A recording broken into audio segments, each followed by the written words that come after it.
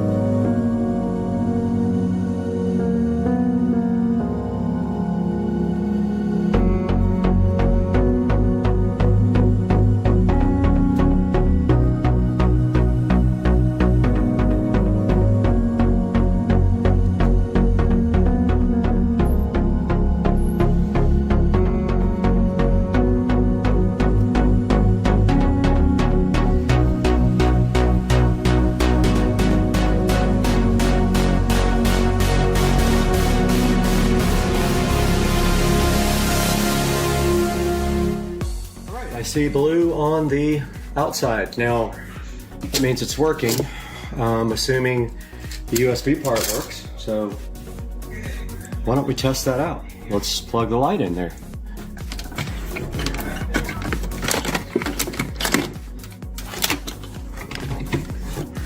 I see power on the light, and it works.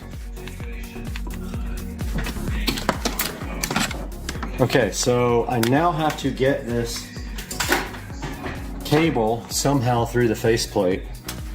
So I'm thinking of drilling out the side big enough for this guy to fit through. So it's just like, if I can, drill right through both of these plates on the corner.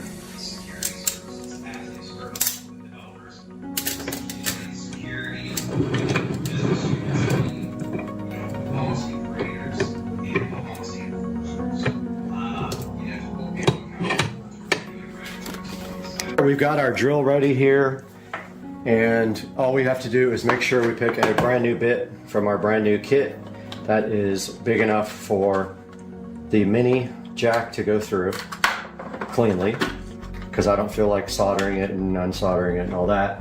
So it's gonna have to be big enough for the entire jack to go through, and the biggest bit I have here is a 3/8.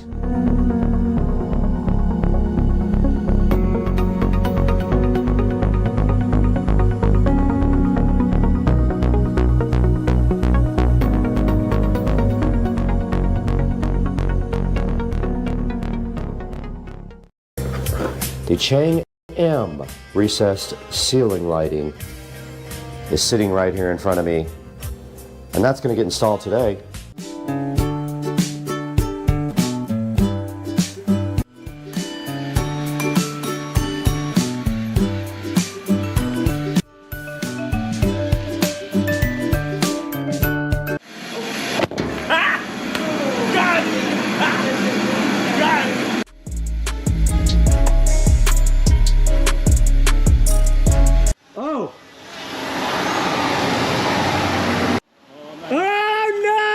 Guys, welcome back to part 5 of the garage makeover, and today we are getting everything out of this garage and into my new storage shed. I chose not to build the shed myself, but let's get into it today on Supercar Street Racing.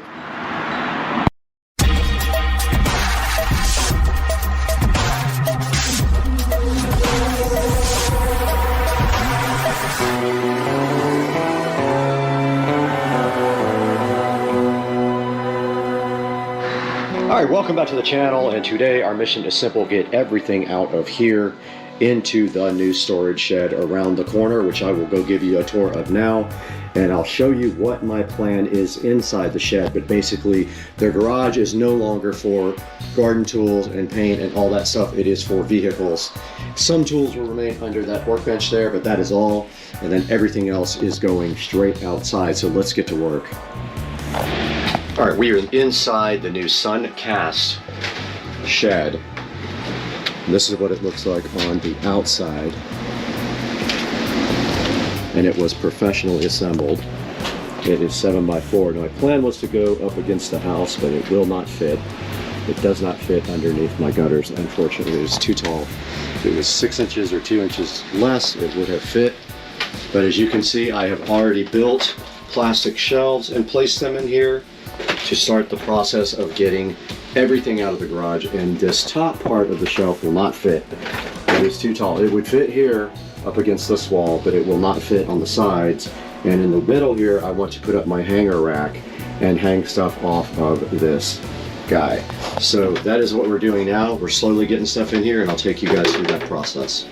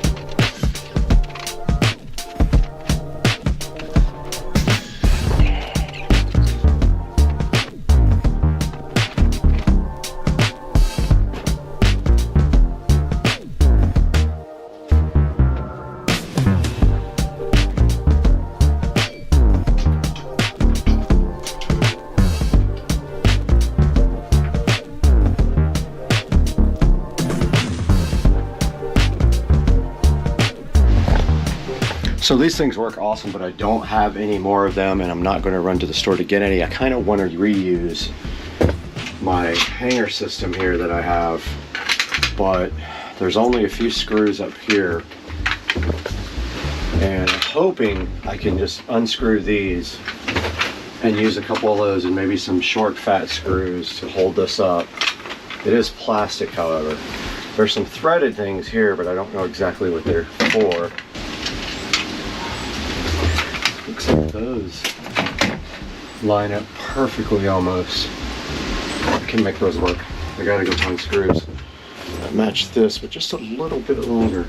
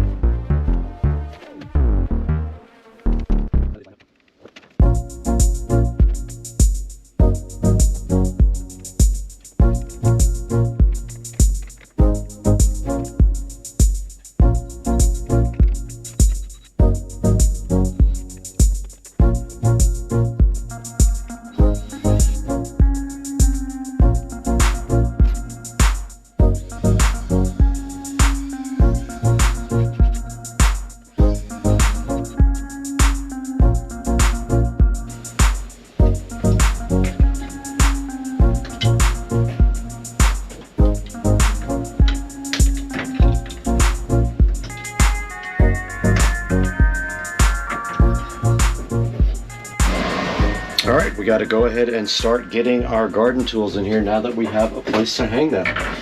And if we move this, we can hang short stuff here. We still have those two metal things as well that we could probably hang something right there. The shelf's kind of in the way though.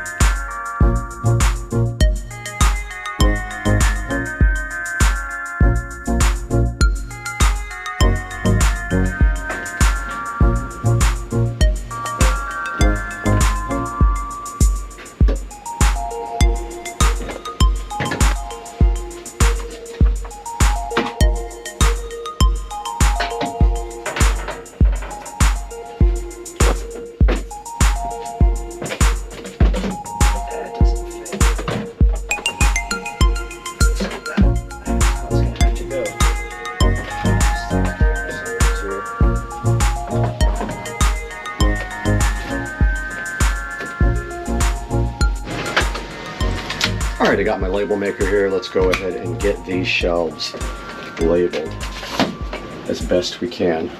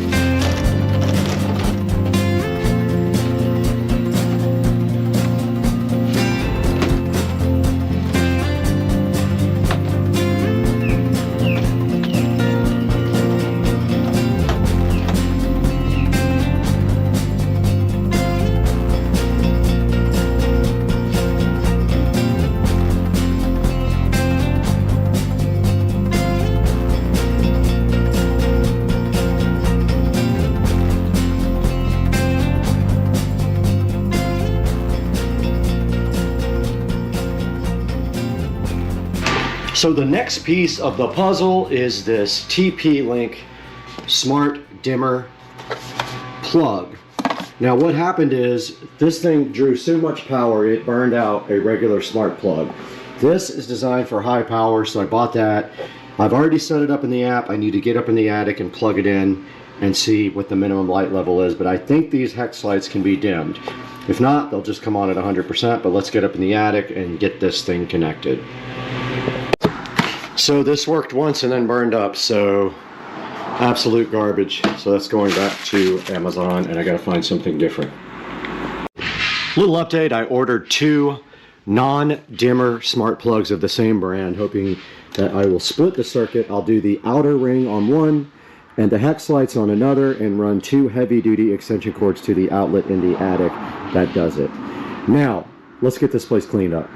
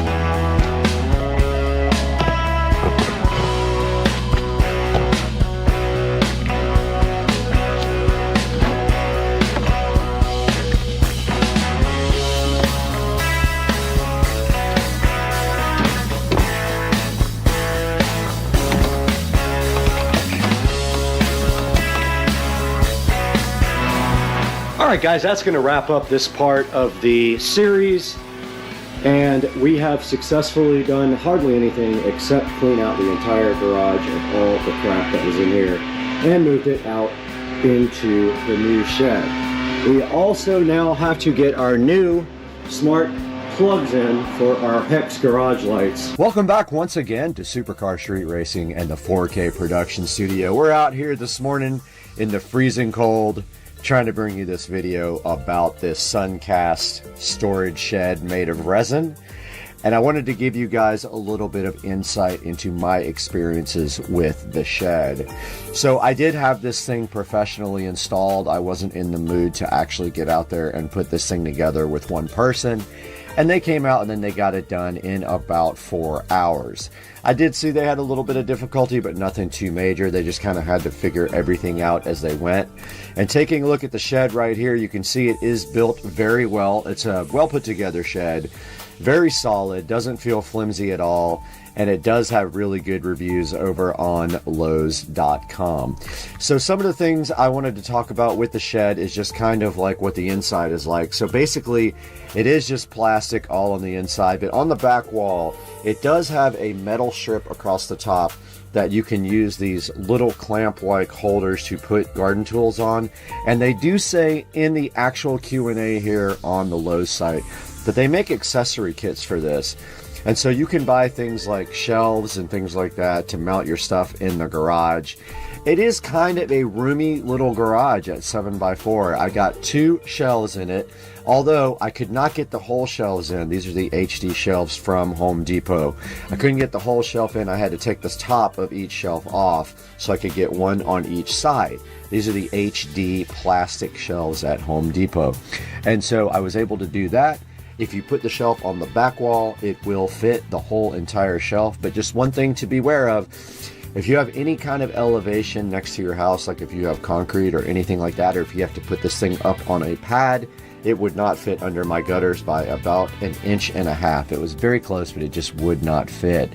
So beware, if you're going to try to put this thing up against your house here, the very tip of the roof here is supposed to be 8 feet, so measure ahead of time if that is your plan. Now notice here they have it on a 2-story house right here, and it fits no problem. Also, just note the front here, it does have a door here that opens up both ways, and on the left side door, so this door here, it has metal latches at the top and the bottom to keep it open and closed. So you just push a little metal thing in at the top and one at the bottom, and that part stays closed. It does have the capability to be locked right here. You can see this area right here can accept a regular style lock, as we will show you right here. See how the latch just basically closes and then your lock goes right through it. It does have a vent at the top. And checking right here, you can kind of see the way the inside is. There are some threaded holes in there that I'm not sure if they're for the accessory kit or what they're for, but like I did notice that there's a capability to screw something into the wall at various places where you see some of these holes. Now what I did was in the back of the shed right here where you see this ladder, I bought a garage organizer thing. It's like a rack and it uses gravity to hold up poles. I will link that in the description and also a link to the Suncast shed. So please like and subscribe and buy this shed through my link if you can. And like I said, this thing has actually awesome reviews. It is $799, $850 something with tax. And if we take a look right now, it's got 51 reviews. 65% are 5-star, 4-star is about 25%, and 1-star down at 4%. And taking a look at the Q&A, if I can get it to open here, there are things like how many hours to put the shed together. It was about 3 hours with 2 guys, 2 professional guys. I need a platform build diagram. You don't need a diagram to build the platform. Measure the bottom of the shed, put 4 pieces of wood together, put a piece of plywood on top of it, and you have your shed built. So it asks if you could paint it. I would not paint it. It's made of resin. It probably won't stick. The doors, keep another thing in mind that I did find out. If you are going on a slope, the doors could rub the slope, so just beware. If it's too much of a slope, the doors may not open. The box is very heavy. It took about 3 people and a forklift to get this box onto the trailer, and it is very large, so have it delivered is my advice. So it says you can anchor it to the concrete using masonry fasteners. And it withstands up to 65-mile-per-hour winds, so not a hurricane-rated shed. Oh, here are the actual accessories, and I will actually put these in the description. Some people asking, does it need a foundation? It does require a foundation. You need to put it on at least concrete, if not build a concrete pad or a 2x4 and plywood stand for it. There's the dimensions if you're wondering if it will fit a washer and dryer.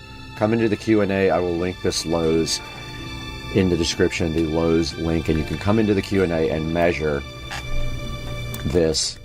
It's 6'10" wide by 3'10" deep. The shed is 3 different colors, absolutely. At the peak, it is 8'2". If your house is over 8'2" underneath the gutter, you can't slide the resin Suncast shed up against your house. I ended up putting mine on the fence like you saw and facing away from the house, and I'm worried about water running into it. If it becomes a problem, I'm going to pick it up off the ground and build a little base under it or get some feet under it. I mean, you need a full base under it. You can't just put corners because it's got a resin floor, but it would buckle if you didn't have it fully up in the air. Another person asking about the shelf kit. I will also put that in the description. And can you put a rain diverter under it? That would be a custom thing, and I would not recommend it. And let's see if we actually find this product on Amazon and see what the ratings look like there. And we do have it on Amazon, and it is quite a bit more expensive here. It is $1,148 compared to very much cheaper, $7.99 on Lowe's. Here is a Rubbermaid that has worse reviews on everywhere I've seen it. The Rubbermaid does have bad reviews, but here on Amazon, this guy has a 1 rating and it was given a 4-star. I will link this in the description. I'll link both Amazon and Lowe's. I get no money from Lowe's if you buy this from Lowe's. Purchase any product you want on Amazon off of my links. It doesn't have to be the exact product. Anything you want, click any of my links in any of my videos. It gives me just a little bit of money on the channel and helps me support the channel more and bring you guys more videos. Please like and subscribe. Hit the bell icon. It assures that when I put out a new video, sometimes daily, you'll know when it comes out. We got to get out of here. We got to go live in the storage shed.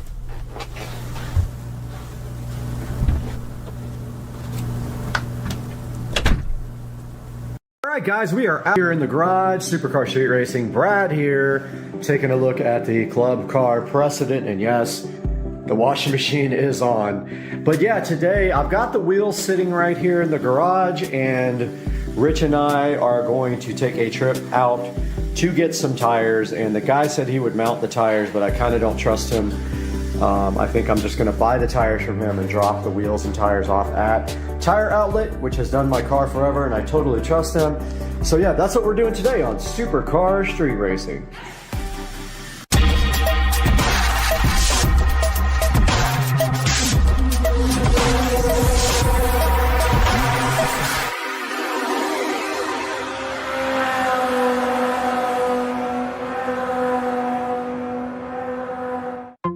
What's up guys? I stole Rich's truck keys.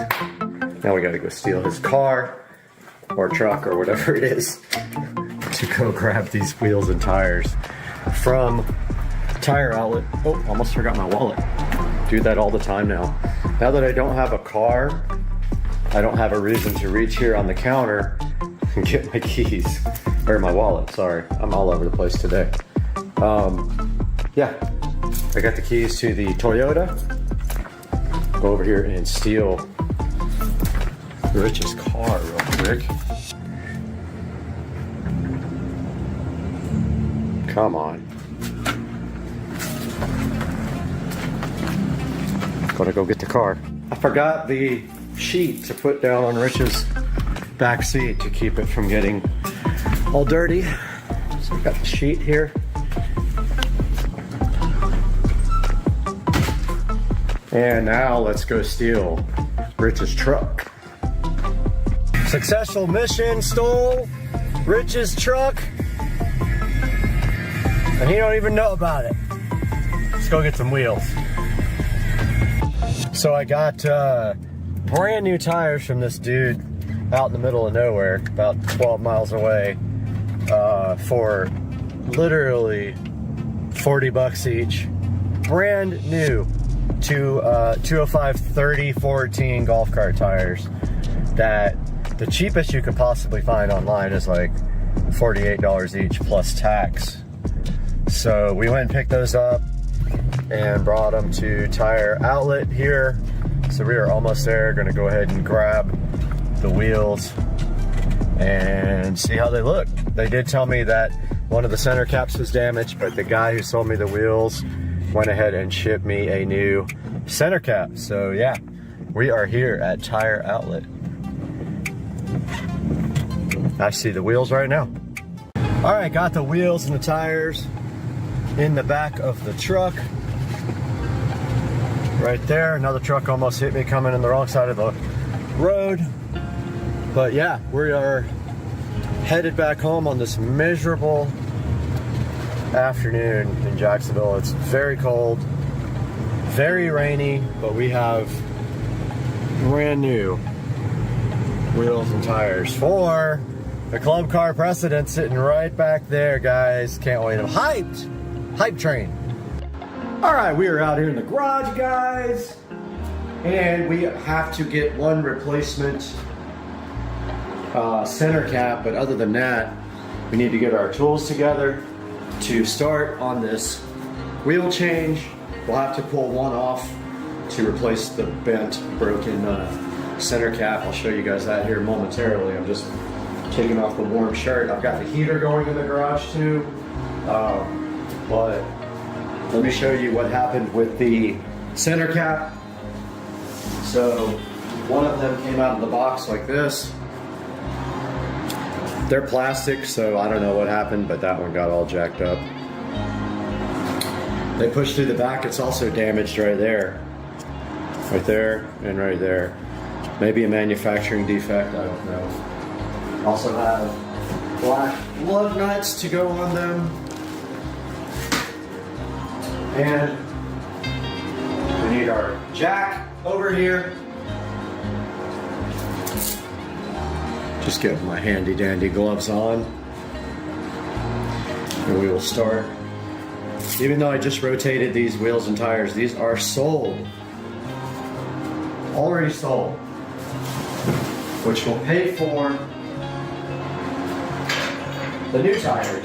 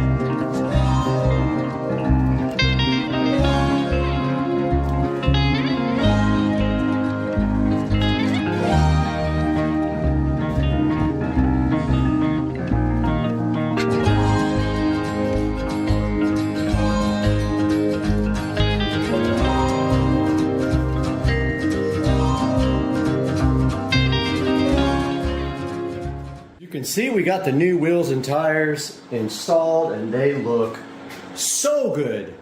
But now we need to get them dressed up.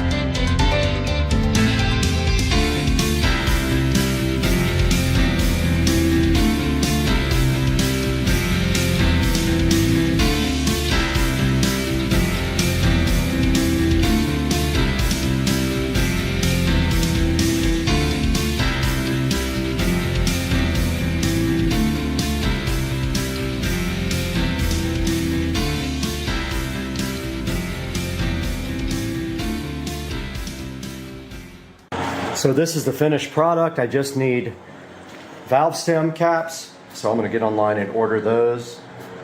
But this is how the cart looks. I do have a quote to get the cart plasti dipped in satin black, and I need to get rid of all the wood grain. But this is how it looks. Not sure if I'm gonna need a lift in the rear yet. I like the fitment, it's tight. It bulges a little bit past the fender well. Maybe I could do wider fender liners, I'm not sure. I'll look into that. But yeah, so it came out really good. I love the way it looks.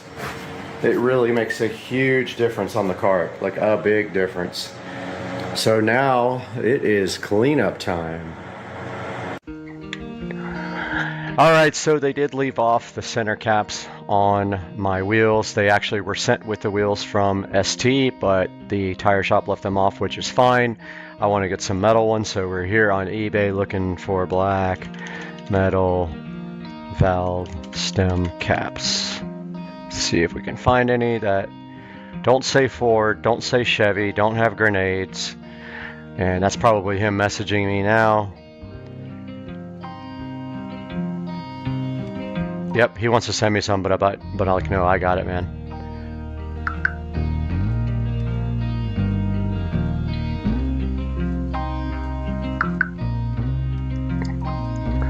Yeah, he's apologizing for it, but it's actually not his fault.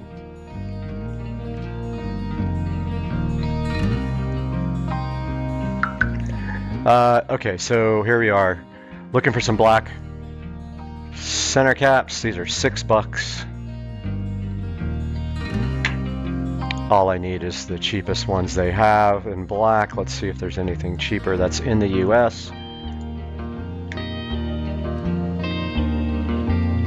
50 cents from China, China, China, China, China.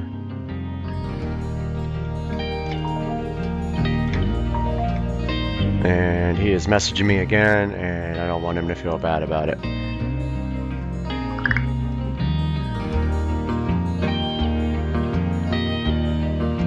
I'm telling him they're in the video. If I could spell video. Alright, so all this is China. Really cheap stuff. I guess we're not going to find anything local for cheap. China, China.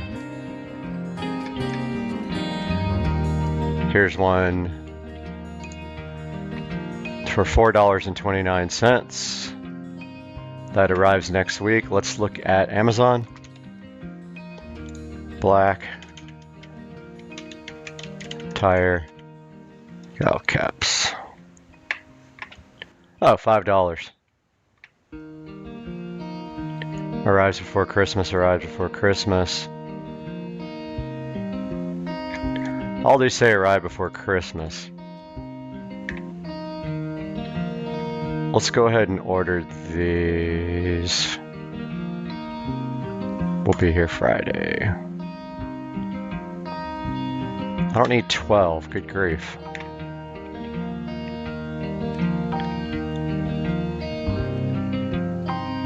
Here's 4.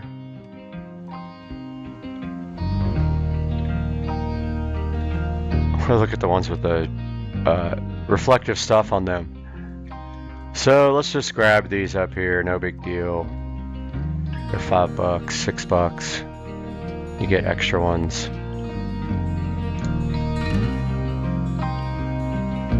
I don't know if I like the plain ones better, like these kind, or if I like these round kind. Right before Christmas, Friday, December. Everything's Friday, 2 days from now.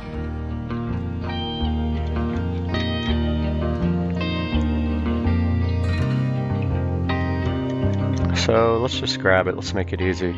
He's still messaging me. I feel bad for him. All right, let's go ahead and grab these. Enough talking. For $1, you get like a bunch of them, and they're on sale. Oh, that's cool. Gray, black. Yeah, we're getting black. Guys, that's gonna wrap up the project for today with the golf cart here. Now all we have to do is get some black valve stem covers, which I'm gonna go online and order right now. I'll share those in the description. Also, these came from ST Wheels on Facebook. I will have a link in the description, and it will be superimposed down below throughout the video. But for now, that is all from Supercar Street Racing. The dash kit will be here today, the carbon fiber dash kit. I still got to get a carbon fiber steering wheel and deal with this seat problem too, this ugly alligator skin seat. I'm trying to trade it for someone that has black, but I don't know if anyone's going to be willing to do that. But the Supercar Street Racing, I hope you guys have a good day and a great weekend. Yeah. All right, this guy's trying to shoot me with a salt gun. Let's go. No, that's too close. Oh, fuck! I told you. Shit, that hurt. What are you doing?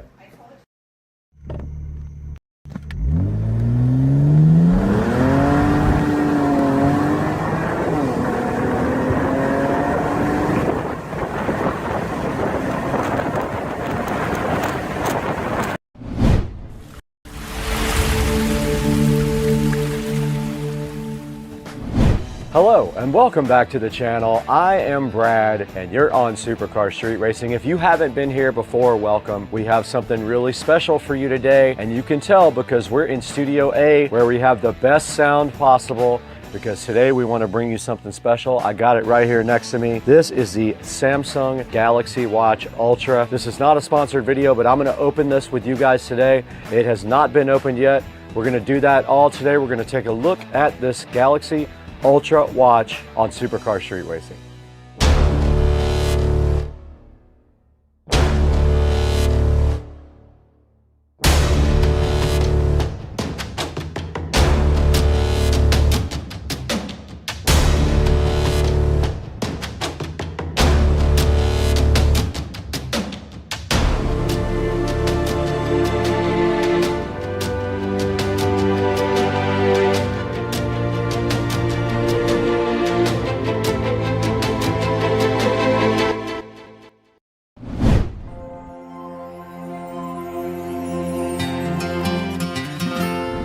Welcome back to Supercar Street Racing. It is such a pleasure to have everyone back on the channel, and I am really happy to announce today that I have a Samsung Galaxy Watch Ultra right here. Now, this was not sponsored. I paid full price for it because I want to check out all the cool features of it and use it when I get on my Peloton every morning. Now this is a 47mm Samsung Watch Ultra. I did buy this directly from T-Mobile. I did not go through Samsung or through Amazon, but I'll put a link down in the description in case you want to use our official affiliate links for your Samsung Galaxy Ultra watch.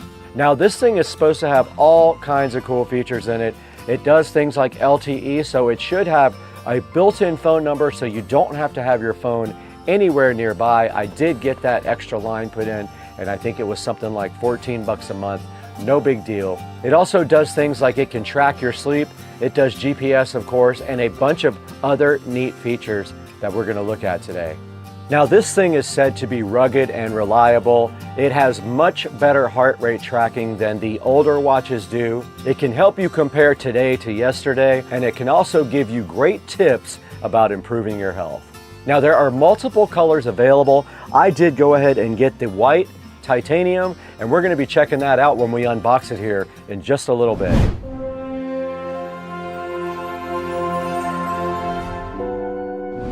Now this Samsung Galaxy Watch Ultra is also IP68. That means it can stand up to 100 meters of water for 10 whole minutes. And don't forget, this thing right here has LTE. It can exist without your phone. You can leave your phone directly at home and still do everything you want to right here on the watch. This Galaxy Watch Ultra is also really good at helping your physical fitness.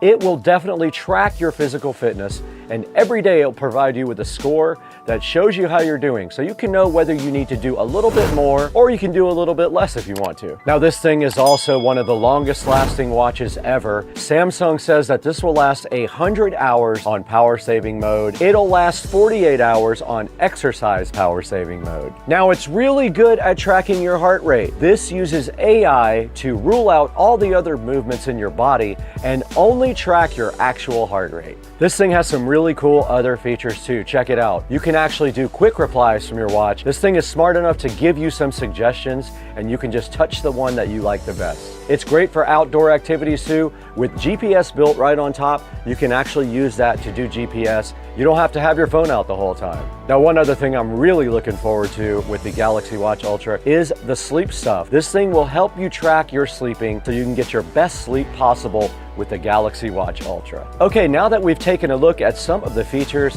of the Galaxy Watch Ultra, I think it's time we go ahead and unbox this thing from scratch. I have not seen it yet, and I'm super hyped to see what's in the box. Let's start unboxing this.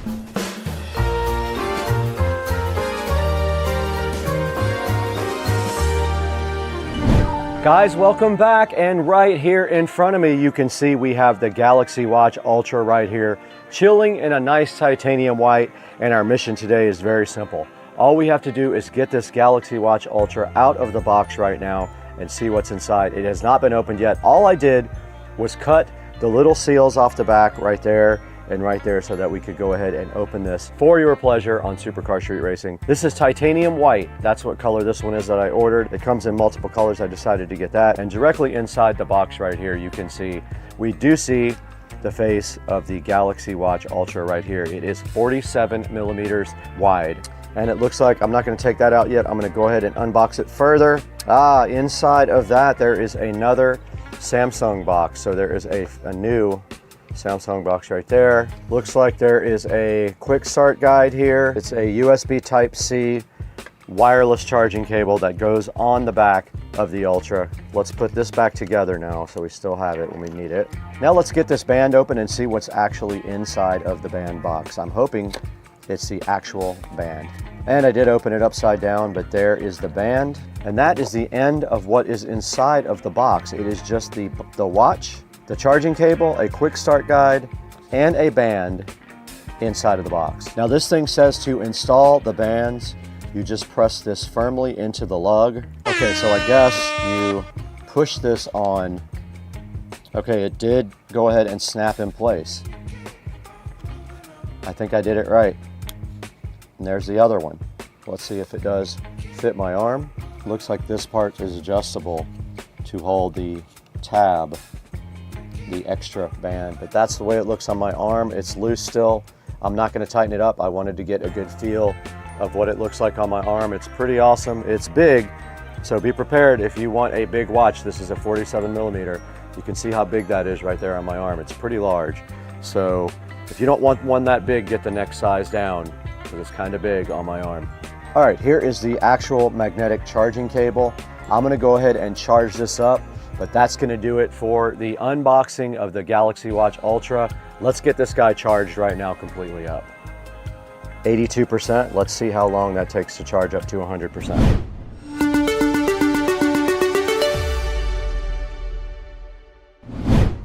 Hey guys, I just wanted to take a time out from this video to talk a little bit about Crutchfield. Crutchfield is one of our proud sponsors at Supercar Street Racing. I just want to remind you about their awesome customer service, their ease of purchasing online, their lifetime technical support, and the wealth of products that you can get just by going on crutchfield.com. All you have to do is browse Crutchfield. If you have any questions, go ahead and contact their customer service. Crutchfield will be there for you when no one else will.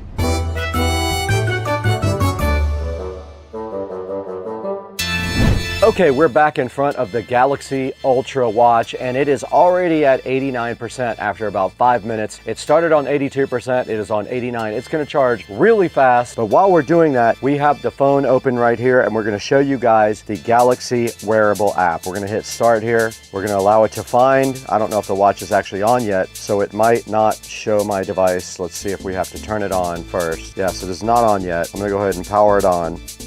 Let's go ahead and power this guy up. It's asking me if the numbers match my watch. They do. There is a software download happening on the phone now, which you will see on the screen. It is at 100%. I have to agree to all this stuff that I want. Automatic updates. Now it's asking me to select the apps I want on my phone. I don't want Audible. I don't want Spotify. I don't want WhatsApp. I don't want that. More things maybe. Now it's asking me what to get or recommended for watch. So the quick action button on the side is asking me what I want it to do. When I push the button, I am going to skip that for now. Choose a wrist and button position for how you wear your watch. Preferred wrist left, button position right, yes. It's asking me about exercise routines. I'm gonna skip that. Check your body's battery level. You can understand your sleep better also. We talked about that. And you can see if you're at risk for sleep apnea. Suggested replies. You can double pinch to control your watch. Wow, that's cool. You can pinch twice like this to control the watch. It's asking me to set up a mobile plan. I already have a mobile plan. So it's looking for my mobile plan right now that I purchased for the watch. So it refuses to go past the set up a mobile plan point. So that's all we can do right now at this point is try to get that part working. So I don't know what's going on with that. I might have to call T-Mobile to figure this out, but I'm gonna let it chug away on that screen right now. Okay, the watch did update, and now I'm gonna try it again to see if I can get it to connect to my plan. Let's see. It says finding out more about your plan, and it's still just cycling. So I'm gonna have to call T-Mobile, I guess. I don't understand. How can I return that? I'm not really happy with the size and the weight, and also it really didn't set up properly when I got it, so I'm kind of been frustrated with that. Took me about 30 minutes to even get into support because of pin problems, and then it told me to reset my pin on the T-Life app, and then the setting wasn't there where they said it was in help, so I've just been frustrated with it. No, I'd rather return it if that's possible. I'd just like to know if there's any penalties or anything like that that I would incur.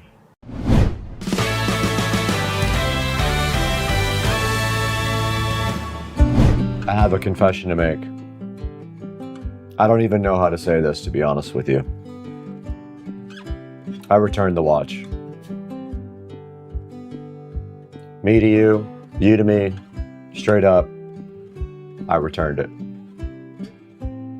I know I look so happy in the video, right? Well, so what actually happened was at the point where that watch was supposed to connect to the T-Mobile cloud, LTE, whatever you call it, it would not connect no matter what I did. At that point, I tried to go on and get support, and my dumb PIN code would not work. I got super frustrated. It said to update the software. I did that. That did not work either. At that point, I thought to myself, am I going to really use this watch or no? Now, I have about 10 other generic Android watches and I don't use any of them. So at that point, I thought to myself, do I really want like an extra line on my monthly bill? I want a watch that I'm never going to use. I would only use it really for the Peloton. They make like $30 Bluetooth heart rate adapters. So I just feel like it's something I would not use. And the whole frustration with the line not working set me off and I freaked out.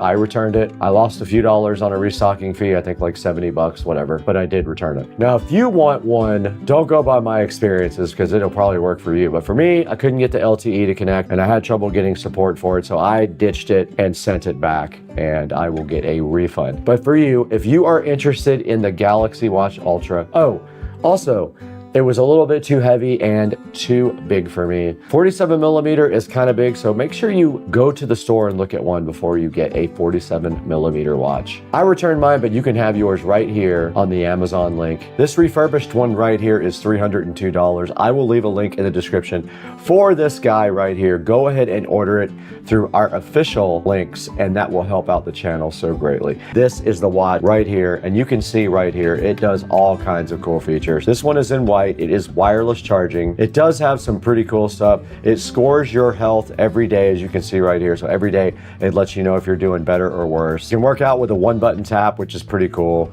It's the longest lasting battery they've ever had, just like I said in the actual video. It does have turn-by-turn guidance as well that helps you with your workouts outside.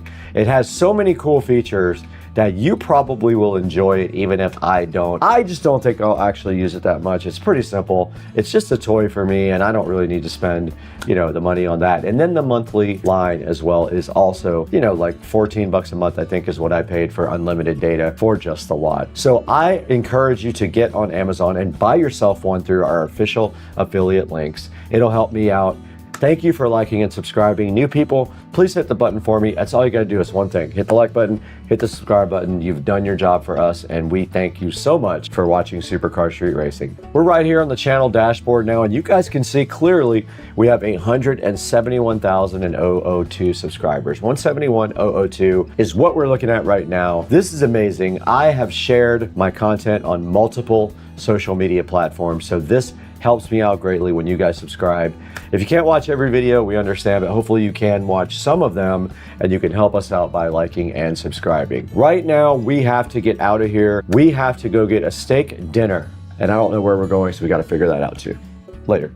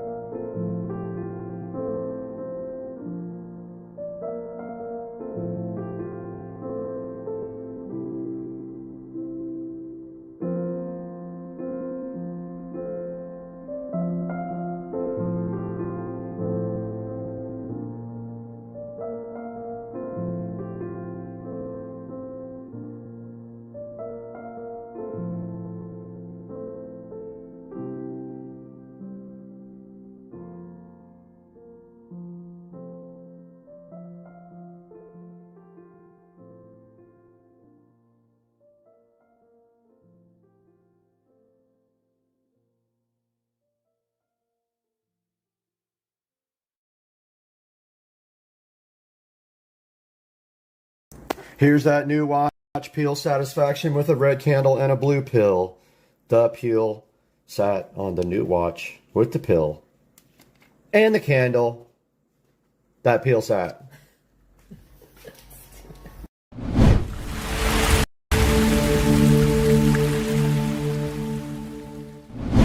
Hey guys, how are you today? You got Brad here from Supercar Street Racing, and we have something exciting to show you guys that I'm so hyped about. We took a little road trip and got something cool for the channel, and it's sitting right here in front of me on the bed. Let's take a look how we went and got this cool thing, and then we'll show you exactly what we have. Hang out with us today.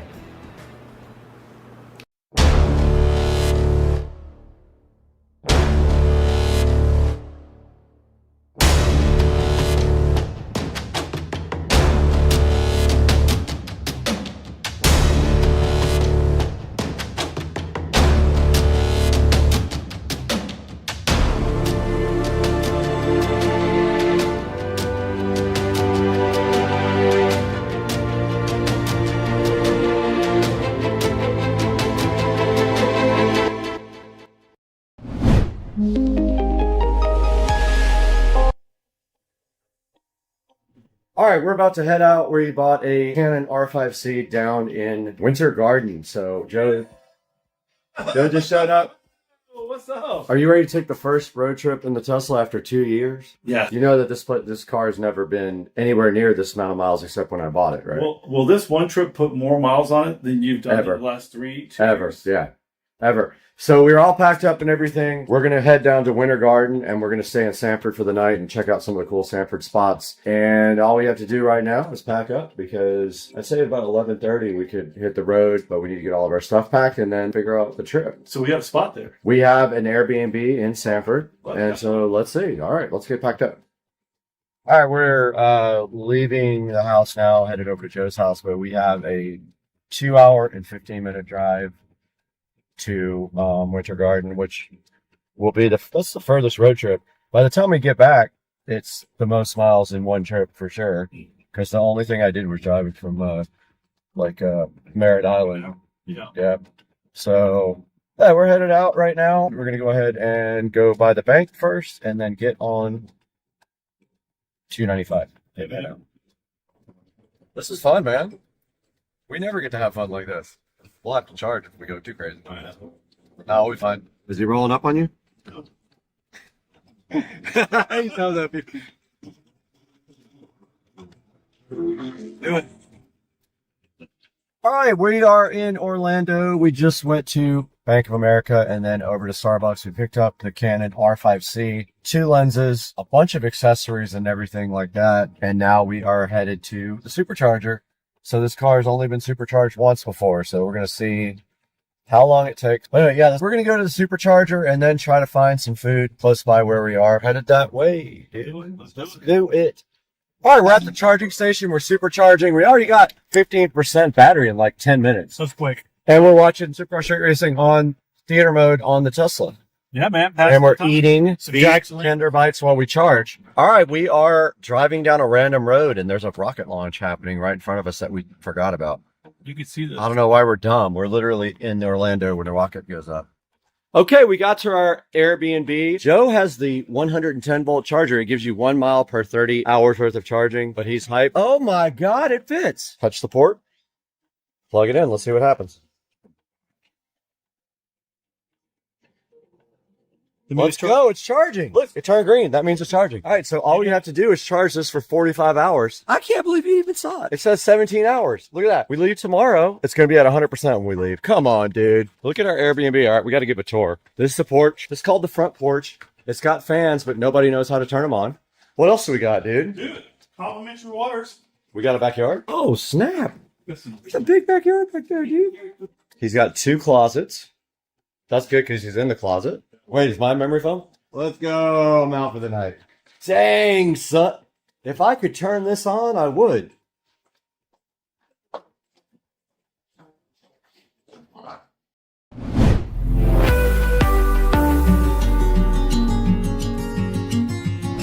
Guys, we're back in Supercar Street Racing Studio A. This is also our office. This is where we do a lot of the editing right here beside me, and also our regular work is right behind me. But right now in front of me today, you saw what we did. We went down to Winter Garden. We had a nice little road trip in the Tesla, the first road trip ever, and the longest trip I ever did in the Tesla. And we picked up something cool that's sitting right here in front of me today. And I've been wanting this thing for over a year. I just have not been able to find the right one or pull the trigger on it, but I had a little bit of extra money from the channel and I bought this right here. Let's take a look at it. Okay guys, look right here what I have on the bed. This is my brand new Canon R5C. It's new to me at least, and I have been wanting the R5C for a really long time. At least 2 years I've been searching for an R5C with lenses and everything else for a good price. This one did come up in Winter Garden, Florida. I went ahead and zipped down there with Joe and we picked up this Canon R5C. And as you can see, the R5C has a lot of extra gadgets with it. It has a small rig cage around it, as you can see here. It's got the trigger pistol grips there. It has a manual focus control, which we are going to be removing. That is for doing movies where you follow somebody with the handle and you focus with this hand. I will not be needing that. It has an anamorphic 35mm lens with a 1.33 aspect ratio right there on the front. It does have a couple of the small rig batteries, and those are awesome for charging the camera up. They give you way more battery life than just the internal battery. What they do literally is hook up just like this to the camera, and they charge the internal battery, and the camera runs off the internal battery. So this is the R5C. This is a hybrid camera. It is one of the cinema cameras from Canon. It is made specifically for doing both video and photos, and it is a full frame camera, meaning it has a full frame CMOS, no cropping. It does 8K, no problem, and it does have a 512 gigabyte CF Express card that came with it as well, and it's a genuine one also. It's not a clone CF card. Here's a good look at the back of the R5C. The small rig battery is sitting so fly right there. It is at 84%, and it did charge the internal battery up all the way. It does have a screen right there with all of the data on it. I will show you guys later. And the viewfinder itself is covered up by the small rig batteries. That is why you don't see the viewfinder. I will not be using the real viewfinder, most likely just the screen, as I will be doing a lot of video work with this. You do see the small rig cage on here with the handle on the top. That also is pretty cool for doing video. I ordered some other things that are in this box as well. We're gonna have to take a look at those right after this message from our sponsor.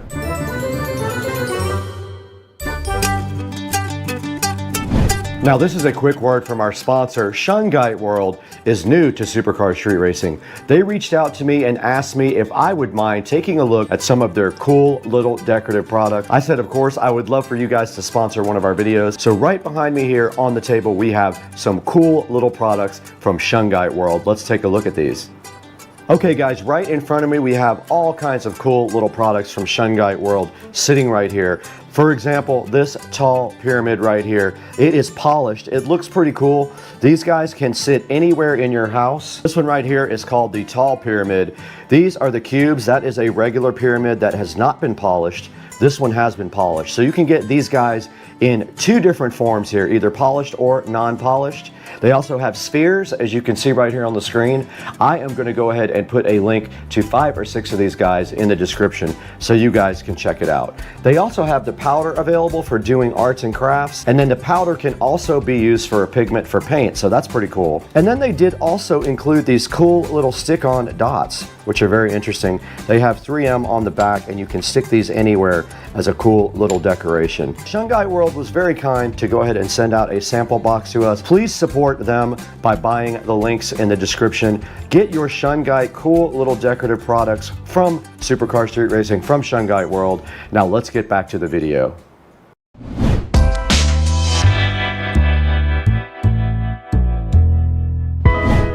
All right, you guys just heard from Shungite World. Very kind of them to go ahead and sponsor Supercar Street Racing. But now there's some goodies in this box right in front of me. We need to get this thing opened up and see everything that I bought for the new Canon R5C. That's new to me, but it's not brand new. Let's get this box opened right now and see what all is inside of it. This box sitting so fresh and fly in front of me is full of stuff that we need for the Canon R5C. We have our patented knife here is having problems. So also with the R5C, we did get this awesome lens. It is a 24 to 105 RF lens. Yeah, there is the lens right there for $12.99 with much better reviews. A lot of times people get sent out foreign lenses instead of US versions. So yeah, this is a 24 to 105 lens right here, f4. And inside of the box, we do have a tripod from Small Rig. So now I have a lot of the Small Rig gadgets. This is supposed to be compatible with the cage here. We'll see if it actually does work or not. We also have a triple charger with 3 extra camera batteries. Not that I'll ever need extra batteries, but it wasn't that much more to go ahead and get that, so I did get that. And then we have a battery adapter. What this does is allows you to power the camera directly from AC. It's a fake battery that you put in, and you can plug your camera in and use it for any length of time, such as things like time lapse, or if you're going to be shooting in one spot for a long time and you don't need portability, this is what you do. Let's get all this stuff opened up. There'll be links in the description for all this and the Canon R5C and all these lenses. Let's get busy. This is the battery adapter. It's a fake battery that allows you to go ahead and power up your camera, and this little cord right here will jet out of the door. There is instructions on how to assemble this and put it into the camera, but basically this goes in the camera and powers up the camera so that you can work on the camera all the time with AC power. They had this cool little felt bag right here. Inside the bag, we do see the actual power adapter right there. So that plugs into this part right here. And then, of course, the power cable goes to the adapter right there. So that's the battery AC kind of hack for powering up the camera all the time. This should be a battery charger and 3 batteries. And here are the 3 extra batteries that fit a lot of the Canon products. This is one of the aftermarket batteries, LP E6NH. It does have a USB cable with it, and it is a USB Type-C to our existing USB power, and it did come on. It has a cool little display showing all the batteries charging. This is awesome. So that is the triple battery charger. Link will be in the description for that. All right, guys, now that we have our R5C right in front of us, I'd like to go ahead with you guys and try to remove this manual focus. Let's get this thing up on the desk. Okay, so the first thing is that just turned, this little lever turned, and then this manual focus did come right off. And then we should just be able to pull the rod out like this.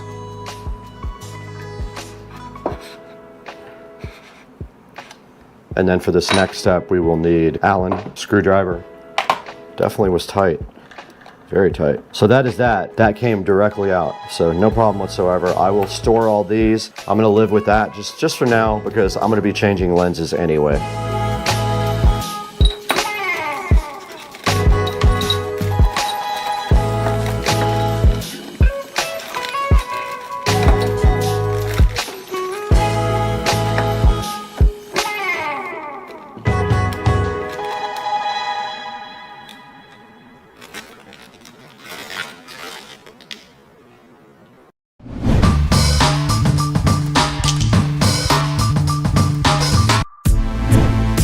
So I'm gonna go ahead and leave on this pistol grip. It might make it a little bit easier to do video with for now. Here's a look at the small rig battery pack on the back. You can see it is up to 84%.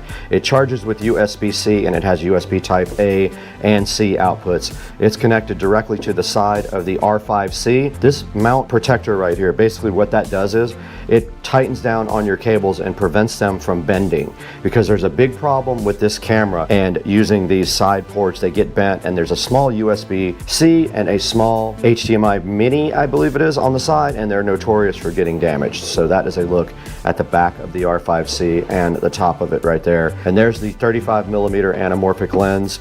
We're gonna go ahead and shoot a segment with that right now, and I'll show you guys in post-production how we take that anamorphic 1.33 image and then we de-squeeze it in post. And what that does is allow much more data to be added to the view. So it basically has a much wider field of view. This is now the small rig tripod unboxing. So let's get this tripod directly out of the box here. Let's see what's inside the bag, and let's see if it actually does work with the small rig cage. All right, we got the small rig tripod undone. Really cool packaging. It was packaged very nicely. No issues at all with that. It's pretty cool. It has red anodized rings and some red anodized clamps right here. Okay, it was pretty simple. I watched the video here. What you do is unscrew this part on the tripod a lot. This little piece that goes right here comes out, and then that piece screws directly to the bottom of the camera, just like that. Pretty easy. Now the camera should just sit on top of here and be screwed back down to tighten it up. And there we have it. It is ready to go on the tripod now. Super easy. Just of note here, it also did come with this cool clamp for like a phone or a tablet. So if you want to use it for that, you have the ability to do that as well.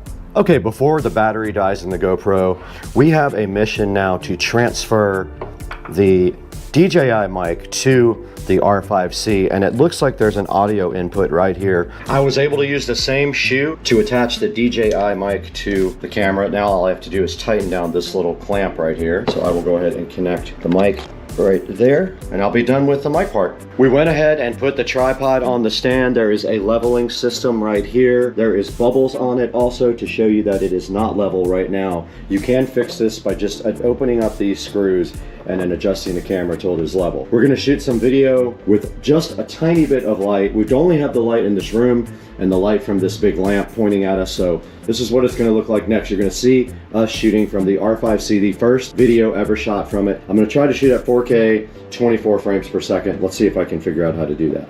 All right, guys, so I poked around a little bit inside the Canon R5C menu and watched a couple of videos.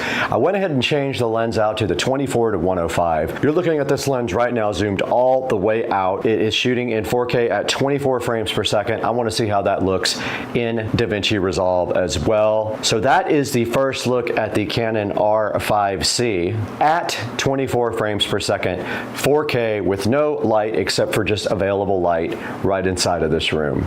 Now let's take a look at how you can get your own Canon R5C on Amazon.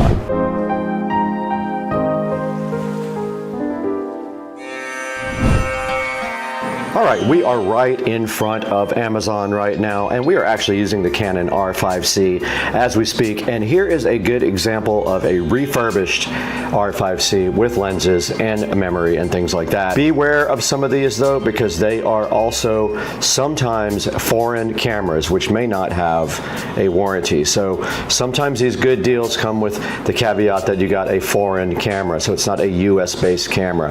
There is a body right here for $29.99 available.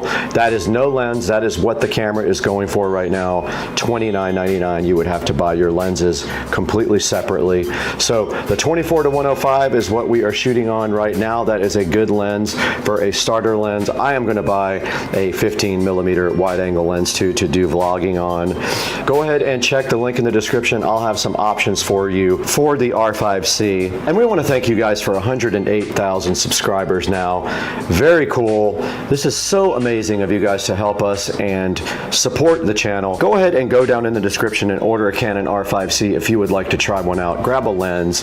And thank you so much for supporting Supercar Street Racing. Order anything you want also when you go down in the description. You don't have to get the Canon. You can buy anything you want, and it does help us out so greatly. And we got to get out of here, guys, because we have to go to lunch soon. Let's go.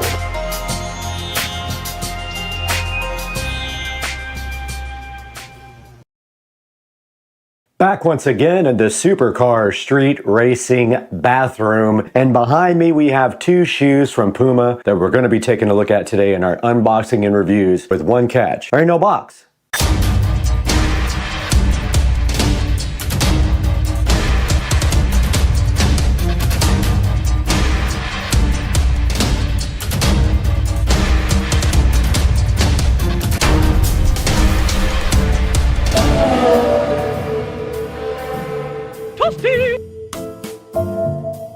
Guys, we are back in the Supercar Street Racing bathroom once again, and today we have an unboxing of two different types of Puma shoes with only one problem. I don't have any boxes for them. We are back once again on Supercar Street Racing, and we are here with another unboxing and review for you. And today we're bringing you two pairs of Puma shoes. Now these Puma shoes are different in two different ways from our normal unboxing because we don't have a box for these, as you can see. But we're still going to talk about them, try them on, and let you decide if you want to try to pick some up. Now, right behind me, we have these two pairs of Puma shoes that were purchased at Ross, and they both were around $39. So right here, you see the Puma shoes right in front of me. And on the left, we have more of a athletic lifestyle type of shoe. And on the right side, we have a more comfortable lifestyle type of shoe. Now, both of these shoe pairs were purchased at Ross.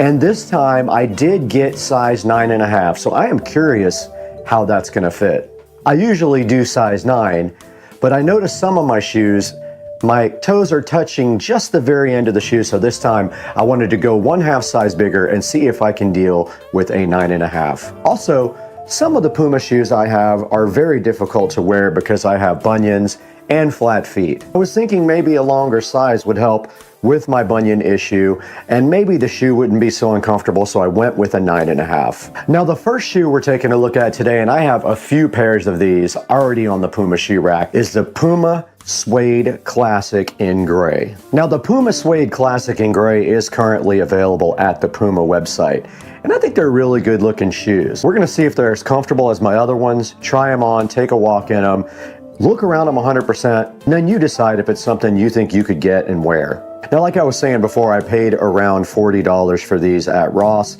They were tagged. I did remove the tag already. And one thing about Puma shoes is they do not have an identification mark on the shoe to tell you what they are. They only have a code. Now, if we look at the code on this shoe, it is right under the tongue here, 381481-02. Now, I did look up this code online and I did figure out that these are the suede classics, and they do show up as Caven in some places. That's C-A-V-E-N. Now, I have put the men's suede classic in black next to the gray one so you guys could take a look at those as well. Okay, now there are different type of suede classics if you go on the Puma site. So I have put my black suede classics up here, which are a little bit different, as you can see by the logo here. And on these shoes, you can see that the Puma has a tag instead of a built-in logo. Now, also one difference between these shoes is also the way Puma is on the tongue. On the gray suede classic, there is an actual tag on the tongue. On the black one, there is a tag that is built in with no loop through it like this one, but you can still get your shoelaces through it. It's just not as big of a loop like that. Now we're taking a look at the side of the suede classics, and you can see on this one, it's just slightly different here. It has the same Puma swish thing right here. But on this one, there's also a patch of gray right here on the side, which this black one does not have. Both of the Puma shoes have the Puma logo. However, on the black suede classic, it's a little bit more forward than it is on the gray one. The gray one has the logo a little bit further to the back. Now, taking a look at the tongue and the lace area of these shoes, they are pretty similar to each other, except for, like I said, the tag part, but everything else is pretty similar. Now, taking a look at the back of the suede classics in both gray and black, and on the gray one, the swoosh does not go all the way around the back to the Puma logo. It stops kind of on the side. On the black suede classic, the swoosh goes all the way almost to the back and tucks underneath a silver Puma logo with no outline. On the gray, the Puma is actually in a white box here, you can see. Moving to the front differences besides the tongue area, notice here that the gray one has a leather type of stripe sewn in around the top here, around the tongue. The black one does have some sort of stripe sewn in, but it feels more like suede, and it is a different shape. This one goes all the way around to the front, and this one is cut right down here. The front of the suede classics are identical. There is no difference to the very front. They're exactly the same. So we just took a look at the Puma suede classics that were bought at Ross. Now let's move to these other mystery shoes. I have no idea what these are.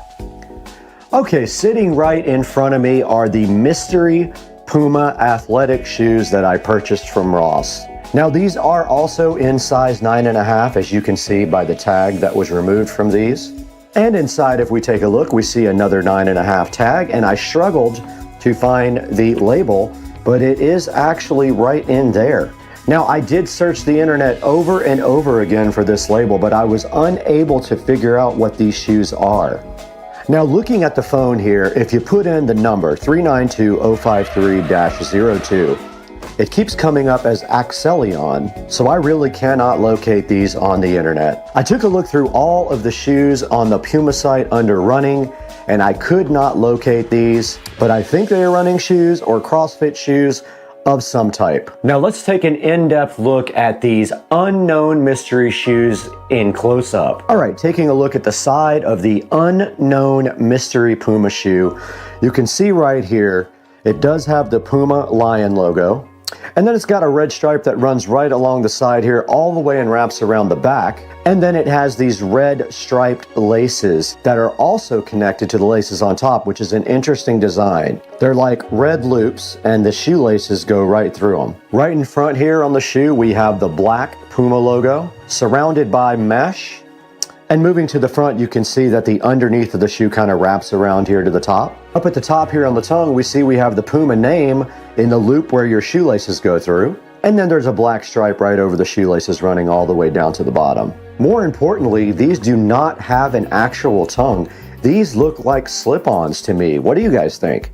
Now, I did locate the type of these sneakers. I think they're called one for alls, but these don't look the same to me. See the differences here. These have Puma written on the back right here, and mine do not. So I still haven't located the exact type, but they do have the same lacing system with no tongue. That's similar. Now the bottom of these shoes are pretty simple, just a black kind of pattern with the Puma name on the back and two little white inserts there. All right, now that we have taken a closer look at both of these shoes that were obtained from Ross, we're gonna take them in the living room and try them on and see if they hurt my feet or not. Inside of the Supercar Street Racing living room now, and we do have our pairs of shoes right below us. The first ones we are gonna try on are the gray suede classics. Let's go ahead and put those on and see how they feel. Super comfortable already.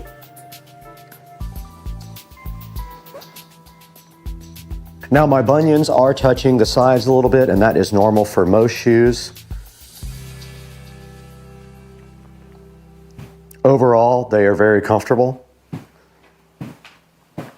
I am not touching the front of them. And these are 9.5s. Now let's go for a little walk down the block and see how they feel.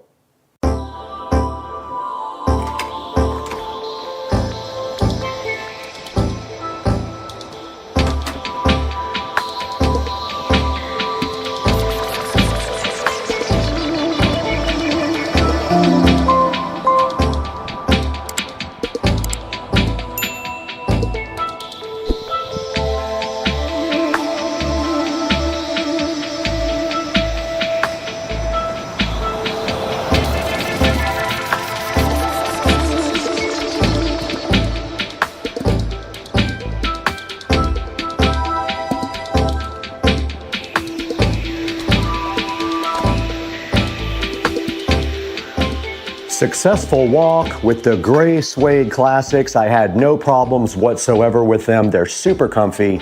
Highly recommend the gray suede classics, especially if you have feet like mine and you have feet problems and you have bunions and flat feet like me. You will not have a problem with the Puma gray suede classics. I went ahead and cut the tags off of these brand new unknown shoes that have sort of a quick lace up thing on them. I'm not 100% sure what that is.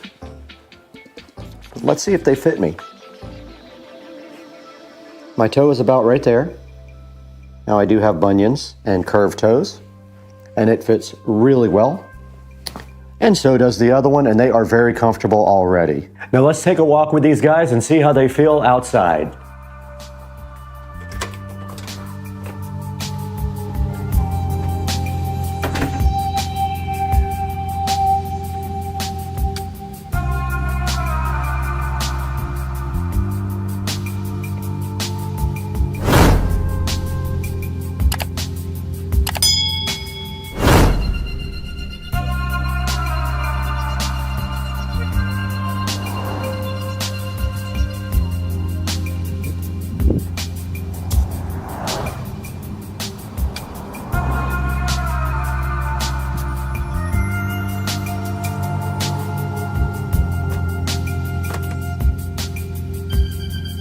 Okay, we successfully took these unknown shoes out for a nice walk, and they are very comfortable.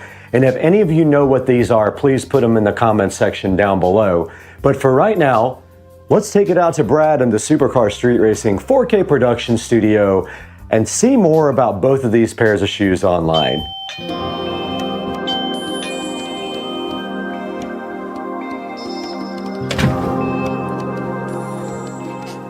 Hey everybody, welcome back to Supercar Street Racing. My name is Brad, and I'm so happy if this is your first time on the channel or if you're returning, we're glad to see you here again as well. And today, we are back in the 4K production studio bringing you some high quality production and taking a look at these Puma shoes. Now these did come from Ross. I got them there the other day for about $39 a pair. I try to buy as many shoes as I can from Ross because they're much cheaper there. And now we're taking a look at them online. Also though, I want to give you the option from buying through my Amazon affiliate links because you can really help me out if you do that. And looking on the screen right now, we have a lot of choices here of the men's suede classic. Let's go ahead and click on that, and it has a 4.6 star review, so not bad. Now they do come in a lot of different colors, and they are anywhere from $69 to $71, and they have all kinds of cool colors. And if I could find these over at Ross, I would own every single one of these. I tell you, I would, honestly. Now, so I picked up these, and then I picked up the other pair, which the other ones I have no idea on earth what they actually are. I looked online, and inside of the actual shoe, on the tongue or on the side, there will be a number, and that number should be Googleable, but it did not work with the one that was the more sporty looking shoe that almost looked like a basketball shoe or a running shoe. So I have no idea what kind of shoe that is. If you know, please drop it in the comments section for me, and I will put you in the comments as well, and let everybody know that you helped me out. So please take a look at these Puma Men Suede Classic shoes. And I need a favor from you. If you like supercar street racing, would you please hit that subscribe button and also the bell icon so that you get notified every time we put out a new video, and we try to do it every day if we do have content. Also, another big favor that we need from you from Supercar Street Racing is we need you to buy through our affiliate links. For example, if you want to order this from Prime, you can try it before you buy it. Click through the link in the description and order any one of these colors, and it will help out the channel so greatly. It will just give me $1 or $2 here and there, and the channel does lose money. We are so grateful for your support at Supercar Street Racing. We're so glad to have you here, and we will see you next time. I have to literally go put together another shoe rack to fit my new shoes.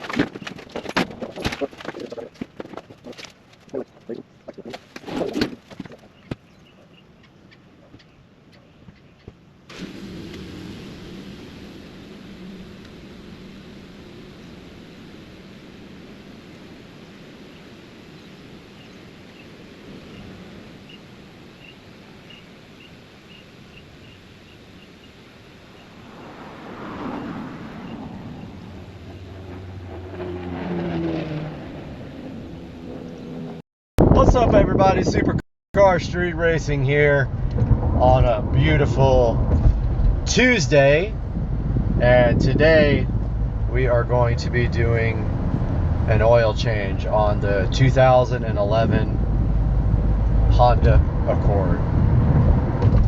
This is the daily driver, and it is due for an oil change. This car actually has really low miles on it. I bought it with 13,000 miles on it a year ago. About a year and a half ago, and currently it's sitting at 24,000 miles. So 2011 Accord with 24,000 miles, the car was hardly ever driven. So what we're going to do is go over the steps to changing the oil in this car, some of the tools that you're going to need, and how much oil and oil filter type you're going to need to get. Now, your best bet is obviously going to be to check the sale papers, because your local auto parts store is going to be putting out a flyer probably once every couple of weeks with oil change specials. Those specials are going to have 5 quarts of oil usually with a oil filter, and usually you can get a full synthetic oil change for around $30 if you do it yourself. If you compare that to going to Jiffy Lube or one of the other establishments, they will charge you up to $50 or $60, and that's only up to 5 quarts. If you hold more than that, they charge you a ridiculous amount per quart. So definitely doing an oil change on your own is the way to go. You're going to need some basic things to do that. We'll go over that here in just a minute. But the first step is going to be, let's head to the auto parts store, see what they got. Over here at Advanced Auto Parts, because their stupid website will not allow you to add the coupon or actually add the oil change combo from online, so we got to go in here to get it. So I missed a 25% off coupon. Let's go see what they have in here. That's the one right there. See if we can get this going now. Got everything we needed for the oil change. Got some 0W20 oil, which is recommended by Honda, right here. If I can not cover up the screen. Got the oil filter, and also got some engine degreaser. I'm going to go ahead and detail the car today. It's going to take me a while to change the oil and detail it, but this car needs to be washed and detailed today. It's been too long, and I never let my cars go this long without oil change. It's a shame to say that it's been probably 5 months, and probably a little over 3,000 miles, but I never let them go that much. I usually do 3 months max. So when we get back to the house, we'll go over everything you're going to need to change the oil. Alright everybody, sorry for the cluttered up workbench here. I still got this roll bar I'm trying to get shipped out for selling, but here is everything you're going to need for your oil change. I actually have some leftover oil, so I'm going to use leftover oil rather than the brand new oil that I just got. I'll put this in the shelf over there for safekeeping for later. You're going to need your oil filter here. It's a brand new Purelator oil filter. You're going to need an oil filter wrench. I bought this specific wrench for the Honda. Fits right on there. Uses your socket right on top of there like that. You're going to need for the Accord 4-cylinder, and I believe the V6 uses the same thing. It's a 17mm socket. This might give you some issues because it hits the oil filter, but I think you can still get it on there because it's a deep well. So that's all I have. You're also going to need towels. I recommend a good dirty towel plus some paper towels to clean everything up. And most important thing is, right underneath my Sawzall here, you're going to need this drain system. Now keep in mind, these are terrible and they leak like crazy, and that one appears to be almost full, so I don't know if I'll actually get all of it in there without it overflowing. But yeah, see this part? It leaks no matter what you do, so that's why it's in this bin. So these are all the things you're going to need for your oil change: oil filter wrench, 17mm socket or wrench, ratchet, and 4.2 quarts of oil for the 4-cylinder Honda Accord, and this is a 2011 Accord. So you're going to want to make sure you have a good set of ramps and jack stands. Trust me, you don't want to be caught under your car and one of these bad boys collapses, even though it's very unlikely. This is your safety net here, these jack stands. So what you want to do is run these jack stands up under the car after you roll the car up on the ramps. Take your jack stands, push them all the way up against the tire as far as you can get them under there, like that. It's right in the center though. Give them a good push so they stick. Right in the middle, like that. Make sure they're straight. Align straight with the tires.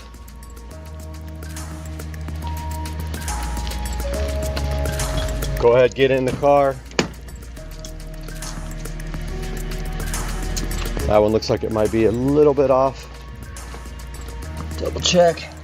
Yep, that one's off a little bit. Put it back that way a little bit.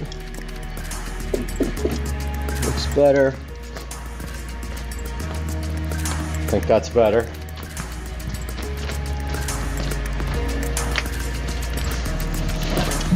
Go ahead, start the car, drive it up on the jack stands.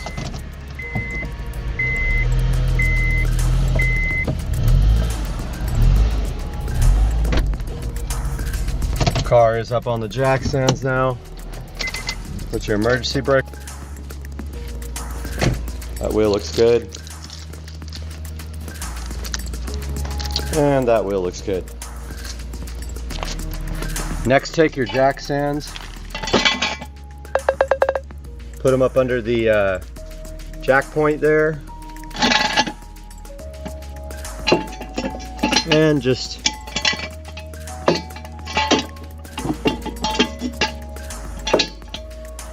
perfect. That way if something happens, it'll fall on the jack stands and not you. Same with the other side. Up front as close as you can.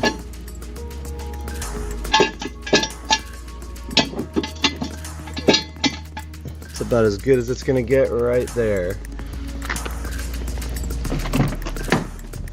Go ahead and pop your hood. Let the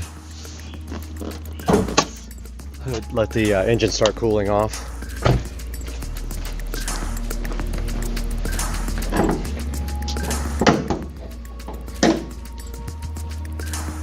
Got the hood pop now. Motor is very hot from driving home from work. Gonna let this cool off for now.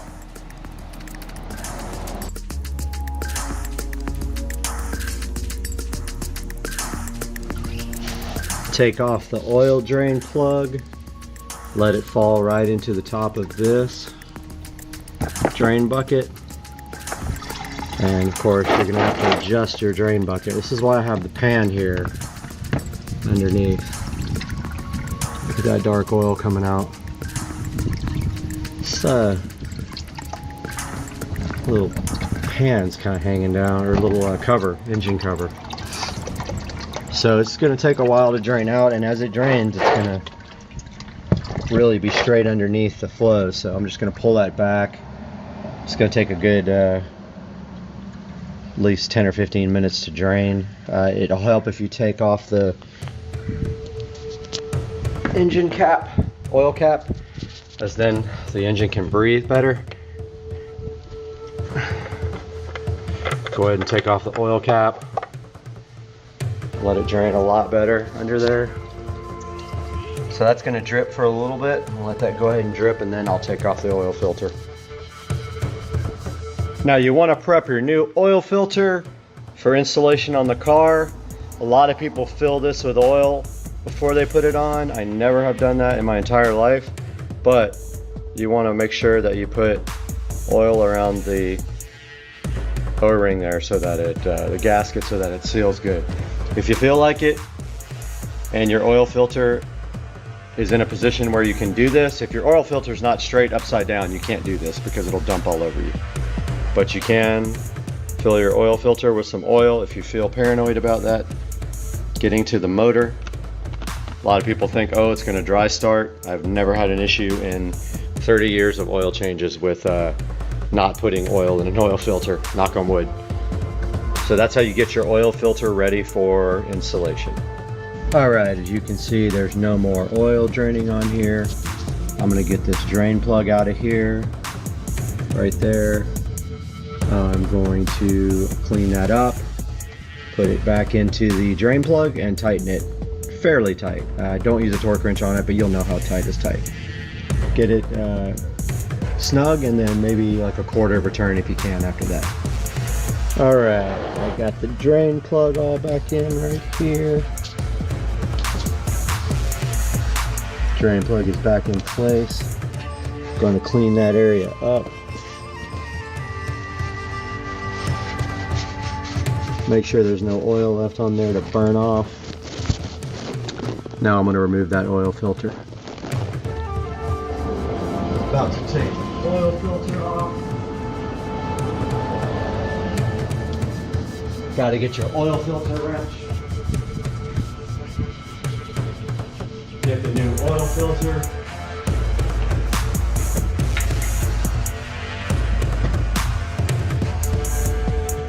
Got the oil filter wrench right here. Got my drain vat ready to go. Goes right on the end of this ratchet like this.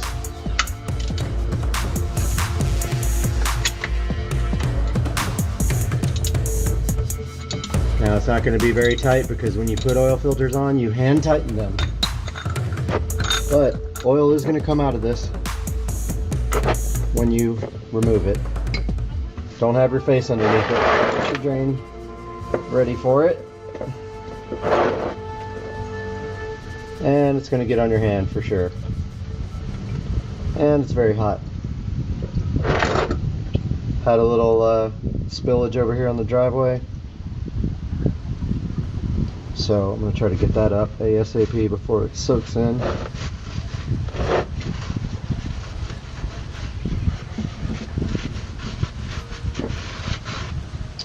So yeah, it's going to make a mess when you have these like this. Go ahead and let it fall into your drain. And just know that you are going to get dirty doing this part. That's what I got the old towel here for, so I don't get oil all over the driveway. Although I did spill a tiny amount, I usually don't, but I super failed that time. Oh yeah, I did get it everywhere. Go ahead and wipe it up as soon as you can so it doesn't seep into the concrete, but pretty much it'll stain once it's on there.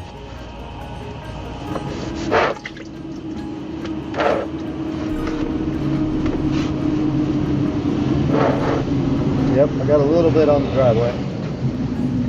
I can get that off with acid though. Now it's continuing to drain out, so you want to get your new oil filter in there.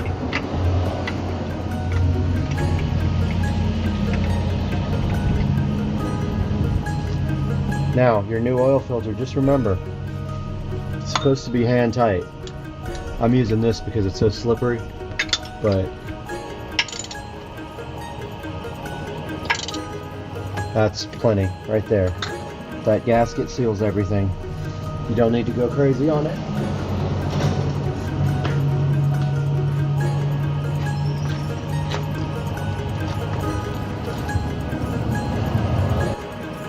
Okay, don't forget to retighten your drain plug.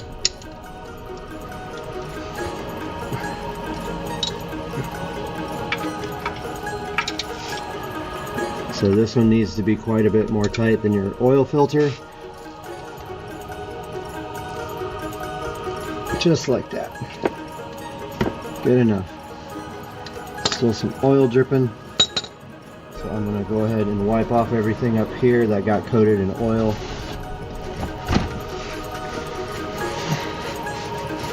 Go ahead and keep your vehicle as clean as possible.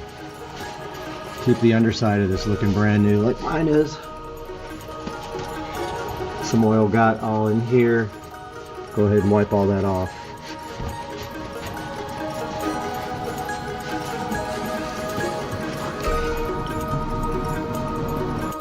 Next step is to fill the car with oil. I don't recommend this, but I am using different kinds of oil and different weights of oil.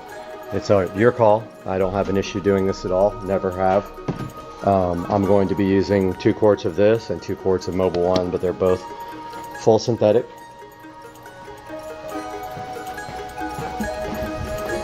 Helps to have a nice funnel. So like I said, hate on me, flame in the comments, whatever you want to do, but I'm going to be mixing oils for the sake of using what I have left over. Here's my funnel. Those funnels are really cool that screw into the top of the oil thing right there. They make a threaded funnel, which is awesome. So be back to pour the oil in. Got the funnel in there. The Accord takes 2.4 quarts of oil, and here comes the fire truck coming by. Wow. So this is 2 quarts. I can see in the marking here that it has 2 left. Go ahead and put this 2 in.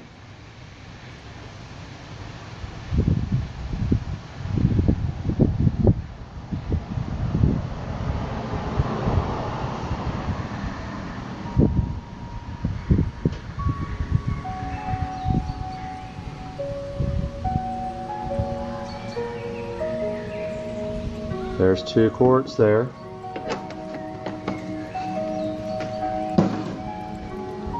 So the recommended oil for this car is 0W20. This is all full synthetic oil. There's 3 quarts.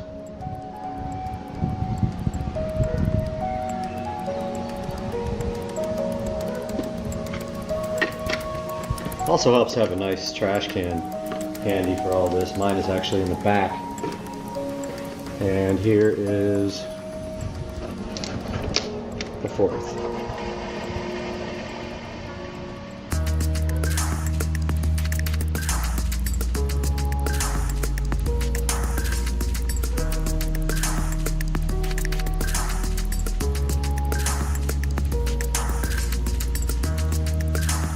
All right.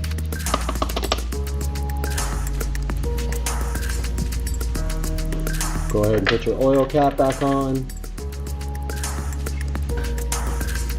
Next thing we're going to do is run the car off the ramps. Go ahead and remove your jack stands. Key to a good clean shop is always replacing your tools so you have them for next time.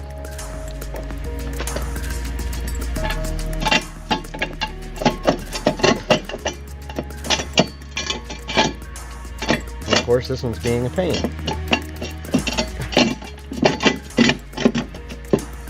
I'll get this out one sec.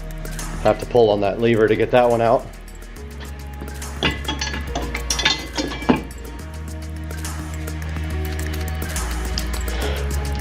Now, go ahead and take the car off the jack stands.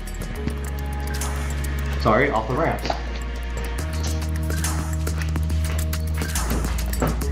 When you're doing this, check for an oil pressure light or anything irregular.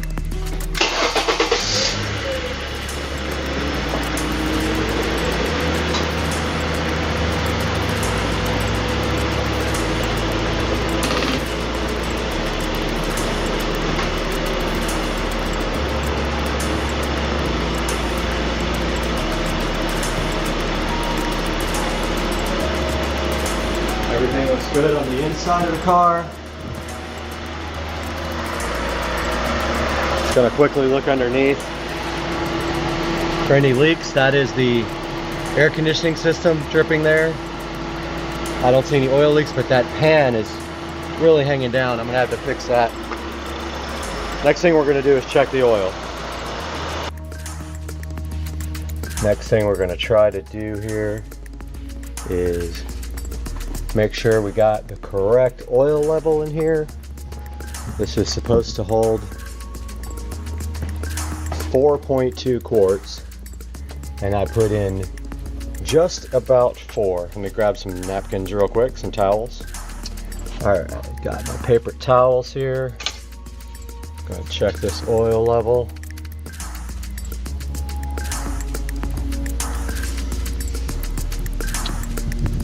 See what's going on, if we got enough in here. Like I said, I put in 4, it calls for 4.2.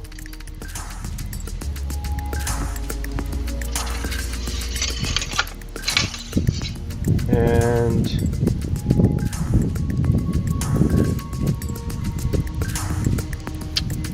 doesn't look like there's enough oil in there on one side, but I'm gonna go ahead and double check that and I'll be right back.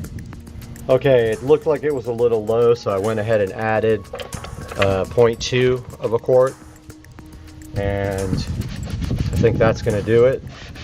Go ahead and clean up any spills you have here so it doesn't burn off the engine. And of course, very important is your cleanup effort. Get all your tools together. Make sure you clean all your tools. Put all your tools back together in their right places, and that should do it for the 2011 Accord oil change.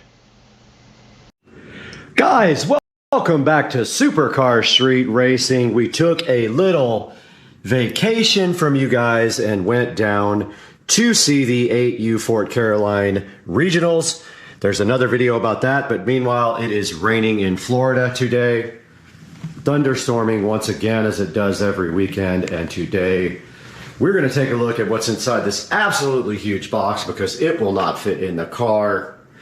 So let's get this opened up and check it out on Supercar Street Racing.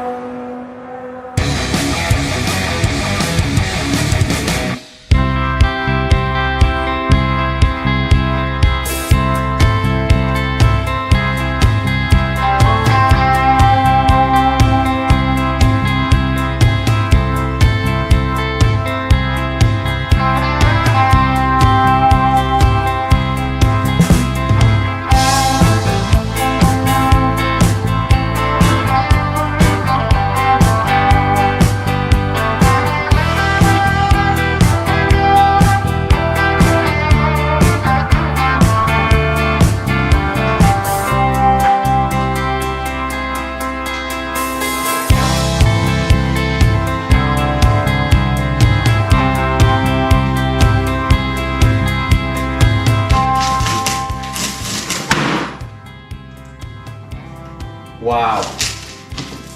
Woo! It's absolutely scared me to death.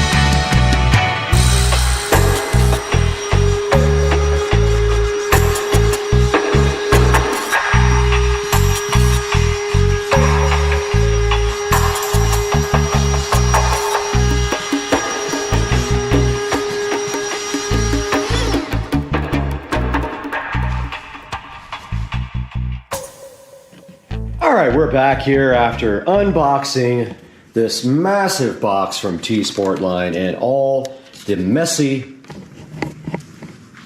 I guess, cardboard shredded stuffing that's inside of this. Some still left in here.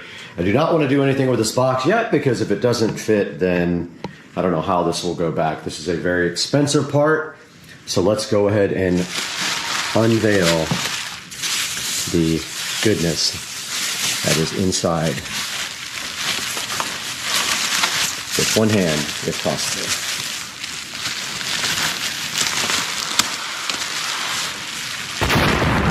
Guys, wow, what a piece. Here we have the T-Sportline matte carbon fiber front apron for the Tesla Model S, the 2023 version. It fits plaid and non, I believe. They're all the same. And this was a very expensive $1,300 apron, which I got for free shipping, with free shipping for 4th of July. This is ready to be put on the Model S plaid. And basically there is a video online about how to do this, which I am going to insert at the end of this video from T-Sportline.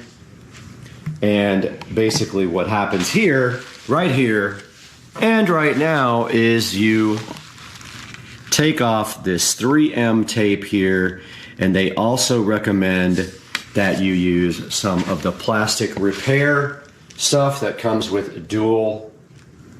So it comes with like 2 tubes, and when it mixes, the catalytic whatever reaction causes it to bond to this front apron from T-Sportline.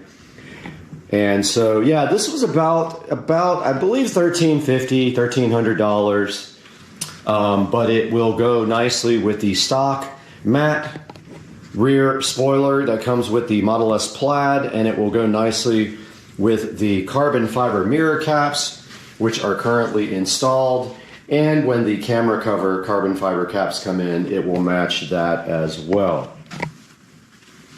So what we need to do right here and right now is test fit this guy onto the front of the Model S plaid. So let's get that going now.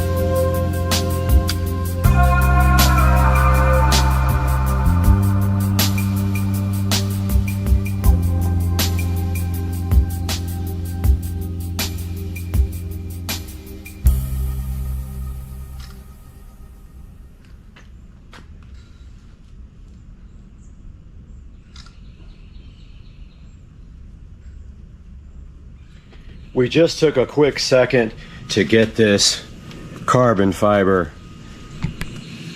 front apron test fit on the Model S plaid, and that's what it looks like right here and right now. So that is the way it will go on.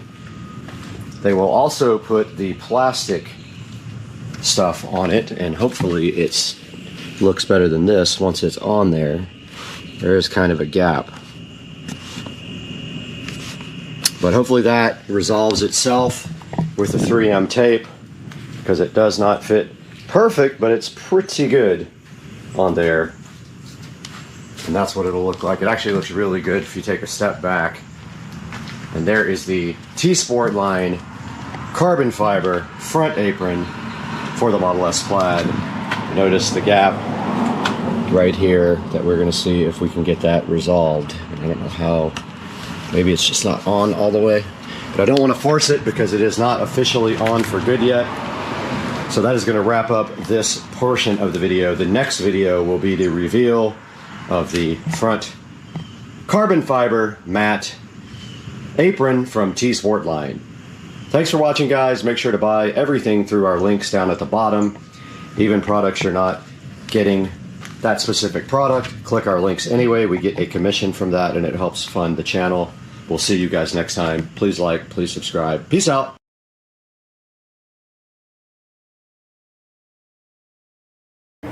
Hi Tesla fans, I'm Ellie with T-Sport Line. Today I want to show you how to install our gloss carbon fiber front lower apron for a brand new Model S. We refer to these Model S as version 2.0. These are cars that were delivered after 2016 and onward. As you can see over here, this is our carbon fiber front lower lip apron. This piece is quite easy to install, however it does require 2 people and professional installation. When the part arrives to you from us, it will already have 3M double-sided automotive tape applied. As soon as you get it, I would recommend that the installers do a test fit first on the bumper to make sure that they're comfortable on how it goes on, because once we apply the adhesive, you have a very short time frame and very small amount of margin of error during the installation. So right now I'm going to show you how we test fit.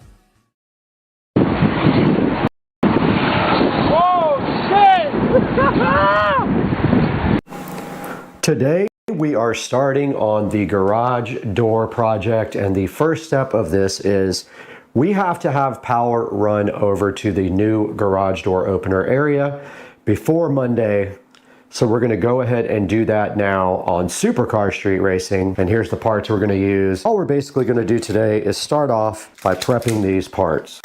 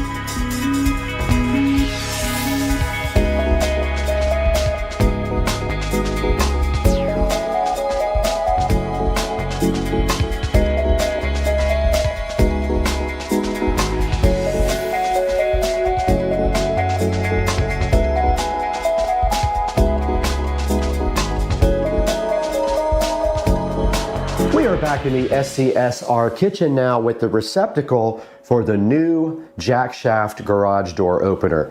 Now, as you can see, yesterday we did get the receptacle and the cover plate painted black. It does have a little tiny little white spot, no big deal. You won't be able to see that. But these are going up on the ceiling where we cut the hole yesterday and got super lucky, and we're like a billionth of a millimeter from the joist up in the ceiling. So first things first, all we have to do right here and right now is to get this pre-wired. And so to do that, we're going to go ahead and open up the back of the receptacle, whatever this is called, the wall box. And this is a type that screws in from like that, and then the tab goes around and holds it to the drywall. It's for just cutting a hole in the drywall. And now we just simply feed our brand new Romex wire. We got 25 feet of 14/2, which is 14 gauge Romex. We feed it right through the box like that, and the rest of which will go in the ceiling before we seal the hole up with the receptacle box. But first, we need to pre-wire this receptacle. Remember, when you do these receptacles, the white wire, the neutral wire, always goes to the left. You see the larger of the two slots on this receptacle, the neutral wire goes to the left when you're facing the receptacle. And now we need a razor knife, which I will go get.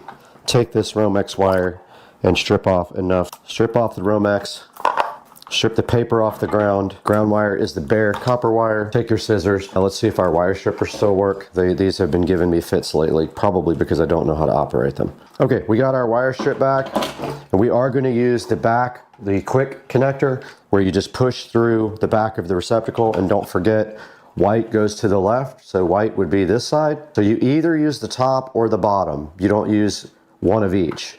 So the top, left side here, you just push the wire in and it locks in place. Same with the black wire, push the wire in and it'll lock, supposedly. Oh, wrong hole. That's what she said. That's what she said. All right, that is in there.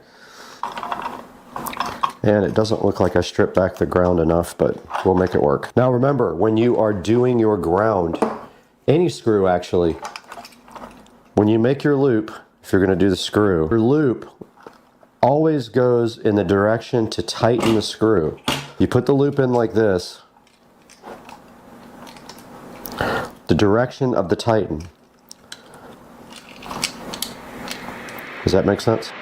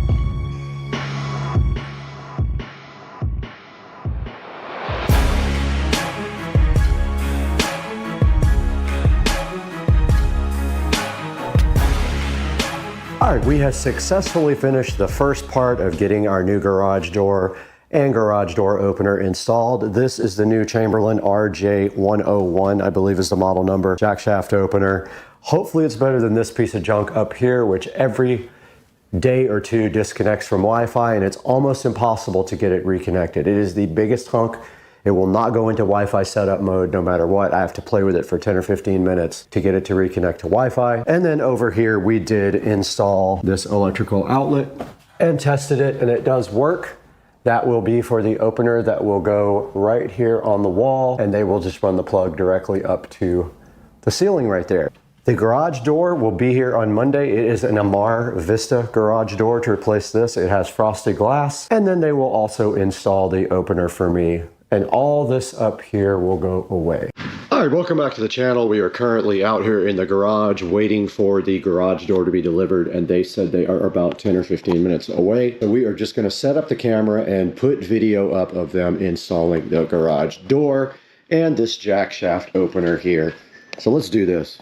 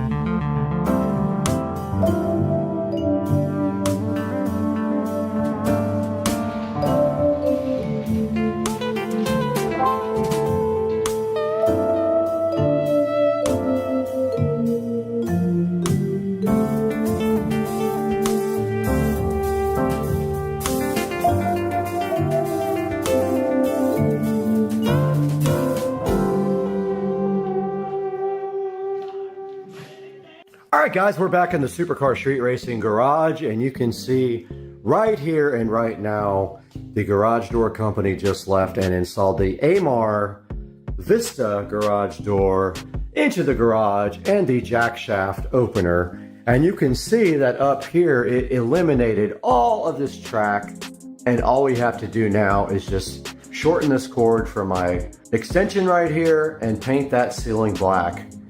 And then over here on the side, you can see they did install the jack shaft opener where I put the power, and you can see it right there, and it looks so good. And you can see it right there. It looks so different, and it is a Chamberlain jack shaft opener. I had no problems with it like I've had with this garage door opener up above.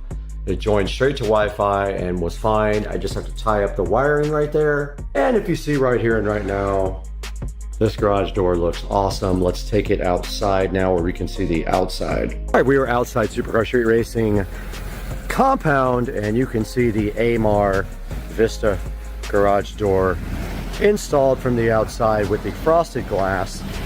And of course you cannot see through this, but it is letting some light through, and you can see the hexagon lights here looking so fly and so fresh. And the sprinklers are going off, and I did tie the sprinklers into the city water so that it would not ruin my pavers with the rust. But stepping back, the house looks absolutely cool now with the new driveway and the new AMAR garage door with frosted glass. It's a Vista. I'll put a link in the description to this right now, but I'll step back here now. That is how the house looks from the street now. And you can see all of the fun things that we have done, wrapping up to be a pretty cool looking place. And walking back up right here and right now, we did the mailbox, the tree delete, new sod, tied the sprinklers in, redid all the sprinklers for the new setup. And now all we have to do is finish our gardens, edging, and same thing over here. Gonna re-edge this. And that should do it. And oh, also the new lounge area right here looking fly as heck. Guys, I just wanted to make one final video here of the outside of the house. And you can see right here that we have the house lights set on light blue. And we have the garage lights set on red, and this is what it looks like from the street. And we can change the internal colors of the garage as well, but this is what it looks like from the street the way it is right now. It looks insane and just a crazy cool looking exterior now. A million times improvement over what it was before. And I hope that you guys like this video, and if you're interested in any of this stuff, drop me a comment or an email, supercarstreetracing@gmail.com, and I can talk to you guys about how I did it. One more video here of the light blue, and this looks insane. Level 1000, guys. I love it.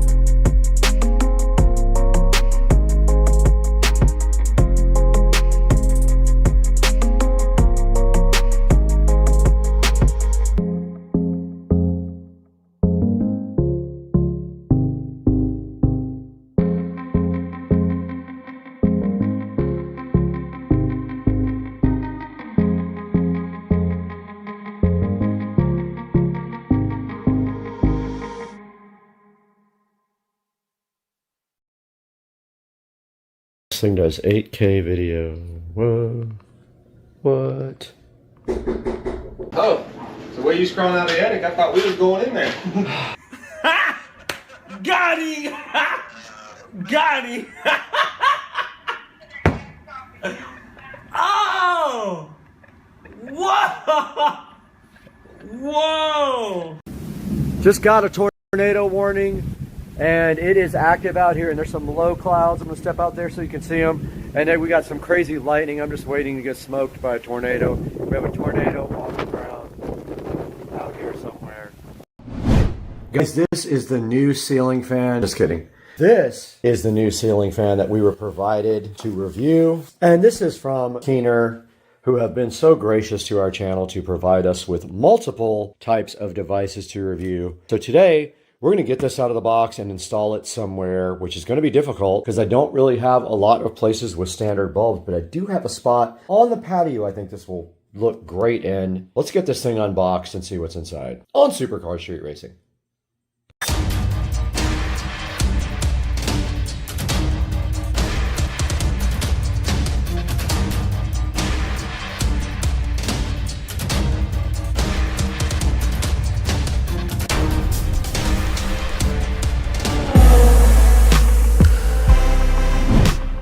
Keener makes this E26 base fan for adding a fan anywhere you have a light, and I think it is just very cool.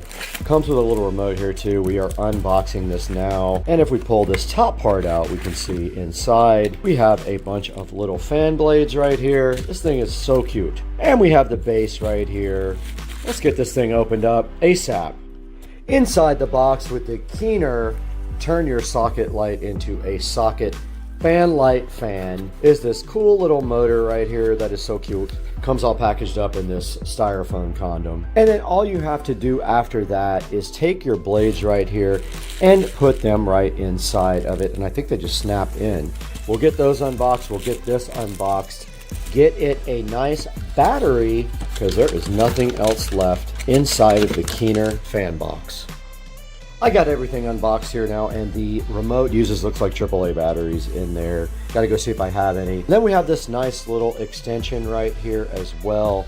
And basically, now here's the actual screw-in base, but they gave you a little extension, which we will probably need. So you just screw the extension on right there, and then you screw this into any standard E26 bulb base. Let's go see if I got batteries for this. Back to the Keener fan light. The batteries just go in just like this. 2 AAA batteries replace the cover. And then let's get on to the process of assembling the fan.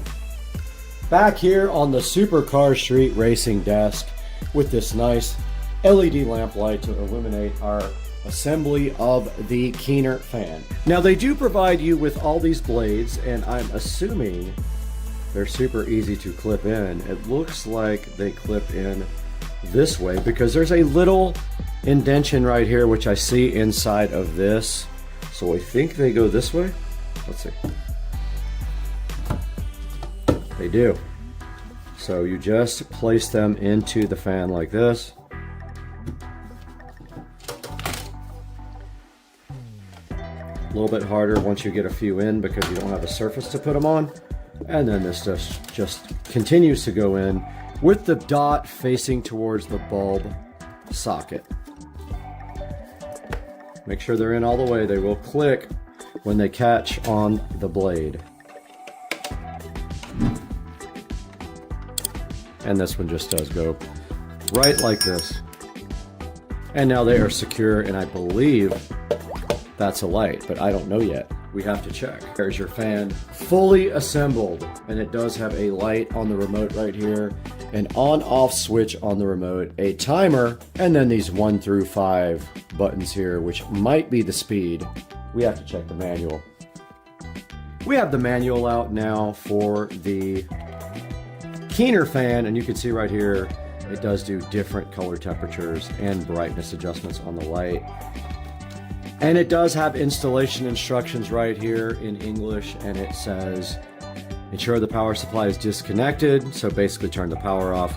You install the 5 fan blades. So it doesn't want you to put this in anything that's not solid. I am going to do that anyway because I don't care. Mine's going into a lamp with a neck that can move. We'll see what that does. Might break. You insert until it clicks, and then here is your remote. The upper left on the remote basically is the LED on and off. The upper right is the fan on and off. The middle button here with the power is the LED and the fan on and off. And this is a timer to turn the thing off after a certain amount of time. And then at the bottom here, we do see the fan speeds. It doesn't say which is the fastest fan speed, so we'll have to test that out. So it says if you turn off the wall switch and turn on again within 0.5 seconds or after 5 seconds, the fan light remembers the mode that it was in before. There are also instructions in here for changing the color of the light, and that has to do with how much time is taken between turning the light switch on and the remote. Let's see. And then there's instructions here for making it warm white. And when they're saying the C button, they are talking about A, B, and C, which are also diagrammed here on the page before that. And there's a bunch of safety features right here to think about before you install the fan.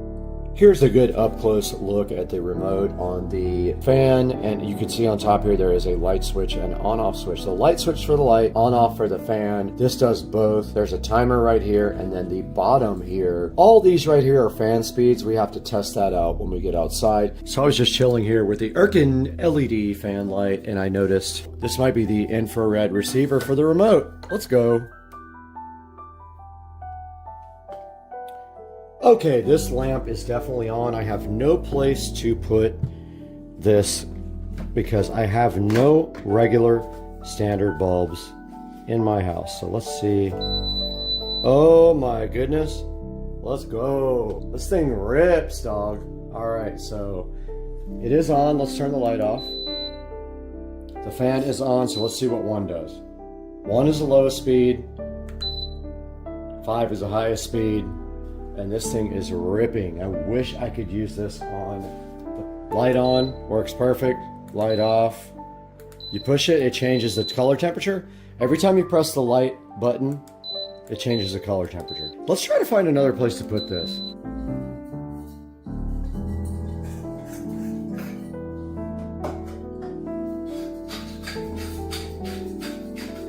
Is it going to twist the cable?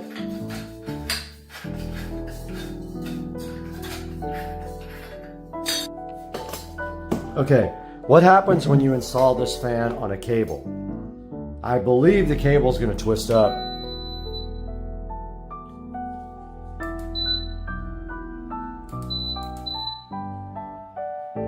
This is so cool. This is high speed.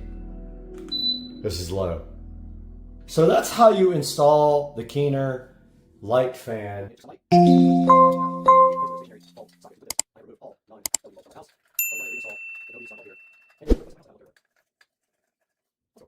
For now, this room gets really hot. Basically, I think this sliding glass door and the lack of enough ventilation from the AC system gets this room hot. So what I'm going to do is install this fan right here, right next to this AC vent. And I'm hoping it will pull air out of the AC vent and pull it down towards the ground. Let me get that installed now, and we'll see what happens. Let's go. So this light is pushed out.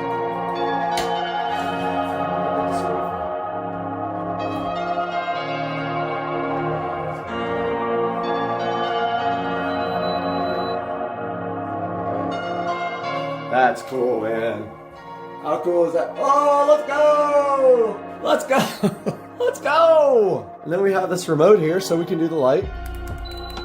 Check that out, guys. Now this fan will blow the air coming out of the vent around and circulate it a lot more. And then we turn the light on with this. And we can change the color temperature of the light with the light button right here. The fan speed's down here at the bottom. This is the highest speed. This thing rips, dude. I love this thing. Now let's turn the AC down and see if it actually circulates some air. Okay, we have the AC on now, and I can feel the vent, and it is definitely pulling air and dispersing it around the room. You can really feel the cold air over here now where you couldn't before. Behind the camera, you can feel the cold air being moved around the room from the tiny fan. And you have that extra light if you really need it. Legit, and I feel it way across the room over here. Alright guys, I hope you enjoyed the mini fan light as much as I did. This thing absolutely rips. It's putting out so much air. I'm so happy with this for my office because the AC is on right here and it is pulling all the air down into the rest of the office, which gets hotter than the rest of the house. Alright guys, we did review the Keener light fan. It screws into any standard E26 socket. You can see right here and right now that this thing is absolutely cool. It totally rips. It would be so good on like a patio where you don't have a fan and you just have a light switch. You can go ahead and plug this right in and it will work for you anywhere. I just don't personally have any place to use this because I have no E26 sockets that are mounted to a solid base. And make sure you go ahead and click through our links and like our video so that we get maximum exposure and grow the channel. I did dent this pretty bad when I dropped it, but it still does work. Look at that dent. That's about cock and ass and tits and butthole pleasures. It's not about butthole pleasures at all. It's not about this rusty trombone and the dirty Sanchez. Please stop. And the Cincinnati bow tie. Moosh. And the pussy juice cocktail. And the shit-stained balls. Moosh, just please stop.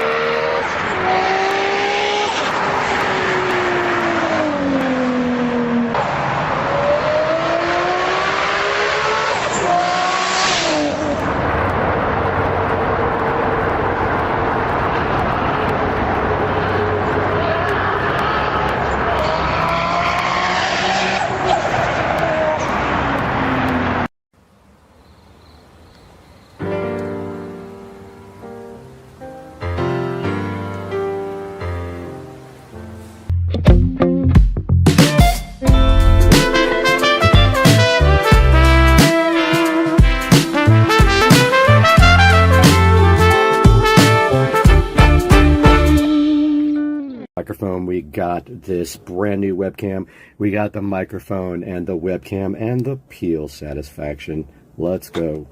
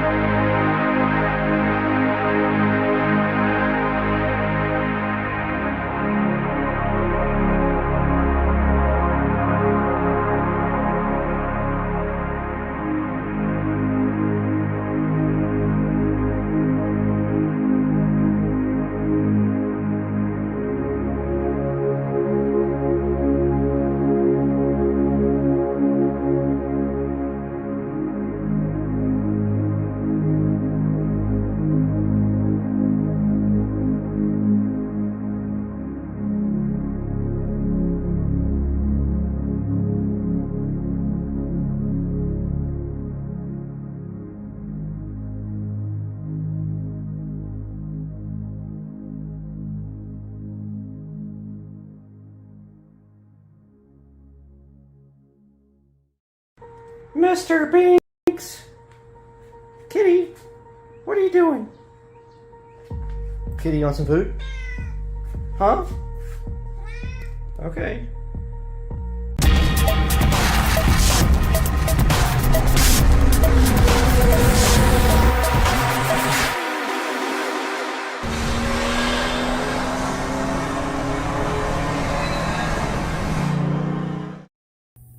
Hey guys, welcome to the channel. We got an exciting product here today that I've been looking forward to getting for a little bit because this is the outdoor Wi-Fi smart plug with 3 outlets. And I am curious whether they have 3 separate like 3 separate addressable plugs or if it's just one, but this is the BN Link outdoor Wi-Fi smart plug 3 outlets. It says access from anywhere. Schedule on-off timer, protect your home, and do not exceed electrical ratings. And so this is supposedly water resistant, waterproof. It's going to be out in the rain in Florida, so we're going to find out pretty quick. And let's take a look at what's in the box. So I can't recall the price on this. I want to say it was in the 20s. Now, my goal here for this guy, wow, this is cool. Here's what it looks like right out of the package. 3 plugs right there, power switch right there. Now I have a little dock out back at the house and there is a LED blue rope light around the dock. My goal is to power that off and on with this guy and possibly some globe lights that are going to be on the fence. So typically I have been doing the Mainstays LED warm white globe on my fence. And I've just been stringing them literally from one side of the yard all the way around to the other and running on one timer. Well, now I have the ability to do multiple things because I just ran power to the dock again. I already had it there, but it was switched with a timer. I just ran it without a timer, and now we are going to see if this guy is going to be able to hook up to Wi-Fi from way out on my dock. So the closest Wi-Fi is either my home theater room router, which has it's called a Smart Net, I think is what I called it. And then my main cable modem is right here in the living room and it might reach that. It's only like 40 or 50 feet, but it's through a couple of walls. So we'll have to see what happens. So that's what we're gonna do now. And I'm not really sure, let's take a look at the instructions real quick while we got this out. So I'm not really sure if this uses Smart Life. Most of them do. Let's see. It says you use the BN Link Smart app, but I bet you can just use Smart Life. I'll probably go ahead and use the BN Link app and see how that works out. I thought I read in some of the comments that people were using Smart Life as well. And yeah, we'll go ahead and get BN Link downloaded on the tablet and see if this guy is going to be able to do anything for us. Now I do see one weird issue already is hopefully that will clear my outdoor power cover because you know it has to close and be waterproof, and this hangs out at the bottom like this, and then the lights will plug in right under here. So let's get that app downloaded and see what happens. All right guys, here we are on the tablet and we're gonna go to the Play Store here real quick. Look for BN Link, BN Link. All right, there's BN Link. Looks like it. Let's download it.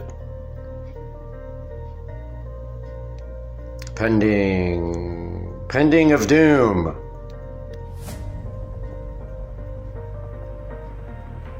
Once we get this installed and everything, hopefully we can find Wi-Fi and then we can make routines where all the backyard lights come on at once because I already have another timer back there for the low voltage lighting. This is actually high voltage, 110, along with the globe lights are also 110. So this is installing.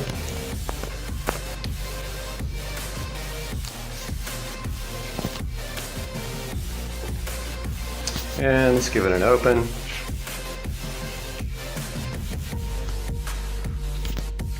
See if it actually does open. Okay, it's opened.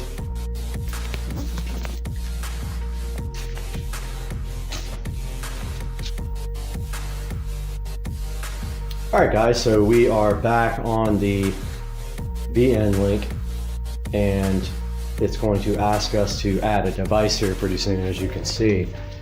So what we're going to do now is start shooting on both of these guys. And we're going to take out the VN link to the dock and see if we can get some Wi-Fi going and meet you guys out there. Okay, it's a beautiful, hot, sunny day in Florida out by the new pool.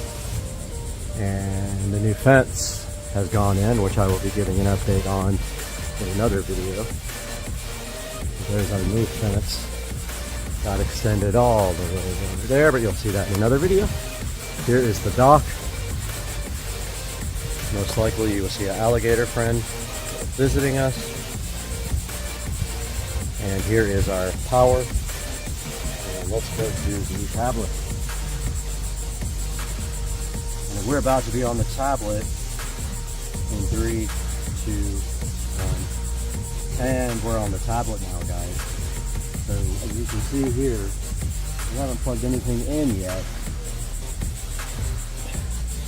This is our power.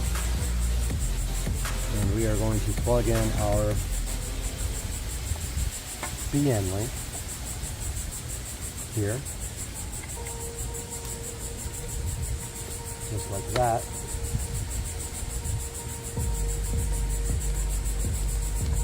Okay, and then we go to add device. And I'm not sure which one it is. Socket Wi-Fi? I don't know. Wi-Fi? Okay, I gotta go look this up in the manual.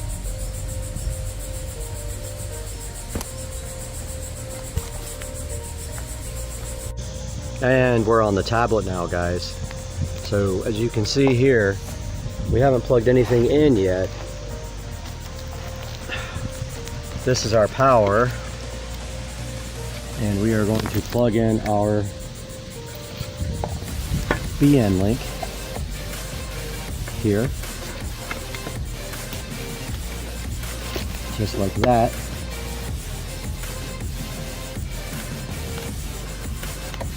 Okay, and then we go to add device, and I'm not sure which one it is. Socket Wi-Fi? I don't. Power strip Wi-Fi? Okay, I gotta go look this up in the manual. And we are on the tablet again. We're just gonna pick power strip Wi-Fi. I don't know what else to pick. I can't see a light blinking here.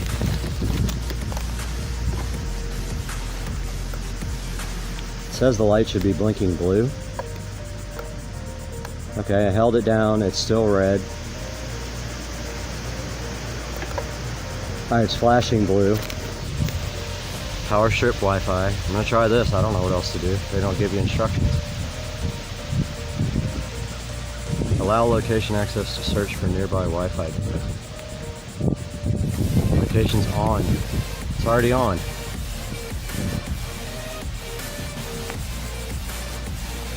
Okay.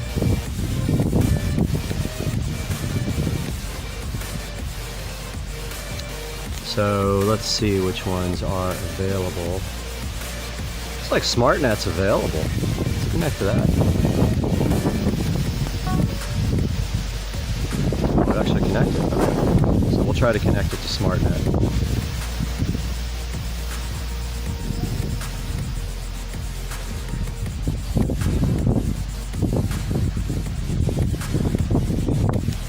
Okay.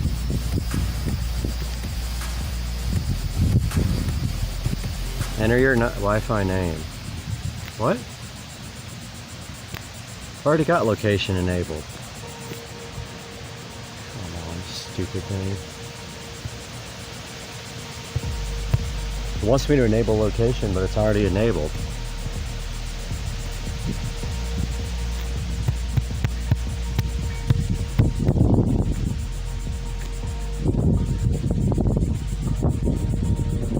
Oh man, come on.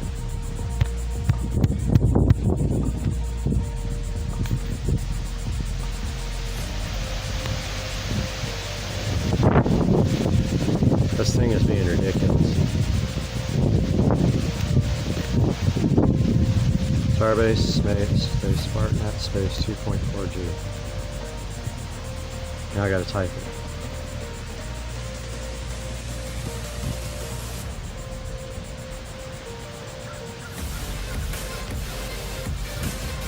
Oh, I hate this stupid autocorrect.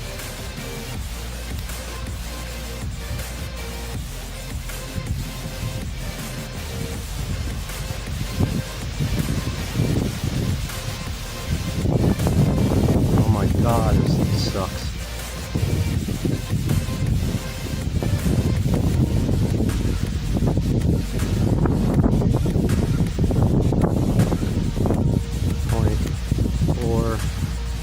Tries to autocorrect everything you do.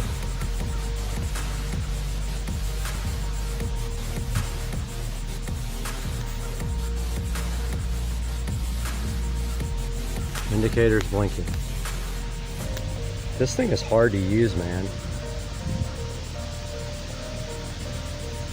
This is literally Smart Life they stole.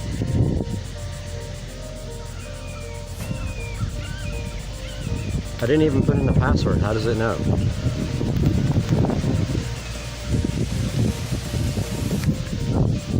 I didn't put the password in for the Wi-Fi.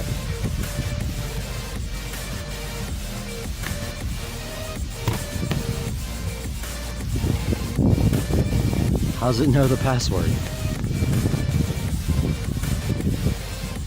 Doesn't make sense. This is a stupid way to do this.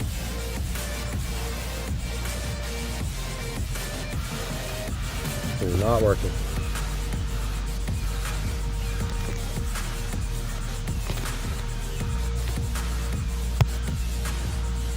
Yeah, this is not working.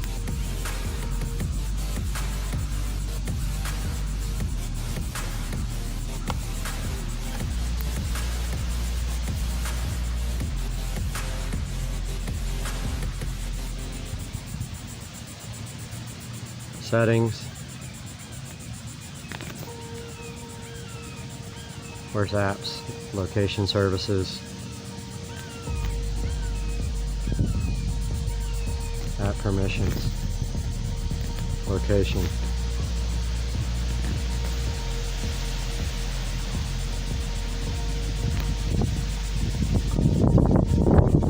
VN link on. Okay, so it frickin' works now, you stupid thing. Gotta go mental on this frickin' piece of crap in a minute. Alright, it's flashing blue. Power strip. Alright. Toasty!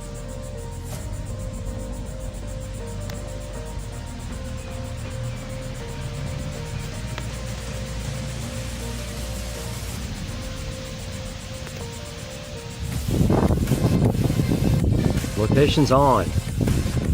Frickin' piece of crap.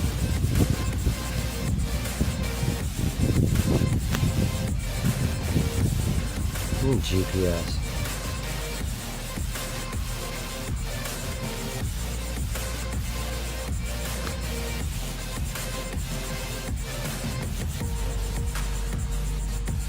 It doesn't. I don't know what it's trying to do here. I've got GPS on. It's on. I'm about to throw this in the lake.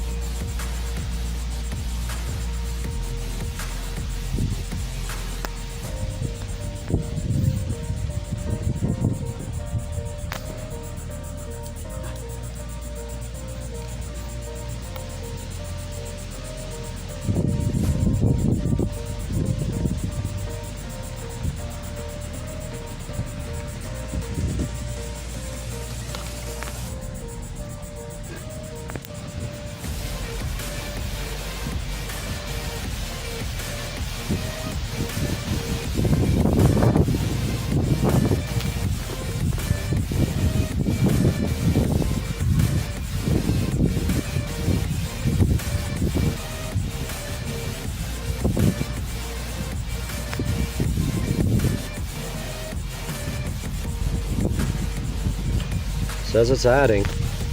Who knows? It's the hardest thing I've ever had to put on Smart. Got a solid blue light now.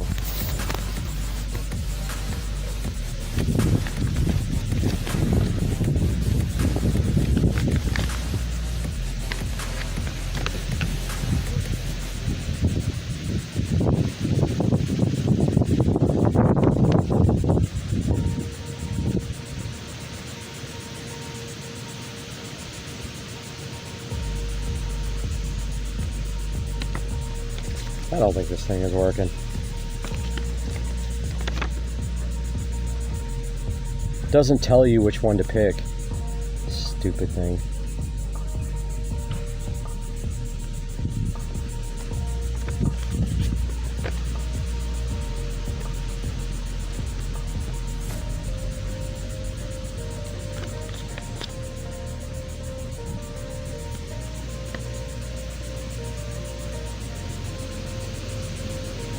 This thing's gonna fail. I'm gonna have to use my phone. This is not working.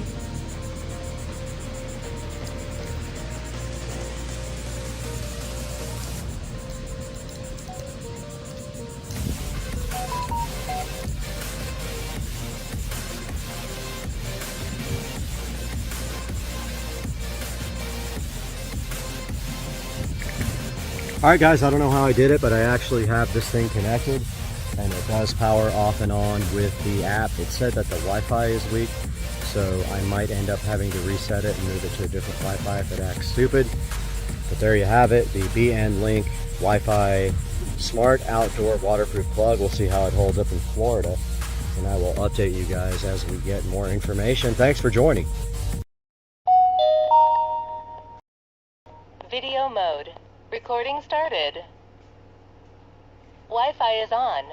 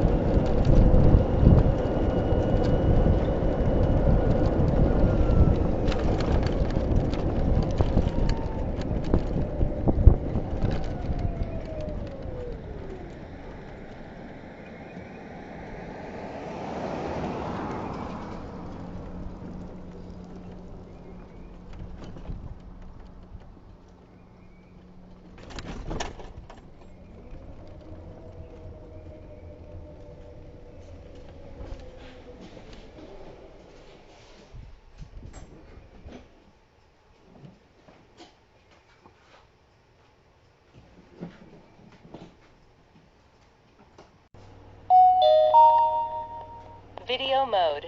Recording started. Wi-Fi is on.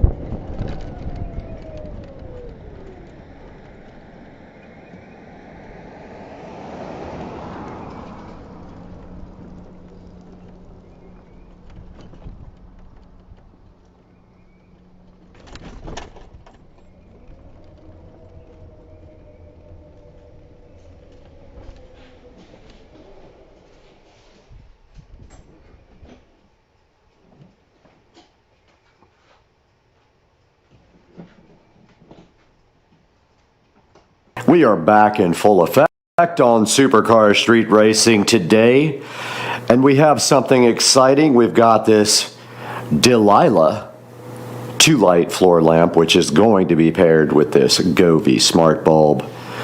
And we've got 2 smart bulbs here, and we are so hyped on the channel to be able to install this into this, because this lamp got ruined in the hurricane, not because of the wind, but because of absolute stupidity. And we're looking at this today on Supercar Street Racing. Get hyped!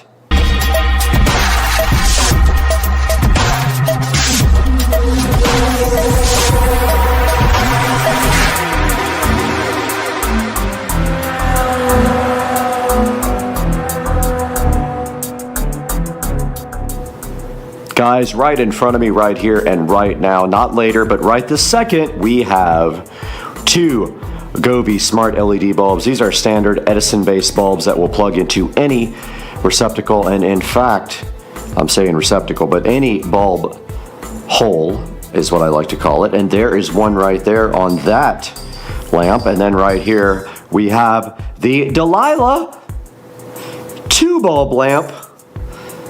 It says Globe there, but it says Delilah. Maybe that's the model number, and that's the company, or the model name is Delilah. But today we are replacing one for outside there that got absolutely destroyed because I was an idiot. And when I moved it over from the chair to the side of the house, it got destroyed because it fell over in the wind. And the whole point of moving it was so that it would not get destroyed. And so right here, we're going to replace this guy and zip tie it back to the chair so it can't fall down. And at the same time, we're going to be installing 2 Govee LED smart bulbs inside inside of the Globe Delilah lamp, which I think was about $30-ish. If I have to go back and look, I will let you know right now. And so we got to get this open, we got to get that open, and see what is happening on the channel today. We are back again on Supercar Street Racing with this magical Delilah lamp from Globe. It's a 2-bulb lamp, and we are going to be inserting these Govee smart LED light bulbs in it. These are 800 lumens brightness, and they are Wi-Fi connectable light bulbs. But first, we have to unbox this Globe Delilah for you. And of course, they are going to make it extra difficult to unbox and make it difficult for the presentation level on Supercar Street Racing. And as soon as you get into the box, it says that it's made with respect. Edward Weinstein, the CEO of Globe, is hoping that you will enjoy his product. Now, I'm wondering if this is actually the same as the Globe light bulbs, because that is a pretty big company. And inside of the box here for the Delilah Globe lamp, we can see, and that was a weird sound that probably we will save for a sound effect. Inside there we have this lovely lamp, and it is cardboard secured. And when we take the cardboard off on that side, we have the base right here. And on the other side, looks like we have, oh, the actual shade is in there. Right there.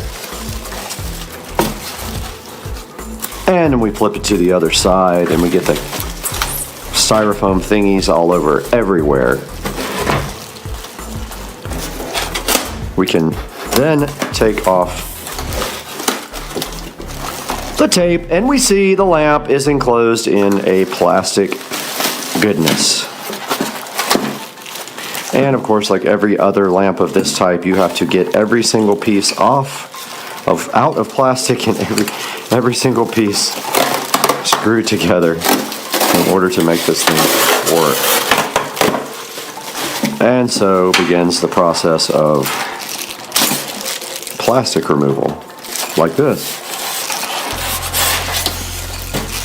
And then the fun part of assembly.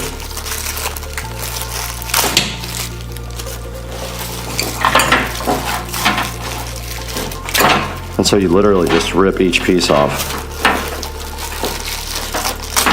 Anyone who's ever had a lamp has done this before, so I don't feel like this is even necessary to explain.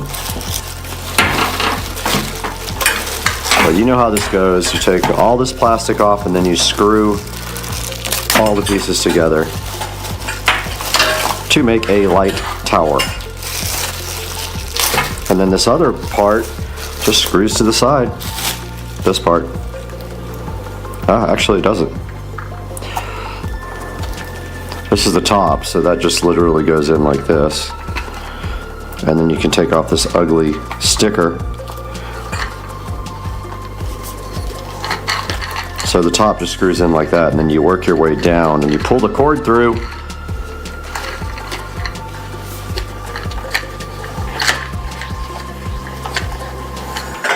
And it is twisting the cord like that. Then you just take the next piece and run it down like that. Work your way to the bottom.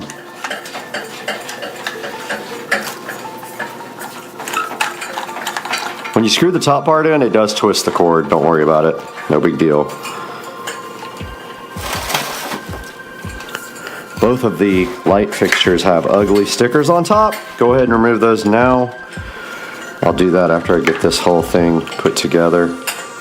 And don't strip these. They're really easy to strip. You won't know it till you're done. If you put too much force here, like that one was kind of hard to get in, but that wasn't being stripped. It was just hard to turn. Stuck to me. Two more of these guys.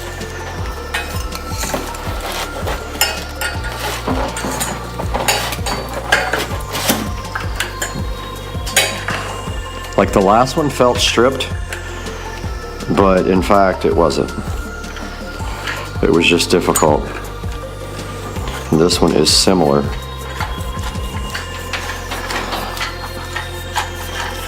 And we have one more to go.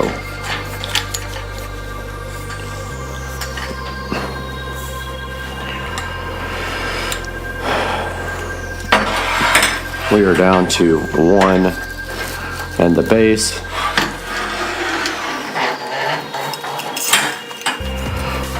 And we are running out of space here to assemble and be on camera.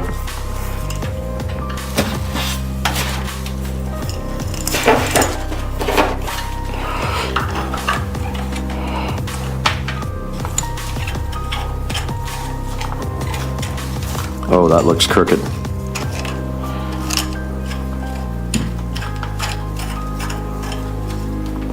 And we are so tall now that we're hitting the roof. And this is the last section before the base, and then you can tighten all of them up. Start at the top and just twist and tighten the whole thing up. And now we have to move to the base installation.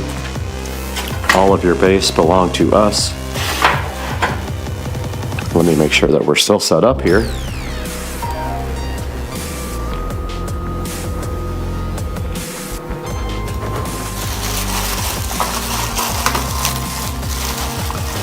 And we are. All right, so the base is right here. So you have to remove this cumbersome plastic. And you could actually just cut it if you have scissors like me. Or you can be dumb and fight with it forever.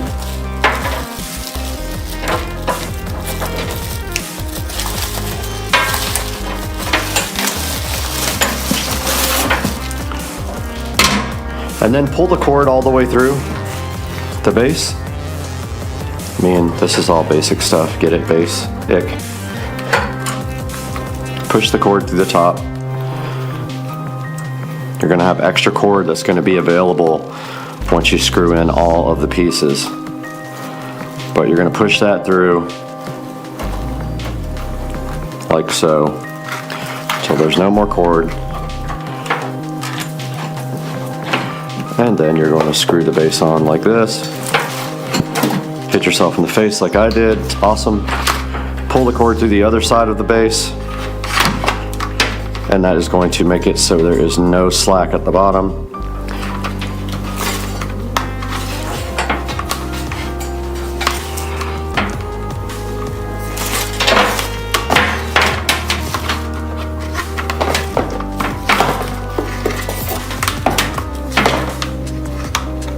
cord tends to get twisted. Don't get it twisted, and that is it. The lamp is assembled, brother. Here we go. Let's go.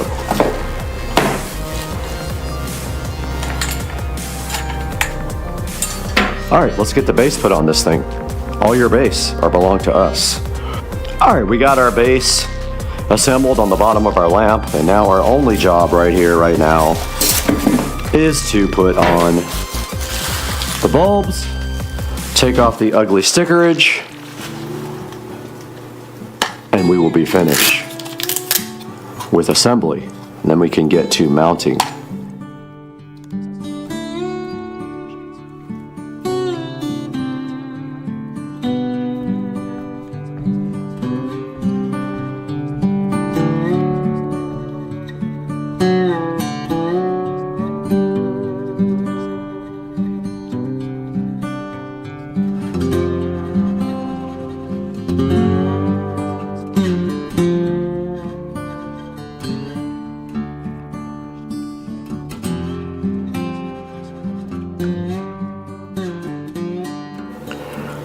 We have worked in the past with Govee, and we have some Govees here right now.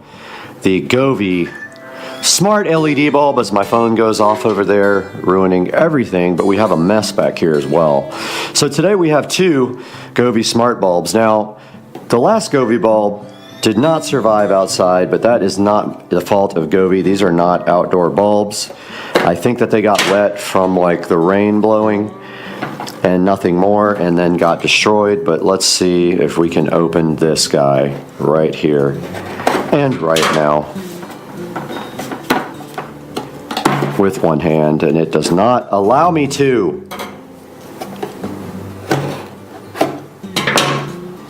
Do it. But I will get the best of this. Sorry guys, I took the GoPro off the tripod here, but we have the Govee Wi-Fi smart bulbs right here to install on this lamp. These are pretty simple. There's nothing special on these. I have videos about these guys. You just literally take them out of the package, put them on the lamp, be within range, and add them on the Govee app. And we will be unpackaging these guys right here, right now on the channel. And man, GoPro batteries last about 10 minutes.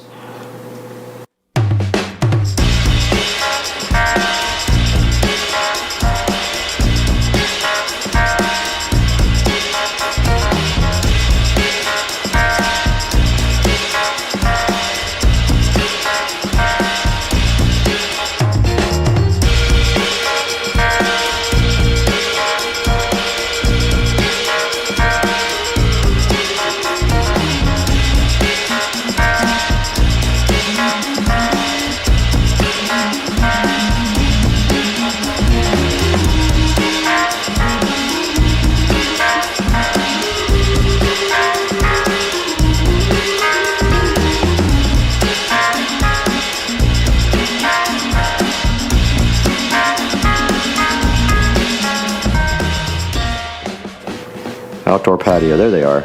Seen. And now they are both set to the same, well, they are supposed to be. There is profound, so yeah, so we have them in the same device control, and we can put the same scene on either one now, and that's how you control them at the same time in the Govee app. And the battery is dying. Turn on the patio.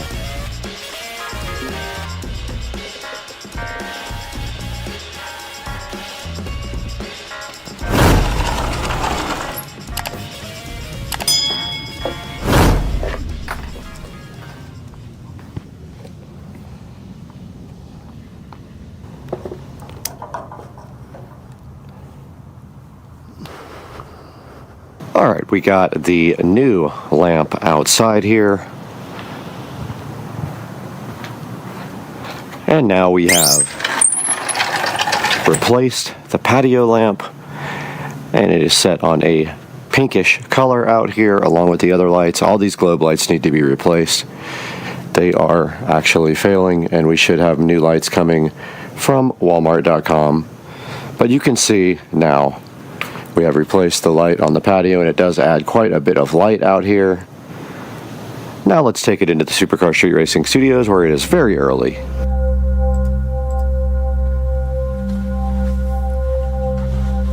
We're back once again in Supercar Street Racing, and we are in the 4K production studio out behind the Supercar Street Racing compound. And today we're taking a look at the Globe Electric Torchiere floor lamp, an adjustable reading light, and also the Govee smart bulbs. Now what we did here today is we bought a new floor lamp for outside on our patio, our outdoor patio here in the back, because the one that I have was destroyed in the hurricane because I left it out and did not secure it. So that was totally my fault. The bulb was already burned out though, the Govee smart bulb. So we bought two brand new Govee smart bulbs for this guy here, and we are installing it right back in the patio area. Now taking a look at this on Amazon, and there will be links in the description for you to buy this. It is a adjustable reading light silver floor lamp, and you can get this in about 4 different colors. We chose for the silver color for our floor lamp, and as you can see right here on the screen, and you can see the base here, this actually does have a very weighty base, which was one thing I was concerned about because the wind does tend to blow things down in the back here. However, what I do is I have a chair right next to it, and I take a zip tie and I wrap the zip tie around the chair, and that way the lamp will not fly over in the wind. So you can see right here, this thing has 4.4 stars, and that's pretty good because it's hard to get good ratings on Amazon. So many people are all over the place. It's really hard to tell. You can see it's $26.78, which is about as good of a deal as you're going to find for one with 2 bulbs on it. And I wanted to, so that I could have it brighter, and I could aim one at the floor down on the patio and aim one at the ceiling, and then make them same type of device on the Govee app. These two are tied together on the Govee app, and you control them with one button, and you can do a scene or color or any number of things on that inside of the Govee app.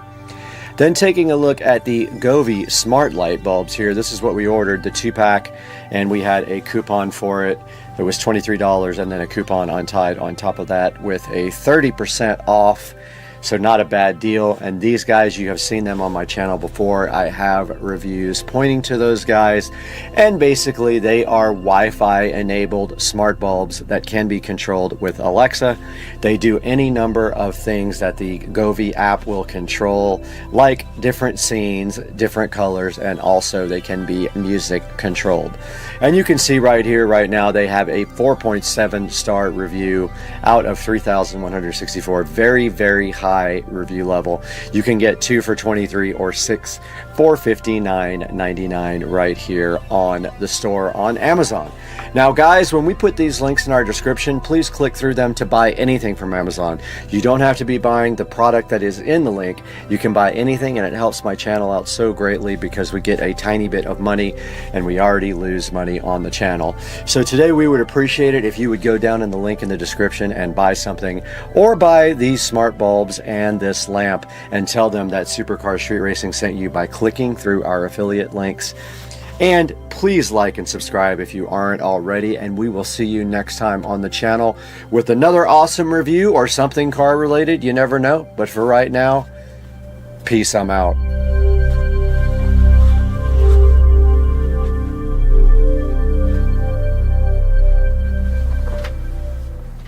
Hey guys, welcome back to the channel, and check this out. I got something to show you today, and it is right here.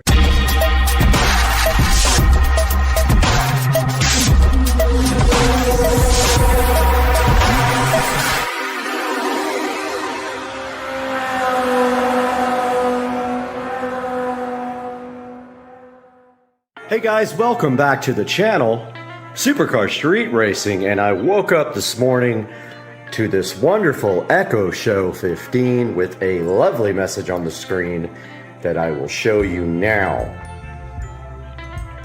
So check this out. I had no clue that Amazon was about to release an update for the Echo Show 15 that would totally transform the device into a cool multimedia solution. Result is Transformers Dinobot Adventures Dinobot Squad Grimlock. Dinobot Exactly, so Credit King 3-pack. It's $27.99. Find delivery details at Amazon.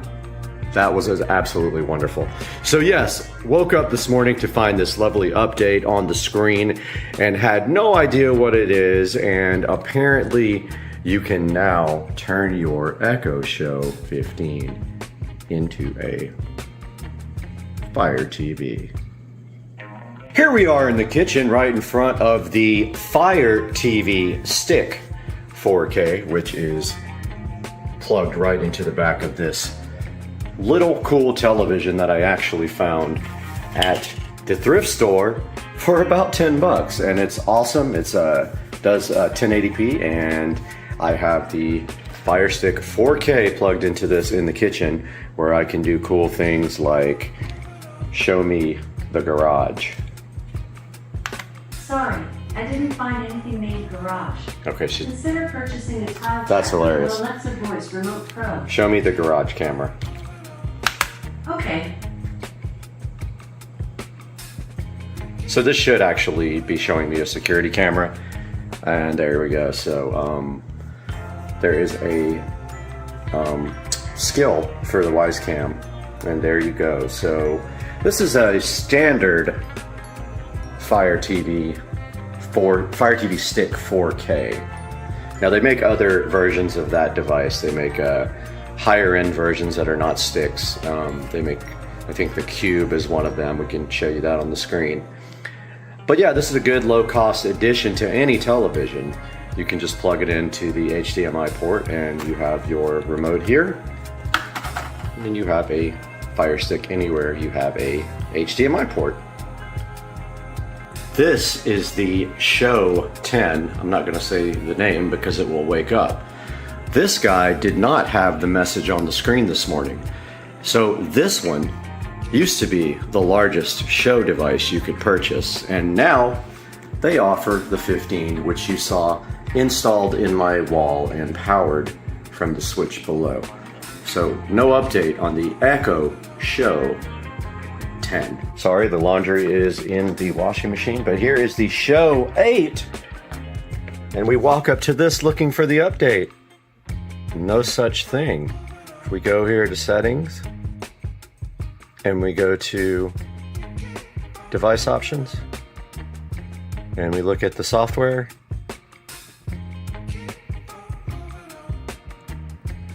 we hit update.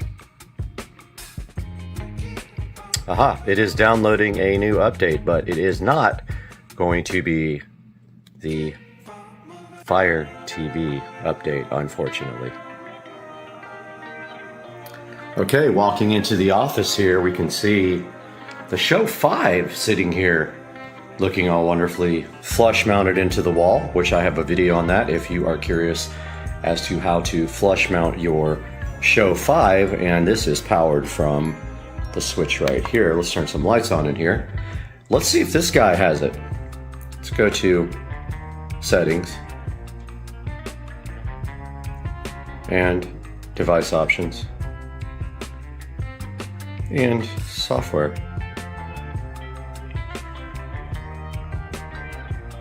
No updates found. We will not be able to make this into a Fire TV.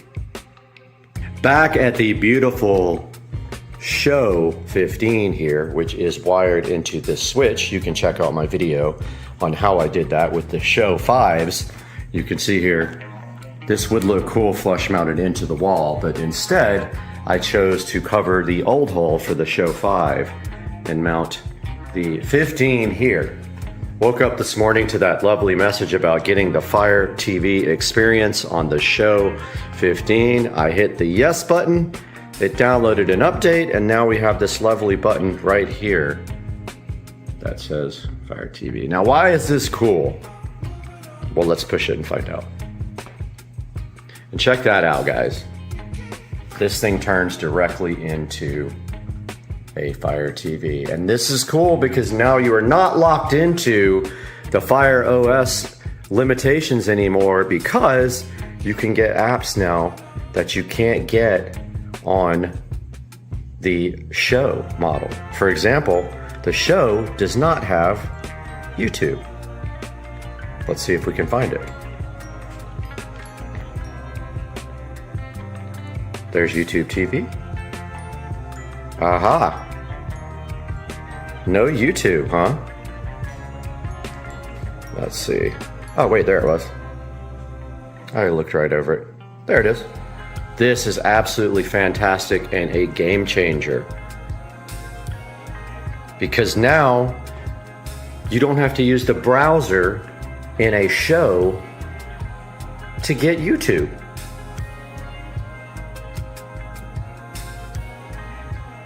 So it's telling me that I got an app, and now we can open it. This is literally the best thing that could have ever happened to the Show 15. Look at the controls. Pretty freaking cool. So I was wondering how they were going to do this, and they have gotten the controls on the screen, which is very cool. So I'm going to go ahead and sign in to this now. Wanted to show you guys the limited touch functionality that I just realized. I was sitting here trying to hit sign in when in fact you have to use the pad here. See the pad? So I am going to go ahead and use the pad now to sign in to my YouTube account where I have premium. Okay, we are back and signed in with one of my accounts here, and as you can see, we have the lovely touch screen here, and we're using the touchpad that they designed for YouTube, which is pretty cool. There is the Supercar Street Racing channel, and there is a video of mine. And so keep on trying to use the touch screen, and it does not fully function on the YouTube app. And there is the Supercar Street Racing channel and the last video of the pressure wash. And that is very cool because now I've always wanted to use this to play videos and link it to the dot that is in the closet there with the audio for the whole home audio system. Now I can do that. I was doing it over here, which can technically do the same thing, but now this device in here can actually be the one that serves the audio for the house, I think. I have to research that now. Here we are on the Alexa app on the Android device, and if we go to devices here, and we go to plus, and we go combine speakers, and we do multi-room music, and then we do this living room show. We got to find it there, and the dot, because the audio will come out of the dot. We hit next. Choose a name. House audio.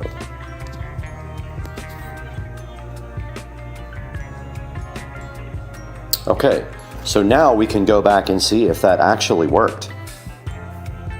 Back in front of the beautiful Show 15 here, we're gonna see if we actually get audio out of this whole home audio system since we paired this as a speaker group. So let's try to find some music. Oh, but keep trying to use the push button, the touch screen. Let's do this. Oops, I pushed the home button.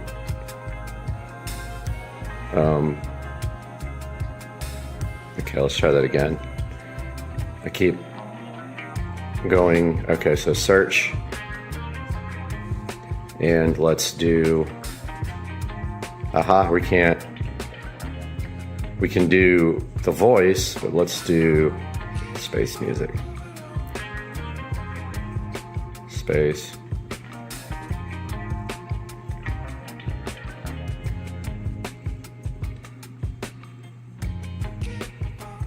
Music. My favorite. Space music. There we go.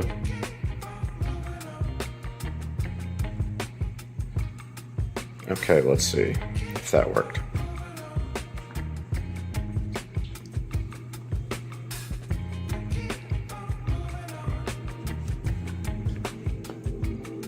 Okay, here, audio here.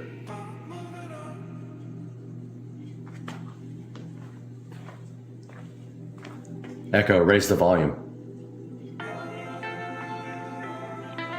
Not hearing it. I'm going to check out and see why. Back, and I was able to figure out the multi-room audio. I think you have to actually push this button. It doesn't actually just start playing on the multi-room audio. And here are all the groups. And you can just actually press the group that I created to make the audio actually play on that group. I had no clue because it doesn't work like this on the Fire Stick. On the Fire Stick, you literally can just start playing and it just works. But this is your little groups to send the audio to. Pretty cool. That's how you do multi-room audio on the Show 15.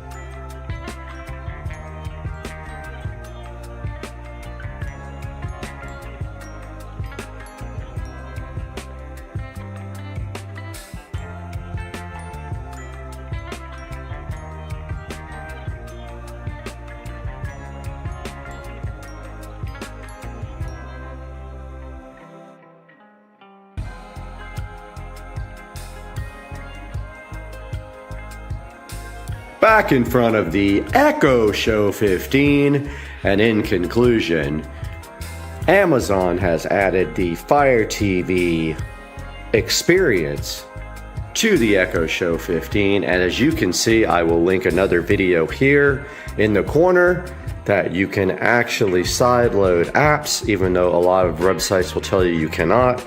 You can go check out my guide on how to sideload apps, and as you can see right here, you too can enjoy Kodi on your Echo Show 15 with all the video add-ons you love so much.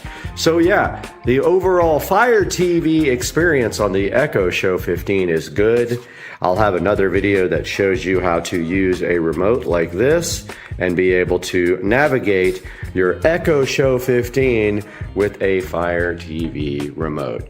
Guys, I hope you enjoyed the video and have a great day, and please like and subscribe to the channel.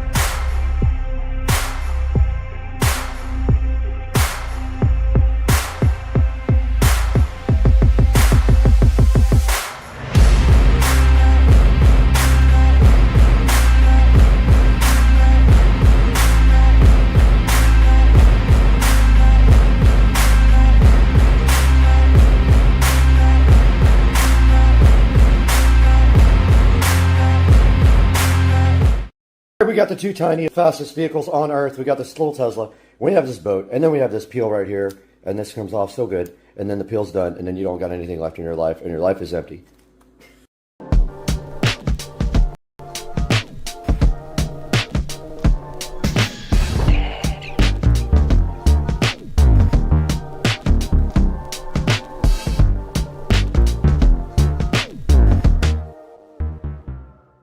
Welcome back to the Deep Dive. You ready for another one? Always. This time, we're diving into the world of SpaceX. All right, SpaceX. Reusable rockets, astronauts to the ISS, that massive Starlink network. Kind of big deal. But we're going beyond the headlines with this one. Oh, yeah. What do we got? Articles, sure, but also some pretty interesting Reddit threads, even a piece about their move from California to Texas. Wow, a real mix. That's what I love about these deep dives. You get to see things from all these different angles, official news, hardcore tech analysis, and, you know, the raw passion of people who just love space. Exactly. Yep. So, mission for today. Figure out what makes SpaceX tick. What's the secret sauce? What are the challenges? And what does it all mean for the future of space exploration, especially for you listening right now? Let's do it. Okay, first off, got to acknowledge that SpaceX has done some pretty amazing things. Reusable rockets like the Falcon 9 and Falcon Heavy, those have seriously slashed launch costs. Yeah, no kidding. Their Crew Dragon is basically a taxi service to the ISS now. And then there's Starlink, aiming for global internet coverage. It's mind-blowing how they've changed everything. Like, before SpaceX, space was pretty much just for governments with tons of money. Reusability was a sci-fi dream. And launching anything cost a fortune. Right. Now it's almost routine. SpaceX really forced everyone to rethink the game. And, you know, it's crazy to think about their early days. We found some info about their early struggles. It was pretty intense. Multiple failed launches with their first rocket, the Falcon 1. Oh, yeah, the Falcon 1. And Elon Musk, I mean, he was putting in his own money just to keep the company afloat. Talk about a gamble. Seriously. Thank goodness that Falcon 1 finally launched successfully in 2008. And then, boom, a huge contract from NASA for resupply missions. What a relief that must have been. That NASA contract was a game changer. It gave them the breathing room to focus on the Falcon 9. And that became their workhorse, you know. With that success, everything just took off. So what was the magic formula? How did they go from almost bankrupt to, you know, leading the space race? There are a few key things. One that stands out is vertical integration. They build almost everything in-house. Engines, software, the whole deal. It's very different from those giant companies like Boeing who rely a lot on subcontractors. That's a great point. I mean, imagine trying to bake a cake, but each ingredient comes from a different store across town. That's how a lot of traditional aerospace companies work. But SpaceX, it's like they have the whole bakery under one roof, so they can change the recipe quickly, avoid crazy markups from getting each ingredient separately. Right. That in-house control gives them incredible speed and flexibility. If there's a problem, the engineer can just walk over and talk directly to the team building the part. It creates this culture of problem solving and rapid iteration. And this amazing dedication, almost cult-like, we were reading on Reddit. People are working crazy hours because they believe in this mission. There's a story about how even the baristas felt like a crucial part of the team, keeping those engineers caffeinated. There's a real sense of camaraderie, a shared purpose at SpaceX. It attracts people who want to push boundaries. It's not just a job, it's a mission. And speaking of pushing boundaries, that brings us to their design process. The fail fast, learn faster approach. Yes, the famous SpaceX embrace of explosions. They're not afraid to launch prototypes, gather data, and adapt, even if it means watching a few rockets go boom. Remember those early attempts to recover the Falcon 9 boosters? The first plan was using parachutes, and, well, as you can imagine, that didn't quite work out. Yeah, I remember seeing those videos. But instead of giving up, they studied each failure, gathered data, and finally perfected those booster landings we see today. That's the iterative process in action. Pretty incredible. Okay, so we've got vertical integration, this iterative design. But what about, well, you know, Elon Musk? You can't talk about SpaceX without talking about him. His leadership, his ambition, it's woven into the company. Right. Musk's drive to do the seemingly impossible, it's contagious. It's everywhere at SpaceX. He sets these huge goals and then empowers his team to go beyond what anyone thought was possible. His influence is undeniable. And that drive, that's what fuels their ultimate goal, right? Making humanity a multi-planetary species focused on Mars. A pretty ambitious goal that has definitely caught the attention of, well, everyone. But even with someone like Musk at the helm, things haven't always been smooth sailing for SpaceX. True, there's been plenty of criticism and controversy, which we should talk about. But before that, let's address something we know is on your mind. What does all this SpaceX stuff mean for you? Great question, and we'll delve into that later in this deep dive. But first, we got to talk about Starlink. This massive satellite network is aiming to provide global internet, but it's caused quite a stir, especially among astronomers. Yeah, the concern is light pollution. You've got thousands of these Starlink satellites reflecting sunlight, and that can mess with astronomical observations. It's kind of like if someone was shining a flashlight in your eyes while you were trying to look at the stars. Yikes. Not ideal. But SpaceX knows about this, right? Didn't they start adding visors to the satellites to cut down on that reflectivity? Are they doing anything else? They've been tweaking the satellites' orbits and working on software to help astronomers, avoid them. But the debate is still going strong. Some astronomers say even with all that, Starlink could still really mess up sensitive observations, especially for those deep space objects. It's a tough balance, isn't it? Expanding internet access versus protecting scientific discovery. Where do you fall on that? It's a tough one for sure. Yeah, it feels like one of those classic unintended consequences things. And that actually brings up another concern, space debris. I mean, the more we launch up there, the higher the risk of collisions, right? And then we just end up with this hazardous debris field around Earth. Think of it like rush hour traffic, but in space. One wrong move and bam, you could set off this chain reaction of collisions, putting future missions at risk. We could even end up with a barrier, blocking us from even getting to space. Okay, now that is scary. It's like we're building our own space junk obstacle course. But SpaceX says their Starlink satellites have systems to avoid collisions and can deorbit when they're done. Is that enough to, ease those worries? It's a good start, but this isn't a simple problem. As more companies and countries launch stuff, we need some serious international cooperation, stricter rules to manage all that traffic up there. It's kind of like the Wild West in space right now. We need some, cosmic traffic laws or something. Cosmic traffic laws, I love it. Okay, so we've got the light pollution issue, the space debris dilemma, and then there's the whole national security side of things. Yeah. Remember that article about SpaceX building a spy satellite network for a U.S. intelligence agency? Right. That gets complicated fast. Yeah, it blurs the lines between private space companies and, government stuff, raises questions about who's really in control. Could this tech be used for military purposes? What happens to international cooperation in space? It's like SpaceX has become this powerful tool in the global chess game. Makes you wonder how this is going to impact space exploration and our relationships with other countries out there. But let's shift gears a bit. Talk about some exciting stuff. What can we expect in the future? Okay, back to the more optimistic side of things. Right. We've talked about Starship's potential, but it's not just about Mars. It could change how we travel here on Earth, too. Oh, yeah, that whole point-to-point travel idea.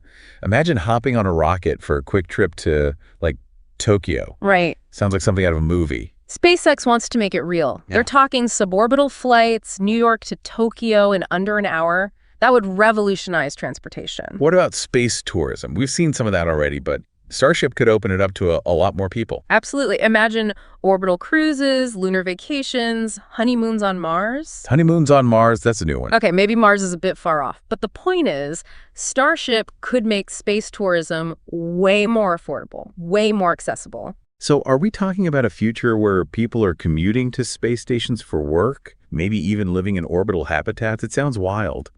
But with SpaceX, who knows? It's not as crazy as it sounds. We're already seeing more interest in space-based industries. Manufacturing in microgravity, mining asteroids, experiments you couldn't do on Earth. Starship could be the transportation system that makes it all happen. It's a huge shift in how we think about things. Yeah. We're not just exploring space anymore. We're talking about living and working there. Exactly. And there's the potential impact on Earth, too. A lot of space tech ends up being useful down here. Right. SpaceX's work on reusable rockets, those advanced materials, life support systems that could lead to breakthroughs in transportation, energy, medicine, all sorts of fields. So they're reaching for the stars, but their innovations could have this ripple effect, making life better here on Earth. Pushing the boundaries in space pushes boundaries down here too. Exactly. That's what makes SpaceX so fascinating. But we can't forget the ethical stuff, the environmental concerns that come with these big plans. Right. We talked about Starlink, the space debris issue. But there's also the impact of space travel itself, Launching rockets uses a lot of resources, creates emissions. What's SpaceX doing about that? They're looking into more sustainable fuels like methane. They think they could make that on Mars using stuff they find there. That would mean less hauling fuel from Earth. They're also working on minimizing their carbon footprint in how they manufacture and launch things. So they're not just focused on getting to Mars, they're thinking about doing it sustainably. It's great that they're taking those steps, but it's still a really complicated issue. Totally. As we go further into space, we need to be having these conversations about the challenges. And it's not just SpaceX, right? We need to think about the impact of all the countries and companies out there. You're right. It's a much bigger picture. And that brings up another interesting point. The growing role of private companies in space exploration. It used to be mostly government agencies like NASA leading the way. Now you have companies like SpaceX taking charge. Do you think that's a good thing? It's both good and, well, maybe not so good. On one hand, private companies bring a lot of innovation, efficiency. They're not stuck with the same bureaucracy as government agencies, and they have different motivations. Right. It's like they've injected this entrepreneurial energy into the whole space race. That's a good way to put it. But there's the flip side. Their involvement raises questions about commercializing space. Will it just become another place for profit-driven exploitation? That's a valid concern. We need a serious conversation about the ethics of space exploration, making sure it benefits everyone, not just a select few. Absolutely. And that conversation needs to include everyone. Governments, companies, scientists, ethicists, the public. Space belongs to all of us. We need to shape its future together. Couldn't agree more. Well, we've covered a lot. The big picture, the controversies, potential benefits, ethical dilemmas. But I'm ready to geek out a bit now. Tell me about the tech that makes SpaceX so unique. All right, let's dive in. You know, one of the things that sets them apart is their rocket engine design. Their Merlin engine, which powers the Falcon 9 and Falcon Heavy, it's a marvel of engineering, known for its reliability and efficiency. And then there's the Raptor engine for Starship. That's a whole other beast. It's designed to run on methane, a fuel they could potentially produce on Mars itself, which is perfect for their long-term Mars colonization plans. The Raptor is a full-flow staged combustion engine, a much more efficient and complex design than traditional rocket engines. It's another example of SpaceX pushing the boundaries of what's possible, constantly iterating and refining their designs. It's like they're applying software development principles to rocket science. Always testing, iterating, improving, just like software developers update their code. That's a great analogy, and it's a huge reason for their success. That rapid iteration, combined with their vertical integration approach, means they innovate at a pace that's unheard of in aerospace. They're not afraid to experiment and learn from mistakes. Oh, and let's not forget about their autonomous landing system. Seeing those Falcon 9 boosters land back on that drone ship with such accuracy, it's mind-blowing every time. It's like a sci-fi movie come to life. It's an incredible feat of engineering. The booster has to navigate through the atmosphere, reignite its engines, and land upright on a platform that's moving at sea. It's this complex dance of software, sensors, control systems, all working together seamlessly. It's a testament to their mastery of both hardware and software. They're pushing the boundaries on multiple fronts, constantly innovating, finding new solutions to really tough challenges. What else should we add to our SpaceX tech highlight reel? Their use of 3D printing is definitely worth mentioning. They're printing entire rocket engine parts, which lets them create these complex designs that would be impossible to manufacture using traditional methods. This speeds up production, cuts costs, makes their rockets more competitive. 3D printing really is changing so many industries. It's fascinating to see how SpaceX is using it to revolutionize rocket manufacturing. What about heat shield technology? I remember reading about the challenges of protecting Starship during re-entry. Those heat shield tiles have to withstand insane temperatures. Absolutely. Re-entering the Earth's atmosphere at those speeds creates incredible heat. SpaceX has had to come up with innovative heat shield materials and designs to protect Starship. It's another area where they're pushing the limits of material science. It sounds like they're constantly pushing the envelope, innovating in so many areas, and that's what makes them so exciting to follow. They're not just building rockets, they're building the future of space exploration. And that future is full of possibilities. They're talking about a world where space travel is normal, humans are on Mars permanently, and technologies developed for space improve life here on Earth. It's an inspiring vision. There are definitely challenges and ethical things to consider, but it's thrilling to imagine what the future holds for SpaceX, for humanity's exploration of space. So where were we? Oh yeah, the tech. The tech, always my favorite part. What makes a SpaceX so special on that front? Well, for starters, their engines. They've really mastered rocket engine design. Engines, okay. Like what specifically? Take the Merlin engine, for instance. It's what powers the Falcon 9 and Falcon Heavy. Super reliable, super efficient. It's a real workhorse. I've heard of the Merlin, yeah. But what about the engine for Starship? The Raptor. Raptor, right. That's supposed to be a whole different ballgame. Oh, absolutely. The Raptor's designed to run on methane. And get this. They think they can actually produce methane on Mars using resources they find there. Whoa, wait, really? Produce it right there on Mars? That's the plan. It would mean they don't have to haul all that fuel from Earth for the return trip. Game changer for long-term Mars missions. That's incredible. Yeah. It's like they're not just planning to visit, but to actually live there. Exactly. And the Raptor is just one example. They're pushing the boundaries with all sorts of tech, like 3D printing, for instance. It's revolutionized their manufacturing process. 3D printing, yeah. I remember reading they're printing entire rocket engine parts. Is that right? That's right. Really complex components that would be way too difficult and expensive to make the old-fashioned way. 3D printing lets them build rockets faster, cheaper, all while keeping things top-notch quality. So they're ahead of the game in cost and speed because of 3D printing. Pretty smart. Okay, what about those landings? You know, those Falcon 9 boosters landing back on the drone ship. It's mind-blowing every time. How do they do that? It's pretty amazing. Think software, sensors, control systems, all working together perfectly. The booster has to fly through the atmosphere, fire up its engines again, and land perfectly on a platform that's actually moving in the ocean. It's like threading a needle while riding a roller coaster. It's hard to even wrap your head around it. Right. It really shows their mastery of hardware and software, both. Yeah.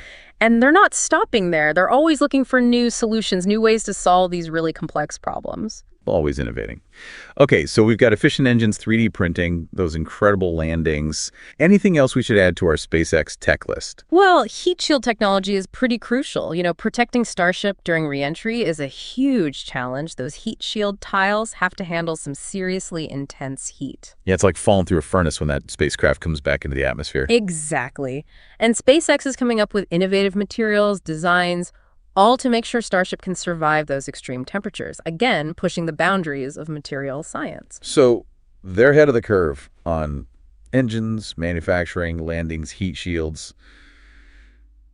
What's the common thread here? They're not afraid to push boundaries, to constantly innovate, and that's what makes them so exciting to watch. It's not just about building rockets, it's about building the future of space exploration. A future where space travel is more common, more affordable, open to more people. Exactly, and they're not stopping at just getting to space. They want to build a permanent human presence on Mars. It's a big, audacious goal that captures the imagination. It makes you think about all the possibilities, doesn't it? It's what we might be able to achieve out there. For sure. But it's also important to remember that this journey comes with responsibilities. We've talked about the environmental impacts, space debris, national security concerns.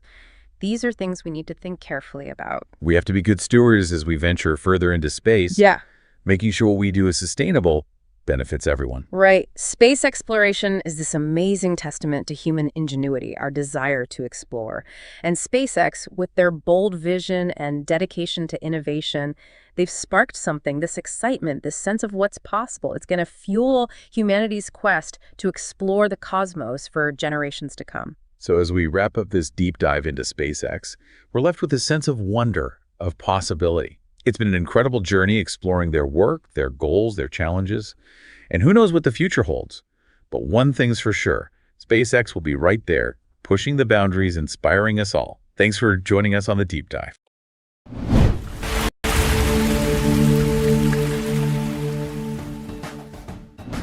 It's two parts. It should slide in, but it is a tight fit. Hey, that's what she said. All right, in front of me, you see the whole home audio, and then we have our power cable right here. You can see, guys, here that this is coming from my phone. I'm putting the LED strip through.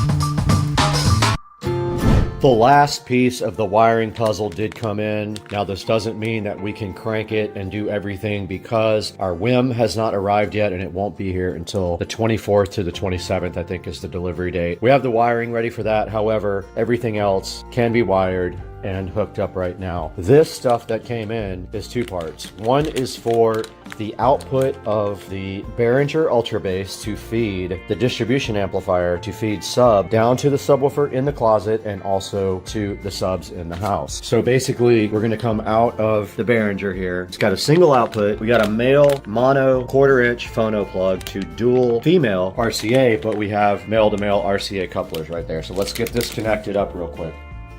On this guy, we basically come out of sub out. All these professional products either have XLR or phono. And then we're really just going up here, literally right there to audio in. So I don't know if I'm gonna tie it up yet. I'm gonna look real quick.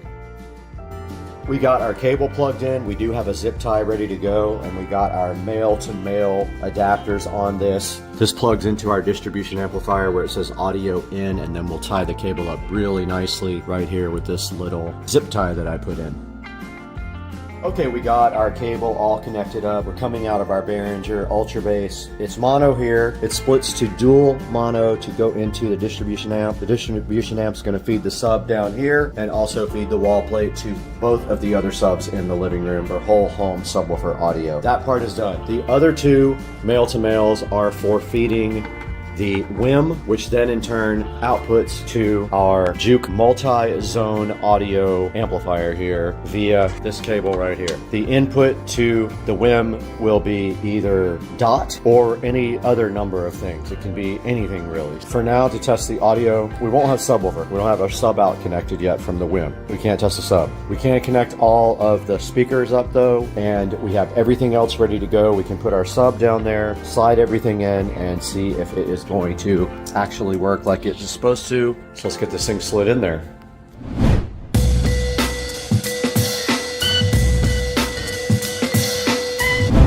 So this thing barely fits. Barely fits. It does not fit unless you take off the base shoe and the trim completely. The base shoe has to be gone from both sides. The trim has to be gone from one side and the base shoe. It should slide in, but it is a tight fit. And once the trim goes in, it's not coming off. I want you to see how close this is. That's how tight it is. Look at both sides. And it's even tighter down here because of the trim. See, the trim's on the way right there. Otherwise, this thing would slide right in. Oh, it's still touching. That's how close it is. Oh, look at that. Fit. Oh, let's go, dog. Now, all we have to do is plug our stuff in. We have everything tied up really nice, right? So the subwoofer will hide this. We have power. Now this is network. Our switch is not on, so let's fire up everything. Make sure our switch links. We got power there, we got power there. Switch is booting up. Looks like we have 2 out of 3, which makes sense because our WIM is not connected. Now this is our house sub. We have some extra cable here we can put underneath. Just like that. Sure, just goes right underneath and you can't see it. This is the LED power for the LED strip. And then this is sub in for the sub. Let's go grab our subwoofer and get it in here. Actually, before we do all that, let's see how close we are on our speaker inputs. 1 and 2. So these just do plug in just like this. So I kind of guessed where these were gonna go. And I'm just making sure they were in and they weren't in all the way. Now I'm firing up the Juke. All right, so that's all the wiring going into the walls. Now there's still an LED strip that's got to go in here. It goes on the trim, it goes around the edge here and faces into the closet, but that's what it looks like without. And then the WIM will go right on top here. Okay, I just tested everything. I probably plugged something in wrong because a couple of the zones were wrong, but I just remapped them in the software. No big deal. It doesn't really matter which zone goes where. They're all labeled correctly. I probably just put one of the plugs in where it wasn't supposed to go. So all that's working and it sounds awesome. Next, subwoofer. I'm gonna go ahead and move this in here and install it.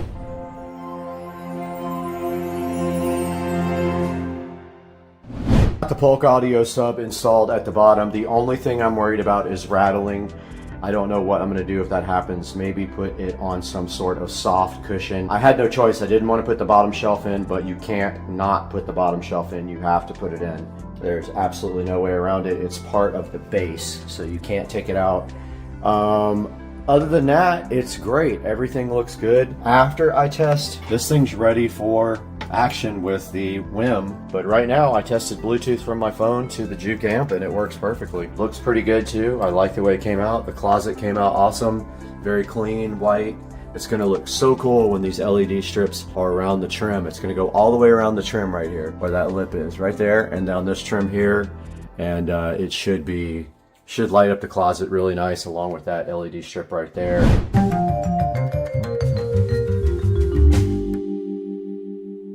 Guys, we got the WIM Ultra in front of me, and I hope it's pronounced WIM. It looks like WIM or WIM. And this is a digital hub for all your music. It is a preamplifier only. This does not have any amplification in it. It does high-res audio, Spotify, Tidal, Chromecast, and of course, if I say this, it'll wake up, but you know what that is from Amazon. And then on the side, it says it looks good, sounds great, your magic home theater, and it's simplified, and it does effortless multi-room audio. I am super hyped for the WIM Ultra sitting right here, so fresh and so fly in front of me on the table. And on the back of the box, it just says Dolby Audio and HDMI, and then tells you what actually is included in the box. Now, this is for the whole home audio closet to wrap up that project right here. I've been waiting on this, but this deserves its own video. It will have both. It will be in my audio closet video, and it will also go into its own video for the WIM Ultra. So let's get this thing unboxed and see what's inside. I am super duper hyped for this. Unboxing the WIM Ultra is as simple as just pulling on this little plastic tab right there, and the box is now open. Now, I have pre-wired everything for this, even power, so that I don't have to pull my audio shelf back out. I will show you that momentarily, but this box should just lift off now. Let's see. And now the WIM Ultra is looking so fresh and fly in front of you with no box on top of it. It is completely naked. It is gray, as you can see right here with the peel sat. It is inside of an entire condom here. Let's get it out. First thing I notice is the weight. It does have some weight to it. It came out of the box just like that, and you can see how stylish it is, and the connections on the back and on the front. There looks like a headphone jack, a control knob, and there is a screen there. But anyway, that is the WIM Ultra. You can see there on the bottom it says Dolby and HDMI. There's nothing on the side. It's just a nice, I think it's called space gray. And on the back we have input, output, just regular analog RCA cables. We have a phono input, a phono ground. We have a subwoofer out, which I'm super hyped about. We have a coax out, so this is digital coax. We have a trigger out, not sure what that is for. We have optical toslink out and in. We have HDMI ARC in. This is an input, not an output. We have a Ethernet jack here. We have a USB jack here, and then we have our power right there on the back. So that is what the inputs all look like on the WIM Ultra. Deeper inside of the box, there is a WIM Ultra manual here, pretty thick. It is also available for PDF download, and then right here they give you some sort of cables we need to open up and see what's inside. Now, they didn't even have to do this, but they provided an HDMI cable, a very nice one actually, a nice RCA cable as well, and also a Toslink cable. Unusual for them to include an optical cable, but it is right there. Now, this is labeled power cable, voice remote, and phono ground adapter. Let's get this thing unboxed as well.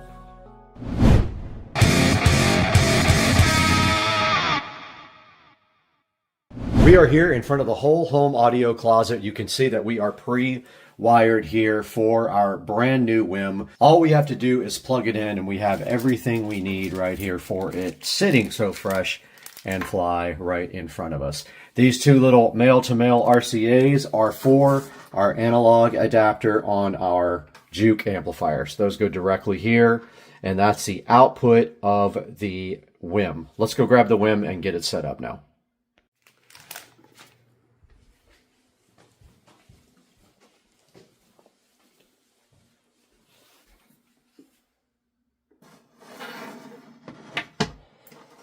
Okay, we did get our WIM connected. Everything worked perfectly.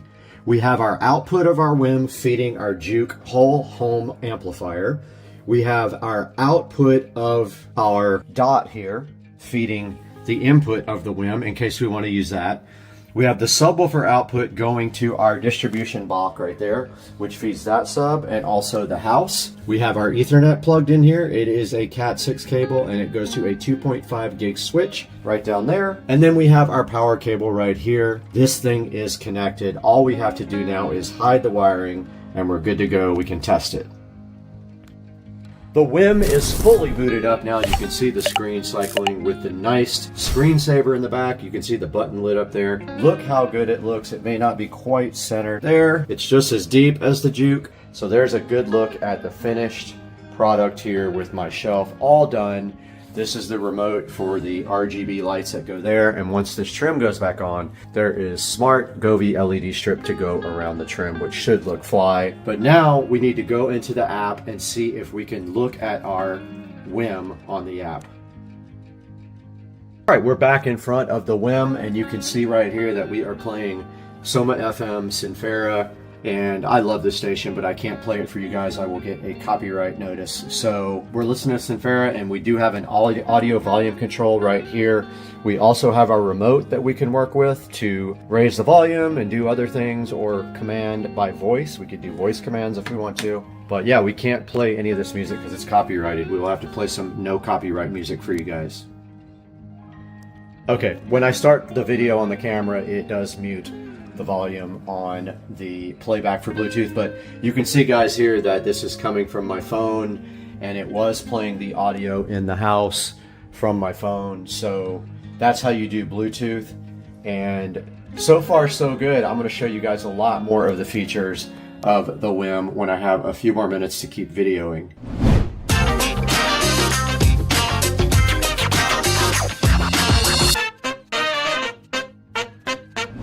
I got a little update for you guys now from right behind me in the audio closet. I've been doing a lot of work on this and I am proud to say that the end is near. Now, I took a lot of extra time to do everything I wanted in this closet, and I spent extra money to get premium audio cables and all the gear that I wanted to make this thing look fly. So let me show you guys where we are right now with this.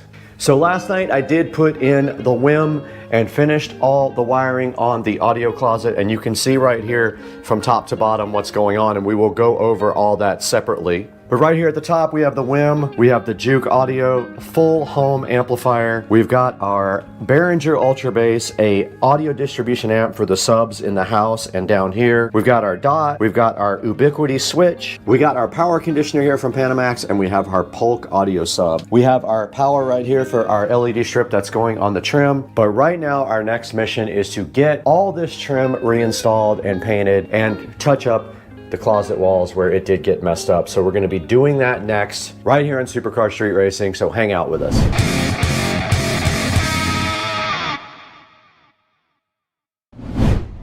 All right, today we have a couple of things to do. The trim is not all the way in. We're going to be putting the trim in. We did mess up the paint on the walls a little bit, so we're going to be patching that. And we have to caulk and paint this trim as well. We're going to go ahead and paint this whole section right here. Since we're going to paint this one, we might as well paint that as well, I think. Go ahead and get this trim reinstalled, get it nailed in with my brand new nailer over there, my finishing nailer, and then see how we touch this up and make it look good again.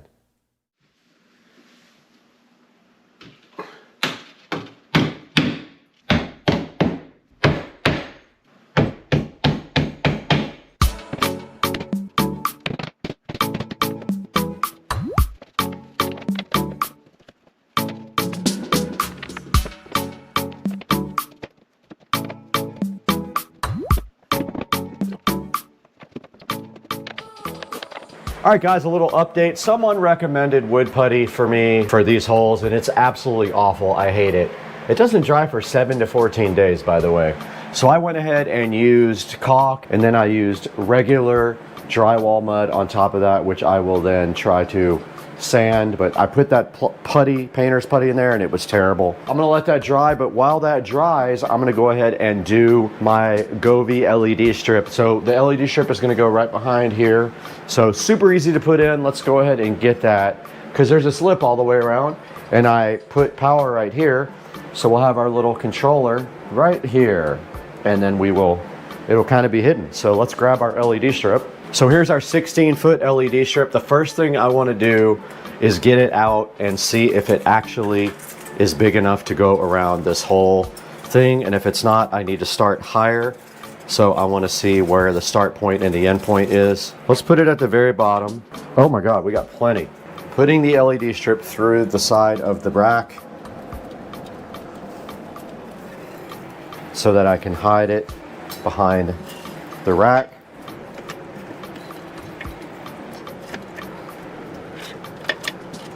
Okay, here's my plan. Power's right here, so strip's on.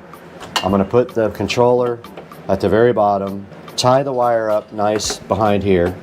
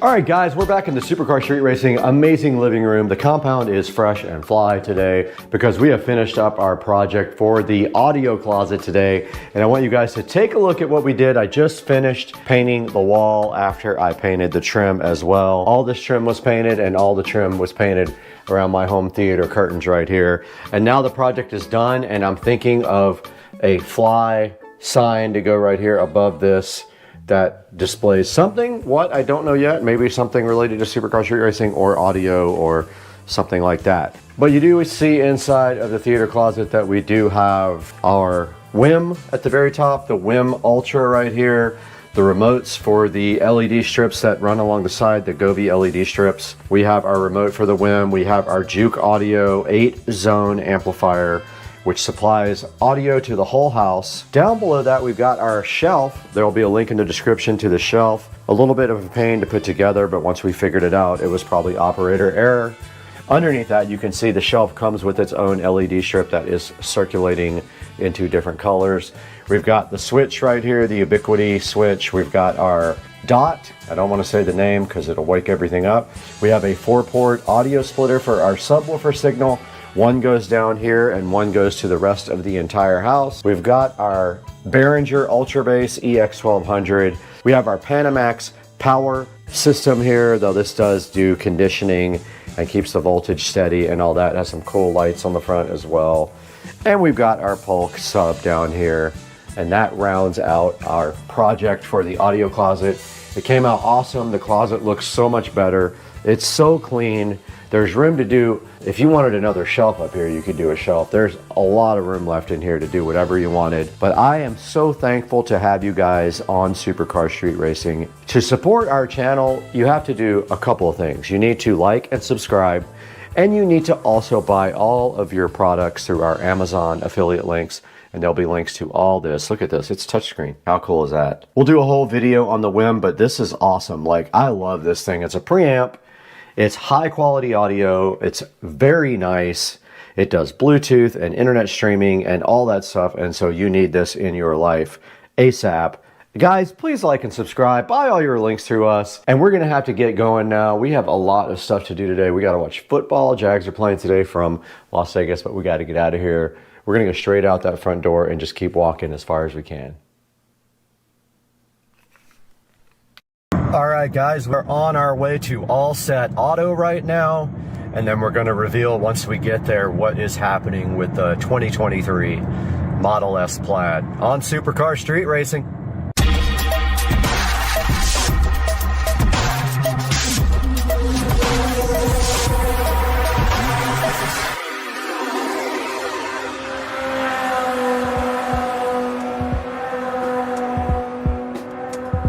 Guys, we are out here at All Set Auto, who is going to be looking at the car. I see somebody inside now. So, how's it going? I'm Brad. Nate, nice to meet you. How's it going? So, doing a little bit of for the channel here. Yeah. So this is, guys, this is All Set Auto, and you are Nate. Nate. All right, yeah. I'm Brad. Nate. Yeah, for sure. What we do here. Okay. Awesome. Whoa. Teslas. Dude, love the lighting. All Set spelled backwards is actually Tesla. Yep, that's true. And so this is our work area. Okay. A little bit of PPF. PPF, it's paint protection films. Right. And what that is basically to protect your paint from rock chips, scratches, swirls that you get from washing your vehicles. Right. Stuff like that. So what we're looking at for the car that has less than 200 miles on it is satin. Satin. And I can actually show you a satin. Okay, cool. Satin right here. And we're going to be doing the whole car. This is a Model 3. What model do you have again? Model S Plaid. Model S. Wow. Nice. Congratulations. Brand new. It's got like 100 miles on it. Sweet. This one's actually getting a matte conversion. I don't want to go too far over. Okay. So this one's going satin. Mike, what fans did you get done? You get the hood done. Okay. Yeah, so you can see here, I love the lighting here, by the way. This is our light tone. So yeah, you can see here where it knocks the shine down on the satin, which is exactly what I wanted. And there's a couple of black ones like mine out there. And I looked at an older one, but I decided to get a brand new one because they updated the hardware. Yes. So now they have there's no more like proximity sensors, it's all camera based. And so all that changed, and I wanted to make sure. All new to these now. Yep, all new. And this one's brand new too? Yes, this is a 2023. Well, they have sold so many in the first quarter, something like 500,000 cars, so you guys will be busy. Yeah, we're not shy of work. We gotta put in work. So that is a little bit of something that we do. We also offer window tint. Right, and I looked at that, but you guys won't do the fronts, right? The front window? We do. Oh, okay. All right. We do whatever you want. Okay. We might do that too. Just providing the best for our customers, whatever they want. Because I thought he texted and said it was like $6.99 just for the backs. $6.99 is including the front two and the backs. So I'll actually come out here and show you, go over your vehicle. Okay. So $6.99 would cover all 8 of your side windows, 4 on one side, 4 on the other side, and then the very back glass. Oh, okay. Just not the front. You guys Not don't. the front. Do you guys do the front? We do the front. We also do the sunroofs. Okay. We'll do any window on any model, make, or any model, basically. Okay, cool. All right. Well, we'll talk about that a little bit. We also offer a ceramic job too. I know you're getting a matte conversion, so there wouldn't be any kind of ceramic on your vehicle right now. Right. If you would like to do something like that, help you clean it a little bit easier. PPF, you're already getting it kind of clean. Right. It's really a preference thing. Some Like people on top it, of the some PPF? people don't. Yes, sir. Oh, okay. So what is if it ever had to be removed, what is that process like, and does it hurt the paint at all? Process is we take a steamer. You could fill it off yourself if you knew how to do it. Right. I wouldn't suggest it. Okay. If you slap it, we call it a slap technique. So sometimes when we get beginners in here, they'll take the film and they'll actually slap it off, which will actually strip your paint. I've heard that if too. You do that, yeah, you have to paint the whole car again and take care of the customer. So try to stray away from that. The best way to do it is to actually pull with it, stretch the adhesive on the backside so it doesn't pull it. Gotcha. Okay, cool. And we also use a steamer, and basically the steamer provides a little bit of steam, put it to the film, and it provides water on top of the film and the paint. Gotcha. So it helps separate a little bit easier also. And when you wash full car PPF, do you wash it like a normal car? Yes. So you can use any, do you use products on it or what? In fact, with PPF, you can have your rag and distracted, accidentally drop your rag. Pick your rag back up off muddy ground and wash your paint again. It'll have those swirls in your paint. Put it out in the sun, and the PPF will actually self-heal. Oh, wow. So it'll take all those swirls out of your paint. Crazy. Same thing as scratches, rock chips. Okay, awesome. Well, so the car came with, I'll show you, so it had a few little imperfections from the factory. Yeah, we'll get it cleaned up and go over it again. So it's actually going to the dealer right now. That was from the factory. Okay. This chip here. Gotcha. And then there's stage 6, huh? There's a scratch somewhere right here. Right there. I think. Well, there's one. I think that's just dirt. But there is a scratch somewhere on here that I found. And so, like, look at this too. Look at. I don't know what's up with that. I don't know if that's dirt or that looks like it's in the paint. Think that'll come out? No, it's in the paint, isn't it? I can get some alcohol out here if you want to try to get something like that off. I'm gonna make them do it. Yeah. So I don't know what they're gonna do. I hate that they might have to paint the car. I absolutely hate that. But your boss was saying might as well get it done now. There's your scratch. Yep. Sure enough, that probably buff out. You think? Yeah, we personally could buff that out. Yeah, so I know Tesla is well capable of doing it. So also, you guys are going to take off the front plate for me. Yes, sir. Get rid of that thing because it's ugly. Yeah, there was a scratch somewhere. We also offer blacked out emblems too. I see you got a blacked out car, black rims, and being that you're going to have tint, you'll have blacked out windows too. We also offer blacked out Tesla pod or Tesla. Notice they don't have the logo anymore on this new one. That. But it would be for front too. We could, if you wanted the back, we could install the back for you. Okay, gotcha. The front too, because the front is perfect. Yeah, I'll probably get you guys to do that to that one. Absolutely. Because it's ugly. All right, well, definitely not ugly, but yeah, we can make it look a little bit better. Okay, so the plan is this is going to Tesla right now.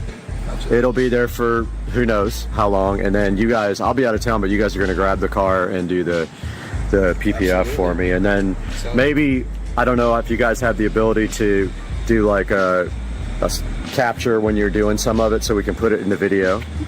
Okay, cool. And then we'll throw it all in the video, put it all up, and get you guys some coverage here. But man, thank you so much for the tour, and when we come back in like 3 weeks, this car's going to be completely different. Good morning.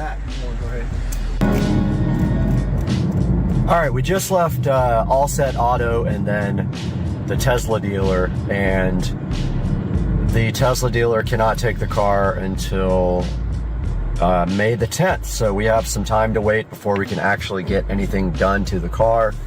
So we will keep you guys updated on what our plan of attack is here momentarily. All right, guys, here we are in the beautiful Supercar Street Racing studio, and right in front of me here we have the All Set Auto website, and you can see right here on the front page of All Set Auto, it says, "We don't protect cars, we protect Teslas." So that just goes to show you how well they understand a Tesla vehicle and what they can do to help you and your car from protect your car from paint issues. Now, what we are doing with the brand new 2023 Tesla Model S Plaid that's sitting right over here in the Supercar Street Racing garage is we are doing full PPF film on the car, and it is going to be satin. Now, what does that mean exactly? So the satin PPF is going to give the car the look of a matte black finish, which I absolutely love. I have seen it on pictures and in person, and it looks absolutely fabulous. You know, all my vehicles got to be black with black wheels. I just like that look so much, and I think it's very cool. So looking on the front page here, they have several tabs, and you can take a look at their services. They offer a service where they do both ceramic coating and also the PPF. A lot of people want to do that, so they might do the PPF and then get the ceramic coating done on top of that. I am not getting that done due to the cost involved. I am getting full paint PPF done, and I am getting the windows tinted by them. They also do regular ceramic coating to your car if that's all you want. They do window tint, like I said, they're doing to mine. And then they can also change the color of your car. The owner actually has a Tesla that is changed in color with colored PPF. So if you're interested in a different color on your vehicle, they can definitely hook you up with that as well. Talks a little bit here about the All Set Advantage and what that means. with their innovative products, then their lifetime in-house warranty, so they definitely guarantee their products after you purchase. And they have a partnership with Carfax, so it goes on the Carfax report apparently here, and then down here you will see testimonials from customers that have reported 5 stars on Allset Auto, so that's actually a great thing. And then right here they have this Tesla paint area, so they can protect your paint here with PPF or ceramic coating, and they can fix rock chips, swirls and scratches, water spots, and things like that. You'll have to give them a call for specifics because I have not consulted with them on this part, so I don't know what they offer there, but give them a ring. And right here, right now, on the contact area, you can see that there is a contact right here, and that one is actually the wrong area, so that is for Dallas. Let's go back to, we for some reason are in the Dallas one when we should be in the Jacksonville, and there is the contact for the Jacksonville office there, 888-352-5738, and they are at 5105 Phillips Highway, and they are about 3 miles away from the actual Tesla dealership. Looks like both of the websites are basically identical besides a contact, but do not contact Dallas unless you're in Dallas.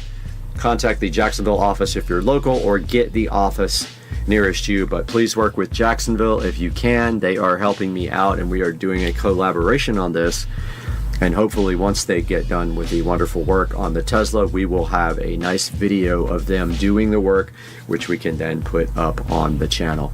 Guys, thank you so much for watching the video. I can't wait to see you next time in a couple of weeks when we get this done, and we'll see you guys soon.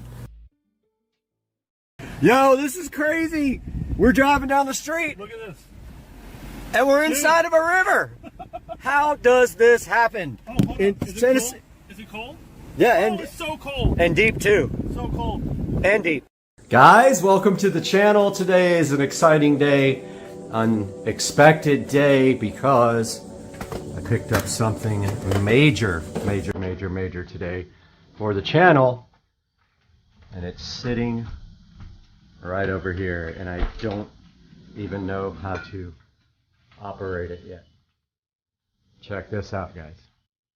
Brand new, used, of course. Editing rig, gaming rig for Supercar Street Racing channel. And this is the Ryzen 12 core processor, water cooled. Got the RTX 3080, 64 gigs of RAM. Just a sweet setup. I'm actually trying to figure out how to open the case. It's a Leon Lee case, and I'm going to open it up and blow it out with air before I even start. I don't know if you guys can see in there because of the reflection, but yeah. Finally got a computer. I'll explain. My old computer was terrible. You guys can sit here and watch me struggle trying to figure out how to open this case now.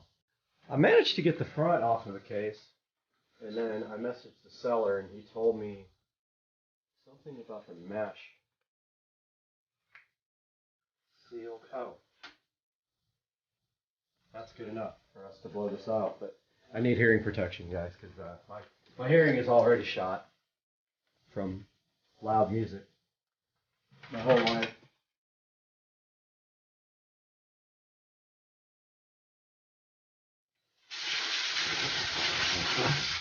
Oh yeah.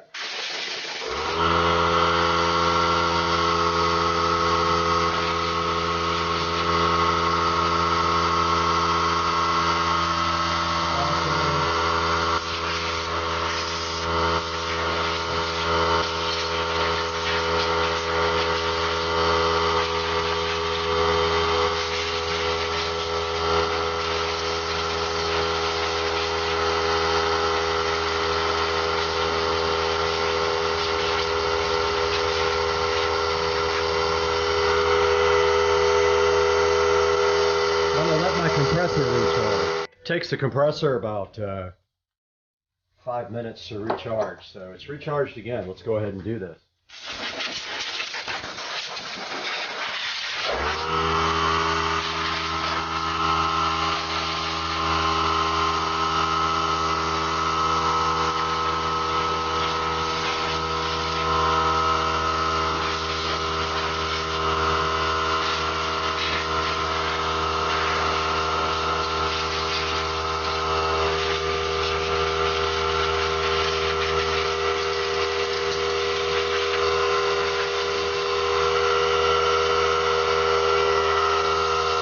Needs one more round.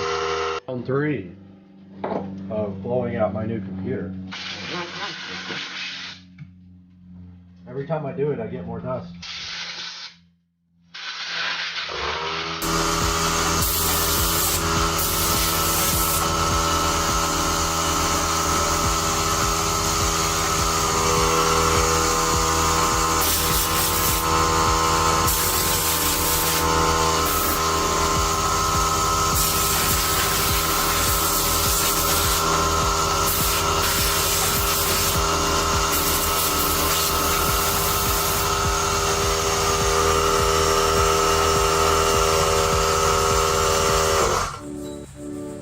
Good enough. Here's a good look at the MSI motherboard and the RTX 3080 Tough graphics card and the SSD here, 1 terabyte SSD. Looks like I can put another one at the bottom down there. So I'm gonna order that today. Get that installed. I need it for editing. I need a second SSD for editing. But yeah, guys, so far, so freaking good, huh? So we'll see you guys inside when we hook this up. I lied because I didn't clean the glass yet. Go ahead and give this glass once over. And then once I get it in its spot, I can clean it again. So this just closes like that, just kind of magnetically. Like that. Got all my fingerprints all over it, which it will again because I'm about to carry it inside. This is cool, man. I'm so hyped. I think this is my first, believe it or not, even though I'm an IT security engineer, this is my first real PC. Looks like the front case just kind of, actually it needs to be blown off too. Good grief. Now that's good as well. The Leon Lee case.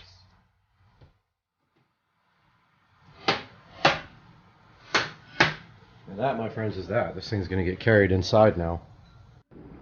We are here in the Supercar Street Racing Editing Palace. And we need to make sure that the old PC is ready to go with remote desktop because you need to be able to get to this, possibly. Let's see. Not remote desktop, Team Viewer. I don't know what I'm talking about.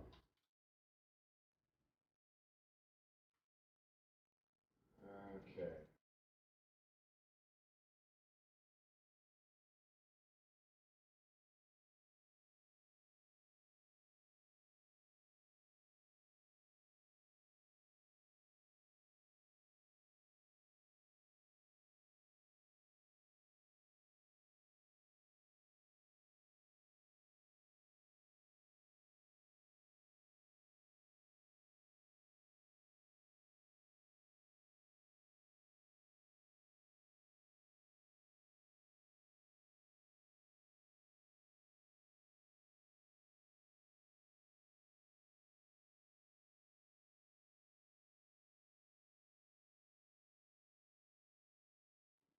We are here in the Supercar Street Racing Editing Palace, and we need to make sure that the old PC is ready to go with remote desktop because we need to be able to get to this, possibly.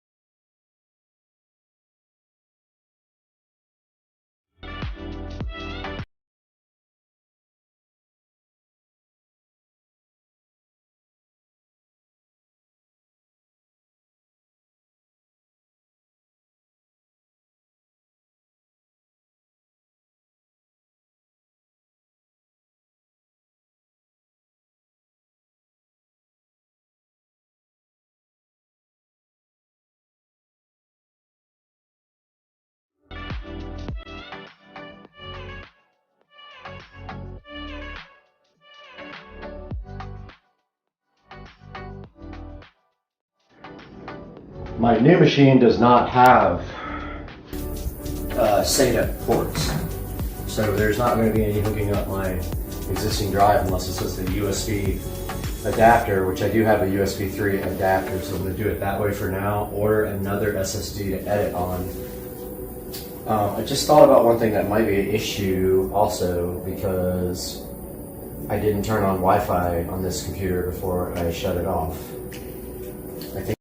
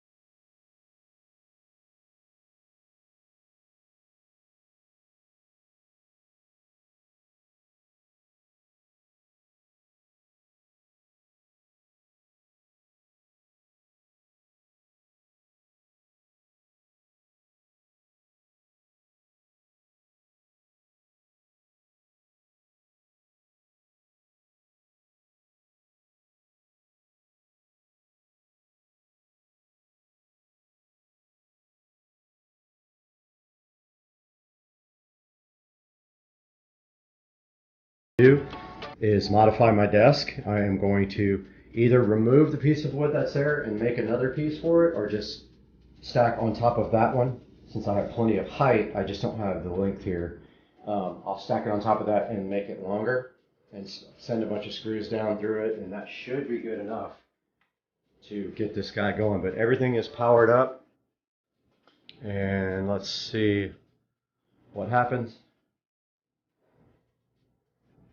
after we get logged back in over here to work.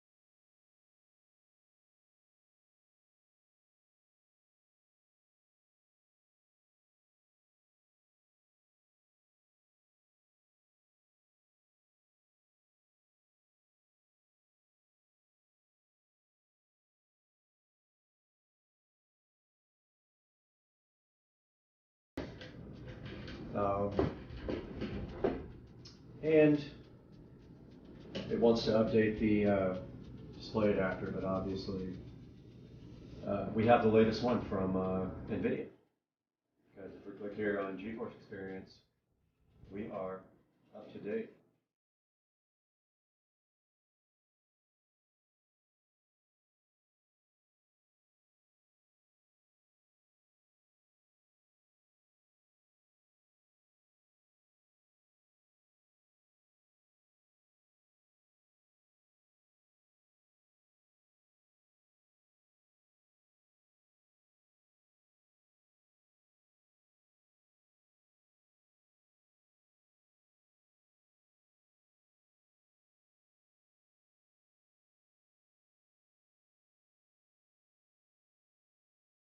Guys, we have gone through a little bit of a pain point with our rendering drive until we get our new SSD in tomorrow.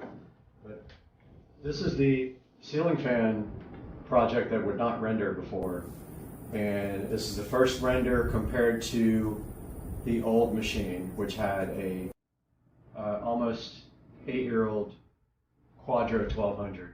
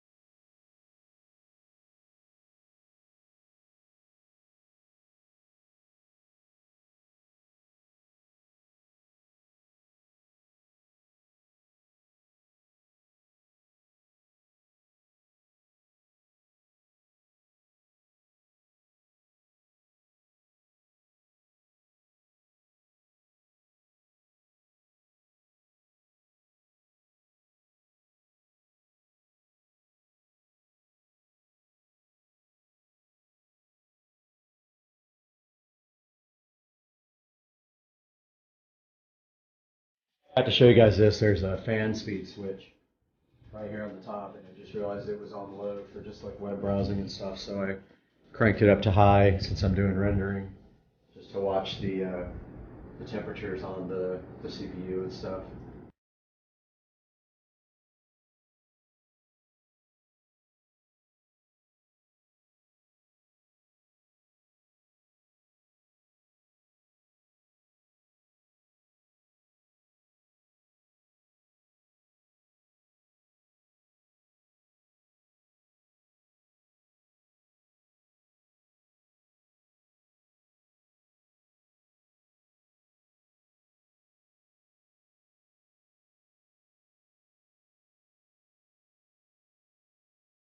I meant to tell you guys also, Premiere Pro seems to be way faster than Vegas Pro. And the only reason that I stopped using Premiere Pro is because of this massive bug that I found. And literally, I could not edit on it anymore because it would start eating up system RAM. And then it would eventually use up all 16 gigs of my system RAM, and then it would crash the computer. The whole computer would crash. I was going to show you guys how struggling the GPU is and the computer when there is time lapse going on. That seems to be super GPU intensive. Alright guys, I've been playing with the computer all day long. Did eventually get my one video edited about the ceiling fan. Took forever because there's some kind of issue with the actual project that wouldn't get past a certain point. So I ended up rendering it in like 3-minute chunks or 5-minute chunks until I got it all done. Then I put those in a final project and I rendered all that at one time and it worked fine. I'm switching back here to Premiere to try to start editing in Premiere, because you notice here in Premiere It's so much faster. It uses all GPU, almost no CPU, whereas Vegas Pro is primarily CPU heavy, and even people on the forums are like, man, something's wrong with this thing. And it takes forever on Vegas. So I'm going to switch back to Premiere, and if I need to do like some time lapses, I'll probably use Vegas for those because it's so much easier. But I hope you guys like the upgrade to the channel with the brand new PC to edit with. I love you guys. Peace out.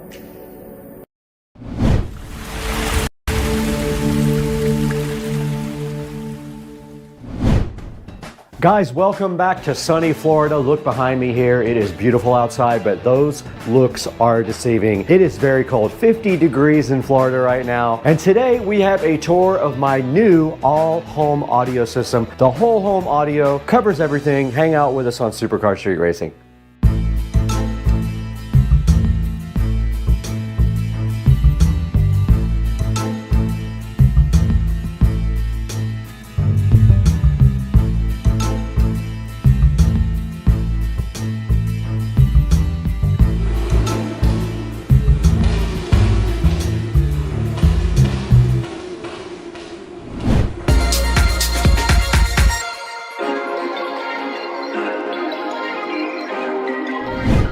Welcome back to Supercar Street Racing. Brad here, and right behind me is my whole home audio system. Today we're taking a tour of the house. We're going to show you how that works in the entire house today, and it is all going to be brought to you by Juke, who was kind enough to give us a small discount on something for this whole home audio system, and hoping we get to work with them in the future with the Juke Plus, which is their other model. This is the 8-zone Juke whole home amplifier, and we have that today to look at, and my whole house on the channel. We're going to go through everything. I'm going to show you all the speakers, talk about the brands, talk about this whole home audio system that is done and complete, and we're going to go over all that right now, so hang out with us again today on Supercar Street Racing.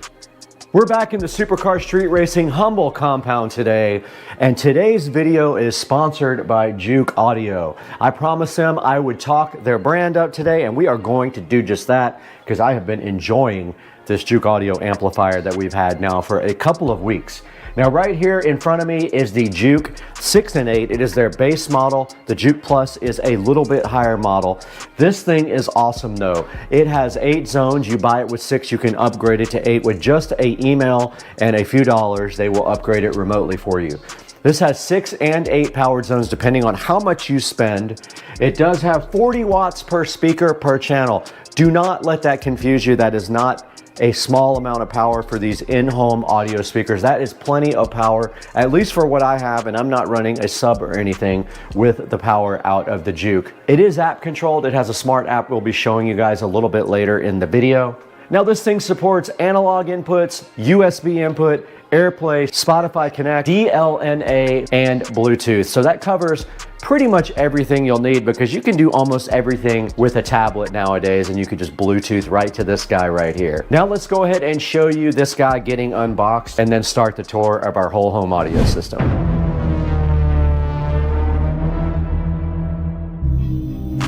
We have been dealing with crappy whole home audio for years, but today we have a solution for that. We have finally spent the money to get a proper whole home audio system. Now this Juke audio amplifier is a whole home smart system. We're gonna get this unboxed here on SCSR and see what's in the box and how it works. Let's go, dog. Guys, today we have the Juke audio whole home audio amplifier here. It is a smart amplifier for your house, 6 zones, smart, does everything you need to amplify your entire house. And they have one above this called the Juke Plus. I did not buy that. It is about $1,000 more.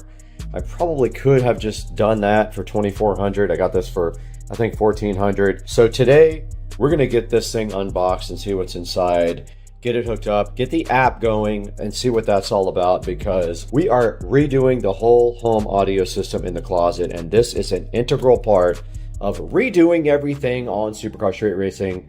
Patented SCSR knife is here opening up the box. We need to get this thing open right now and see what's inside because I'm hyped, guys. Juke Audio, so made simple right in front of us. The whole home audio amplifier is 6 zones smart. capable amplifier, and inside of the box with the presentation level being elite, this Juke audio package right here. Don't know what it is, but let's get it out of there. I like it. SCSR knife is patented. Do not try to make one like this, because it actually came from IKEA. Inside of the Juke audio box, looks like some rack mount ears here, which we're not using. These look like rack mounts. A standard, maybe 2 or 3 pin power cable. Some breakouts for the speakers, and also a Cat 5 cable, Cat 6 cable, and a Sound Made Simple diagram here. It does do Wi-Fi or Ethernet, and there's a start there. I already got the Juke app downloaded, but that is a good look at what's inside of the box before we get to the meat and potatoes. The Juke is so fly with the charcoal padding inside. Let's get that out. All right, now Juke did say that the optimal connection is Ethernet, which we will be using. There are 4 breakaway boxes in the back here for speakers. Literally nothing on the front here. It just says Juke audio. No lights or anything.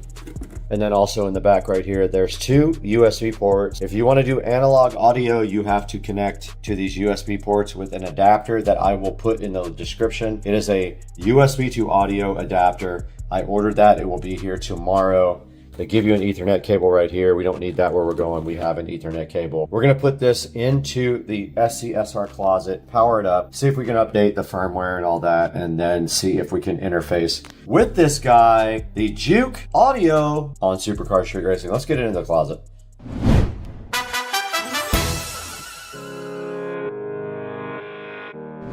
Guys, we're starting the tour right in front of the Juke here, and we're going to outline everything that is in this new audio closet for the whole home audio system. Now, you're gonna have to go back to my videos. There's a 6-part video of my whole home audio refurbishing. I started with a closet full of clothes and racks, and I did everything to bring this guy up to modern standards. And I've always wanted to do an app that controlled each room with volume in each room, and this Juke audio 8-zone amp does fit the bill. It does great on that process. Now at the very top here, this is the box for the Juke audio. You guys just did see me unbox this. This thing is so cool. It comes with rack mount ears here. I did not use them. Let's get this box out of here. Now starting on the top here on my whole home audio tour, there was a hole in the wall right up here where the wires were coming out because the old setup had a amp up high on a shelf, like a wire shelf. I did get rid of that wire shelf, and I closed up the hole right there as well, you can see.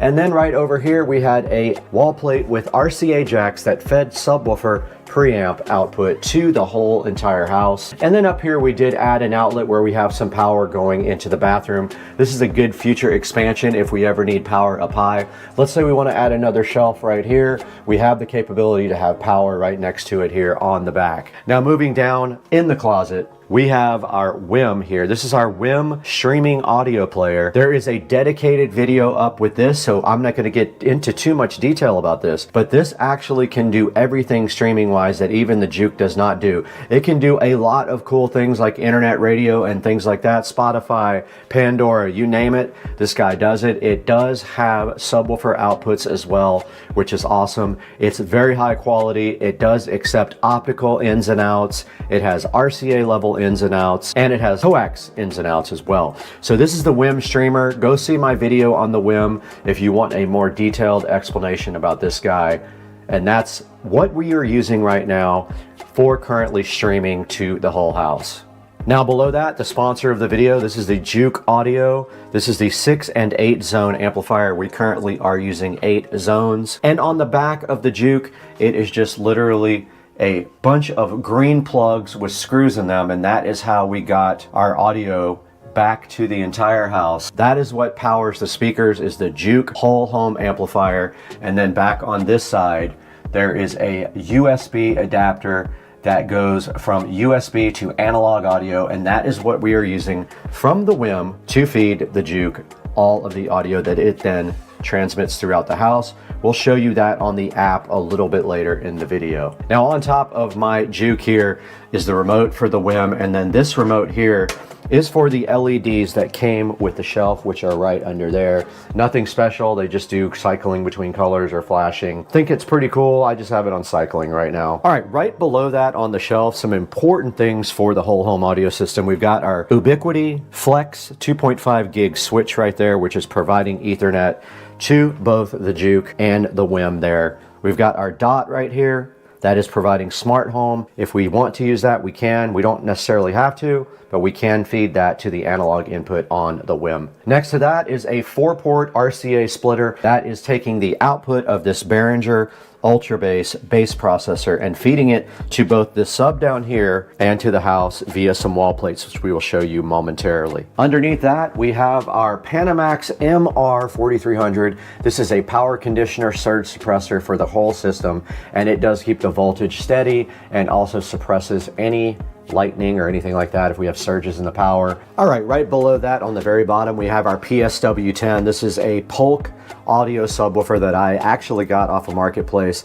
The screws are a little rusted. I never touched those up with black. I'll probably have to go back and touch those up to make it look better. But what you can't see behind that, you'll have to go back to my video, is we have wall plates back there for sub. We have wall plates for Ethernet, and we do have power right behind this sub right here. And that was all put in my video, so please refer to my whole home audio closet refurbished video. There will be links for all this in the description. Okay, that is going to round out the tour of the theater closet. Let's go into the next room here, which is the home theater.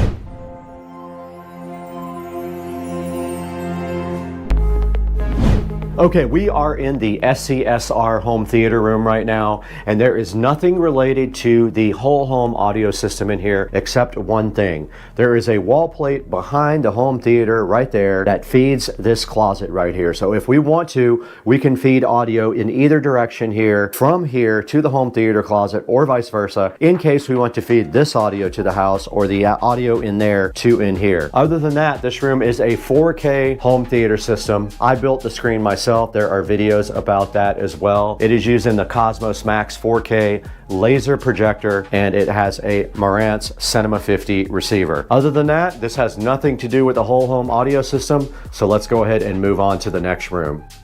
The next stop here is a familiar one if you watched all my videos on my bathroom remodel. This is my guest bathroom here, and it does have two 6.5-inch Mica in-ceiling speakers, which are fed from our Juke whole home audio amplifier. There's not much to say about this room. I always wanted to put audio in here. I finally was able to do so when I remodeled the bathroom, and I did seal this audio zone from my bedroom because my bedroom is no longer connected to the whole home audio. It has its own audio independent system in there. So we did not need to have that zone. Since we only have 8, that precludes us from putting another zone into the bedroom, and it's pretty unnecessary as we have a nice 7.1 audio system now in the bedroom with Dolby Atmos and everything like that. So this is the guest bathroom, guys. Guys, welcome to the forum. I like to call it the forum because this is where all the magic happens. No, it's pretty dead most of the time, but this is the Supercar Street Racing bedroom, and you can see it is nice and sunny outside. And inside the bedroom, this is not connected to the whole home audio system. It used to have that speaker and that speaker connected. Those are disconnected, except this middle one here is now feeding center channel from our Marantz receiver right here. So we do have front, left, and right. We're using the speakers from the old theater. So we have left, right. These are Atmos. So the left and the right up top are height for Atmos. That's the center. And then we do have our surrounds back there. Nothing else of interest in this room ever happened, so we won't spend too much time on it. There is also a Polk PSW10 there in the corner as well. One of my favorite subs of all time. And in here you also see the Cinema 70S. I do have 2 of these guys, one in the living room and one in here, providing the audio output. And that's gonna wrap it up for the bedroom tour. We're back in the beautiful SCSR sunroom, and I wanted to briefly show you guys what was in here. I have a whole project plan for the sunroom to get this TV up and in the air and some surround in here, but for now, the only thing we have to worry about in this sunroom is these in-ceiling speakers that have been here for a minute. 2 6.5-inch in-ceiling speakers. They're supposed to be 8s, but in reality they're 6.5s. And those are fed by one of the zones in the amplifier closet over there from our Juke amplifier. Nothing else to worry about in here. Eventually, I would like to get that TV up in the air there, just like that, and put some 5.1 surround in here. But that is a pretty large project that's gonna take me a lot of time in running wiring and stuff like that. So for now, that's all we have right here.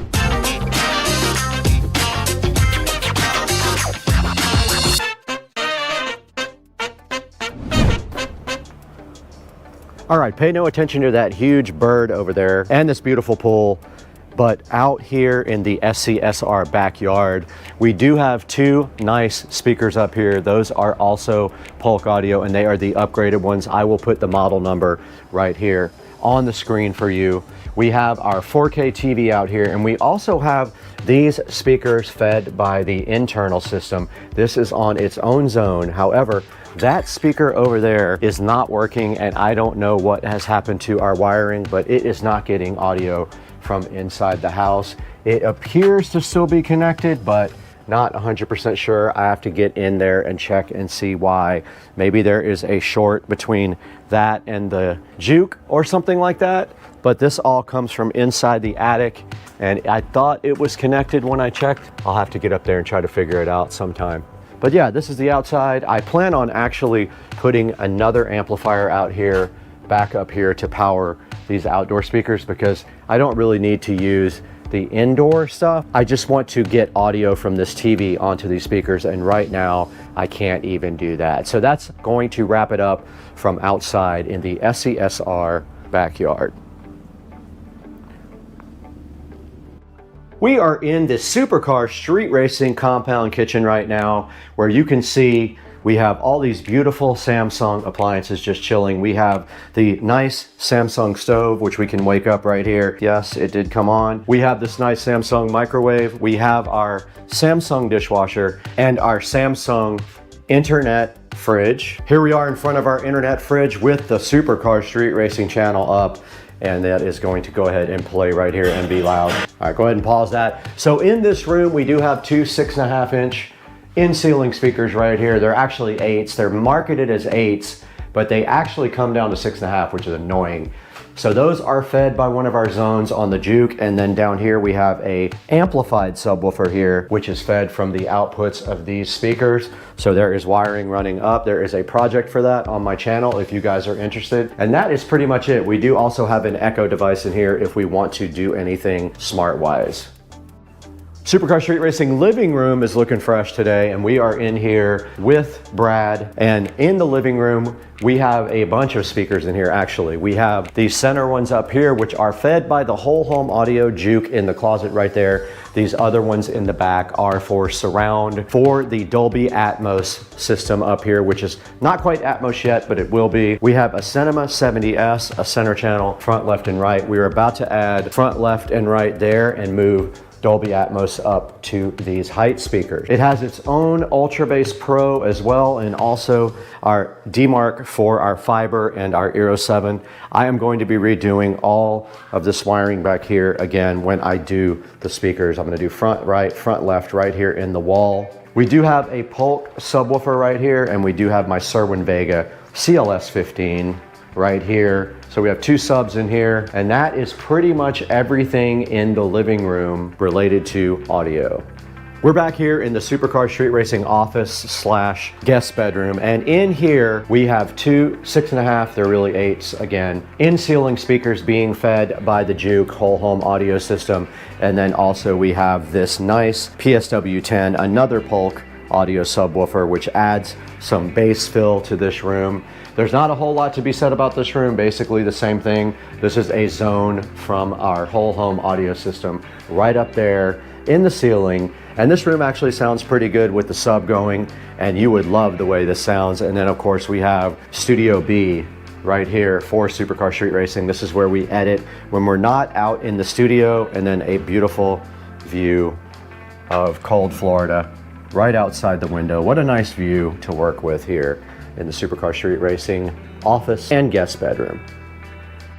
When you're in the office here, you do have a nice bathroom here. This is actually the master bedroom, by the way. And when we walk into this bathroom, you notice immediately we have a 6.5-inch in-ceiling speaker right there, which is also fed a zone from our amplifier in there. And if we walk into the shower stall in here, we also have a 6.5 in here. Now these guys are set up in stereo, so this is left and this is right, or vice versa. I don't know exactly which one, but this gives you nice audio when you are in the shower here and entertains you while you are getting clean.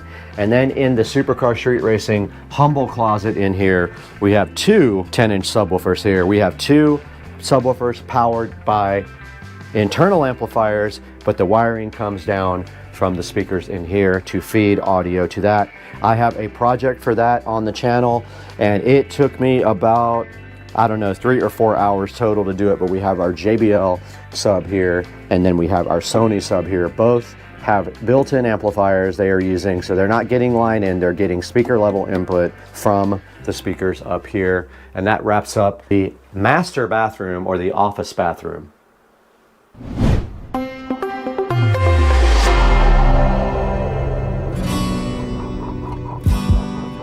Let's go out to the Supercar Street Racing garage now.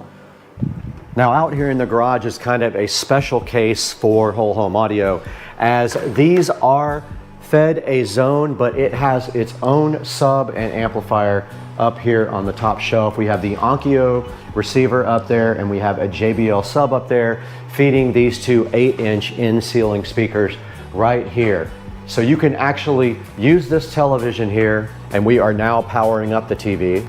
Now we just did power up the TV, and that is feeding the audio up here on the 6.5-inch speakers, and also feeding the sub up there. And you can see we got Supercar Street Racing on TV right here. So you can also feed this and the patio, which is right outside that door we will show you next, with the whole home audio system. So this is on its own zone as well, and allows you to either use this TV here or the interior audio system for feeding the garage of Supercar Street Racing.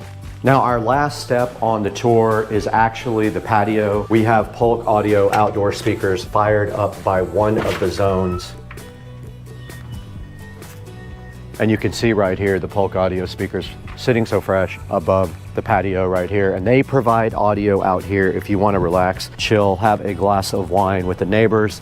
You can put the audio on from one of the zones, and that is the same zone as the garage.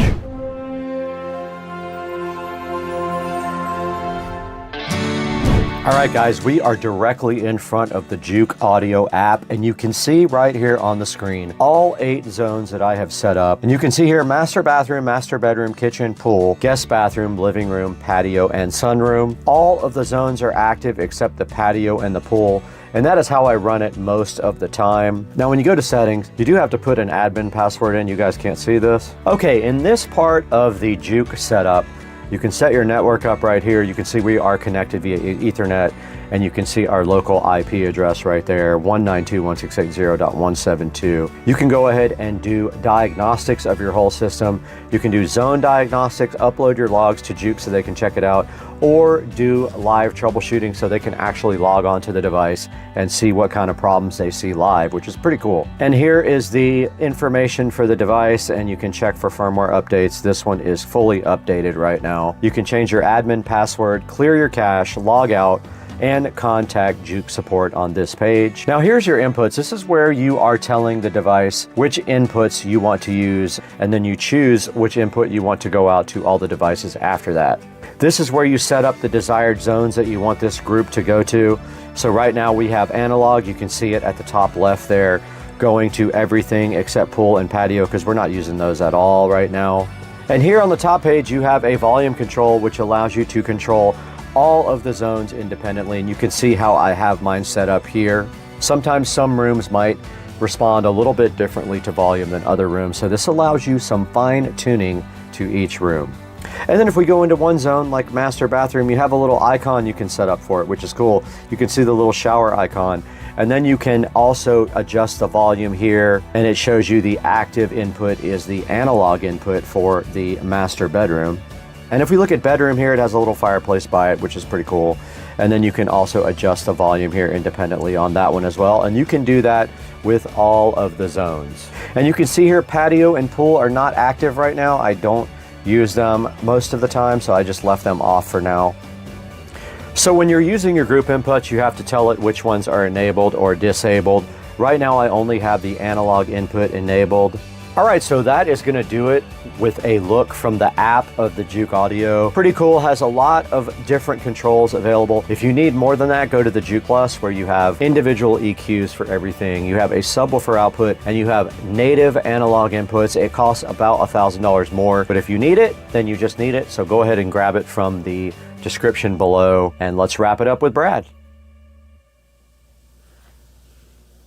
All right, guys, so that wraps up the whole home audio tour with the Juke amplifier there, the whole home audio amplifier feeding 8 zones of audio into the entire house. If you have questions about anything in my house or you need assistance, just let me know. And that's gonna do it for today. We're gonna wrap it up, but we're gonna show you the Juke audio amplifier on Amazon real quick as well.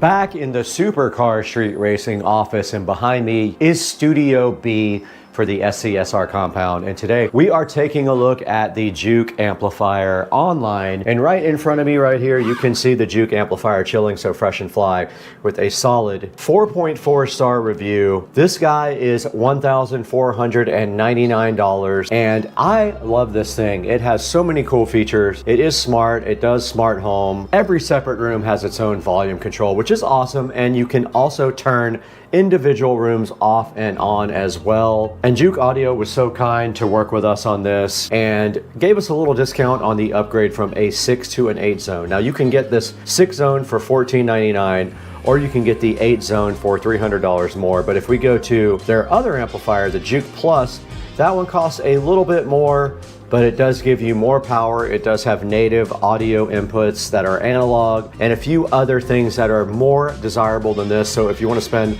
a little bit more, go ahead and get the Juke Plus. Now here's a look at both of these guys on the website. So the Juke 6 and 8 is $14.99. The Juke Plus is $24.99. Now it is limited to 6 zones. So if that is an issue for you, you might want to stick with the 6 and 8. But the cool thing about the Juke Plus is it has subwoofer outputs as well, and 100 watts per channel. Does also long range Bluetooth streaming, so a little bit better Bluetooth connectivity. It does also have an equalizer for every zone. And like I said before, it has analog inputs as well, which is helpful for some people if that's on your need list. Go ahead and check that out. Looks like it also has a Wi-Fi antenna right there. They may have upgraded the Wi-Fi system. I don't really see much about that. But looking at the Juke 6 and 8 right here, has 14 reviews, all 5-star reviews. And there's the 8 zone right there, $16.99. $14.99, so $200 more if you buy it directly from here, and you do get the 8 zone. And then you can see right here, amplifying every room. And of course, it does support multiple users as well. You can have multiple people log on and control their environment. And there's the back I showed you guys a little bit earlier. Up to 16 channels. It has an Ethernet port, and it has 2 USB connections that when coupled with an adapter, which does not come with it, you can actually do analog. It is 2 rack units tall. So go ahead and check out the Juke, and thanks again for supporting Supercar Street Racing. You guys are an integral part of the channel, and please like and subscribe. It helps us so much with the algorithms. It helps keep our videos up at the top and shows people that we do have support from our fans. So go ahead, like and subscribe, buy all of your products, anything from Amazon you want. Click on any of our links in the description and you can buy anything you want, and it gives us $1 or $2 here or there to keep the channel up and running. But we got to get out of here. We have to go to Cliffs.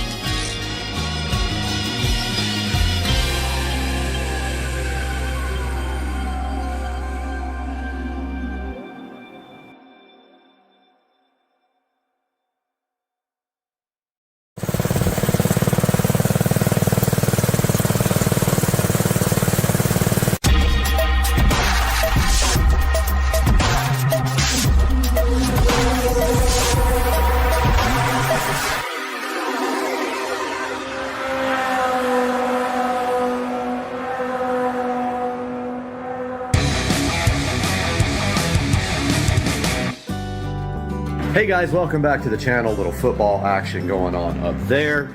And FedEx just came over and dropped this package off for us, and this is mini bike parts. So let's take a look and see what's in here first. There's our packing list. small parts enclosed, don't know what that is. There's our nice clutch cover. Gonna look good on there. And there's another bag of parts that I don't have any clue what they are. So I'm gonna put the phone down here and open these guys up. Okay, we have the 2 chains right here in that package. In this package, we have a new accelerator grip and a new hand grip for the other side. And we have our new black brake thingy. So yeah, that's all that came today. The rest is back ordered. The key is ordered for these sprockets. And the wheels are ordered, and I do have to order tires. I'm gonna get online and do that right now. All right, guys, I just ordered the Sun F street tires for the cart. So I don't know when they'll be here, but I did order them, and hopefully they will come in soon. And we'll run these new wheels that we're expecting up to the tire shop and get those new tires put on the new wheels. And now we're gonna take a look at some of the parts that we received and get these guys installed. And we really only have 3 things that we can install today, and one of them is this black, beautiful brake handle from Monster Scooter Parts, I believe is the company.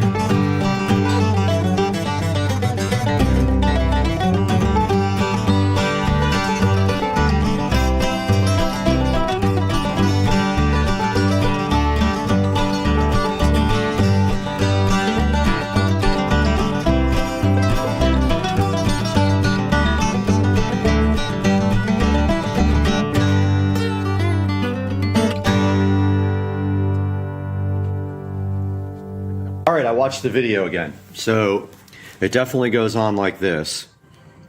And this does go on with the indentation facing out according to the video. And then this guy, I believe, goes on like this.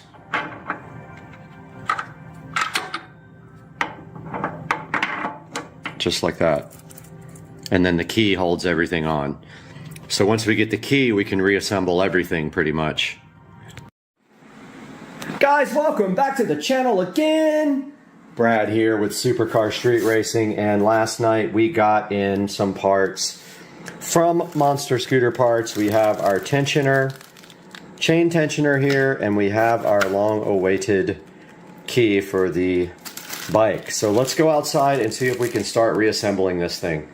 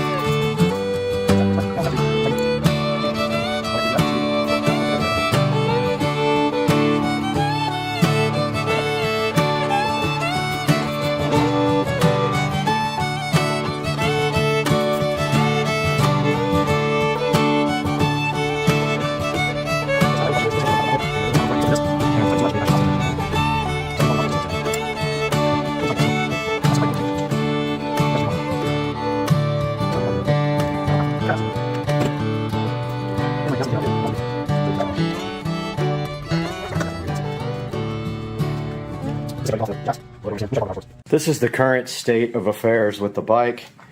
The chains are all on. The tension seems okay on this. It might be a little tight, not sure. I haven't tightened down this yet. I'm about to tighten down these bolts and then get it off this jack stand. I also got to put washers on the front wheels, which I didn't do last time, so I'm going to do that now.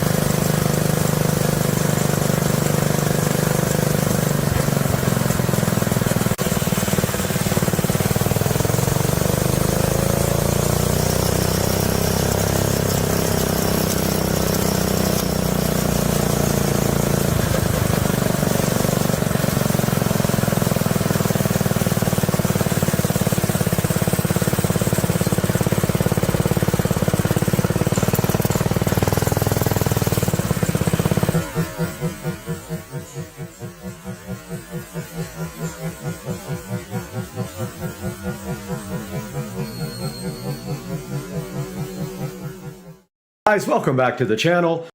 And today we have the split volt 24 amp charger we're going to take a look at.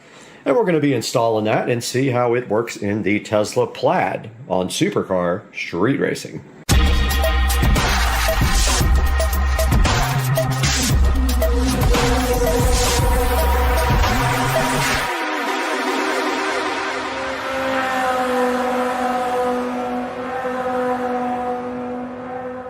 This is the split volt NEMA 10-30 charger, and it came in this beautiful bag, which I probably won't use because I have a Tesla mobile connector coming for the car, but this will be permanently mounted in the garage.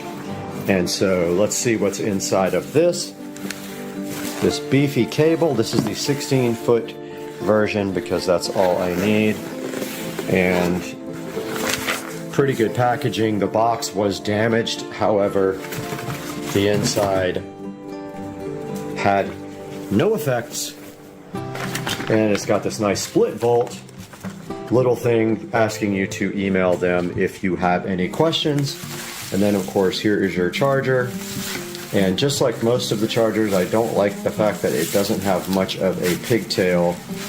However, that's okay because it has a 16-foot cord and it doesn't have to go that far. I was hoping I wouldn't have to mount this on the back wall, but it looks like I will mount it right next to the dryer, right off the pigtail, and then take it into the car. So I did return the Electron charger. It would not do over 16 amps, and so it was a little bit cheaper, like $100 cheaper, and it wasn't worth it. So I returned that and I got the 24 amp charger, which I will open now. Here's a look at the Electron on the front with the power light, charge light, fault lights, maximum 24 amps. And on the back we do see that it has the capability to be mounted right there with a screw, which we will have to use a drywall insert. And then we have our J1772 connector, and I have a J1772 adapter, and this should be a NEMA 1030 plug hiding under there that I will open now. Okay, here's the NEMA 10-30. I do have a splitter fryer, so we will go outside now and get this thing plugged right in. Alright, back behind the dryer, we already have the NEMA 1030 splitter there. We are going to go ahead and mount the split volt right next to the washing machine here. The washing machine actually, of course, does not feed the 220 volt circuit, does not need it. It's the dryer on the other side, but we're gonna mount this thing pretty close to the splitter right here where it looks good. And first we gotta vacuum up all this junk and clean up this back. Alright, I got the area all cleaned out, nice and mopped. It looks way better. So now my plan right here, right now, is to get this charger mounted somehow, and I need to figure out the height that we're going to put it back here as well, so I'm going to do that now. Alright, we got the split volt 24 amp charger mounted on the wall. Now we have to work on some wire management. I am unfortunately almost out of these big clamps, and I don't think the next size up will fit. I'm going to try it. I only got one of those right there, and I've got two of these, and I really need like 3 or 4. It's a complete bummer. None of these other ones will work. Maybe I have something else around here I can use, but I want to get the wire tied up all nice, but I'm not going to be able to use regular screws because the drywall is just going to break out. So got to use inserts and all that, so I'm going to work on that now. I got the clamps installed on the wall there and there. That one's a little bit too big. I'm actually going to go down to Ace and see what they have, but this size is too big for it. It's the size down below that, and I don't have any more. And I want to get something to mount to the side of this toolbox here, or the workbench, to hang the hose on right here so it coils up right on the edge. So I am headed that way to do that now. Headed up to Ace Hardware, the best place on earth. It's pretty close to the house. We're in the Tesla Plaid. that I don't fully understand how to operate yet, but I've been having fun playing with it for sure. Just took Susie out for a ride and absolutely blew her mind, and all I can say is this car accelerates at an insane rate that I've never felt in my life. I've had 1,000 horsepower Supra, 800 wheel horsepower, both my Supra and my IS300, and they are slow compared to this car. I can't imagine what a 15 to 2,000 wheel horsepower car actually feels like. It just has to be unreal, because this thing is a beast at 1,020 horsepower. And I don't know how much parasitic loss there is. There's no transmission, so it must put most of that down to the tires. It feels like it does, because I'll tell you right now, I haven't had a car that would even come close to this car. So I might take this thing out to the street races at some point and see how we do, if I can get somebody to go with me and film, because this thing is a beast to drive and film. But yeah, we're headed to Ace Hardware right now. We'll be there shortly. All right, so this is what it looks like after I got done. We have the split volt charger right there, secured to the wall with cable clamps. It runs along the wall like that, comes down the side of my workbench, and then I installed this nice hook for the cable.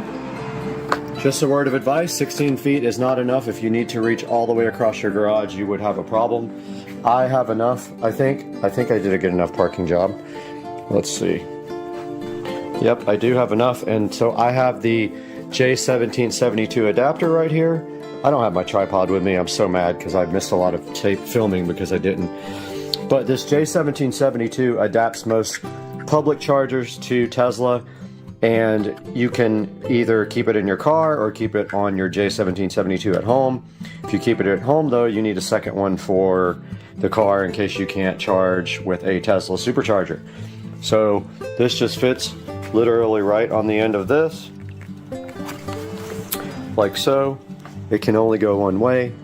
There's no way to mess this up. And then it goes right to the car. So I'm gonna do this now with the other hand because I am filming. The J1772 adapter is on. Let's see how the car reacts. All right, the charging port opened for me, and let's go ahead and charge. All right, the blue Tesla logo turned green. Don't know what that means.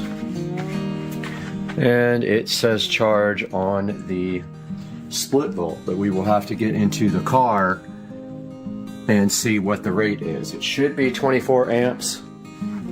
We could actually go on the app too, but let's go in the car. So it actually, you could see it through the window. 5 kilowatt hours, 24 amps. So we can't go any higher than 24 amps with my circuit, but that is, what, 17, 18, 19, 22, 8 amps more than I had before. So I'm hyped. This is where you set the charge rate. And so it said 2 hours to fill up, so it'll take 2 hours to get to the tip of the charge. Very cool. So that is the split volt 24 amp level 2 charger for the Tesla, all mounted up and ready to go. I kind of like the charging thing that was on the screen when I closed the door. I'm going to try to get that to come back up so I can show you guys on video. So this is what comes up when you are away from the car. It says charging time remaining 2 hours and 45 minutes, 24 amps of 24 amps, 238 volts, 6 kilowatt hours. By comparison, a supercharger the other day did 62 kilowatt hours. So about 10 times faster would be my guess. But yeah. Looks pretty good. I might put a couple more cable clamps on this over here. There's not much more I can do to clean it up, aside from running something through the wall and plugging it down here maybe or something like that. But I'm not disappointed with this turnout. It's pretty clean. There's really not a better way to do it. This dryer vent already looks like crap over here, so now all I have to do is put my charger right up on this hose reel thingy when I'm done. Guys, I hope you enjoyed the video. Thanks for watching. Sorry it's going to be a short one because I didn't video everything I was doing, but we'll see you guys really soon. Welcome to SplitVolt. Want the fastest electric vehicle home charger for the best price? SplitVolt portable 24 and 40 amp EV chargers have the best overall value with the lowest price and fastest allowable NEC safe charging rates. Its 16 feet length provides flexibility while also being lightweight. It coils easily into the included canvas carrying case. SplitVolt portable EV chargers can often use an existing dryer socket. Just plug in, and you have 21 or 37 mile/hour fast EV home charging.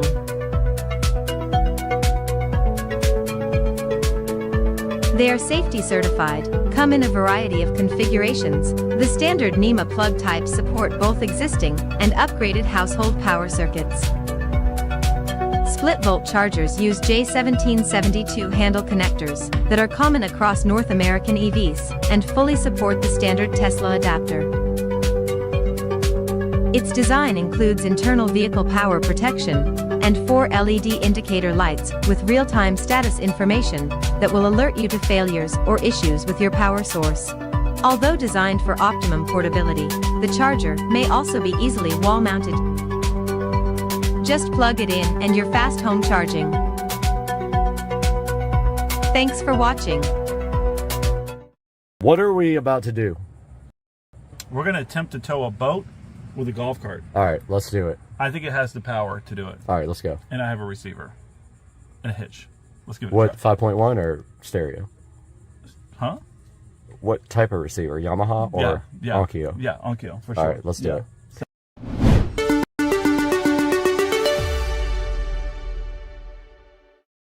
Welcome back to the channel. We're so happy to have you back at Supercar Street Racing. And you can see right here, we're out in Studio A. Our real studio where we do the most editing is right here behind me. And I'm so happy to have you guys back because we have another golf cart battery for you guys today. This time, Sysway reached out to Supercar Street Racing to see if we would be interested in installing their Sysway battery in a golf cart. And I said, of course, I would love to do that with you guys. They sponsored us, they sent us a battery. So today, we're gonna get that battery opened up completely, get it installed, and remove the lead acid batteries from a golf cart. Let's hang out today. I'm glad you're here.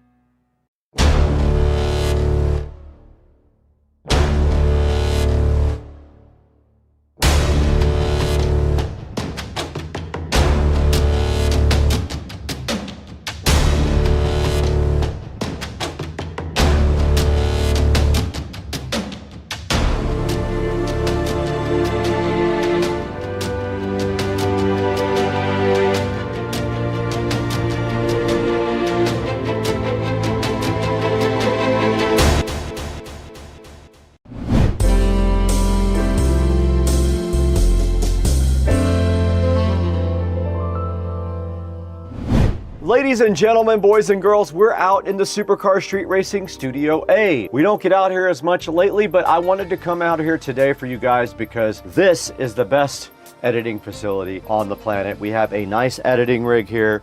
We have all the appropriate monitors, and I don't know if you guys remember, but go back and check out the video where I built this about 1.5 years ago. I did almost everything in here except build the shell, and I'm super proud of the work I did. But anyway, back to the video. Today we have a new golf cart battery from Sysway. It is a 48 volt, 105 amp hour battery, and I'm super hyped to be presenting this to you guys today from Sysway.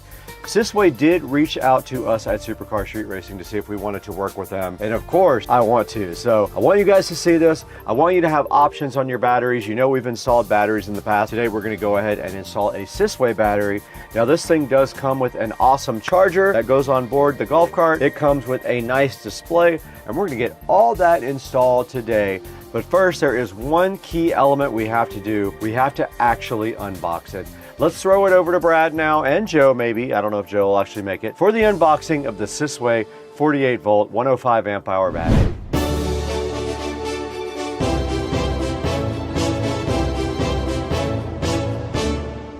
Hey, what's up everybody? We're back in the Supercar Street Racing living room again, and right behind me on the ground, and the reason we are actually in the living room right now is because this battery is heavy. I would have to guess this is over 100 pounds. It's sitting right on the floor below me, so today what we're gonna do right now is get this thing opened up and take a look at it. But in order to do that, we need to grab our other camera too, because I want you guys to have a nice top view of this battery.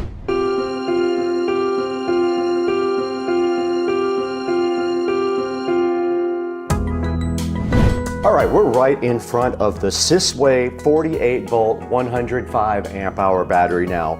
We're gonna go ahead and get this guy unboxed really quick. There's not gonna be a lot to the unboxing, but there is going to be a little bit of work here. The first thing we have on top is a nice user manual right here, as you guys can see. It is an envelope with some stuff inside of it, and directly inside of it we have a parts list, just like that. We do have a instruction manual right here as well that we will go through, but it is just like the other battery we did. Parts and instruction manual are in this envelope. Now right here next to that, we have a couple of battery post covers. There is a red and a black battery post cover right here. There is a whole bag of hardware. So a bunch of miscellaneous nuts and bolts. Looks like some of these go to the actual battery posts. There's another box underneath that. I'm assuming this is the display. This is actually the display and the display cable in that box. And then this is going to be the charger. Here's our SCSR knife. And inside of this box is the charger. Now, unlike the other system, this charger does have a port. So it has a port and it does not use a regular extension cord. And then here's the business end of the Sysway battery right here. And it is damaged. It has been damaged in shipping. So we will have to let the manufacturer know that it is damaged. So hopefully it actually works. I'm actually gonna get it out and put it on the charger now to make sure that it does work.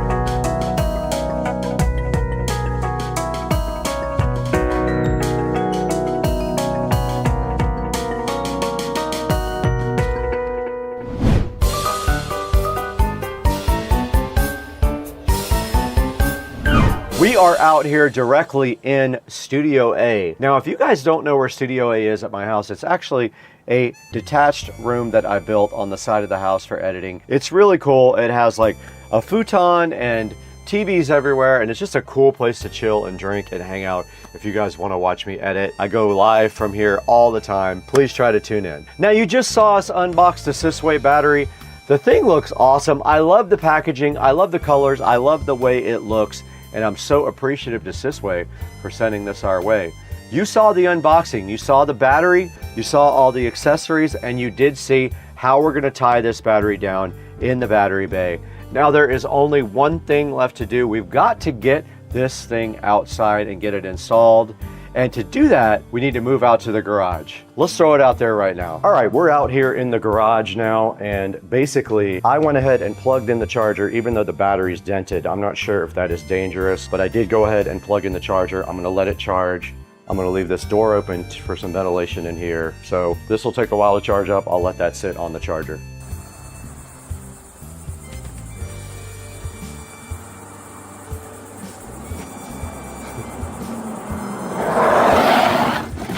What's up, dog? Let's go get a car, baby. All right, let's go get a car. Smells like rubber now.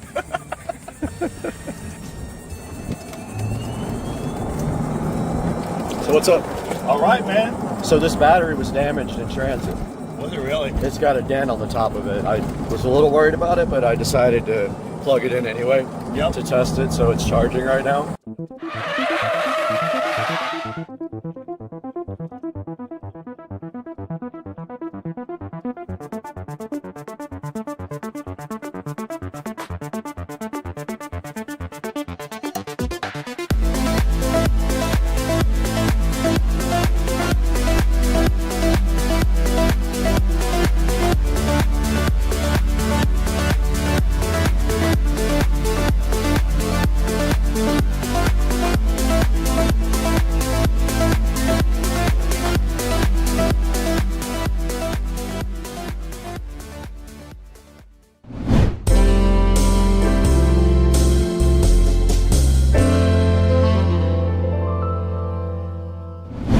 right, we're back out here in the garage again with another golf cart battery. What do we have this time? Yeah, so we found a great sponsor of Sysway that brought us a nice 48 volt lithium battery. Right. We went ahead and took a look at this in the living room, and we did find out that it was damaged in shipping. It wasn't the fault of the manufacturer. There's a hole in top of the box where that dent is. So something fell on top of that and damaged the box, and then went through and put a little dent. We went ahead and opened the app up and checked all the cells. They're all charging, so we don't have an issue there. Yeah, you're always at the mercy of the transit people and how they're delivering this stuff. So unfortunately, it just happens sometimes. But I will say a testament to the actual build of the box, because it's made out of metal and very well built, and it took a pretty good dent, no problem. I imagine maybe other batteries wouldn't have survived something of that nature, because it was a pretty good impact. Also, I did see the FedEx driver drop the battery off of his hand truck too. So it did take a spill directly off the truck. So there's that as well. Yep. So we don't have a whole lot to do today with this because it's a pretty simple install, but a lot of cutting. So what's our next step? So we found my buddy Mark that was looking to replace some of his older batteries with the new style lithium. So he's given us this card. It's a 2013 Club Card Precedent. We've done a couple of these, so I think that this is going to go very smooth and very easy. This is a great product, great setup. We're familiar with something similar to this. Yeah. So I think it'll go really, really fast. So the first thing we're going to have to do is get all the old batteries out of there, all these lead acid, dirty, nasty batteries. And that's one thing we want to show you, because that's the important thing about switching to lithium. These batteries that he has in here have not been in there very long, but like when you look at it, it's disgusting, because the overflow of the acid and all the fluid that comes out of these batteries is just attracts dirt. I know as someone that has a lithium battery that my bay stays beautiful. It's perfect because there's no dirt coming in there. There's nothing to stick to. So that's the first thing, is get it out of there. We're going to clean it, prep it to make sure that it's ready to take this beautiful battery, and then we'll start the process of installing. Okay, cool. We got to get some tools together. We're going to do that, and then we're going to get these batteries directly out of there. Sounds good. Okay, you guys just saw the cart that this is going in. We are installing this for one of my friends, and now the very next step in this is obviously we got to get those lead acid batteries directly out of this cart. Now the lead acid batteries are coming out because they are old technology, and now the new lithium ion is so much better. It doesn't leave stuff all over your garage floor. It doesn't require you filling it up with water. They just work great. They have more power output. They last longer, and they are eventually way cheaper than lead acid. Let's go ahead and get those lead acid batteries removed right now from the cart in the garage. All right, so one of the first steps that we have to do anytime that we're changing out the batteries is obviously get into the battery bay and take out all the old batteries. So we're gonna go ahead and remove the seat here to expose the battery bay itself. And I wanted to kind of talk a little bit about why everyone is so excited about moving over to lithium. There's a lot of benefits to lithium, but this is the one benefit is the cleanliness that you get with it. This is a great example of a golf cart that is taken well care of. As you look at the outside, it's in nice shape, it's clean. These batteries, they're called flooded batteries. When they're charging, they exude a liquid that comes out of it that's part acid, part water, and it just attracts just dirt everywhere. If you look at this, the other thing is that there's a lot of corrosion that's built up on these battery terminals. And that's the other big thing that drives me nuts, because anytime you're dealing with that, you're gonna have problems with connectivity, or with contact, I should say, and it causes all kinds of issues. So doing this upgrade is really gonna make life a lot easier for him for so many ways, but the most important is how clean it's gonna be and how nice and easy it is to deal with. What we're gonna get started on is getting all these batteries out. It's a little bit of a process. They have these here that are basically tie downs, we'll call them. These have to come out. They're a little bit of a pain because there's a long through bolt that goes all the way through. We'll remove those out of the way, and then we'll start taking out each one of these individually. Okay, we're back out in the garage now, ready to remove these batteries. So Joe is looking for the appropriate socket here. We've got the impact driver here ready to go. Basically those come out. Here's a bag for all the stuff that comes out.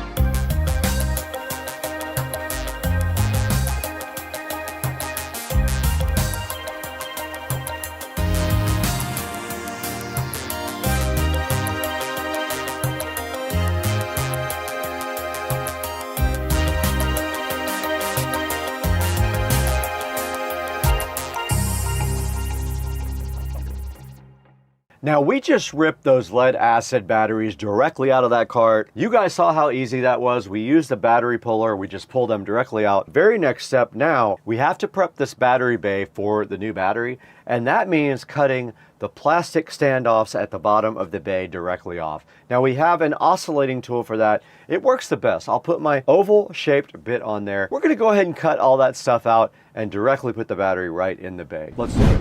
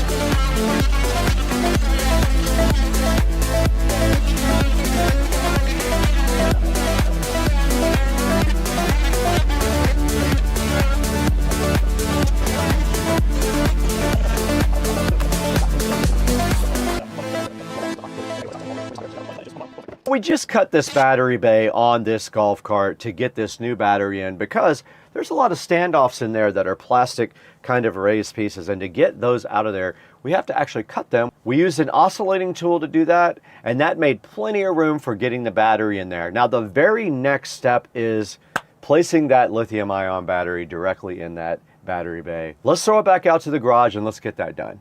I'm pretty sure that's the last block that has to come out.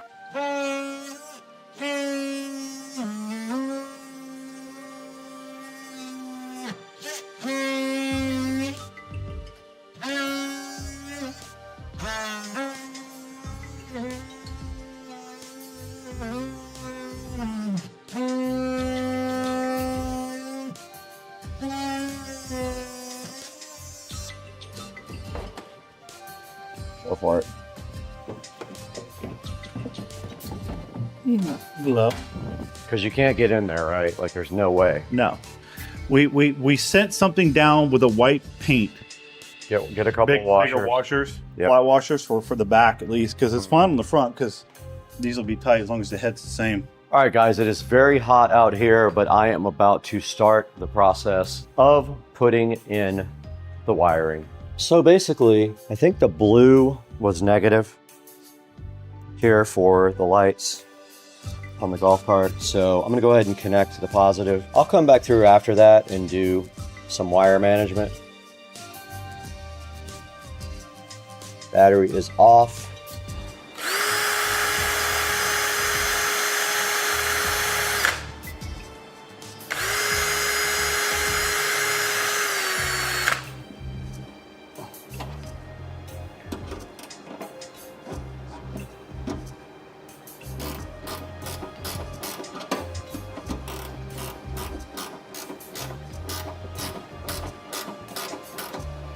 Okay, I'm gonna mount the charger now and then do some wiring cleanup. But there's gonna be a lot of extra wires in here that we're not using, but I've got some screws here for this.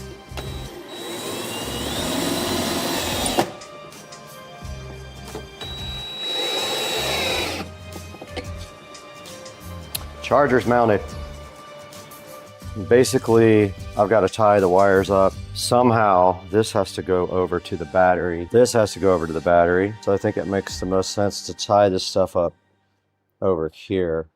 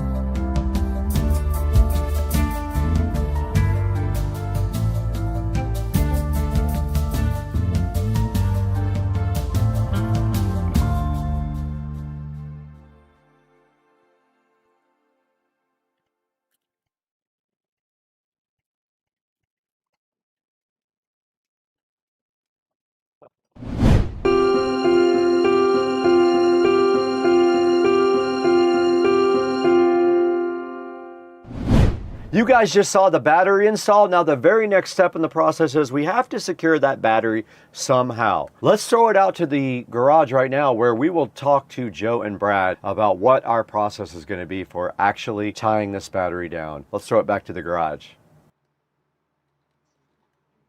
All right. Yep. Here we go. You got the washer on there, right? I do. Yep. Dude, it might run out of socket.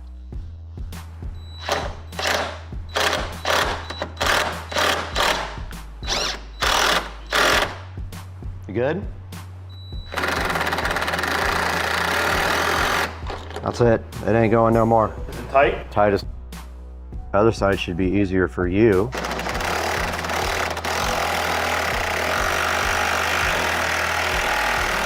Oh yeah.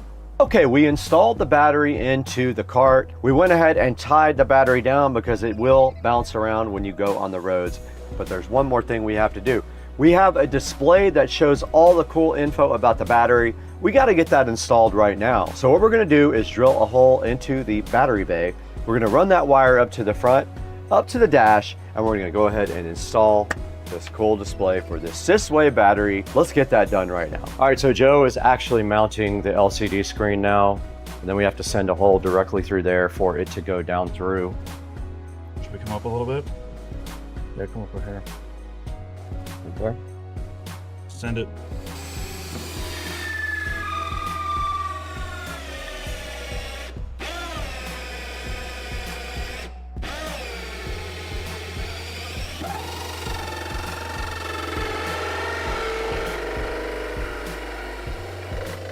It melted the plastic. It definitely did. But it doesn't have to be like super strong. I don't think mine went through the plastic. It's been totally fun. Good, good. Just like that. Perfect. Almost.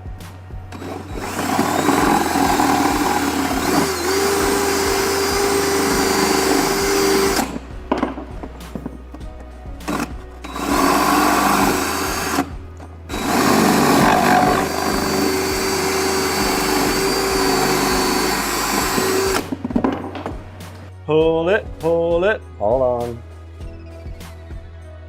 A hammer? Did you find my hammer? Yeah. What? It's ready for the charger to be plugged in, but it's supposed to charge you 100% before you drive it for the first time. All right, test the port. And charging. Perfect. I'll top it off. It'll only take like 10 minutes. Let it top off before we go.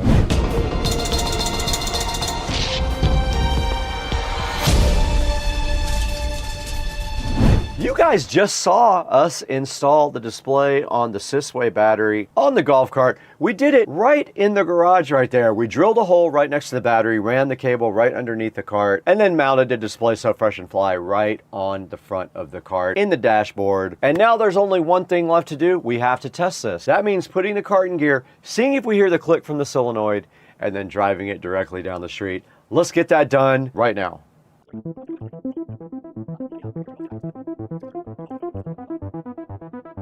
What's up, dogs? What's happening? We hooked you guys up with something special for your golf cart. You want to see? You want to see the new? You want to see the new? Yeah, it's from our YouTube.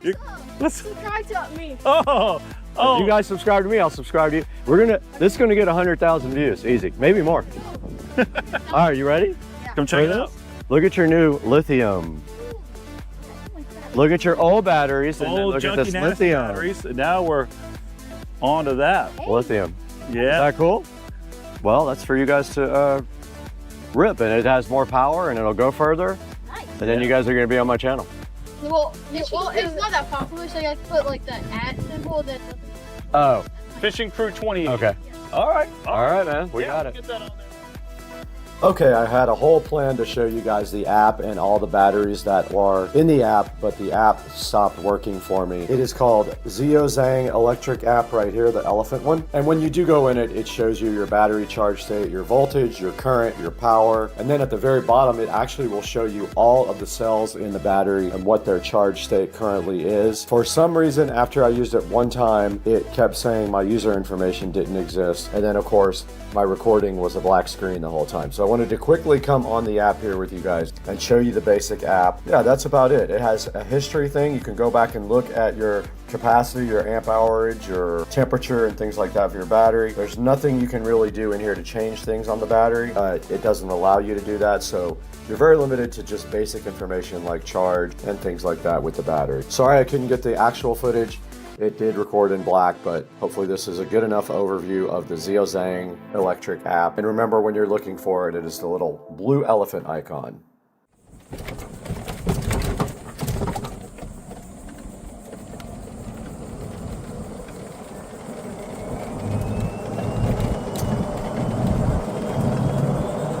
Let's do a drag race. I'll give you an entire cart. Oh!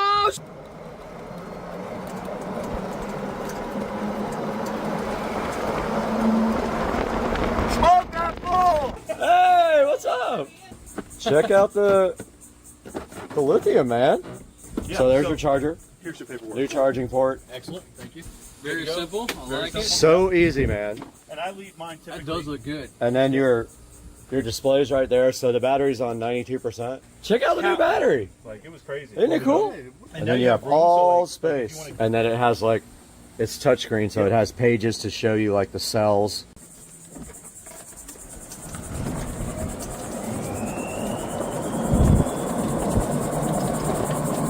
Acceleration was that fast? No, it's way faster. It seems better. Way faster. I drove it before. I think it's a lot better. It was not that good. Yeah. So, And it'll stay like that forever. It's not going to change. It's always going to be just top acceleration the entire time.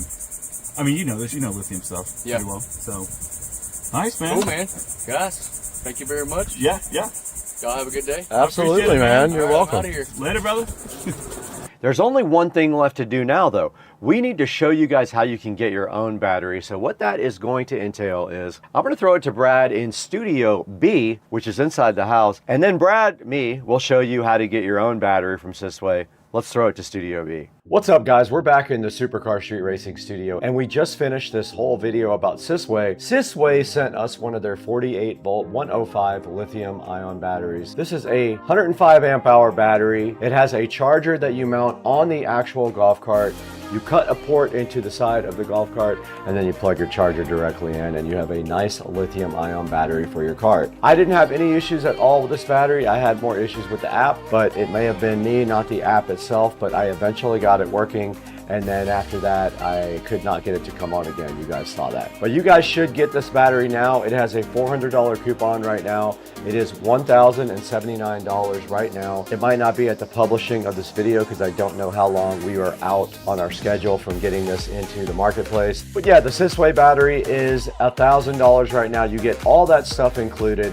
The thing works great. It ripped in our friend's golf cart. He is super happy, and I'm so glad that we were able to team up with Sysway and bring you guys this awesome video. Guys, thank you so much for joining us again on Supercar Street Racing. We're always grateful to have you guys with us. You are why Supercar Street Racing exists, and we have over 200,000 subscribers thanks to you. Always buy your products from the description. There's a link down at the bottom, and it doesn't matter if you buy this battery. It would be so awesome if you guys could click that link whenever you need to buy something at Amazon. It will give me $1 or $2, help out the channel, and prove to our vendors that you guys are supporting Supercar Street Racing. We have to definitely get out of here though. It is about 2 o'clock and it's time to party. Let's go. I'll give you an entire cart length. All right. 3 hogs. Oh, shit!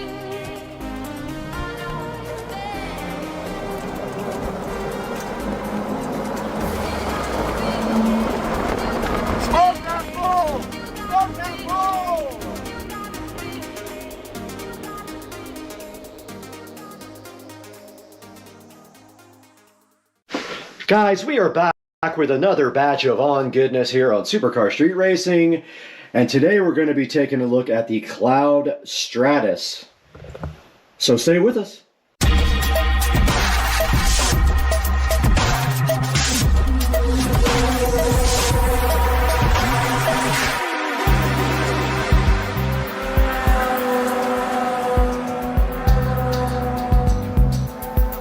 Right here in front of me, and right now in front of me also, is the On Cloud Stratus in the color Fossil, which is this color here, and Midnight, which is actually black.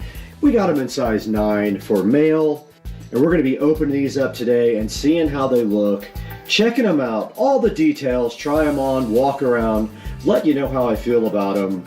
And that's all coming up right now. And right here in front of me, we have the Cloud Stratus in Fossil and Midnight. You can see right here on the label indicating Fossil and Midnight. And the old but reliable but familiar On box, looking so fly. And of course, On boxes are always recycled.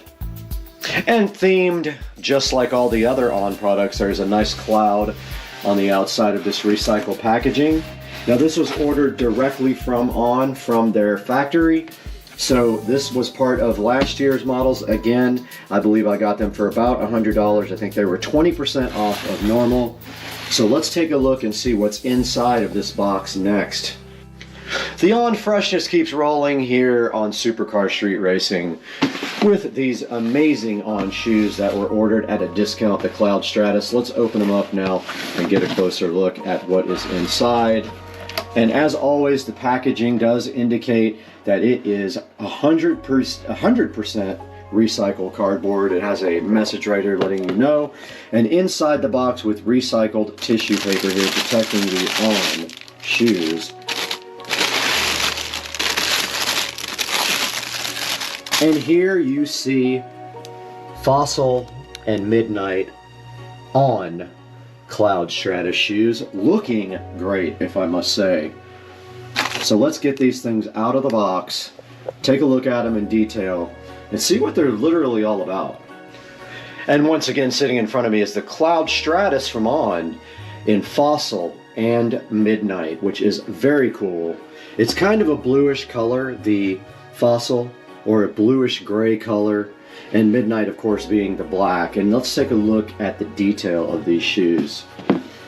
Now on the tongue here, you see that it says On Cloud Stratus with the On chicken logo, like I like to call it. To me, it looks like a chicken pointing a beak in the air, but it actually is the word On, and I guess it's supposed to be a person.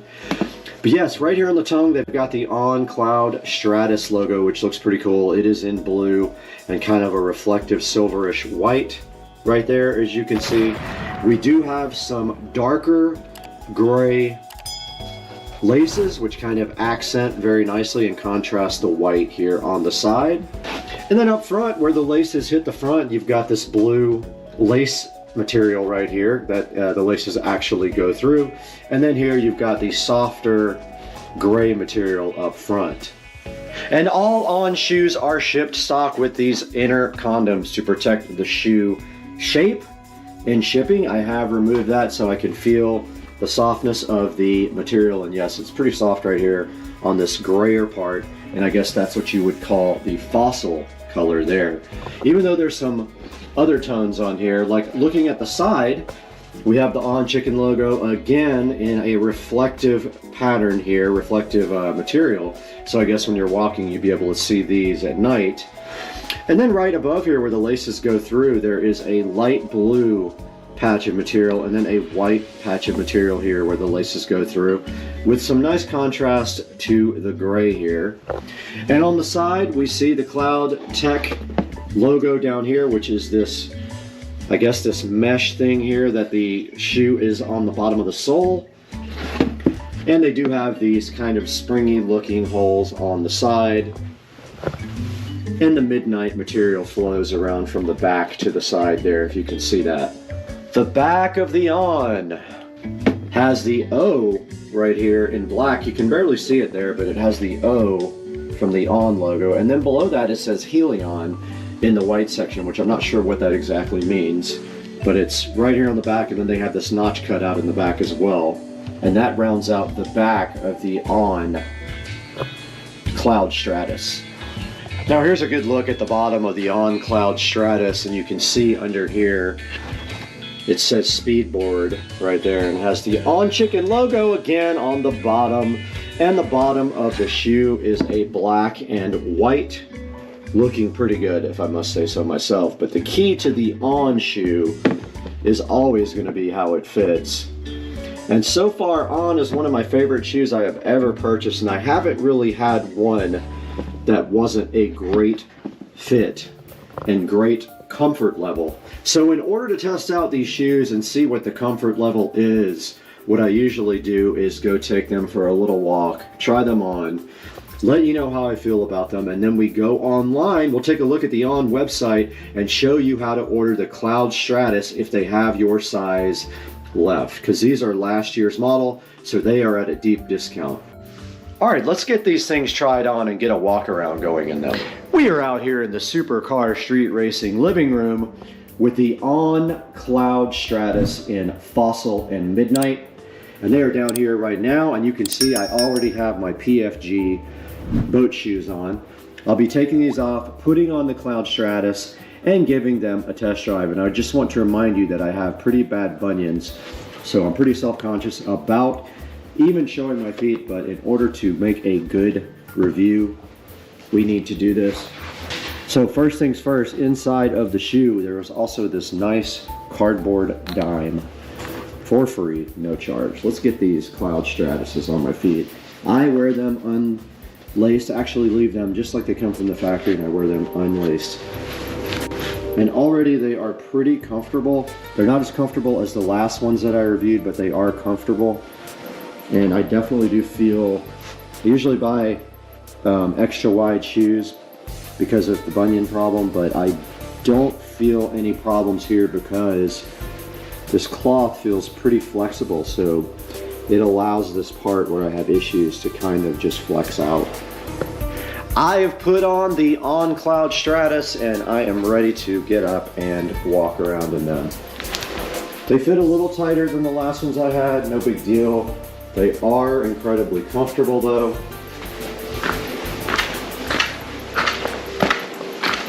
Let's go out here and take them for a walk down the block.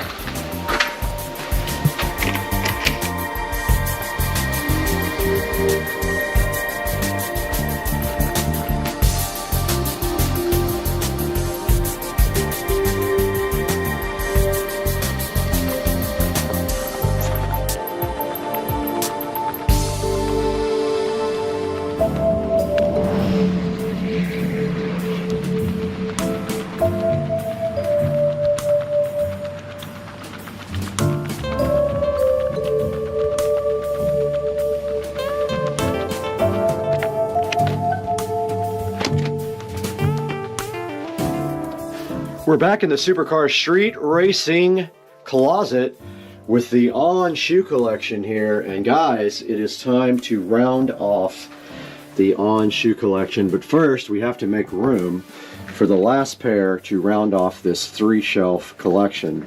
So let's take these flip-flops and move them elsewhere.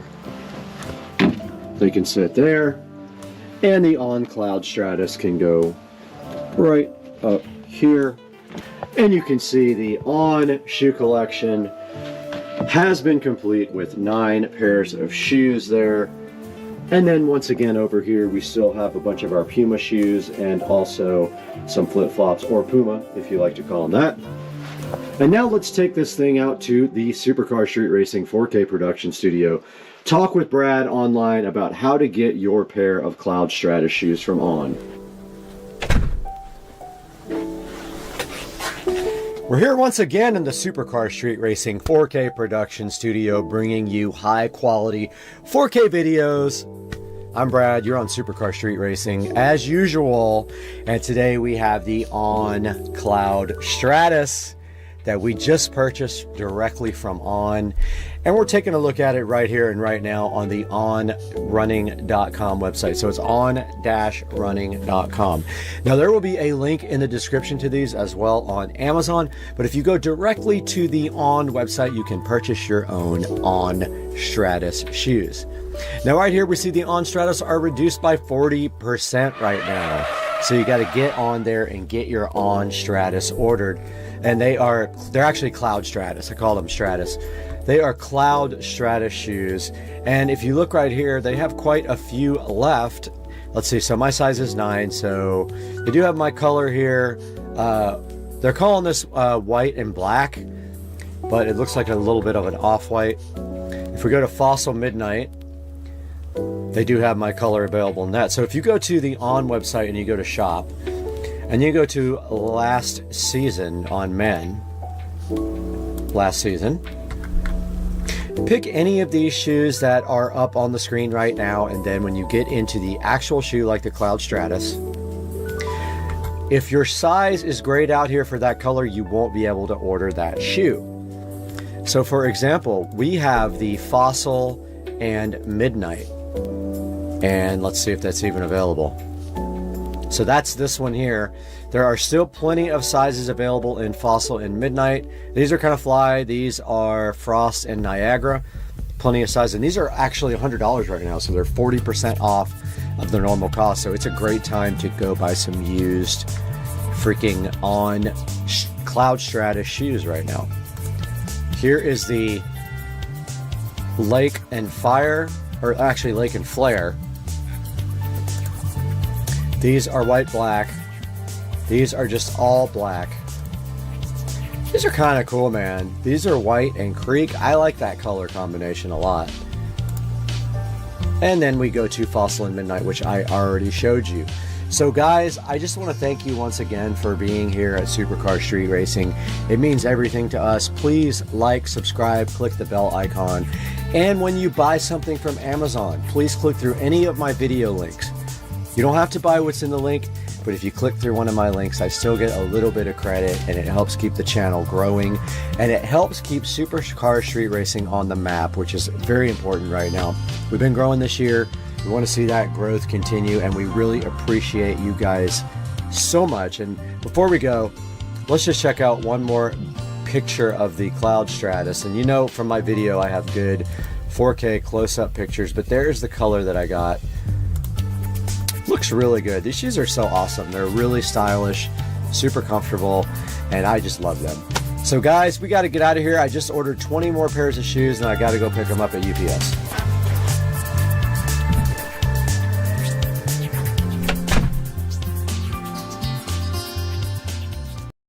Guys, we are back in the Supercar Street Racing kitchen right now with 3 different products to present to you. We have a huge hurricane coming, just switched over to category 5, but before that gets here, we're gonna do the dumbest thing and clean the garage door with our new products. I went ahead and got a window squeegee, I've got some Easy Glide glass cleaner here, and I've got so today on the channel, we're gonna introduce you to these 3 new products. Get out there, clean that garage door. So let's get busy. We don't have time to sit around here all day. We've got a category 5 hurricane brewing right now. It's gonna get us on probably Wednesday afternoon. Thanks for joining us.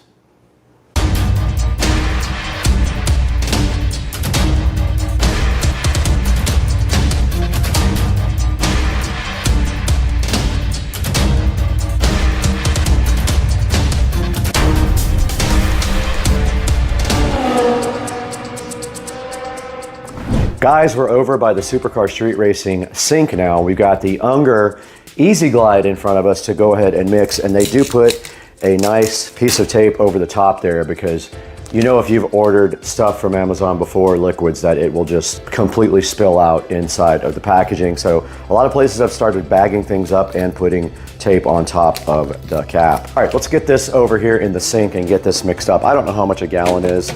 I'm just gonna go ahead and put like half in here. So I'm just gonna put 2 capfuls. This stuff, very, very high concentrated stuff. That's not much. And then I guess if you go ahead and go really fast on the water, it's going to suds up. So let's fill it up slow. I'm gonna go ahead and put hot water in it here. The water's good and hot now.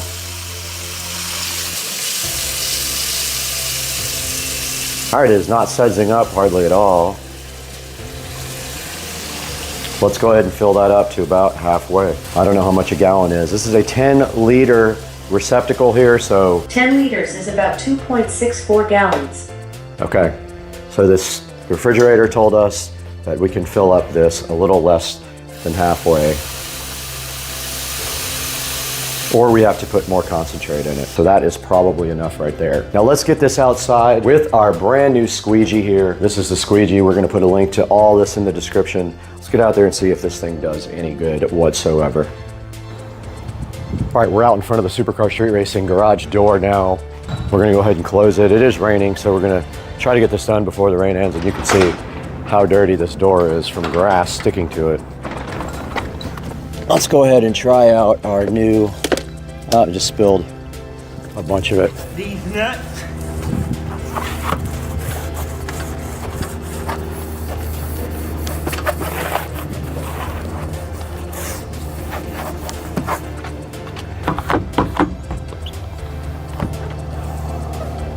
Oh, okay. Doesn't work very well.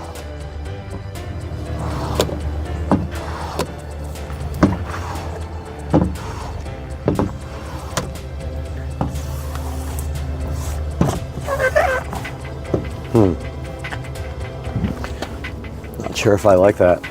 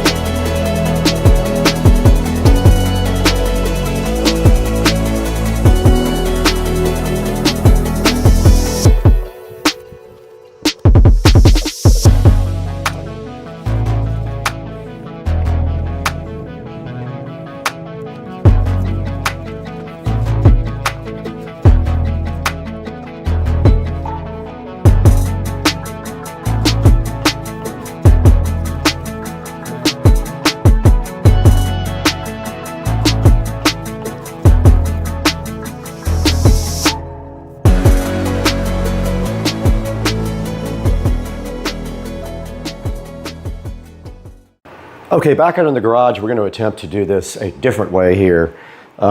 This stuff, I don't want it to get everywhere, so I'm going to try to do this with this. And if it doesn't work well and stuff goes everywhere, then I am going to switch to the cloth. Hopefully it just dries. I'm probably just going to wipe down that bottom part. Yeah, this is a bit too messy for the interior because it is leaving just a puddle. But I'm going to go ahead and wipe down the garage door anyway. Garages get really dusty, so this has to be done. Keep this guy looking good. This is dripping everywhere.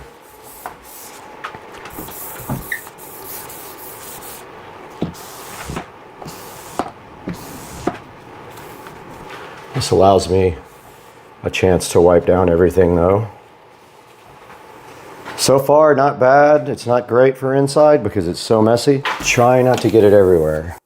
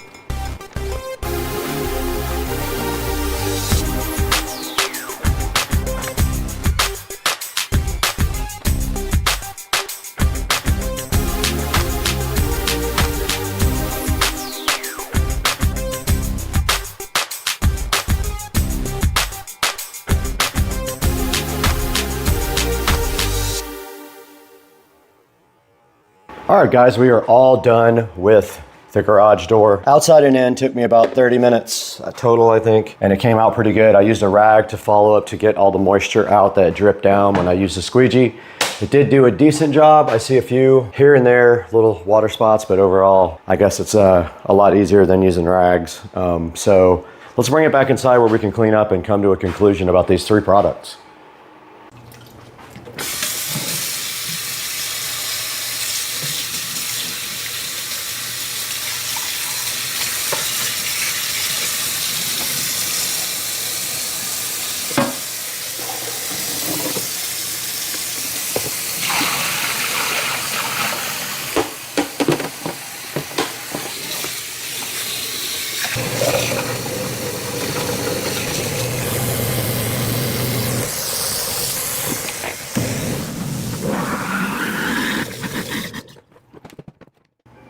Okay, we got our garage door all done. We did use the Easy Glide glass concentrate. We used our collapsible bucket there, and we used this squeegee / window cleaner from Amazon.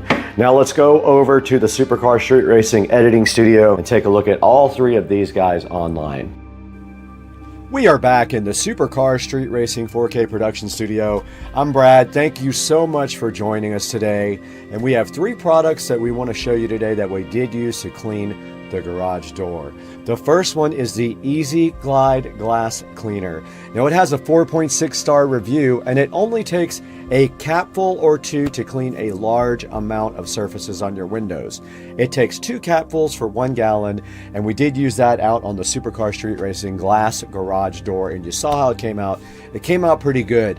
I made a mistake of not cleaning all the grass off first, and that was a huge problem. But it did come out very nice using the Unger streak-free Easy Glide glass cleaner. And next on our list here we have this very cool collapsible 10-liter wash bucket. And it did work out very well for using the actual squeegee because it's actually the correct size for the squeegee to fit into. And it's pretty simple. It's just a bucket that will collapse into a flat thing, so it works awesome. It does have a 4.4 star overall review right now, and it is available on Amazon for $13.59 at the moment. And the very last thing we have to show you guys today is this window squeegee cleaning tool. Now, I did look for a long time on Amazon for a professional version that has a wider track, but none of them had great reviews. All of them had some negative things to say about them. So I did go ahead and pick up this one that looks like one you would use for your car. And it did work pretty good. I was able to go ahead and clean the outside and the inside of the garage with this window squeegee cleaning tool, 2-in-1. Windshield cleaning, it just goes on forever. Now this guy is only $10. Today is Prime Day, so today is the day to buy it if you see the video today. But yeah, it's 32% off, so go ahead and pick up a squeegee for yourself as well. And that's going to do it for today, guys. I really appreciate you guys tuning in and helping Supercar Street Racing by buying all of your products through our affiliate links down below in the description. Please like and subscribe, and we will see you guys on the next one. We try to keep the content rolling, but right now we got to get out of here. I got to go to lunch at Cliff's.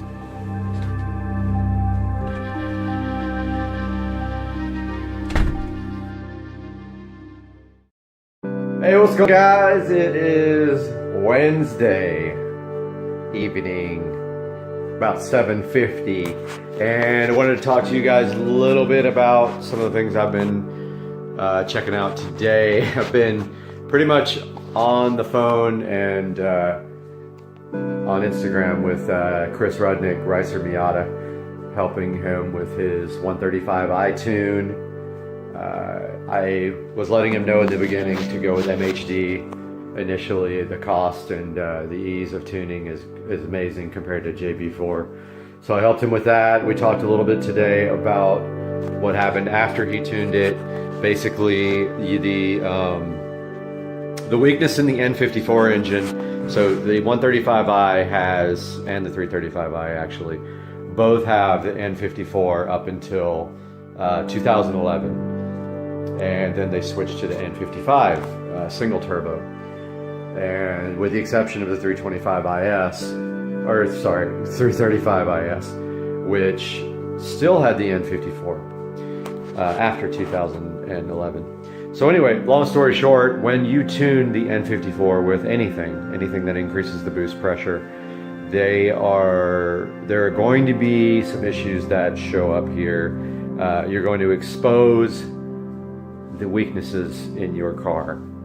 Some of the things that you're going to see are coil packs that are going to be inadequate and spark plugs that are going to be inadequate. The increased load on the ignition system and the fuel system and the increased boost pressure will expose those things.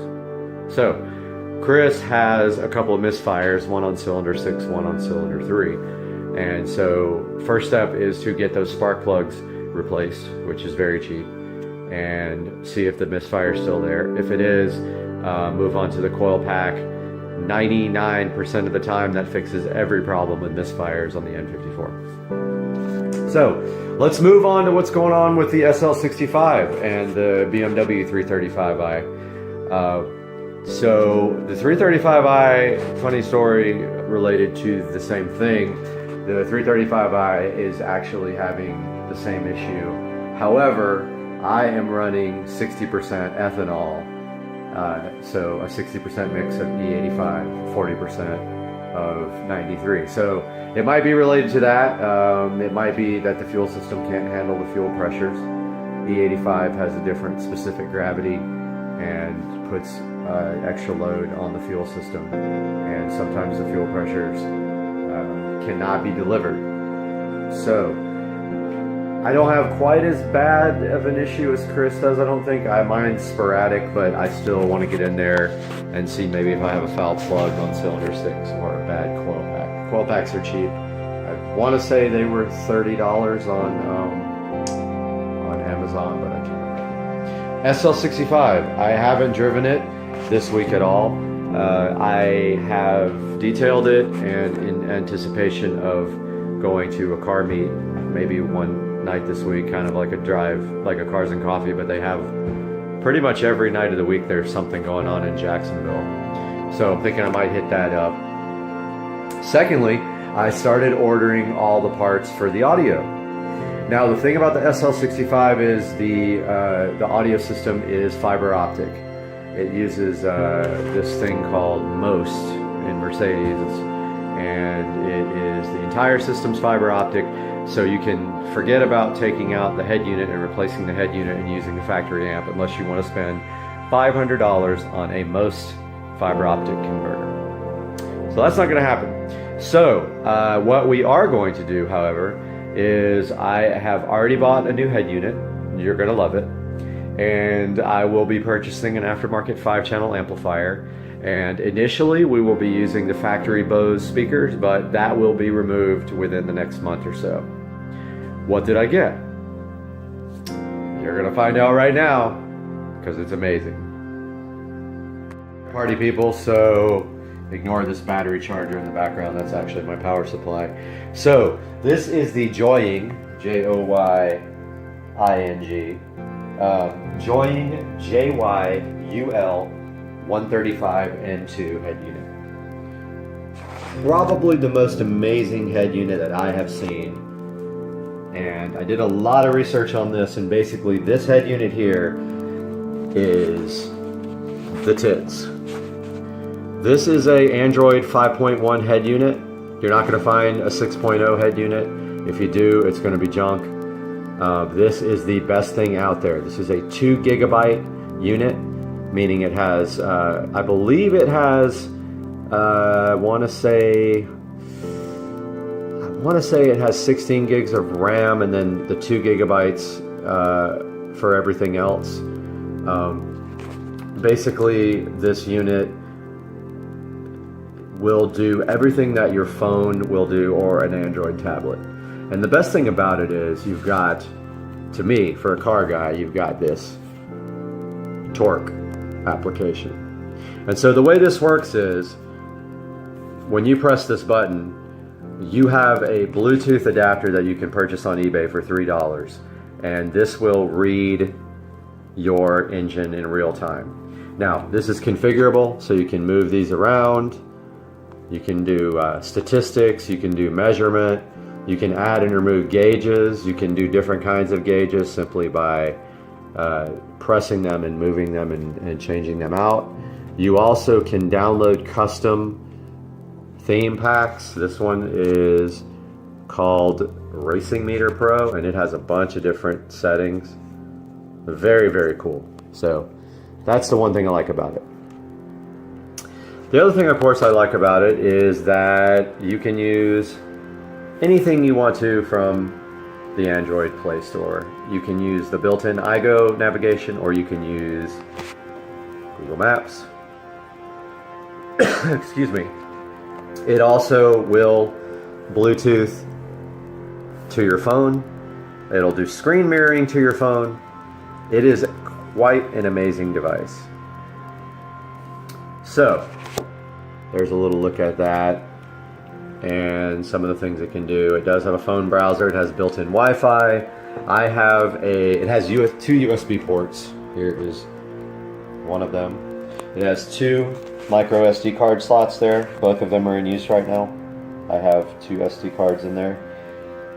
It will, like I said, it will screen mirror your Android phone. It's just an amazing, amazing box. Right now it is connected to my Wi-Fi, and literally probably the best head unit I've ever seen created for a car.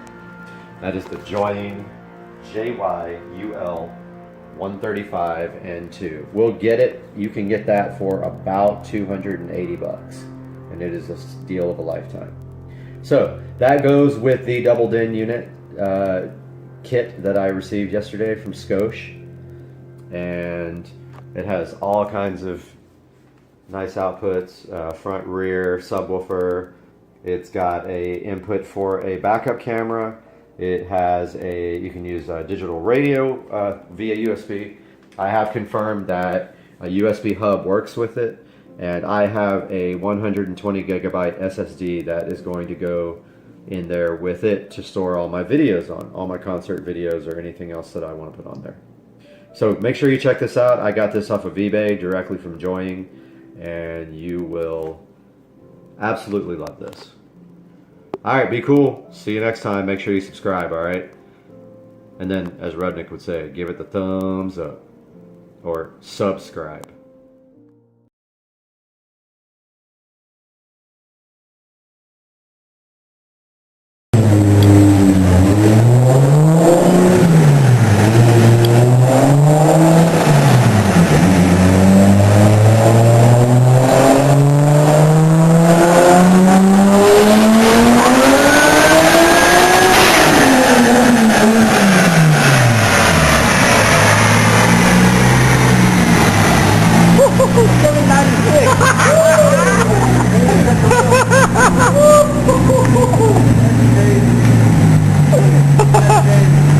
Look at you, dude. You're at 796, dude. You're a 3 horsepower away. We're done.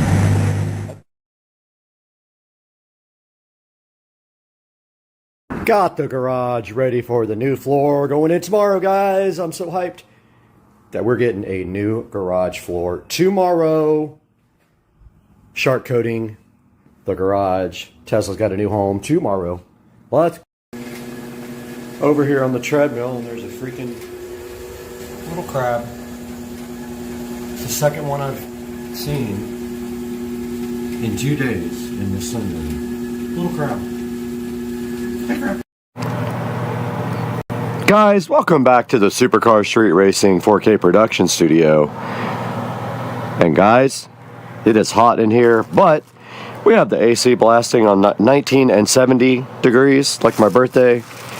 And we have packages in here to be opened up for the studio.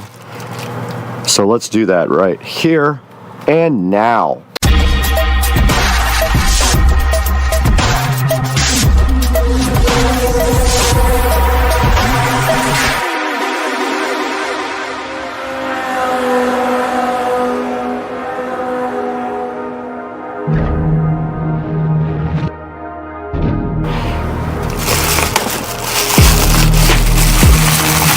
And inside of this box here is a lock and key for the new studio door. an actually expensive lock and key from Kwikset. Because if you guys know Kwikset, it's quality stuff. And right here, right now, is a box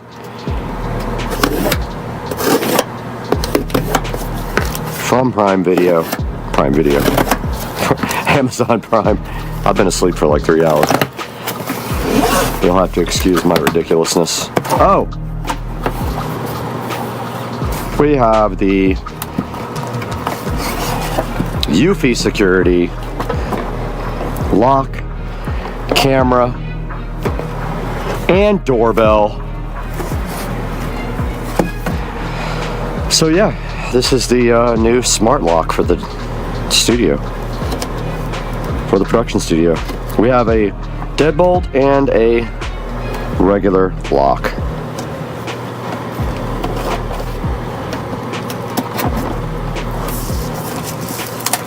Also, the Jaguars just lost. Not good times. All right, let's get this thing unboxed here in the studio.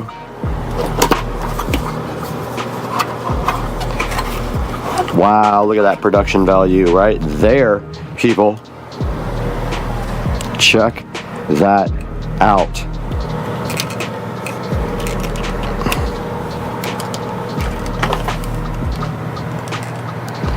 Comes so nicely packaged, like this. Ready to rock. There's one side of the lock. Part 2.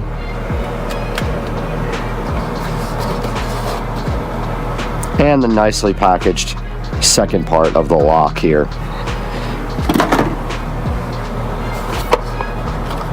They do have such a great presentation.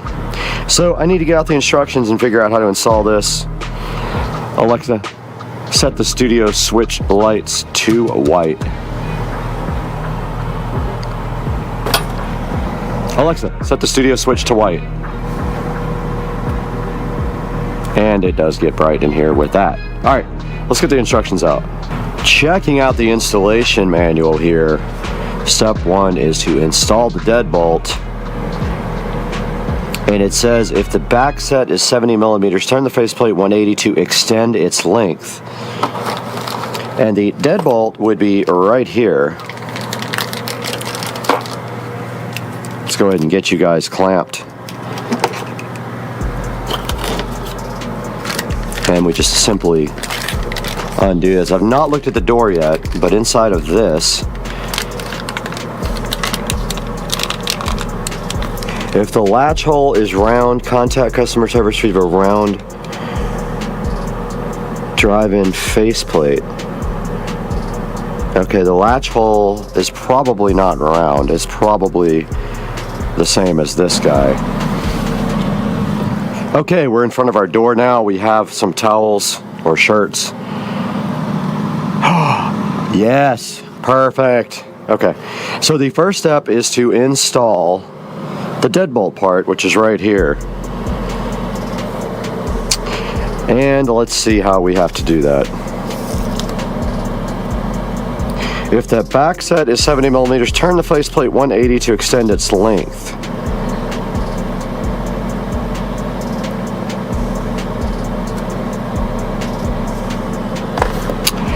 Don't think we need to do that.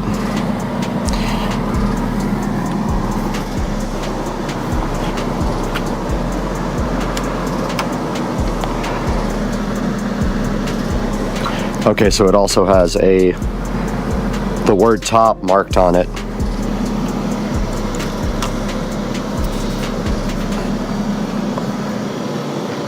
Literally fits perfectly. You don't really have to do anything to it. It says to insert this and screw the deadbolt into the door frame. Make sure the word top is face up, and I did that. And it comes with these 2 little screws right here to do just that.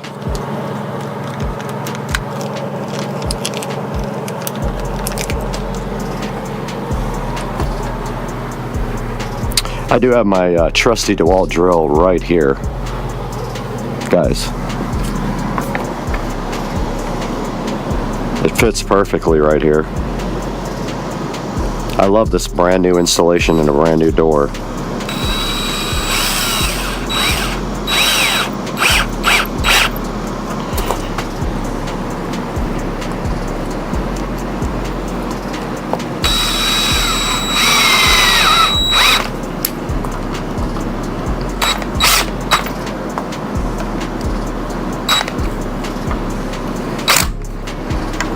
Guys, perfect fit. And now, next step of the puzzle here, install the strike plate, which I did not do yet. The strike plate would be on this side, right here. This plate is way too big. And I don't think the door will close with this in. Oh, I guess it will.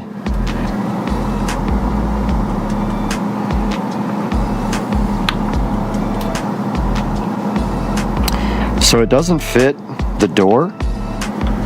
The door is not routed out for this strike plate. So this is way too big to fit there. So I'm gonna go ahead and install the lock without this strike plate because I don't want to go ahead and screw into the door. Doesn't fit.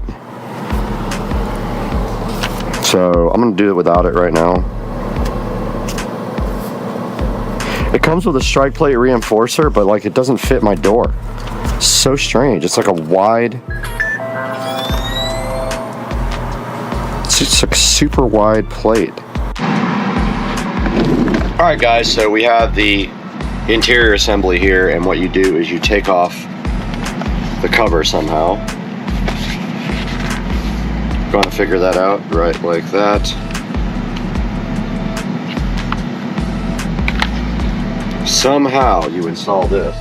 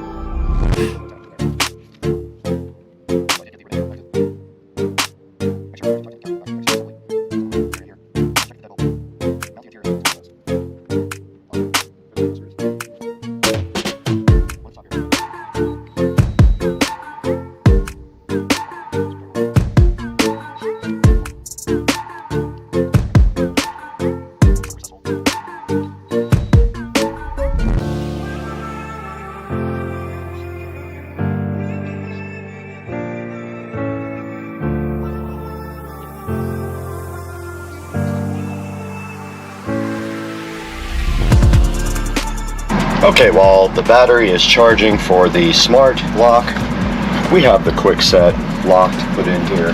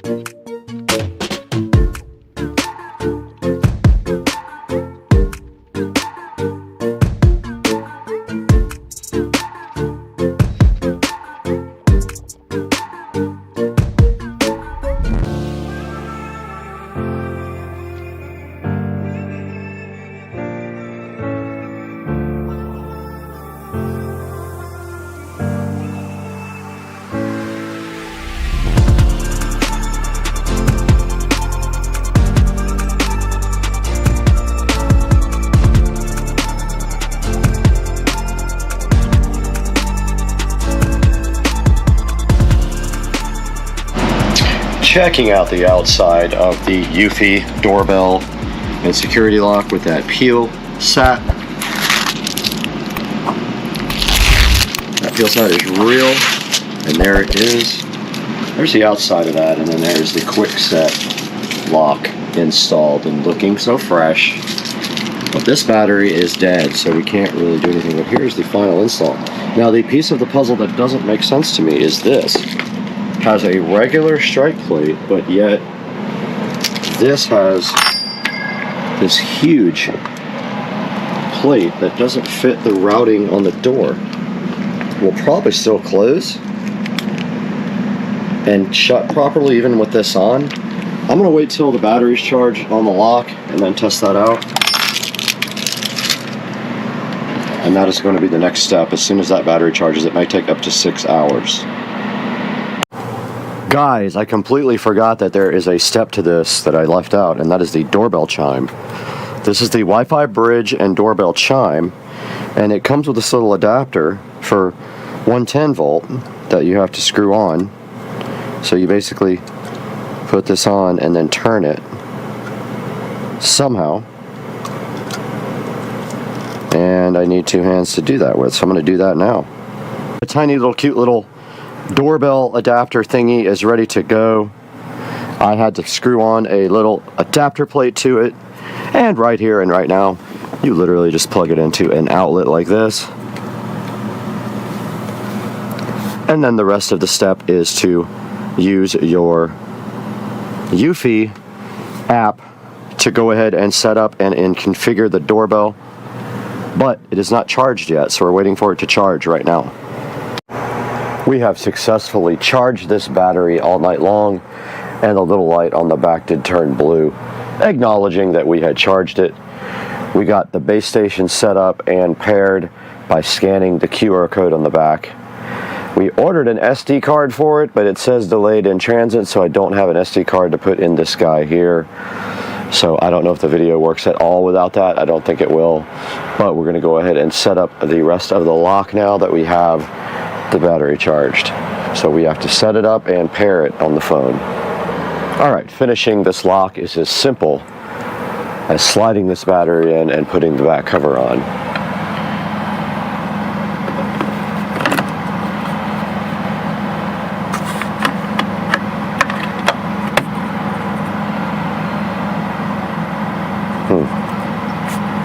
The one up front makes us tone when you put the cover on.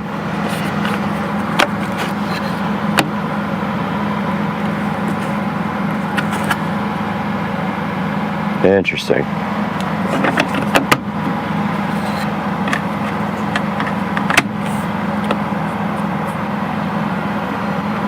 Did not do anything. Let me see if it works. Please download the Eufy security app to complete. Okay, it did acknowledge. So we have to add it now.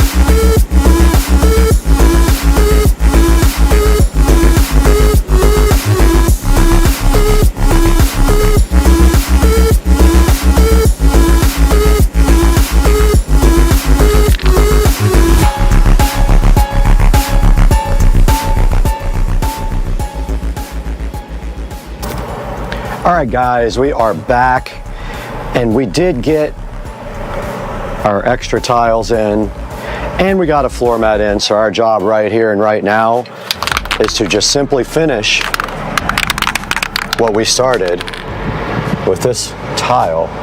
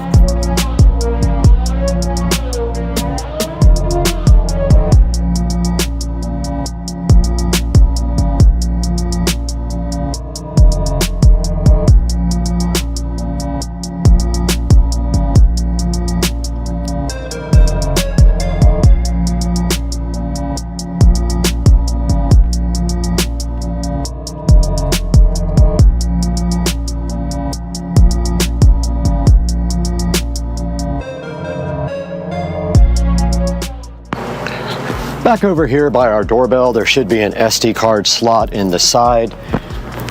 It is right over there on that side. I don't know which way this thing goes in, but let's find out. Not like that.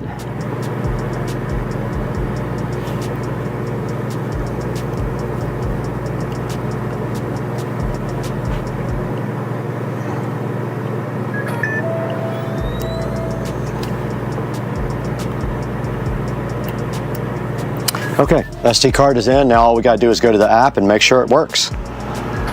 Last part of this project is clean up. So I brought some cleaning supplies here and my lithium ion vacuum. I do need to put this strike plate on the door at some point, so I'm gonna leave that here so I remember to do it. And then now I'm gonna go ahead and clean up the whole room.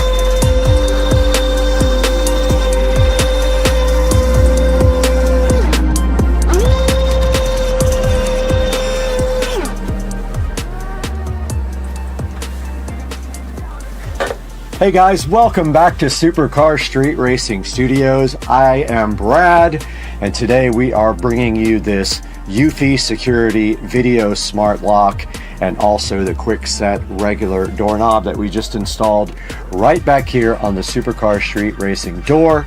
And at the same time, we also did the foam tile all over the brand new door and got this place sealed up like it was meant to be. It used to just have a regular shed door on it.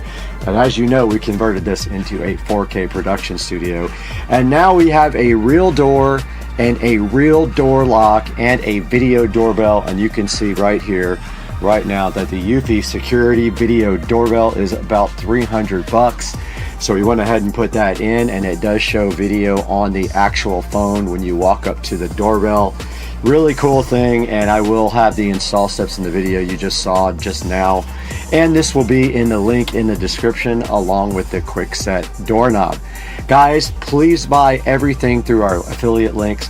It helps us out greatly, and we really appreciate your support and help at Supercar Street Racing, and we will see you guys on the next one.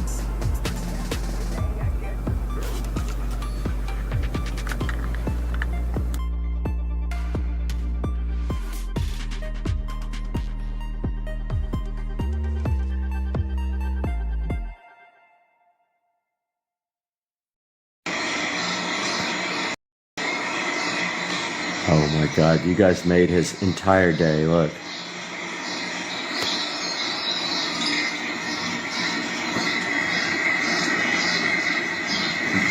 He is locked on target.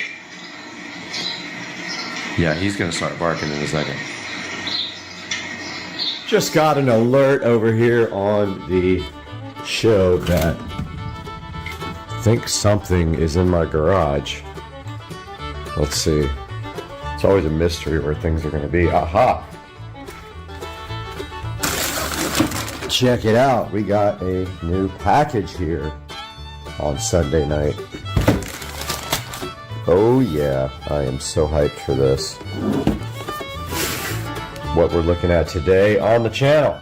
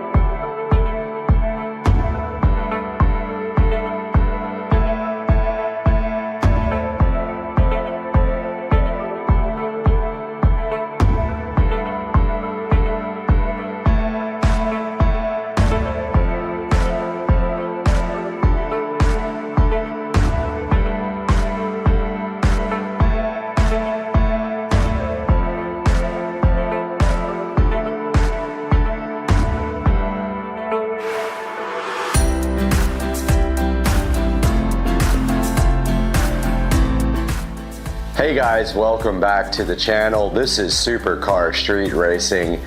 You got Brad again today, and I'm super excited about an upgrade for the channel that we just got right here in front of me. And this is the HyperX Quadcast microphone. So I've been needing a microphone for a while now on the channel. I've been suffering with just the camera mic and also this little lavalier mic, which also is low in quality. We're probably gonna have to get another mic at least some point in the future for lavalier use, and maybe a couple, because I do a lot of things with other people. And today we have this awesome HyperX RGB Quadcast mic. It just arrived fresh from Amazon in my garage, and today we're gonna open it up and take a look at what's inside the box. We're gonna open this up, test it, and see what the audio quality is like, and doing some actual voiceovers. All right, so we have the HyperX Quadcast mic here in front of me. This is a USB microphone. It comes in two colors. It comes in black and white, and today we have the lovely white microphone here. I chose the white color. It was actually cheaper. I want to say I paid about $130 for this microphone, and I think the black was $150. And if you don't want the RGB, which of course I did, you can get away with actually a cheaper price on these for just a single color. But I like the RGB. I think it'll look cool in the new suits we get that built, and I'm super hyped to open this up. So let's get started here. Guys, we are back at Supercar Street Racing with the HyperX Quadcast microphone, and it is time to actually open up this guy and see what's inside. So let's get our Smith & Wesson going here. So this is a $150 something mic. There will be a link in the description for it, and we hope that you can click through our links. Even if you're not buying this mic, please click through that link or any of our links when you buy Amazon products. It really helps me out. I don't make any money off of the channel, but it does help me greatly when you buy your things through the Supercar Street Racing affiliate links. So here's the HyperX Quadcast microphone ready to be unsheathed from the cardboard condom. Let's give it an open. Love the packaging already. Very cool packaging. Doesn't look cheap at all. Microphone has really good reviews, especially the lower priced ones. This one is the higher priced one because it's a Quadcast. I think the regular one called, I forgot what the regular name is for the one that doesn't do Quadcast, single cast or something like that. But this one has 4 patterns on the microphone. 4 polar patterns, which is why it's called the Quadcast, obviously. And inside the box, the first thing we have is a HyperX little information sheet that says that they have you covered. Says if you have issues with your products, then you can contact their team for technical support, so which is awesome. So that's what we're hoping for here. Next thing we have is a little HyperX welcome. Congratulations on joining the HyperX family. It has some of their RGB products on the front and a little welcome from HyperX on the back. Now we have I think it is a product information sheet, customer information sheet right here. And of course, now we have the quick start guide here for the HyperX Quadcast microphone, which is very small writing and I can't see at all. So this will be hard to read for me. But anyway, it should be plug and play. There is software for the microphone, and I don't know if it goes past the RGB level to tweak the mic, but there is software.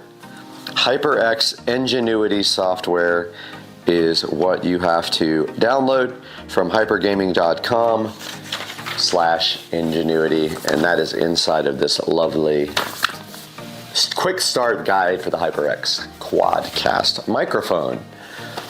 Now we have inside of the box here, so it is encased in plastic. I do see kind of a large cord in there. It's encased in a plastic like pancake of goodness here, and there is a warranty actually on the inside of the box, which is pretty interesting. There's a bunch of writing on the inside of the box. It's not something you see every day. You can't actually read the inside of the box. And now we have this beautiful pancake of plasticness to open, and it does say pull, and it snaps right apart here. And inside here is the beautiful Quadcast microphone for your enjoyment. It is very awesome looking, and something fell out of the box, and it looks like, yep, it is looks like a connector for a mic stand, but I'm not 100% sure. I do have a mic stand. I have all the audio equipment to do live music, so I might still have my mic stand, I think. I'll have to go look. But so far, so good. We've got the mic unboxed here. So I dug through the closet and I haven't used my mic stand in a bit. It's just off to the side here. It is a Proline mic stand. So we will be able to use this adapter here, it looks like, to put the mic on an actual stand, and that is awesome. So let's get this out, and first thing we have is our USB cable. Opening our USB cable here, it looks pretty high quality. It is braided, and it has USB type B on one side and a USB type C on the other side, and of course the USB type B goes to the computer, and the USB type C will go to the back of the microphone here, where there is a USB-C connector, and there is also a mini headphone jack. So if you want to connect your headphones here, you can also do that. That is the extent of what is inside of the box with the microphone. And now for the next part of this, we're going to move over to the computer and actually install this. All right, we are back here underneath the Supercar Street Racing editing rig, and I see the back here. I'm trying to find a USB type B, and I see one at the very top there. I'm going to connect right there to that USB type B port.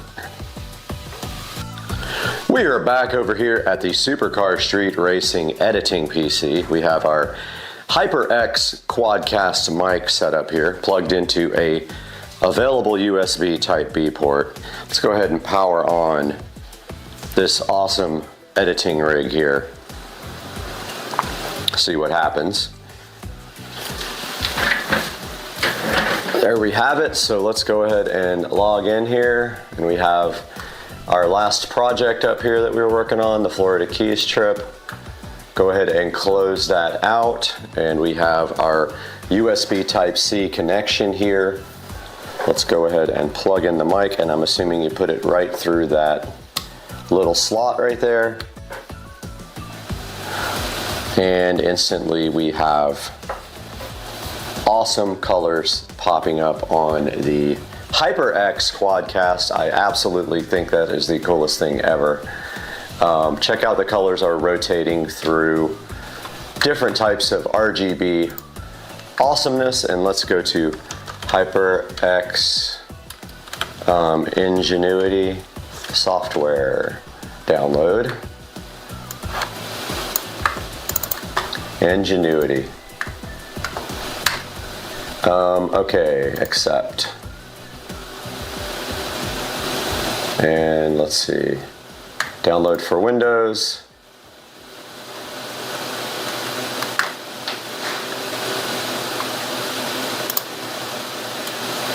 Oh, it's a Microsoft app. Not that I really need it if it doesn't work. But I don't want to be downloading stuff with the Microsoft Store. That is kind of depressing. It has bad reviews as well. Let's see if it's making us sign up or anything in the store. Okay, it is downloading the HyperX app. A lot of people are saying it's broken. We don't really need it, honestly, if that's the only thing that we have for our guy here. Let's go ahead and say yes. You guys are not able to see this, but we have the HyperX software downloading right here. And there is our microphone, volume monitoring and headphone volume. And it looks like we have a lights option here. So there is our software. And it is set on wave effect right now. And you can slow down and speed up the light action right here and change the colors. And it looks like you can add effects. Lightning wave VU meter. Let's try VU meter. Add. Test 1, 2, 3. Check 1, 2, 3, 4. Yep, it does respond to your voice pretty well. Let's go back to wave, which I like. Huh, interesting. It did not stay on wave. It is not staying on. It took like 8 tries and now it is on wave again. So yes, the software does have some issues. Check 1, 2. It's back on. It keeps going back on VU. It is really buggy.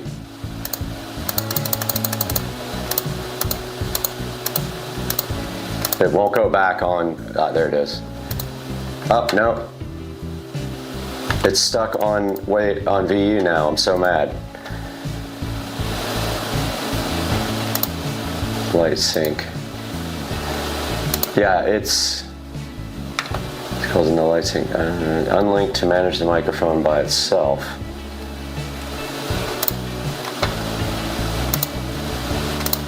It doesn't work. Look, it's going back to the other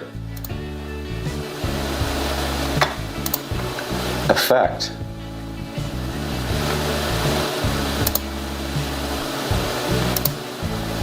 Yeah, it's really buggy, I can tell you right now. I'm not really bummed about it. The light is sort of a secondary thing for me. It doesn't look like Wave is even working. Light sync is cooler when you have more than one compatible device. So there's a light sync option here, and there is a microphone option. And let's just put all the effects in and see what they are. Lightning is on. It's supposed to be on, but it's not working. Okay, I'm gonna leave it on Wave.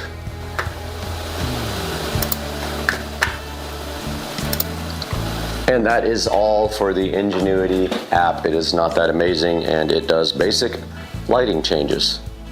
We are back with the HyperX Quadcast, which has very good reviews online, but apparently their software is kind of janky for the lighting. But there is a polar pattern adjustment knob right here on top. And in the manual here, it says that the very left-hand setting with 2 little circles together would be stereo. The next setting, which is a big circle, is omnidirectional, so you would use that for if you had multiple people sitting at a table. The next one is cardioid, and then the last one is bidirectional. And I'm assuming it works with the mic facing you. And then the gain is at the bottom of the microphone. So it is a rotating thing at the bottom that goes from no little dots all the way up to big little dots to adjust the gain.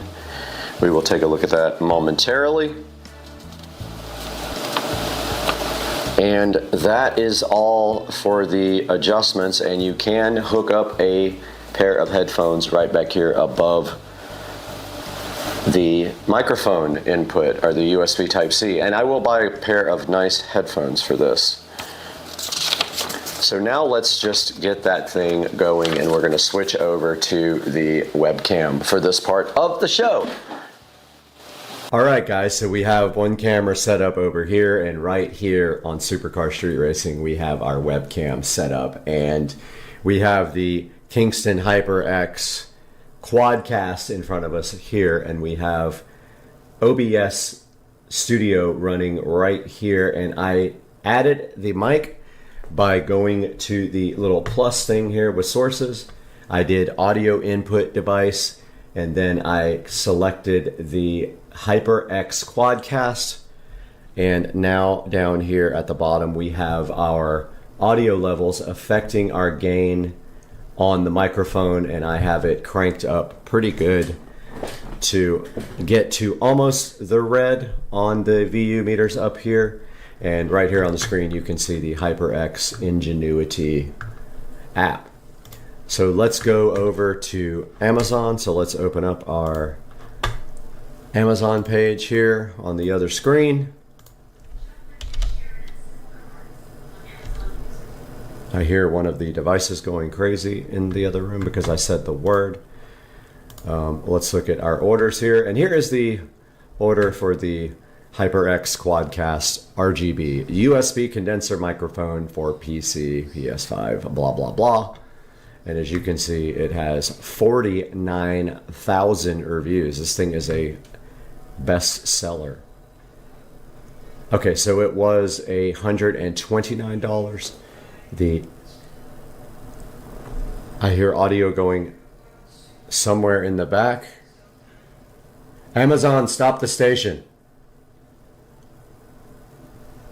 Interesting how it wakes up at its own leisure. So here we have our audio directly from the HyperX Quadcast, and I hope that this is a good indicator of what this microphone can do compared to this very cheap lavalier microphone. So I will read this to you twice. Once we'll go with the HyperX, the second time we will go with the lavalier audio. HyperX Quadcast S, RGB USB condenser microphone for PC, PS5, Mac, anti-vibration shock mount, 4 polar patterns, pop filter, gain control, gaming, streaming, podcast, Twitch, YouTube, Discord, and it is white. I'll play that back for you guys here on post-production, going through both. The first one will be through the HyperX, and the second one will be through the actual lavalier microphone, which is connected to the camera over on my right here. HyperX Quadcast S, RGB USB condenser microphone for PC, PS5, Mac, anti-vibration shock mount, 4 polar patterns, pop filter, gain control, gaming, streaming, podcast, Twitch, YouTube, Discord, and it is. And I will read you a little more copy here as if I was reading a commercial. I used to do voiceovers for television and radio, so let's do that now. So, about this item, radiant RGB lighting with dynamic effects. Personalized stunning RGB lighting and dynamic effects for an eye-catching shot of customizable style.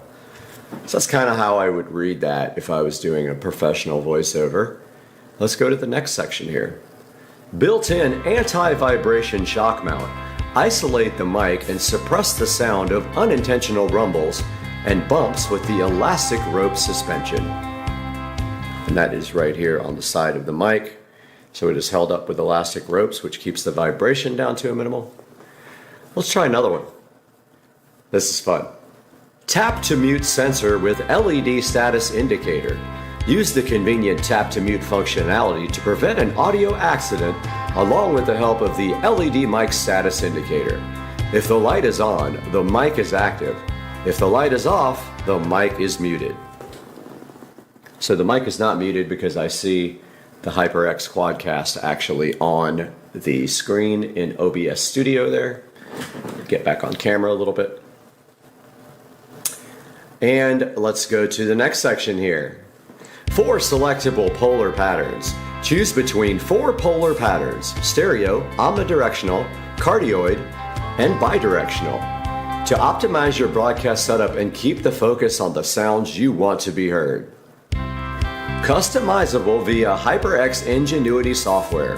Personalize your RGB lighting and effects with HyperX Ingenuity software. And that software is here.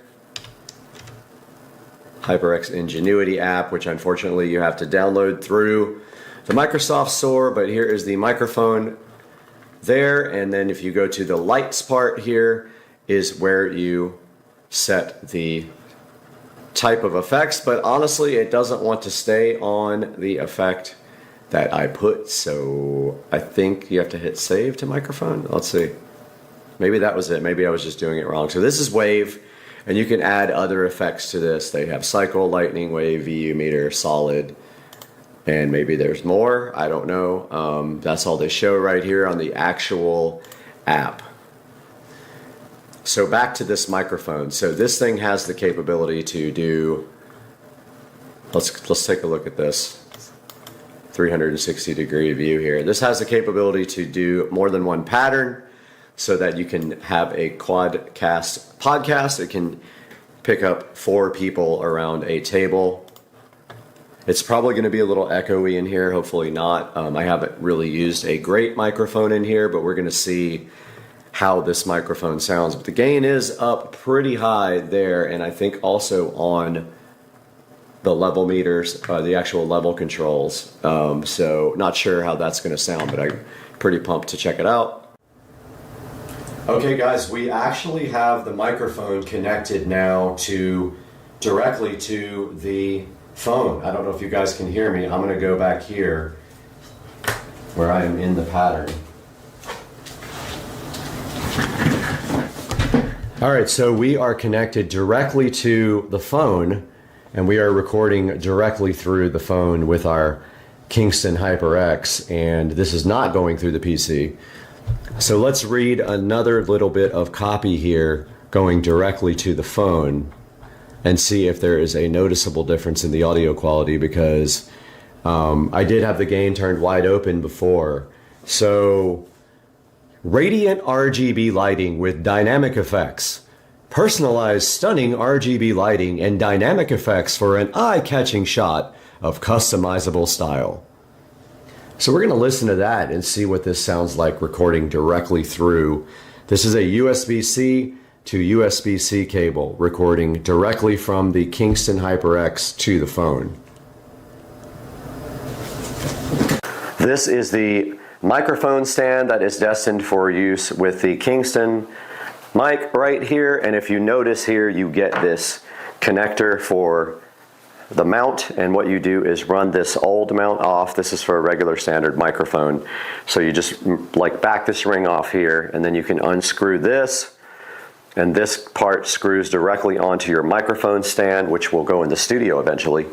Here is this connector and how it works with the mic. You just undo the mic from this standard mount here, this table mount. You screw this through the mount, and then this microphone will mount directly to the stand. Guys, I hope you enjoyed the video. Sorry for the mess. It is messy when I shoot. I have a lot of stuff out.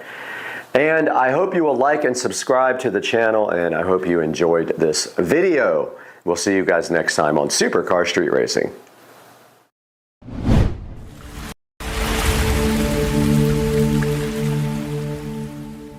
Hey guys, welcome back to Supercar Street Racing once again. You can see Joe and I are out here in the Supercar Street Racing garage. We have everything set up to do an awesome project today. So Joe, what's one problem we need to get fixed on this golf cart? Well, if you guys remember in a prior video, we did a full system in my golf cart, but at the time I had an old subwoofer sitting around. That old subwoofer didn't last very long with the system that we put in here. I have no bass right now. Right, so we did notice that your old subwoofer box, when we did that last project, that box is actually falling apart. I don't know if it's got wet so many times or if it's just old, but basically when we did that last project, there were actually pieces of wood of the MDF falling directly off the box. Now we actually do have that box somewhere. We'll show that to you guys here in a few minutes and show you what actually happened with that. And today we are so happy because we have a new sponsor. That's correct, yeah. So who is that sponsor? That's Crutchfield. Absolutely, Crutchfield decided to go ahead and sponsor this video. So today we have some products by Crutchfield that we're going to be throwing into this golf cart, and we have a piece of wood right here that we're going to be using also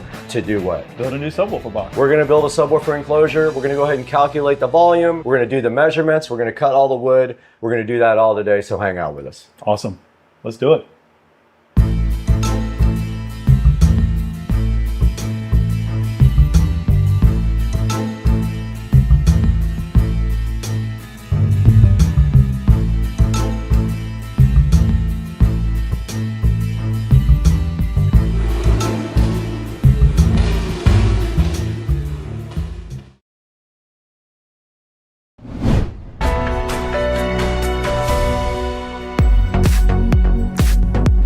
Joe, we're back in the Supercar Street Racing garage again. It seems like we're in here all the time. And today we have a cool project. We have to get the base on this cart redone because basically the woofer blew up and the box was falling apart, right? That's correct, yep. So what's our plan today? What are we actually gonna do? So as you mentioned, we got this great sponsor by Crutchfield. Right. They've provided us some really awesome products, including a very nice subwoofer. So in this particular situation, although Crutchfield has an enormous amount of subwoofer boxes in very different sizes, for us, we are doing a very unique situation because we're putting it in a golf cart and we need to maximize the space that we have inside there to put a 12-inch subwoofer. So it's going to be very unique. So they supplied us with all the stuff that we need to do a DIY project ourselves. They did. So inside the house, we'll show you guys this in a few minutes. We have a brand new kicker comp subwoofer. It's a dual voice coil, 4 ohm per voice coil. So what we're gonna do is we're gonna parallel those voice coils, and that's gonna be a 2-in load on the amp that's inside of the golf cart right there. We'll show you that a little bit also later. We also have some carpet, so we're gonna try custom carpeting your brand new enclosure. Yep. And then we also have a square speaker terminal thing. So that goes on the side of the box and connects to the woofer voice coils, and that's how we will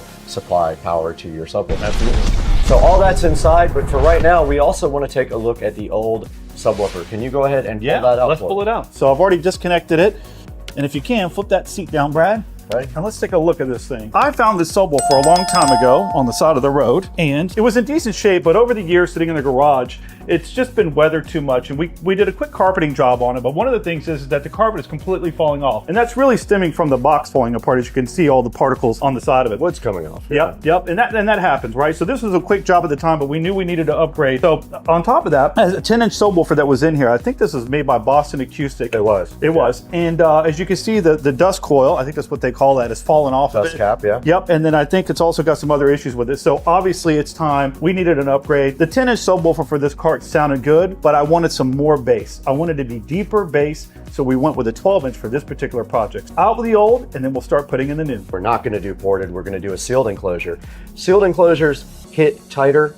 They don't go as deep low, as far as low frequencies go, but they are tighter bass, and we're not gonna bother with the port or anything like that this time. We also have some polyfill to throw inside of the box, and polyfill helps the box seem like a bigger box to the woofer that is mounted into it. Yep. Now also, we're gonna have to mimic this enclosure style because we want it to fit just like the old one. But at the same time, we do have a 12-inch woofer that we're gonna be putting in here. This is a 10. So we're gonna have to figure out if we have enough width to actually hold the 12. And also, we probably wanna make it as big as possible because the 12-inch woofer needs a certain amount of airspace. And I believe it was anywhere from 0.75 cubic feet to 1.5 per driver. So we're gonna try to get as close to that as we can. And if we can't, we'll have to deal with what we have. We have a limited amount of space down here, as we will show you guys here in a few minutes. And one last thing, whoever built this box at the time, they used an old style of just cutting a hole in the back and then sticking the speaker wire out of there. So that's letting air out, right? We don't want that. So that's why Crutchfield was nice enough to send us over a new speaker connector, which is gonna be a nice connection, perfectly sealed. It's gonna be great. And also you can see as we're working on it, you guys can't quite see this, but literally the box is all over the back of the golf cart now because it is literally disintegrating as we look at it. So what's our next step? Should we show them all the brand new stuff we got from Crutchfield? Absolutely. All right, why don't you grab this old disintegrating box and let's get out of here. I got a plan for this old box too.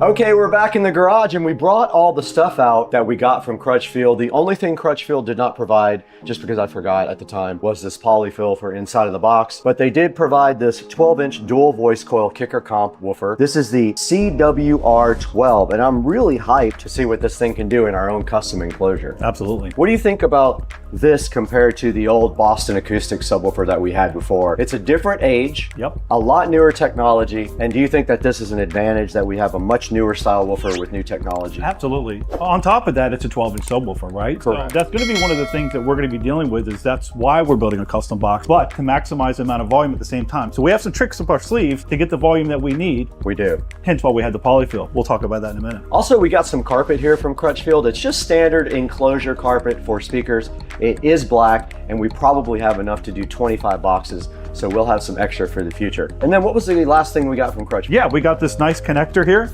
So we haven't opened it up yet, but pretty simple. So this is what's going to seal that off. So when you have that connection from your speaker wire from the amp that goes to the subwoofer, it makes that clean connection. Right, and also when we put that in, we'll go ahead and caulk around it so it'll be absolutely sealed all the way around here. And if you notice on the back, it has these spade type terminals. I have a bunch of those. I have all the solder stuff for that. So we're gonna do it correctly when we do it. We're gonna do everything the right way so that it looks nice and that it performs great. So one cool thing about ordering from Crutchfield as opposed to something like Amazon is their technical support is amazing. They offer full lifetime technical support. That means when we're 75, if this woofer dies, we can call them and say, hey, this woofer's doing this, and they'll offer us free technical support. How do you feel about that? Well, that's awesome. That's a great benefit from buying directly from Crutchfield. And they have so many good technical support features that we'll touch on some of those during this video. But for right now, we want to talk about our enclosure and what we're going to be doing to build our enclosure. Absolutely.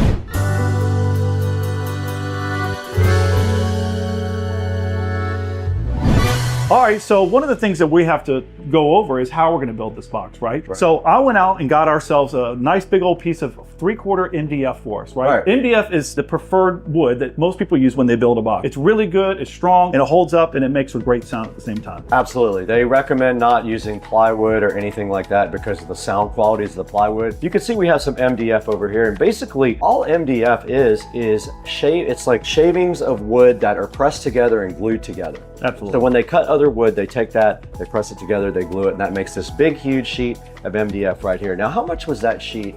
Yeah, I paid about 50 bucks for it, so wood prices are a little up, but not too bad. Okay, cool. Yep. So we have this right here. Now, what are we gonna do in order to go ahead and measure where are we starting? What is our starting point for building? Yeah, so the first thing that we wanna do is we obviously wanna get down here and take some really good measurements. We want this thing to fit in there really snug, maximize the space because we have a big subwoofer going in, but at the same time, what we don't want is a big bulky box sticking out. So we're really gonna get down and take some serious measurements and make sure this box is perfect. Right, that sounds good. And then once we measure everything, how are we going to go ahead and mark that out and cut it on the actual wood? So we have a couple sawhorses that we have set up outside. So we're going to get the MDF set up out there. We're going to take our measurements and then we're going to go out there, take a pencil, we're going to lay it out, cut to the size that we need. From there, we're going to obviously start to assemble it. Okay. Part of that assembly is making sure that everything fits up correctly, screwing it together while using wood glue to make sure that we got a good bond so it stays together nice. After that, we're going to need to caulk it to make sure that we're sealing up every opportunity that we have so air doesn't escape. So we have a couple of tubes of caulk in there that I found in the shed a few minutes ago. We'll use that in all the seams on the inside. We should be able to go through the actual 12-inch hole for the last board to go ahead and caulk that last little section. We can just use our fingers and run it in the inside. Absolutely. And then after that, do we have a plan for carpeting? I thought I saw you watching a video about how to do like the edges and everything and fold over the carpet. I did. So I carpeted the last box and that was kind of a rush job, but I wanted to make sure I did it perfect. So sometimes it's not bad to just go on YouTube and watch someone else give you some advice on doing it. So I watched a quick video and I'm going to try to duplicate that, and I think it's going to end up being really nice. And you don't just cut it straight. There's a special pattern you cut and then everything folds over nice and neat, huh? Yeah, really, really easy. So one of the things that we're going to have to do is obviously make a cutout for this to get inserted in there. Yeah, so how are we going to do that? So you have a jigsaw, so we're going to obviously get a template made. I believe that this is going to be pretty simple because we're going to lay this down, do a quick measurement, cut the hole out where it needs to go, and this will sit flush right in the box. Yeah, I kind of have an idea of what I want to do with that. So it's the inner square here that's going to flush mount. So we'll take that, we'll measure that, we'll cut it, and then we'll just take a drill bit,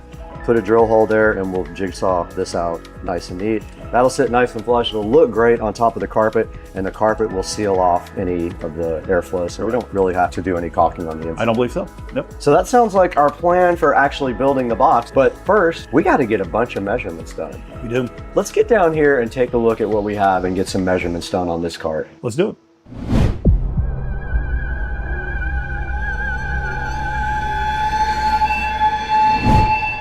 We're back in the garage with another sponsor on Supercar Street Racing. We have this awesome AIXPI. We don't quite know how to pronounce it. We did some research, but we couldn't find it. So we're gonna call it AIXPI or AXPI, this solar sensor light here. And I'm pretty hyped about this, Joe. This is pretty cool. What do you know about this thing from looking at the facts? It's LED, which is nice. 240 LEDs also. Exactly, and it's solar powered. So you never have to have any power supplied to it. It's ready to go at any time. Right, now here's the sensor part of it. So this is what detects your actual motion. And so this thing is solar powered. You can see the solar cell right here, how it charges.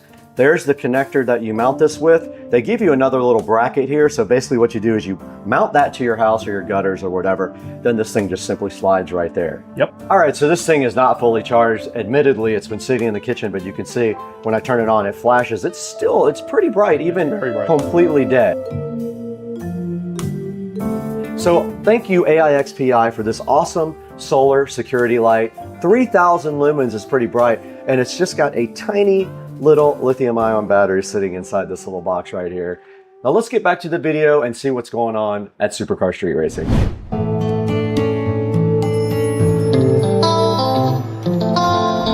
All right, so we're gonna take a couple of basic measurements right now. Right. One of the things that I really wanna do is to get as much space as possible for the volume that we need for the speaker. With that, I also want to make it as clean as possible and flush so that when this box goes in here, we don't have folks that are sitting on the back riding around having the speaker box pushing out. So with that, I'm going to hit the bottom here. It tapers back a little bit towards the top, but I can't worry about that. My measurements need to be where I know it can fit. Okay. So what we're going to do is we're going to do 14-inch 14 inches deep.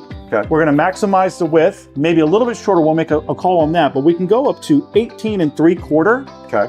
And then on the height, we're gonna try to really get as much as possible, but we have to keep room for the subwoofer because it's facing up. And there are some metal brackets that run across the top here, so we have to be very careful that we leave enough room for not only that subwoofer to fit in there, but for the excursion of the subwoofer, the up and down of the subwoofer. Exactly, and also the top of the subwoofer probably sits a little bit up. We have to open it up to really get those exact details though. Absolutely, and it looks like we've got roughly 13 1/4 on that. So what we'll probably end up doing is making this box roughly maybe 10.5 to 11 inches tall to give us the room that we need. So when you measured your 14-inch depth, did you measure to the edge right here? I did. Well, I measured it just here, although it will stick out a little bit, but your legs will not sit on it because your legs are gonna come out here. So it's gonna come right to this part over here. Okay, that sounds great. That looks like the measurements that will work for us. So now let's go ahead and unbox the actual subwoofer right here. What do you think? Sound good?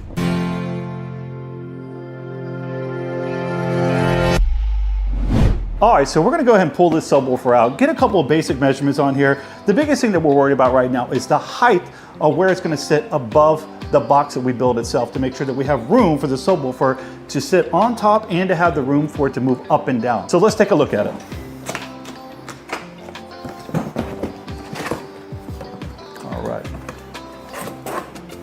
All right, inside the box, always awesome is we got a nice sticker there to put somewhere, usually on a good outdoor refrigerator. And inside the box, we got this beautiful, nice, brand new competition kicker subwoofer. It looks amazing. We don't need that where we're going? All right, so let's go and open this thing up and get inside here.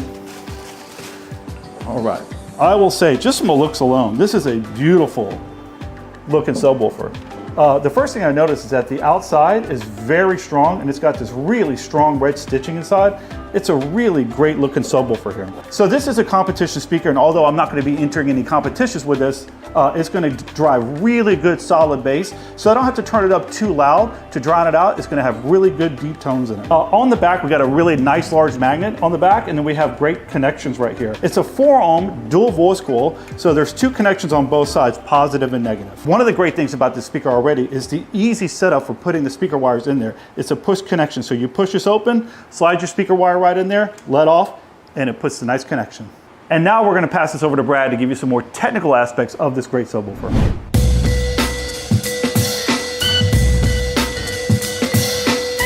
Okay, we're right here in front of the Kicker Comp 12-inch woofer. It is the Comp R. Now this guy has 500 watts RMS power handling. The RMS part means it's the average power that it can handle. It can handle up to 1000 watts peak also. Now taking a look at this woofer, if you're unfamiliar with dual voice coil woofers, basically there are 2 connections here. There's one on each side here, and what that means is each voice coil has an impedance level. This impedance level here is 4 ohms, this one is 4 ohms. So depending on your amplifier and what the actual ohm load it can handle is how you wire up this woofer.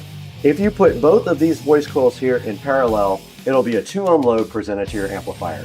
If you put them in series, it would be an 8 ohm load. So for our amplifier can handle a 2 ohm load. We're going to take off of this voice coil, go to this voice coil, and then off of this voice coil, go down to the connector. That's going to present a 2 ohm load to the amplifier. We can prove that with an ohm meter also. We can put it on the end of the second wire here as we loop here, and then out we should see a 2 ohm-ish load at the amplifier.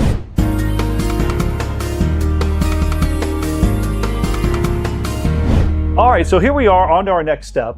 We took some really good measurements, and one of the things that we were most concerned with was the height of the actual subwoofer because it's going to be facing up.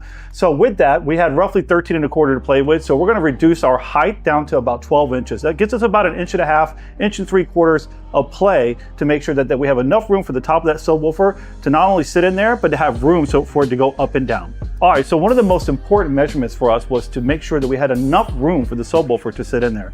So we roughly have about 13 1/4 inches of height that we can play with. We're going to reduce that down to about 12 inches. That's going to be more than enough room for that subwoofer to sit on the top and have room for it to go up and down. So what we're going to do is take a few minutes here to kind of outline the box itself. So there's gonna be quite a few cuts. One of the things that we don't have at our leisure is a nice big table saw. So we're gonna be doing this by hand. So to make sure that we get as best cuts as possible, I have this straight edge here that we're gonna use to clamp down to make sure that when we're running our skill saw, that we get a nice clean cut. So we're gonna take a few minutes right now to take these measurements, transpose them onto our MDF and start outlining all the cuts that we need to get done. And then from there, we can start to assemble the box. So we took a couple of minutes to make sure that the measurements were correct, and we went ahead and wrote them down just so that you guys can understand what we're doing. So the first thing is that we got to put a top and a bottom and 4 sides. So for the top, we know that we needed 18.5 inches in width, and we had 14 inches of depth to put it towards the back of the golf cart. So with that, we just times that times 2. So our tops are going to be 18.5 inches by 14 inches. Easy cuts for those. Now we need to do the 4 sides. Our 4 sides are not equal because the front and the back are going to be 18.5 inches, which will match the width. However, we need to go 10.5 inches to take in consideration that this is 3/4 inch MDF. So with that being sandwiched between the top and the bottom, we needed to take off 1.5 inches. So we wanted to get to 12 inches, so we're gonna do 10.5 inches on that. And then for the left and the right, that one, it's 14 inches. In regards to the depth, same thing, 10.5 inches to make sure that we have the room to sandwich it to get to our 12 inches. So here we go. We're gonna go ahead and lay out the exact measurements that we want. So one of the things that I always try to do is we have plenty of wood here. So I don't mind having a little bit of scrap left over, but I always try to utilize any of the factory edges. So we need 2 cuts on this particular one. So what we're gonna do is measure out 14 inches for the top. So on here, we're gonna lay out 14 inches, and then we're gonna have 2 cuts here to complete the top and the bottom, which are gonna be roughly 18.5 inches.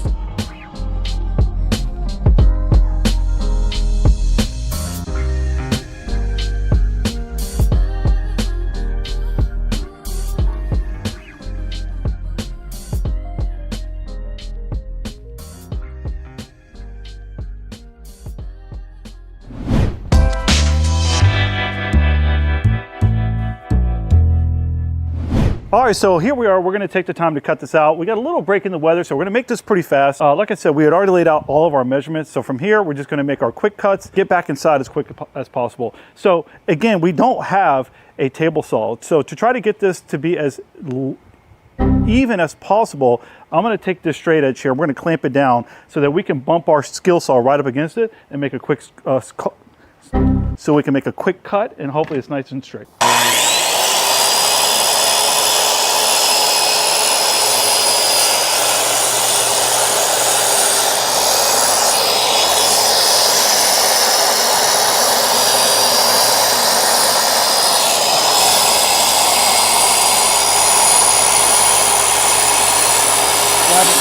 You're pinching it. Are you ready? Okay.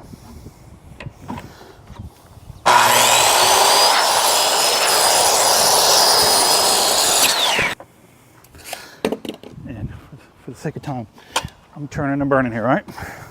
You ready?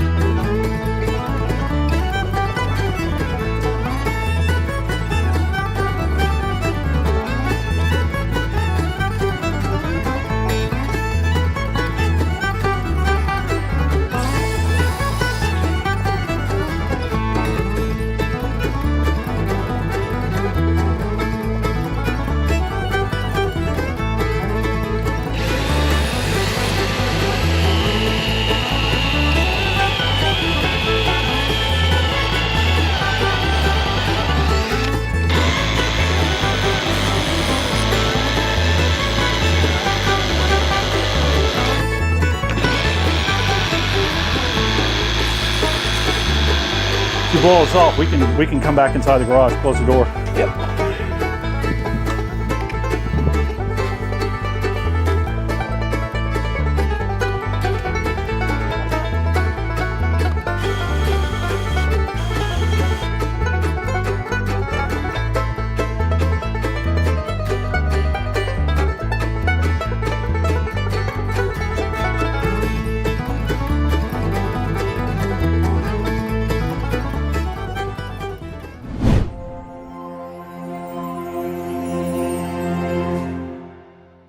Guys, I am so happy to announce Crutchfield as an official sponsor for Supercar Street Racing, and today I want to talk to you a little bit about what makes them special. Now, one of the biggest things about Crutchfield is obviously their technical support. You have free lifetime technical support on everything. You get a 60-day price drop protection at Crutchfield. 60-day returns is also awesome. They offer that. They have all kinds of information on their website, like DIY articles and videos, a huge car stereo database. They can figure out what fits your car. They also offer free custom vehicle instructions, car-specific installation packages, research, wiring, and things like that. They've been doing it since 1974. Check out Crutchfield. I will have a link in the description. Buy what you need from them and support the channel, and let them know Supercar Street Racing sent you.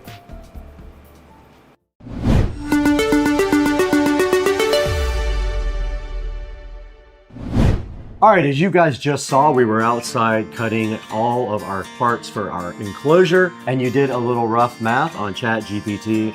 And how big was that box? Yeah, so it actually came out to about 1.29 cubic feet in volume, which is perfect. Absolutely perfect. The woofer has, I think, a range of 0.75 cubic feet to 1.5 I believe so. feet, so that's perfect. So what is our next step here? Yeah, we're gonna get into the assembly part of it, so pretty straightforward. So I got a couple clamps. We'll kind of roughly put this together. The biggest thing is that we're gonna get our wood glue down, we're gonna clamp it together, and then we're gonna pre-drill our holes, because what we don't want is the wood to split. MDF is a little susceptible, even in the cut, when we cut it, a little piece chipped off.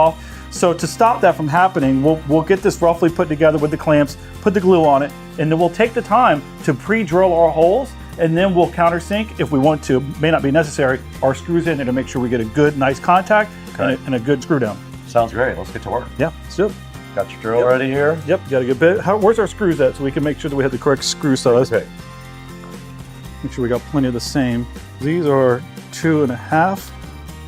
We're gonna pre-drill to get our holes, then we'll take it back apart, and then we'll glue it, and then we'll screw it back in, all right? Okay, is this looking good right here? Yeah, just so you can see in the center. Yep, perfect. Let's go straight in. Okay. Perfect. Yeah.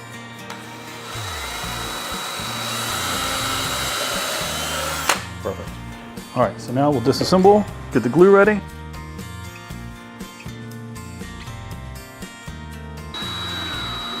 I'm wondering if we should have countersunk them, but I guess it doesn't matter. Oh, Got no! him! I let go of it. It didn't hold. Oh! So, it is what it is. Whoa! Pop another one in there? Nope, go ahead and screw that one in. Yep.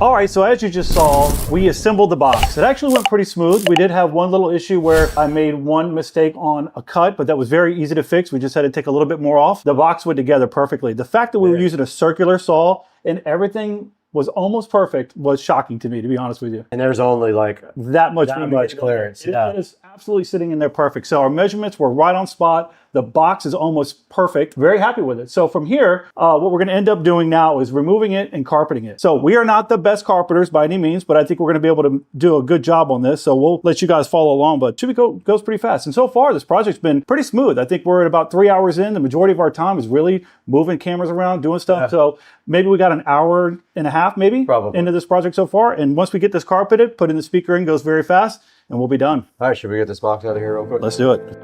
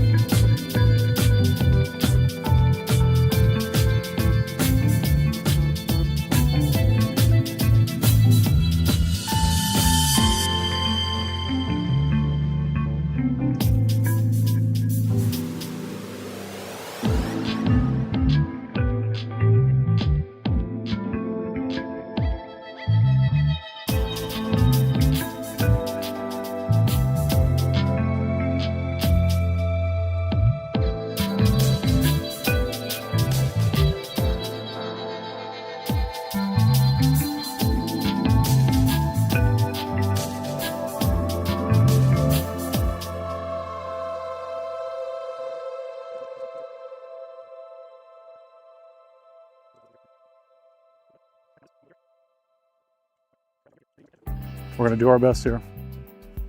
Next time you do it, you'll be an expert. Maybe. Now, if that together, this together. Perfect. Okay. You're going to hold this tight. Pull that and hold it tight. Pull it towards you. Okay.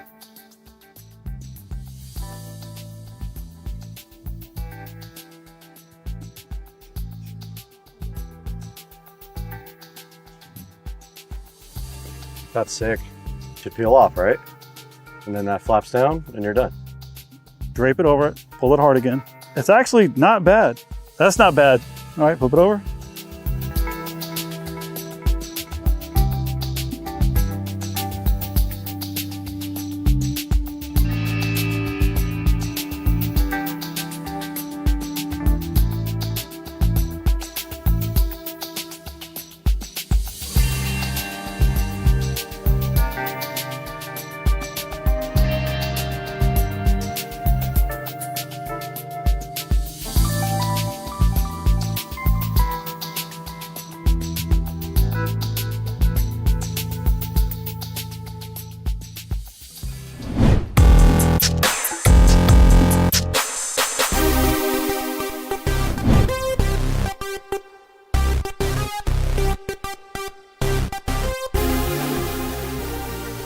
All right, guys, you just saw us carpet this enclosure with the half moon method that we borrowed from Soundman. And now what you're seeing is we're cutting out the hole for the speaker so that I can go ahead and start wiring.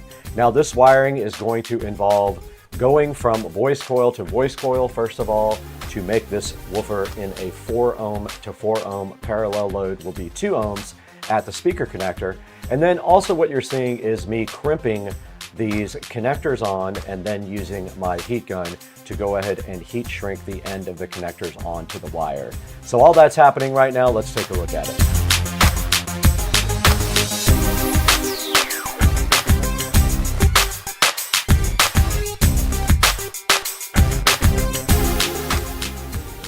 Now what you're seeing here is we are installing the woofer and we're making 100% sure that we are covering up the surround with a piece of plastic while we're screwing in the screws so we don't make any stupid mistakes. All right, we're back and we did install the subwoofer enclosure and we've been adjusting the amplifier a little bit, the gains on the amplifier, just to compensate for a different subwoofer that might be a little bit more sensitive or less sensitive than the other one. We turned the gains down on channels 1 and 2, which are supposed to be the highs, but it's actually, I think, 3 and 4. But turn the gain down on that, and then when volume goes up on everything else, it'll bring the subwoofer level up. Because the subwoofer gains are maxed out on the amp. The amp is pushing as much possible power as it can, which means we also might need a second amplifier. But I was going to suggest, and I will send you a link to this, I was going to suggest we get a 12-volt USB fan and strap it right to the side of your amplifier and power it off of your inverter in there. It's got a USB port. Keep it a little cool. It'll cool your amp off and keep it from going into overheat. Okay, you can see the woofer clearly through the back here. If you ever pull up to a party or anything, all you gotta do is open the back hatch and you've got that woofer. Yeah, and the other reason it's up right now is because this panel, it rattles. So we're gonna probably have to do some dynamatting. Sounds so good. Like, perfect.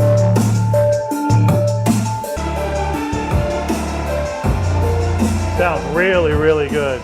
It is. That was a lot of power it was pushing for that.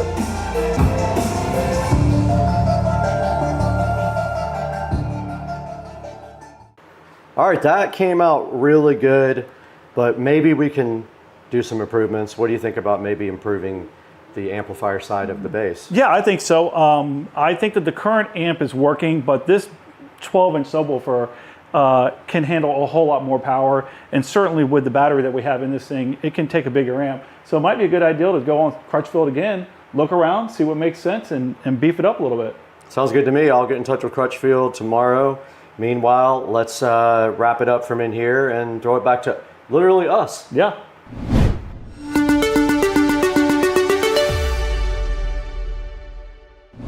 Okay guys, so you just saw us build an entire enclosure for this club car. How did that go? How was it? I thought it went pretty easy. I mean, we had a couple of tight measurements that we had to figure out, but otherwise, I think the whole box put together very nice. So you just saw us build the box from scratch. Right. Install it, test it, run it, and it turned out great. Right, it did. During the process, we need a little extra help. So one of the things that we're able to do is go to the Crutchfield site, do a little research on there. They got a lot of great stuff on there. They have videos, articles, a lot of various different links that help you out, which was tremendous amount of help for us when we built this. And don't forget also their phone support. You can actually give those guys a call and they would be more than happy to walk you through anything that they can. And if they don't know it, I bet you they can find an answer. Absolutely. Today you saw us do all the steps to get that enclosure put into this 2017 club car. So if you have a club car and you'd like to copy our design, I'm gonna go ahead and put the dimensions down in the description. I'll put all the products that we use down in the description.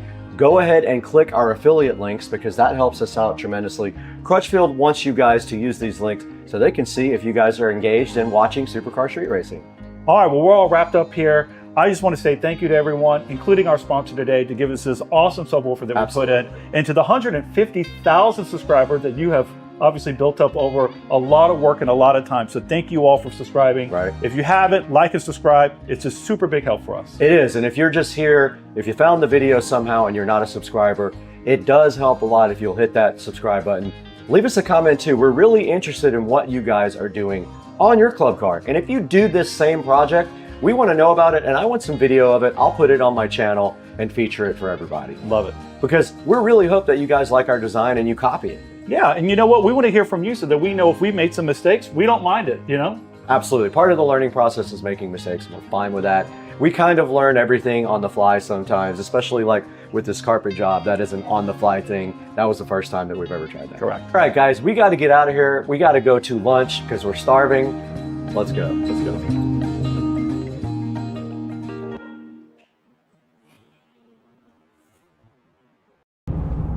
We just stopped by the candy store to get some candy, and we got this big candy right here, and it's, I'm not gonna say the brand.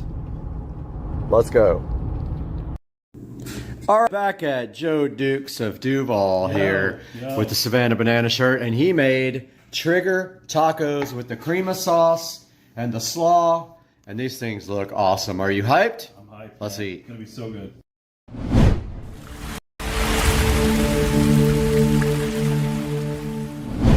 Welcome back to Supercar Street Racing, guys, and directly in front of me is the Easy Surge 40 volt electric lawnmower. rechargeable lawnmower, 18-inch deck. Easy Surge reached out to Supercar Street Racing to see if we wanted to take a look at this with you guys. And of course, I have to do it for you guys. So we have the Easy Surge 2x20 volt brushless self-propelled lawnmower right here in front of me. And today on Supercar Street Racing, we're gonna open this guy up, get it out of the box, get it assembled, and go ahead and cut my front yard and see what you guys think of it. I'm gonna test it before you buy it. Let's get this show on the road, guys.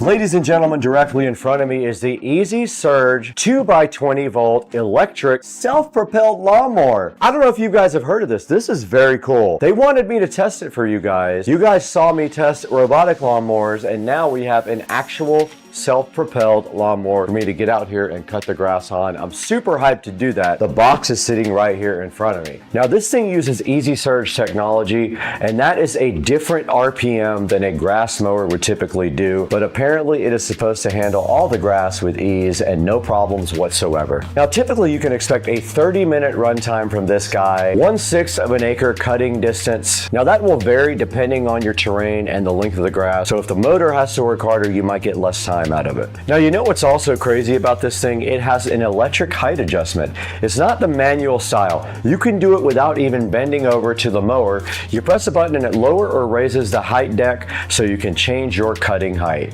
Now this dude is also self-propelled. It goes from 1.3 miles an hour to 2.9. That's pretty cool. I cannot wait to test this in the front yard. Another thing that's awesome about this guy is the storage. It has a single handle fold design, which makes it easy to fold up and store. Unlike the other designs which have two rods, it's very easy to store. 22 reviews later, this guy is sitting at a 4.4 stars. Right now, if you act quickly, if this video is timely on this, it might not be at the same time of the sale. It's 23% off right now. You can pick this dude up right now for $269 and start cutting your grass.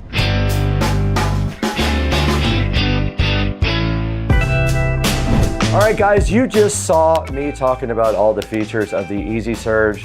This is a 40 volt. It has 2 batteries. It is awesome. It's self-propelled. It's made by Letheli, and Letheli was kind enough to reach out to Supercar Street Racing and see if we wanted to show this to you guys.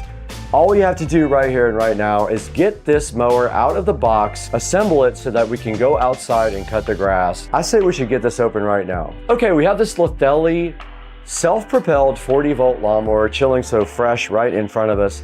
And now all we have to do is open the box and see what's inside. And I think after looking at the instructions, this is going to be a pretty easy unboxing.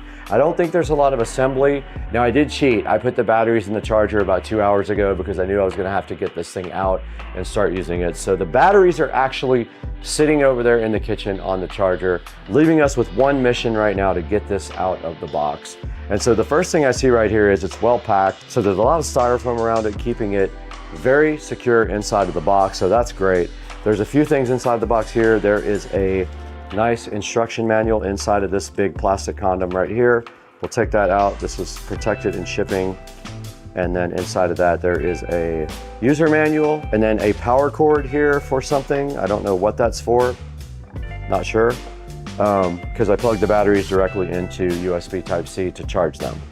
So this stuff can go back here. We don't need that where we're going right now, that either. And then the lawnmower itself is sitting right here. This was where the batteries were, so they had them separately packaged in this little white box. And then over here, there's another little white box. Let's see what that is. The one thing I can say is this is packaged better than the last product I unboxed. Ah, okay, so I didn't know this actually had a fast charger. So that's cool. So they give you an actual charger here to charge the batteries. I didn't use that. I went directly to USB Type-C from the kitchen. There's a little charging area in there that you guys saw in another video, but this power cord is the power for this. You plug this in the back of there, and you can charge your 2 batteries directly with this.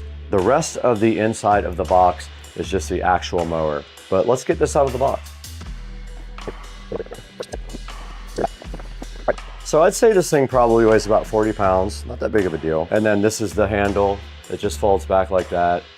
They have everything nicely packed in here. Everything's wrapped nicely, and they have a bunch of styrofoam protecting it. And first impressions on this lawnmower is it's really sleek looking. I feel like it's kind of futuristic looking, and I like that. Like, that's kind of my style. The whole house is kind of that style. So this looks great sitting right here right now. And there's really nothing to do here. There's no assembly required. I think this is the locking mechanism for the arm that props up. So all you have to do right now is go ahead and cut the grass with this Lithelli electric rechargeable lawnmower. It almost looks like a car. And I did notice that when I opened the battery area, there's actually a spot for 4 batteries. They give you 2 batteries, but apparently you can put 4 total in here at one time. And so that gives you extra capacity for mowing. We showed you guys the mower, we showed you the charger. So the next step is to get this thing directly out onto the grass and do some mowing.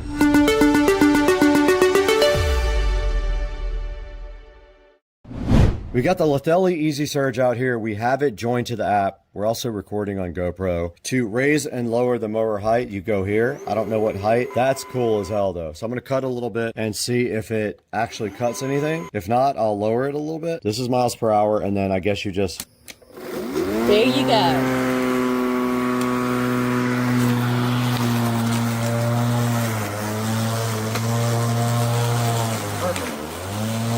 Wow. But I'll take that. Did you change it?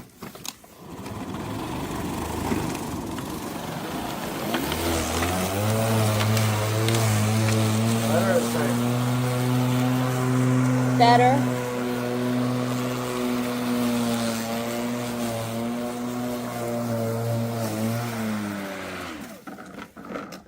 Dang, that thing rips.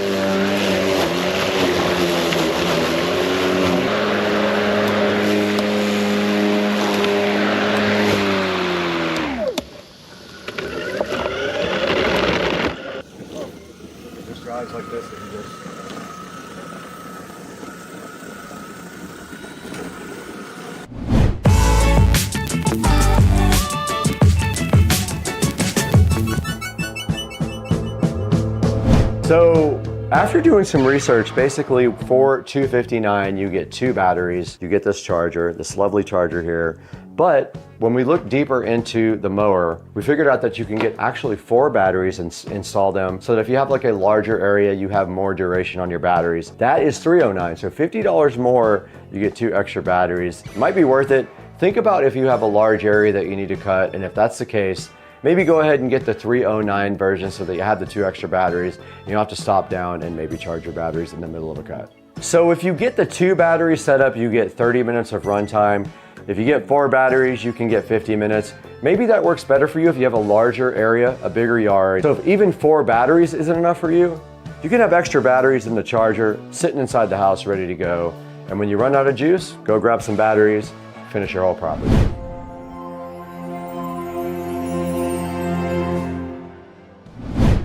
All right, guys, here is a look at the Lithelli Smart app right here. I'm gonna go ahead and power on the mower. Here is the lawnmower right here. This does use Bluetooth. I had already added this to the mower, and you can see it also sees the batteries as well, so it adds them both to Bluetooth as well. Here's the actual mower itself, and what you can do here is you can set up the entire mower from this app. So you can set up the height, and you can set up the speed and everything from the app. I did want to show you guys this from the app. And you can see right here, you can also set up Easy Surge. I just switched it into Easy Surge, you can see that.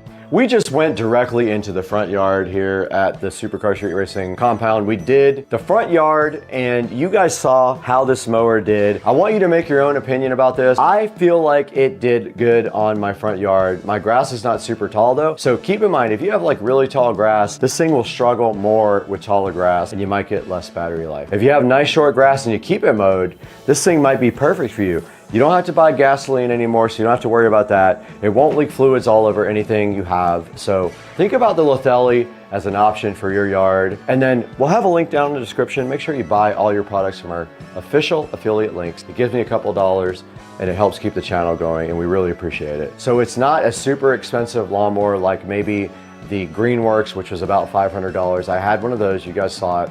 We're gonna throw it right here to the Amazon page on the computer. Tell you guys how you can get your own Lithelli 40-volt lawnmower, support the channel, buy your Lithelli directly from our affiliate links. Let's throw it to Brad in Studio B.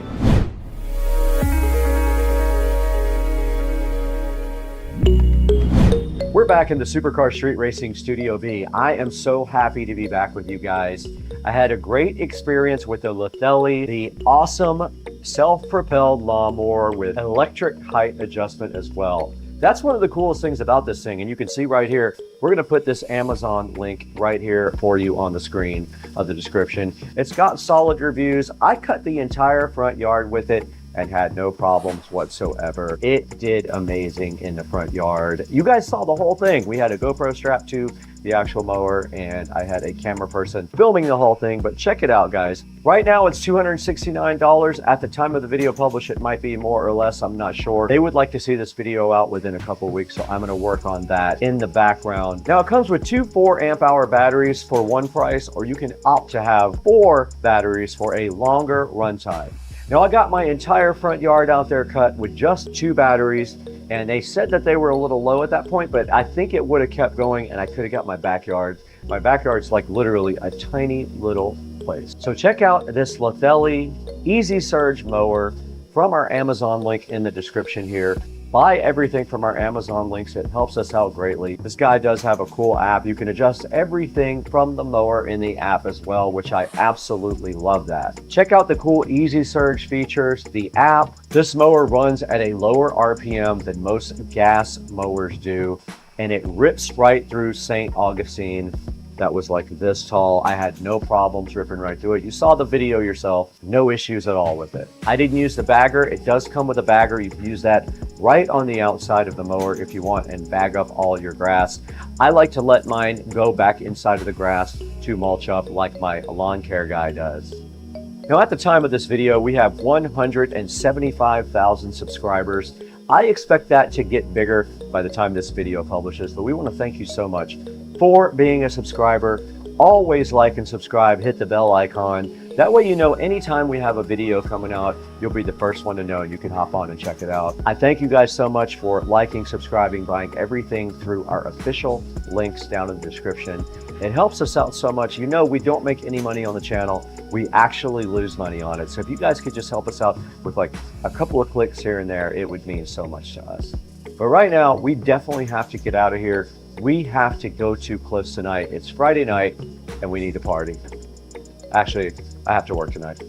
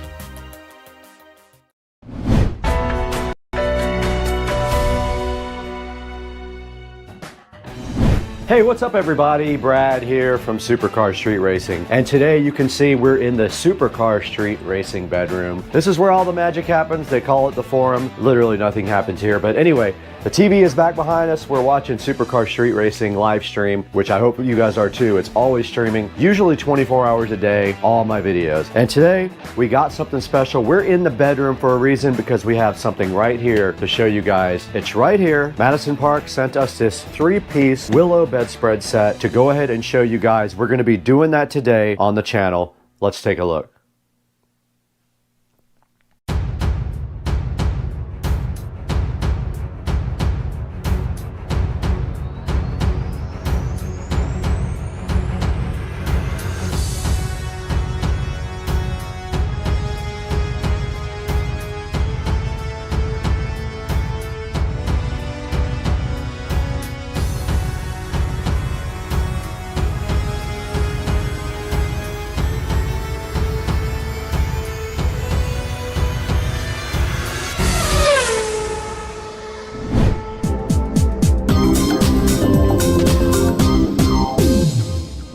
We are back and we're in the Supercar Street Racing bedroom today. This is the master bedroom because I need a big room for my office. This is the guest bedroom actually, but I do sleep in here. This is my $10,000, $11,000, I forgot how much, Tempur-Pedic bed that I bought. I've had it for about 4 or 5 months now and I absolutely love it. But Madison Park reached out to me and wanted to know if I would like to check out one of their summer collection, anything that I wanted from their summer collection, and I picked out the Willow 3-piece bedspread set. And this is it, sitting so fresh and fly directly in front of me on the bed. And we can see right here, they have a picture of a bunch of their products on the front of the thing, and it's in a plastic container, just like a lot of the bedspreads and pillows and stuff come in. This is made by Madison Park. We will have a link in the description to it. It is the 3-piece Willow set. You can see right here, it is for a king-size bed.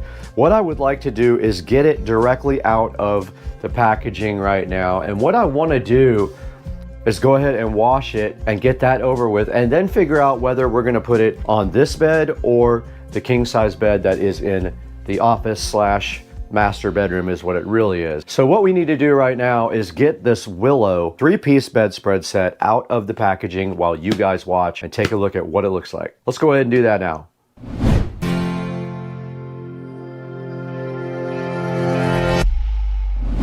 Directly in front of me, which is right here, we got the Madison Park 3-piece Willow bedspread set. I'm so hyped to have Madison Park on board as a sponsor of Supercar Street Racing. This looks awesome. Let's go ahead and take it out. It is connected to some cardboard here. to keep it stiff. Here is the Madison Park Willow set. Like I said, it is in a cardboard to keep it stiff. It does have a kind of a floral pattern on it on the front. So not sure which bedroom I want that to go in, but there is that. And there is a couple of pillowcases in here as well. You can see right here, this is one of the pillowcases. Yeah, here's one of the pillowcases right here. Notice you put your pillow in from the rear there. There's a split right in the back. Same with this, there is a split right in the back of that. And then this looks like it might be the actual bedspread. Go ahead and get that out. And there's the bedspread. It is kind of cozy. It has tassels on the side and a flower-like design all over it. It's pretty heavy, I like that. That's kind of what I need. I keep it very cold in here, so the heavier the better. Let's take a look at that actually on the bed. It's nice and heavy, so it feels like it's high quality.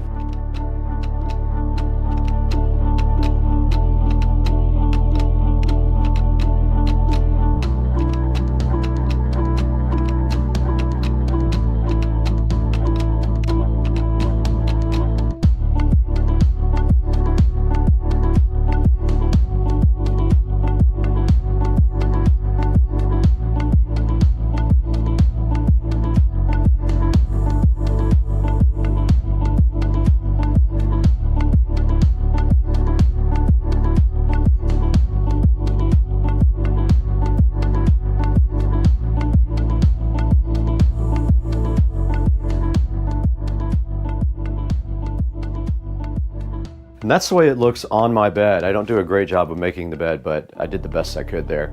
Does look very good in here. Very high quality feeling, pretty thick. Now let's see if we can get one of the pillowcases on the pillow.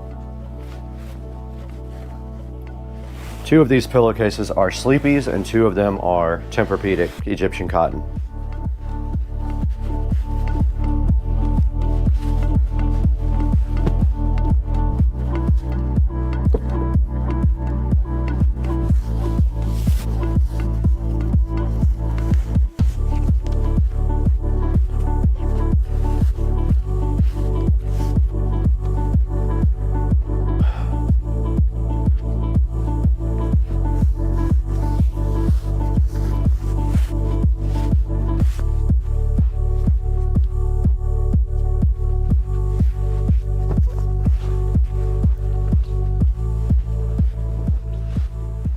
Does it have a tag?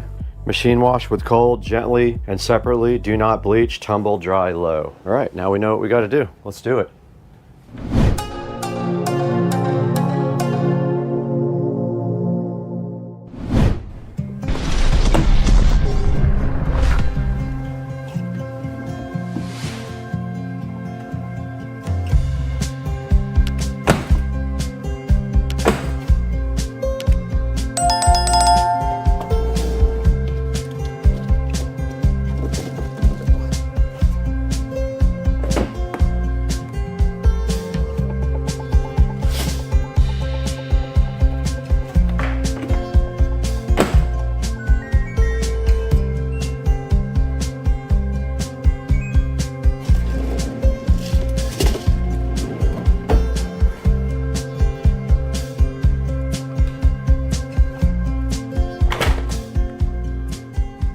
All right, these guys should be completely done in the washing machine now. Let's go ahead and check it out. Yep, it is done. I'm gonna go ahead and throw it in the dryer, and it said to do it on low. So I'm gonna go ahead and move these real quick. I'm sure they smell good. I can't smell, but put this on low like instructed, and hopefully it doesn't destroy the tassels. Tassels don't always stand up to dryers well. Let's see. Low temp dry. And it's off to the races with those guys.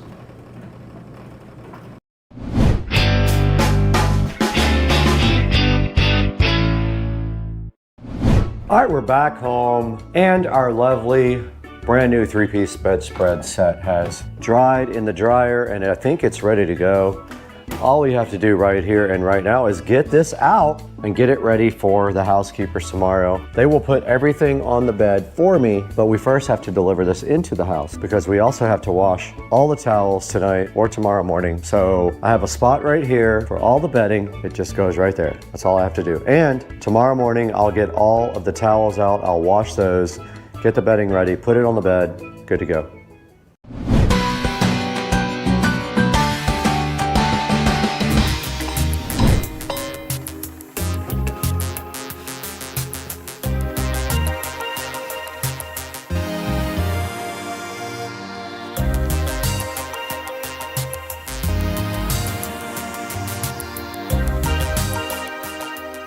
Okay. That is the first pillowcase all the way on the pillow. Looks good. Let's get the other pillowcase. So to get them in, you do one side and then you do the other side. That's what it looks like on my bed. Looks good. I would probably use another blanket on top of it to keep me warm. It's not as thick as the old comforter that's underneath here, and you can see it looks pretty good in the bed. We'll get some pictures as well of this. Hey, what's up everybody? Welcome back to Supercar Street Racing. Brad here in the Supercar Street Racing Studio B today with Madison Park, who reached out to us and wanted to know if we'd be interested in looking at their summer collection. They wanted to promote their summer collection for you guys, and we have a bunch of summer collection things available here, but we picked out the Willow 3-piece bedspread set. Now here's a look at their whole summer collection. They have a lot of stuff in this collection. They have furniture, bedding, and all kinds of cool decorative items available in the summer collection, but we chose the Willow 3-piece bedspread set. And you guys saw it, we did go ahead and put it in the master bedroom. We washed it also, and it did stay in my master bedroom. It has a nice big oversized bedspread, and then it has two cool little pillowcases that go along with it as well. Madison Park has so many cool things for you to choose from. This is just one of them, but take a look at this cool bedspread here. And you guys saw how neat it looked up on the bed. It does have like a floral pattern on it, but if that's not your style, you can go back into their summer collection and you can find all kinds of goodies here. And Madison Park wanted to team up with us on this, and we were so happy that they did. We took that Willow bedspread set, washed it, put it directly on our bed, but let's go ahead and look at some of the other stuff in the collection here. Let's say you like lighting. Here is a lighting thing here with a chandelier with fabric drum shades. It's pretty cool. Here's a nice turned wood frame chair here for $529. Looks very high quality. Here's a cool little accent bench if you're into things like that. This looks awesome for $281. And if you like some of their other bedding sets, here is a 4-piece oversized reversible matless quilt set with a throw pillow. And that's going for $180. And look how cool this is. Look how nice that would look in your bedroom or your guest bedroom. Here's a bunch of their other bedding sets also. Please take some time and go through the Madison Park website and see if anything there catches your eye. I will put a few options down in the description from their Amazon store. You guys can then go pick anything you want. You can buy it from the Amazon store, and it does give me credit, so I really appreciate that. I'll have links directly to their website, and then I'll have some product links from Amazon also available for you guys down in the description. Treat Madison Park with respect. They were nice enough to sponsor Supercar Street Racing, so go ahead and buy through the official affiliate links. Now we are up to over 200,000 subscribers, but we could have done it without you, so thank you so much for all your help and support on Supercar Street Racing. Buy everything through our affiliate links. Tell our sponsors that you love them and you love Supercar Street Racing, and they will keep on helping us help you. We're gonna get out of here right now. We actually have to work.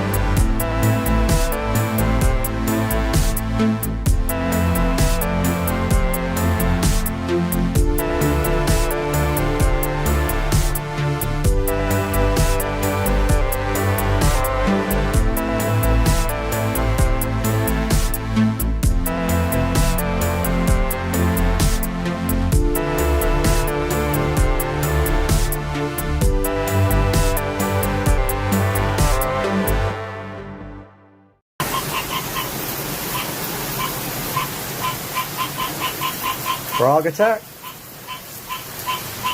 What in the... Frog, where are you, dude? You shut up. What's up, everybody? Headed to get the wheels and tires put on right now at Visual Effects Body Shop. First, I get to sit through the most terrible traffic in Orange Park. Did get out of work early today, which was cool. Won an award at my work meeting, so that was also awesome. Headed that way. Hit you guys up again when I get there.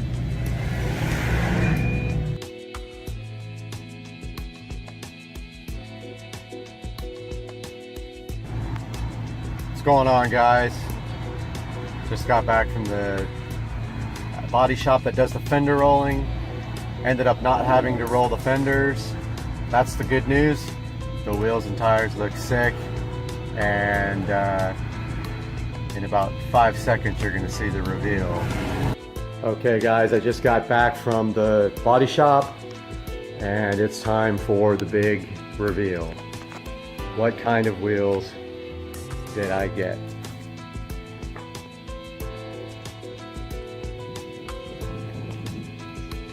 So, boom. These are the new wheels and tires. These are, sorry about the truck that just went by, guys. These are HRE FF01 in tarmac, which looks absolutely amazing on this car. It looks so great. I never imagined how good that would look with that 1-inch drop and the black badges and accents really came out nice. I mean, I even think the front could maybe be dropped another 1/2 inch or so, but wow, what a difference that makes. Looks great. So these are the HRE FF01 in tarmac black, and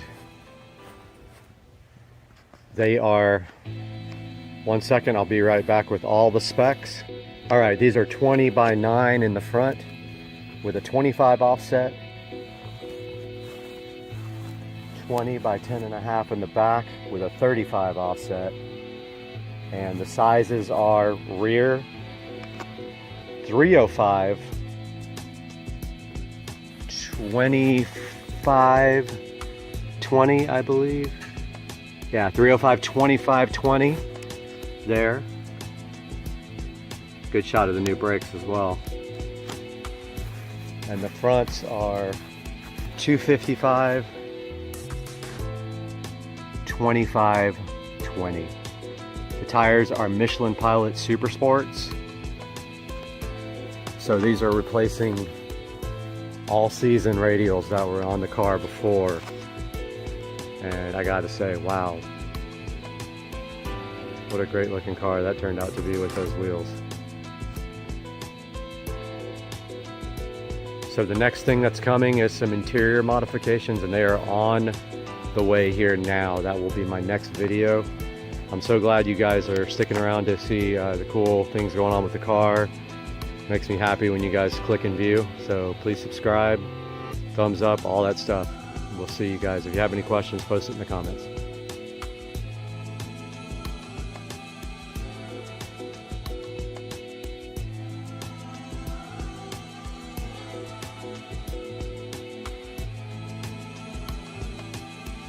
Absolutely. That did come out good, man.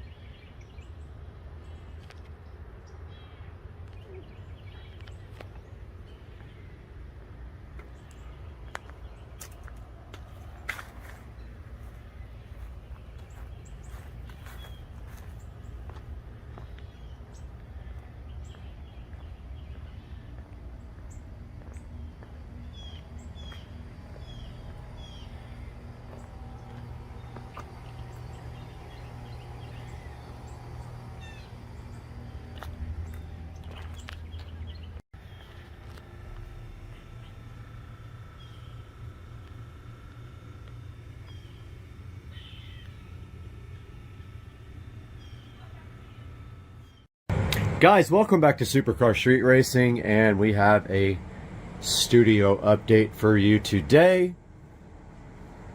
And I have been working hard in here, but also had some other things going on outside of this, so I took most of the day yesterday to go buy a beater car, which I will put on the channel soon. But what I have done in here is I have continued the acoustic foam tile work, and I have the acoustic foam tiles laid in on the ceiling all the way as close as I could get to here. But Joe and I are going to go tonight and get the foam board so I can finish the front wall. But I got the acoustic foam tile done literally to past halfway through the room, and then I ran out, so I ordered some now. I need about, I think, 80 more to do the rest of this. And what else did we get? That's pretty much it. I've been working on foam tile for days. It's very time consuming to put these in, and I have to cut around these lights as well, so I've been doing that, and cut around the in-ceiling speakers. And I ordered the amplifier. I ordered the receiver for the front, not the front, for the whole room. It is a Marantz 7.2 Slimline TX, no, NR1711, I think. Just NR1711. It'll be here tomorrow, so we'll be able to test out the surround sound here. So that is a little update. The studio is looking awesome. AC is kicking, and the tiles are going in, and all that is really left to do is this front wall, which is going to take me a while. I have a lot of electrical and wiring to do in this front wall. The actual cutting of the foam will be easy. It's the actual putting the boxes in and planning all that, because there's 2 boxes up here, there's several boxes here, there's 3 or 4 down here, there's more boxes there and down there. So yeah, it's going to be a big, probably an all-day thing. But yeah, wanted to get you guys caught up on the Supercar Street Racing studio. We'll talk to you guys soon.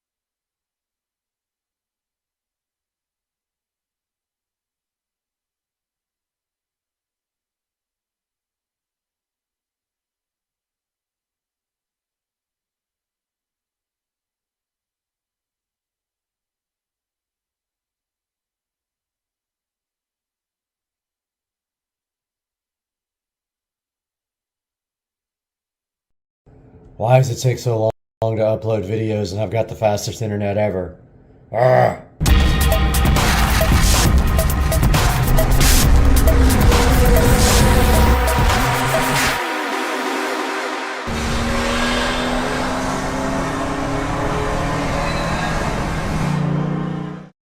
Hey guys, welcome to the channel, and today is a special day because I get to reveal the backyard. And you can see right here we got another video editing right now for Supercar Street Racing. Actually done editing, it is uploading, which takes the majority of the time here. So let us take a look at the backyard. It's time to reveal the finished backyard project for the Supercar Street Racing backyard pool and landscaping project. So we're going to take a look at that right now.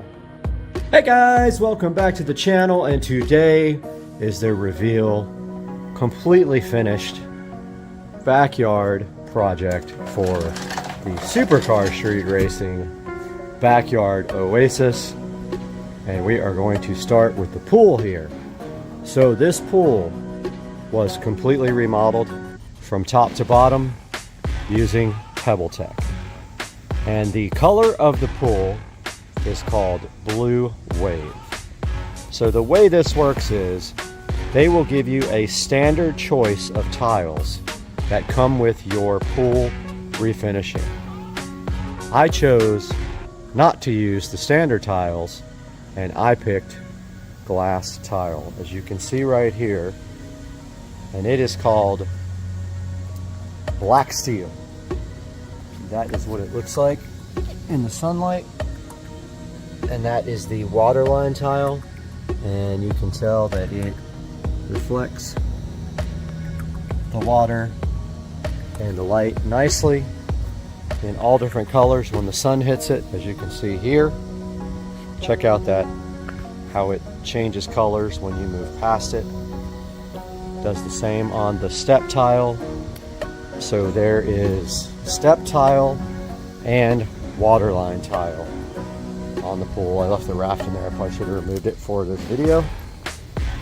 Here is the other step, and we have the brand new LED light, also with the controller right here. This is also controllable with Alexa. If you guys want to go back to my video and check out how that happened, I did all the wiring on that guy and also put another switch in this box here. But that is the Alexa LED pool light. So the cost of this pool alone with the tile was about $15,000, not including the pool deck. The glass tile was around $4,000, the pool was around $10,000 something ish, and that's where we ended up with the pool. The light was separate, that was another $300, and I installed it myself and saved money. There's the Alexa pool light. Moving on to the pool deck.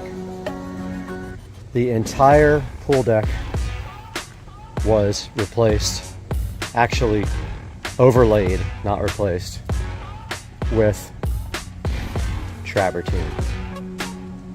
That includes the patio. Before, it was cool deck with a C, the stuff that stays cool when you walk on it. Now it is travertine. This entire portion here that I'm walking around, including this cantilever edge, was replaced with travertine. That is the most expensive part of this project. That was $18,000 for all of this travertine, and this section was not even here before. That was part of the $18,000. I wanted to add a section to put 2 more chairs, because over here, as you can see, it's 3-ish in the afternoon and this section starts losing sunlight. So I added this to get sunlight until around 5 p.m. at which point the entire pool deck starts getting dark. That's it for the pool and the pool deck. Let's move on to the landscaping. Taking a look at the landscaping, we're not talking about concrete or anything yet.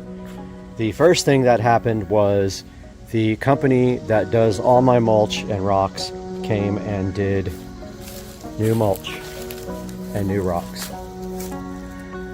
So all of the yard around the outside is mulched.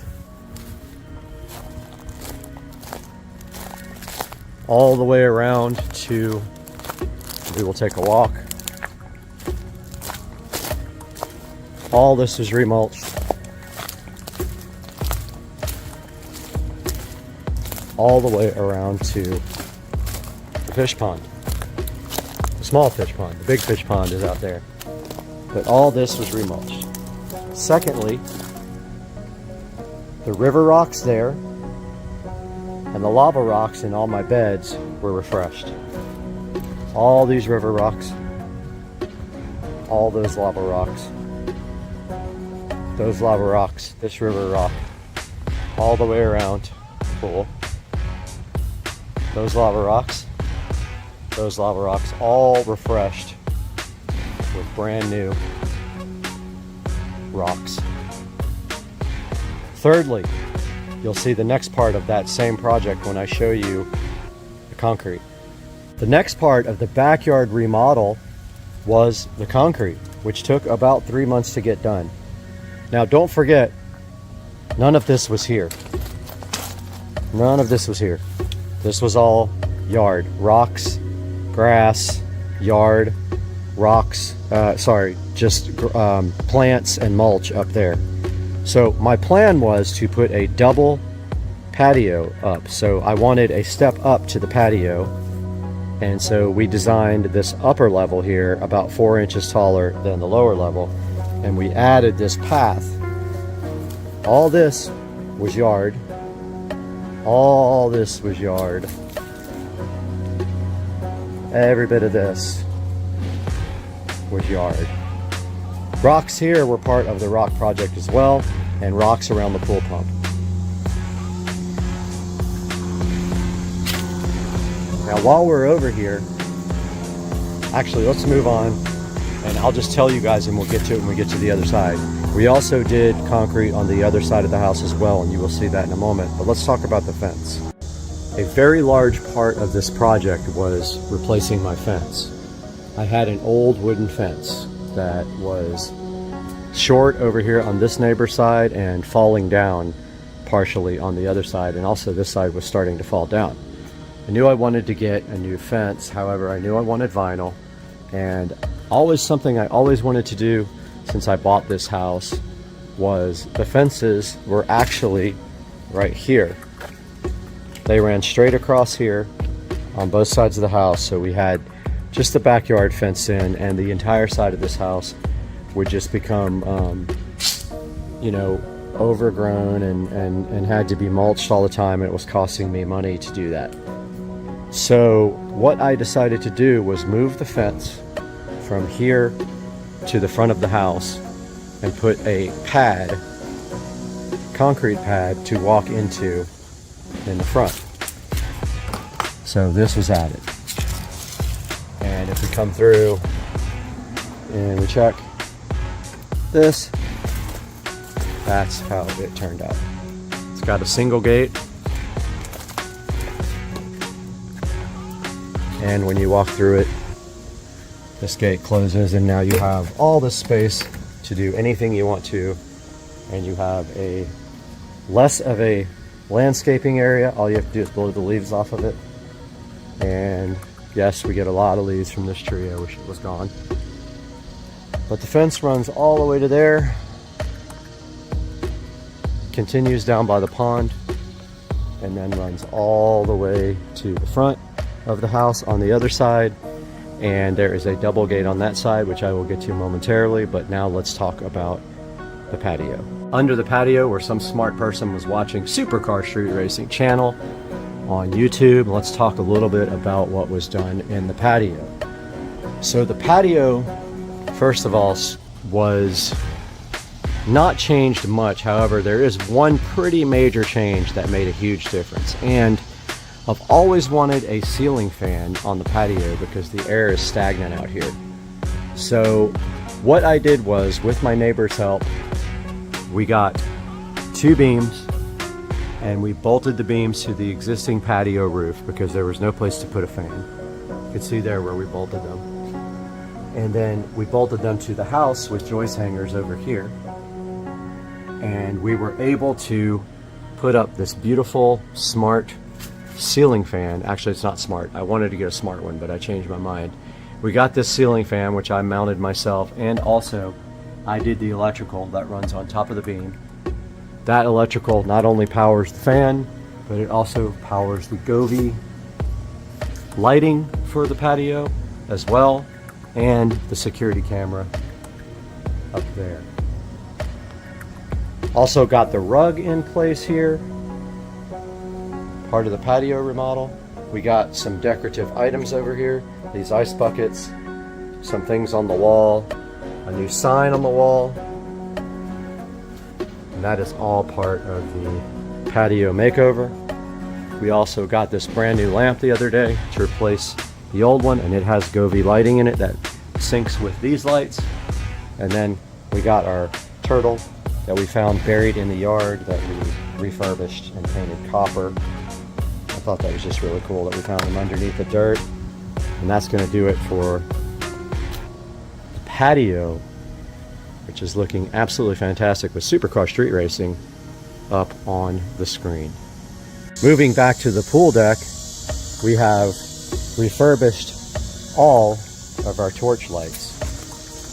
So what we did is we painted all of them black. These are actually really high quality torches. We painted the torch lights black, and then we painted the actual kettle part, the oil holders, in copper. And as you can see, these came out fantastic. They look so good. Moving on to the new portion of the actual pool deck, and that is this paver area we added. This was not here before, and I really wanted some place to hang out in the afternoon when the sun starts setting. As you can see, the sun is creeping this way, so it will be over here within the next hour, hour and a half. So this gives you a good hour and a half of sunlight. And we got these awesome metal chairs, which are available on my channel to check out if you want to look at my review. I believe they're Christopher Knight, but we added these 2 chairs and we added this amazing table, and now there is a very nice area for you to come and lounge and chill out next to the fish pond. Moving on to the other side of the house, the first thing you notice here is this beautiful fisheye garden, which kind of has a zen feel to it because of the shape. Notice it was also remulched. Now, one thing, everything about this garden is new except the plants and the light. So the plants are still the plants that were there before. You can see we have these 2 beautiful, amazing native plants that don't need any water. They will survive without watering. We shaped a fisheye garden, filled it with lava rocks. My irrigation guy added a spigot here, and then of course we have the expandable hose and the hose pot, which are also reviewed on the Supercar Street Racing channel. So if you haven't seen that, please take a look. Continuing our tour of the side of the house, we see here our fence continues all the way to the front. And let's take a look down where we have recycled concrete that fills the gap between the concrete and the fence. Now, the reason there's a gap, the fence guy would not go all the way to the fence because he can't finish the edge if he has nowhere to walk. So we did 12 inches on each side from the fence posts. Later came back and finished the concrete, and this recycled concrete was about $350 installed. Moving on and taking a look at the pool pump area, we see here we have brand new pool equipment. and automation from Aqualink. So we got the Jandy set up with the Aqualink, AquaPure, all brand new automation. It is a variable speed pump, top of the line, low power pump, and all that's brand new, and it is available on the internet. And you can see we formed around it and filled the garden here with lava rocks. Moving towards the front of the house here, you can see we have a nice little area here for the garbage cans, and there is our double gate on our brand new fence. Not much to say about this area, but this was not here before. The fence was moved forward to the front of the house, and now we have this wonderful little area and a pad going out front there for the gate. Now we have one of the biggest, most shocking additions to the remodel, and that is now we have a shed. We have a lean-to, and it is super nice. And I have been working on this for the last couple of weeks trying to get it ready to put stuff in. However, I'm waiting for the concrete to cure so that I can paint the floor now. Yeah, so we got the lean-to shed. It is about 8 by, I don't know, 15 or 16 feet. It has a big double door here. The golf cart will fit. And if we come down the side here, notice, I'll show you all the lighting in the yard here next, but we can go in and take a look at the shed. And if you guys have been watching my videos, you know that the shed is well lit. And the point of the shed here is to, if I want to have a place to pull the golf cart in. And we actually have golf cart space and more, but I'm not going to do anything until this concrete has been sitting for a while so I can get in here and paint it. So yeah, I did all the electrical in the shed, so you can see here where we stepped out from the inside of the house, ran our pipe over, and then our electrical all goes up and over. And we have our switches here, and we have receptacles, and we still have our hose inside here. I haven't decided if I'm going to leave it in here or move it. It's actually perfectly fine where it is. It's not in the way of anything, but if I ever want this space, I'll get the plumber to come run the pipe through the side of the wall there, and then we will have our water outside. But for now, all you gotta do is open the door if you want to use the hose. Or maybe there needs to be a sink in here. That'd be kind of cool. We could put a sink in. But this is the shed with the LED lights for the garage. They're made for garage lighting, super bright LED lights, and this is the switch. Talk a little bit about the lighting. So all the fences have these nice light strings, LED, bought from Walmart.com, about $7 each. The lights go all the way down to the dock, around the dock, continue on the fence here, and go all the way to the other side here. Those are all on a smart timer, which also has blue rope lights around the dock. The smart timer is located right there by the dock. Then we have some low voltage lantern lights on the pond that are also on a different timer, which I will show you guys. And we have lighting here around the house as well, up on top, that goes into the patio, which I will show you guys that on our night shot. So that is a good look at the lights. We also have lights in the yard in several places here. Spotlights there lighting up trees, lighting up the palm trees here. We have spotlights there, which is actually pointed down. It needs to actually be pointed upward to work. So that is a brief look at the lighting, but I will show you guys all of that when it gets dark tonight, because I want to show you a tour of the yard with the lights on. This is a look at my new patio area. So what I did was I took the table from out there where those chairs are, and I moved it up here to our new upper level patio and proceeded to remodel this patio. We have some really nice artificial palm trees from IKEA. We have 2 outdoor weatherproof storage boxes that are hiding some dirty secrets. This one is hiding the air conditioning from the inside of the sunroom. So when you use the AC, you just have to lift this up, but notice how I sealed it off so no critters can get inside. Completely sealed, supposedly. This other box hides an ugly pet door that is no longer in use, but has plenty of storage now. Got the big nice tree from IKEA, and we have the decorative IKEA metal signs up on the wall. Another little plant on the table, and of course 4 brand new lawn chairs here, or dining chairs, or whatever you want to call them, for the table. The table was respray painted black. All my furniture was resprayed black. I do that about once a year to my metal furniture, and that's how we keep it very nice. So that is the new patio area for the upper level patio, and when you turn this way you get the amazing view down there. And of course, anytime you want to go chill with the wildlife and the alligators, which is right there, you can see one right there, you can walk out on the dock, and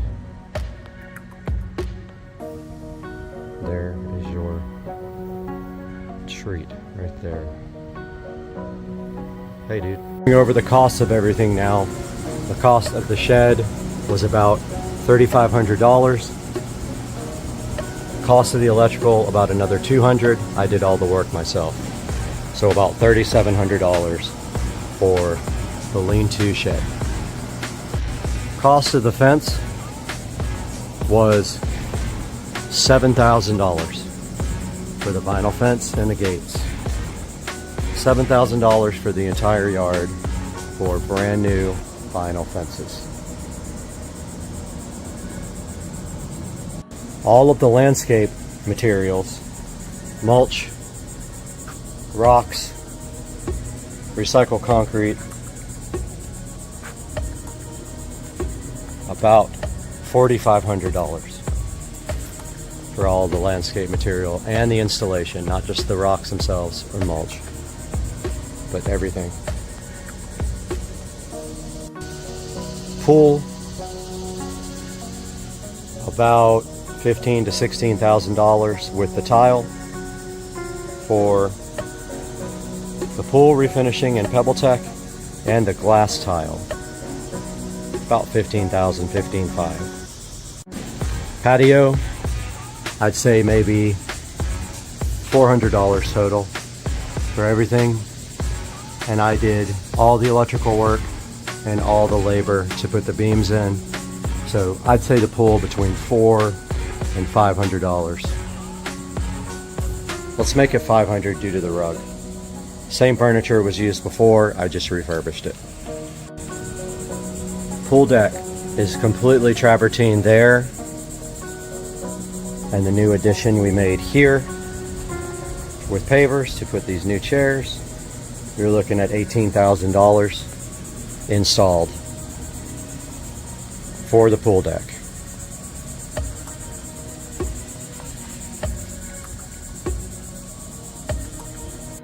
These cushions were around $200. I already had the chairs, so the cushions for the chairs about $200. On the patio out here, I already had the table.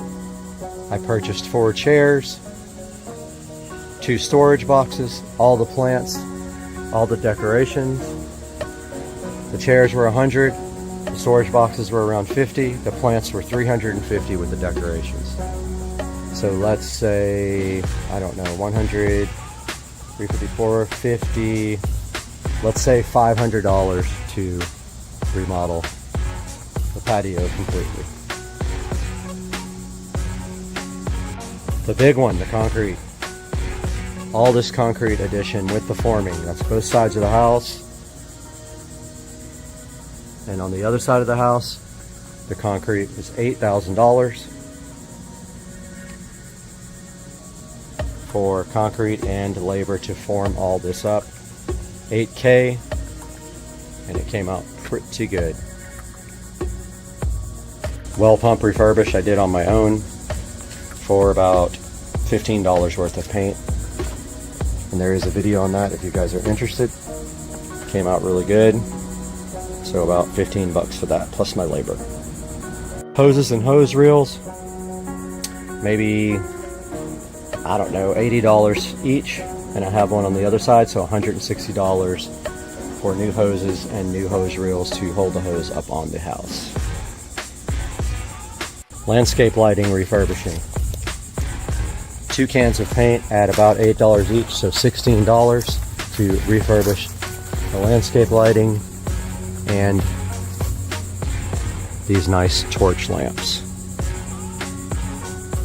Moving on to the chairs and table. The chairs were about $360 and the table was $100. So to furnish this little area here, $460 in furniture is what you're looking at here. Hoses and hose pots here, maybe around $75 to $80 for everything, and I have 3 sets of those, the ones in the front yard, so let's call it $140 for the new hoses and hose pots. Brand new pool automation system, all internet based, around $8,000 worth of equipment here to get a brand new pool system put in with the most modern technology, salt system available, and that's what that costs, around $8 grand. New low voltage landscape timer around $100, 90 to 100 I think, and then the smart timer down by the pond that controls the rest of the AC lights. This is for DC low voltage. The AC timer down by the pool was around $30, so another $130 in timers for the backyard.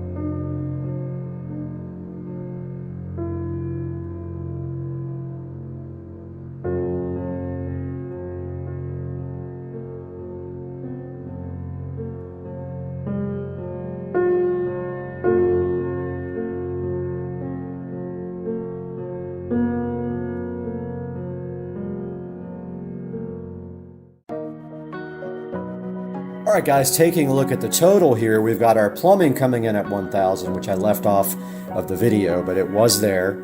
The shed at 3,700. The fence at 7,000. The landscape rocks at 4,500. That's with installation. The pool at 15,000 for remodeling the pool and the tile. The patio at 400. The deck at 18,000. The cushions at 200. The upper patio level for 500. The concrete for 8,000. The pump refurb for 15. The hoses for 160. The The lights refurbished was $15. Furniture at $460. More hoses for $140. Pool automation for $8,000. And timers for $130. And our grand total is $67,220 for the backyard pool remodel. And guys, I hope you enjoyed the whole series and this video, and I hope you like and subscribe, and I'll see you guys again really soon. Bye. Got the drone, we got the alien, we got the drone next to the alien, and we got the peel satisfaction with the alien and the peel and the satisfaction, and it's very hard to peel. And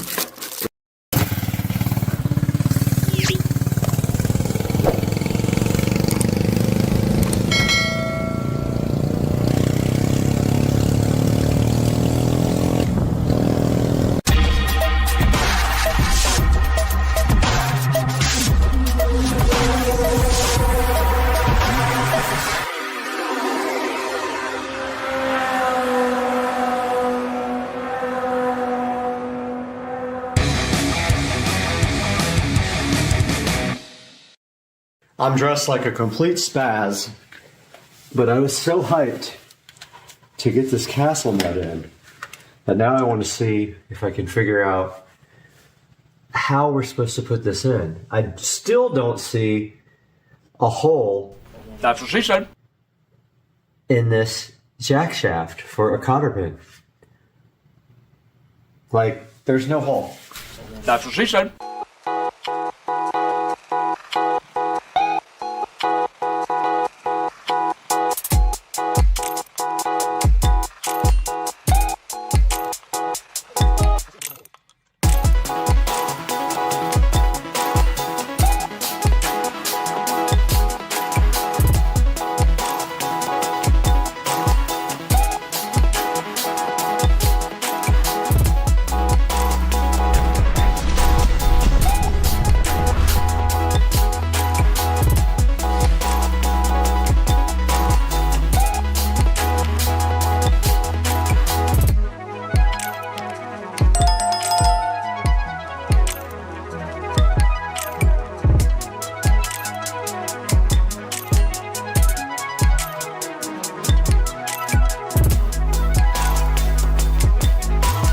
Well, the problems never stop. It broke the key off, so now I gotta go waste like $5 more on shipping to get a new key again. So, fuck, a duck. Alright guys, we got our brand new brake cable here. We're gonna be looking at putting that in now.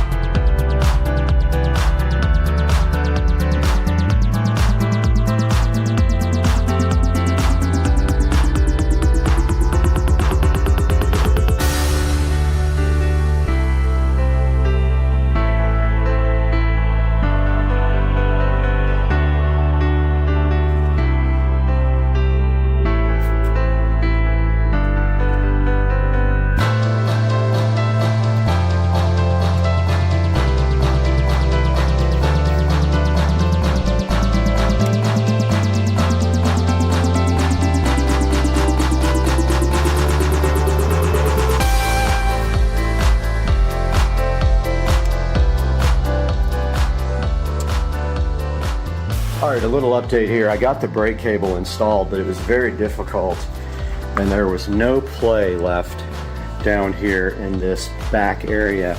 I literally barely got the cable on and now the brakes are pretty tight. They're not actually on, but they do, like, they might actually be on. I don't know what's causing that because there's no slack left here in this cable and it's up against the holder right here. I don't know if this lever needs to be rotated more. It's very possible that lever needs to rotate counterclockwise. I'm gonna ask Joe if he wants to take a look at it. Guys, welcome back to the video, and finally, after another long week of waiting, we got the sprocket key in again. Every time I order one of these, it's like $6 shipping and the part's like $1. The next problem we have to figure out is how to get this thing to stay on. There is no cotter pin hole in the jack shaft, so I am going to create one, and I don't know how I am going to do that yet. So, yeah, that is what I am going to be doing, is getting this chain back on.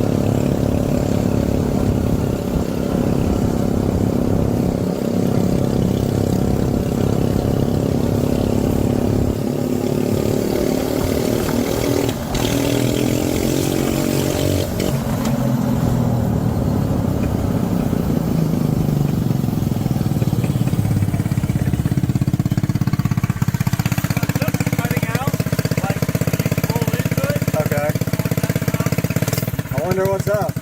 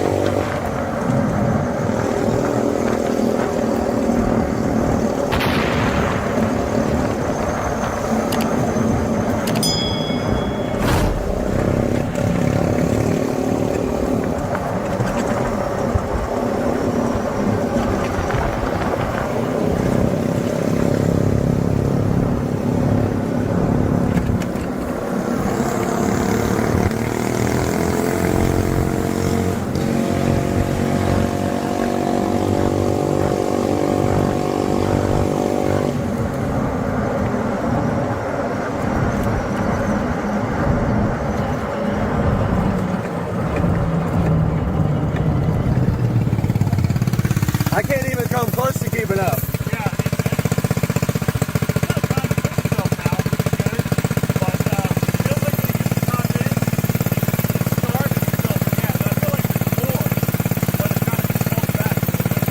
Do you hear any rattling in the front? I think it's the gas tank.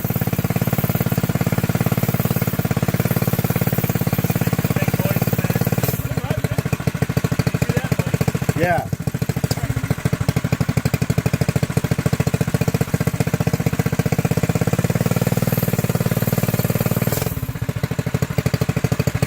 Still watch that video about tuning and just tweak it.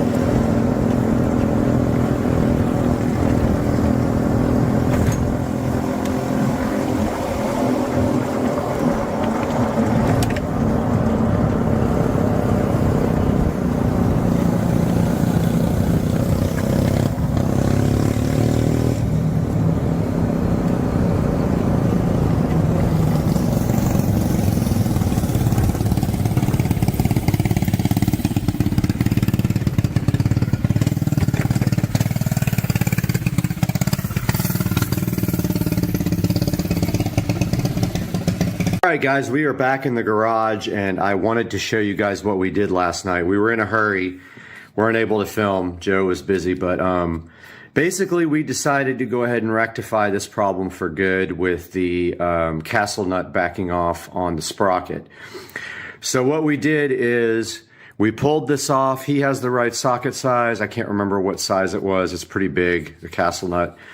Went ahead and pulled that off, and what we did was we drilled a hole through the jack shaft there in order to be able to secure a cotter pin to the jack shaft, because this jack shaft has no hole in it. These castle nuts tend to work themselves off, and the whole point of a castle nut is it's slotted so that the cotter pin can go right between the slots and prevent this thing from backing off. So we used thread locker and we used a cotter pin, and we drilled right through that jack shaft, and now this is not going to come off. Now we have some other issues. There's some rattling going on up front. I want to do a bolt check a bit later and see if I can figure out what's going on with the rattling. I ordered a battery, and then so what we're going to have to do after that is attach the battery in here somewhere. I was thinking right down in here we'll attach it to this whatever this thing's called, the forks or whatever it is. And we'll have to have a switch as well. So we'll break the positive wire that goes up here to the light, and we'll wire up a switch somewhere, somehow. I watched an extensive video on tuning. Now I understand tuning. The gas cap is leaking big time. We filled it up with gas, and the gas is ruining my nice spray paint job. So it's gonna have to be touched up at some point. But that is where we are now. The bike is still breaking up on the high end. It is not solid. We do have new spark plugs. We have a good fuel filter, unless it's clogged now. I don't see anything in the gas here. I got to figure out the breakup, and then we will be good to go. This thing's awesome. We are still waiting for the wheels. The wheels are on back order, but they should ship any day now, at which time we have these beautiful street tires to go ahead and put on the bike. This bike will not be going off-road. Now, what is in the future? Well, we want to turbo it.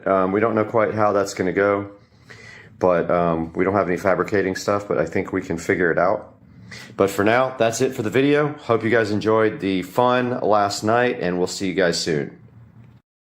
Hey guys, welcome to today's video. Today we are taking a look at something that I really messed up on my ID4 installation, and that was my USB cable for the flash updates for the instrument cluster. Today we're going to be showing you how to install a flush mount USB the correct way, because let me show you what happened with this one. Yes, that's right. It was directly in the trash can, because so I did this, and actually the paint came out terrible, so I would have had to sand this down anyway. So I did this thing, it didn't come out that great. It's got like issues and all that. Turn it around, you notice here, see this? There's absolutely no way you can push this back in. This thing blocks the panel completely. It sticks out like, you know, yay high. There's no way this is going in. So I ruined this trim piece. I ordered a new one off eBay. I got it. I painted it. It looks sick. It looks so good. And I already installed that right here. So there's the new piece. Now today we are going to be installing this USB extension cable here. And I decided this time to just go with round, because it's stupid to do square, because then you have to use like a Dremel. With round, all you have to do is use, like, you know, the correct size bit, or use one of these stepping bits. So I ordered this ComoWare bit off of Amazon and this USB cable off of Amazon. So the first thing I'm going to do now is get my trusty drill, and I am going to, I think I'm going to put the USB extension here. If it'll fit, I need to open that up and see if there's any space. If not, I'm gonna do it in the actual dash piece, which I know sucks. But I'm gonna pull this vent piece off underneath the steering wheel now and see how much space is back there, and then I'll figure it out after that, and I'll update you guys. All right, so I couldn't get to the USB extension cable from there, but I did successfully manage to finally break every single tab off of this vent, so don't do what I did. I broke both of these tabs off right here. So now I'm going to use some like epoxy to get those two back in. No big deal, it's whatever. However, there's my light. So I decided I'm going to put this thing actually on this vent cover down here. There's plenty of room right here underneath this sound deadening.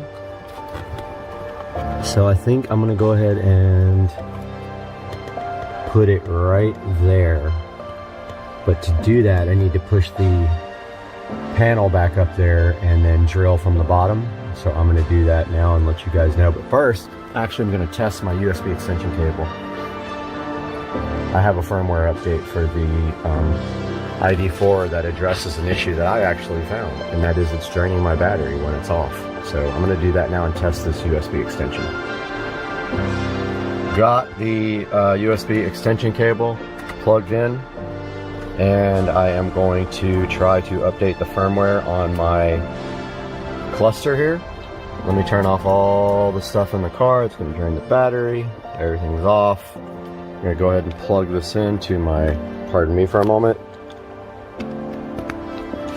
I got the USB plugged into the extension cable. Let's see if it works. Software update. Okay. So it's going to take a few minutes. While it does that, I am going to chill out and wait for this to finish. Alright, so I determined the best location for this. The only place that there's clearance is right over here in this corner. So it's going right there underneath the steering wheel. Right in this corner there. Everything else, there's no way to do that. And I don't want to drill through my dash up here. Now, while this is updating, I'm going to go ahead and connect my battery tender. And if you guys don't have one of these, they're freaking awesome. Here's my battery tender junior. Right here. And of course on BMW, you can hook it to front. Otherwise, you know, BMW batteries in the so always hook up the battery part first before you plug in the actual battery tender. So lights on there is going to be red because the battery is going to be slightly drained. Yep. So it's going to be red for a while, then flash green, then go full green when the battery is charged, which usually takes 4 or 5 hours. So I'm still waiting for the software to update on this thing, and then I'll run the cable down to where it's going to be permanently and start drilling the hole. Software update just finished and the cluster rebooted. Got my variable step drill bit on here to drill for the USB mount. This comes also with it, but this is so ghetto, there's no way I'm using this for under the dash. Now the only issue now is I don't have a tightening tool for the drill. So hopefully I can get this tight enough where I can actually do this. I'm going to try that now. Just started drilling my hole right here. It's going to go right there. If my focus would ever work. It's not big enough yet. I already tested the USB cable by feeding it through the hole. So I am going to drill that out just a little bit more and try that. Alright guys, got my hole drilled. It came out so good. Check that out. That's my new USB mount for the instrument cluster upgrades. Fed the wire down through the dash, got it right here. It's going to be connecting to this female here. I'm going to get that connected, tape it up with some electrical tape, put the vent back on, and then update you guys after that. Alright, got the panel all put back on. There's my new USB extension interface for the instrument cluster. I'm going to go ahead and epoxy this vent back together that I broke. Put a few little, either epoxy or silicone sealer, it really doesn't matter. It's not a big deal. I'll probably epoxy it. It's just never coming off again. So gotta make sure that's what we want to do forever. I'll go ahead and do that now. Alright guys, I got my epoxy quick weld. Just on those two little tabs that I broke, no big deal. Got the inside wrapped up. I'm going to go ahead and give this thing a good vacuum now while this quick weld dries. In 6 minutes, this stuff is ready to be put back on. Alright guys, just got done cleaning up all the tools. And this is what we did today. We now have a USB extension for the center console that doesn't break the trim anymore. So I will put a link to this in the description. Again, this can go anywhere. Probably would have been cool to put it in the center console, but honestly, this thing's going to get used like once every 3 months, so I'm not super concerned about the location. Going to disconnect the battery tender and then see if my console gives a high battery drain again, because they did introduce a firmware update just for me to test whether I get high battery drain now. So I'm going to disconnect this, get this video all edited up, and I'll see you guys again really soon. This sunrise is insane. Heading to Atlanta from Jacksonville. hitting the Florida state line with the sunrise like this. Dang, son. Pretty. Very dirty.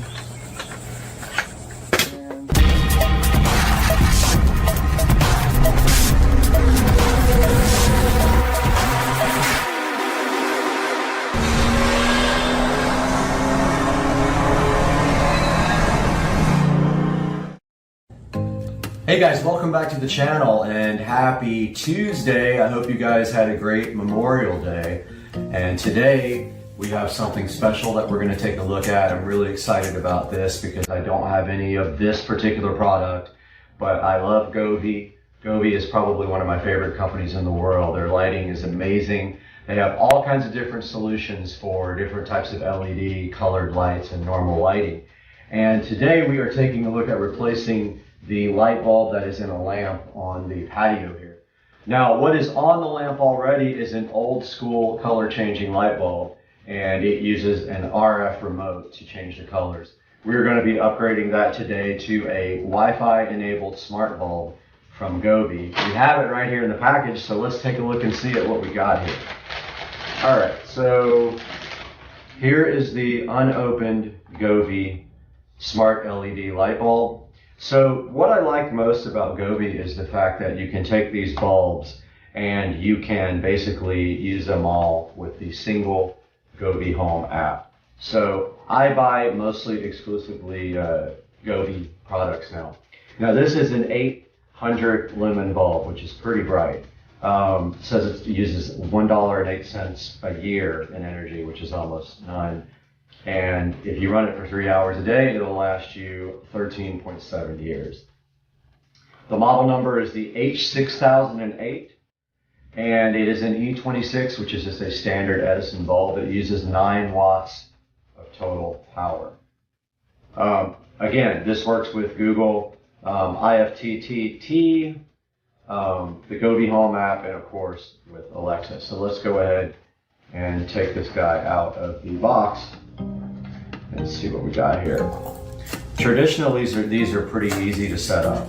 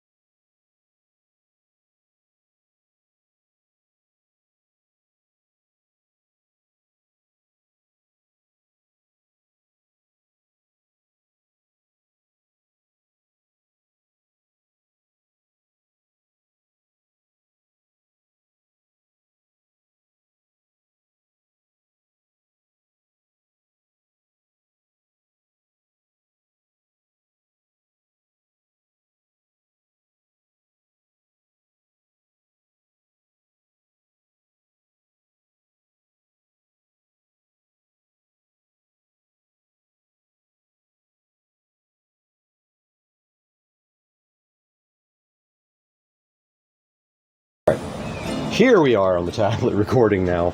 So we are going to first turn on our patio lights with our Alexa plug. Alexa will do that for us because we have a smart plug. Actually, I'm just going to flip the switch since I'm right here. So that turns on these patio lights and this guy, which is now on and warm white. So it did come on warm white. I don't know if you guys can actually see that, but let's get to our app here. So we go into the Govee Home app. My other LEDs you'll see here. Let's see. Welcome to Govee Home. No devices found. Interesting. I'm not logged in. Okay. I'll have to edit this part out, obviously.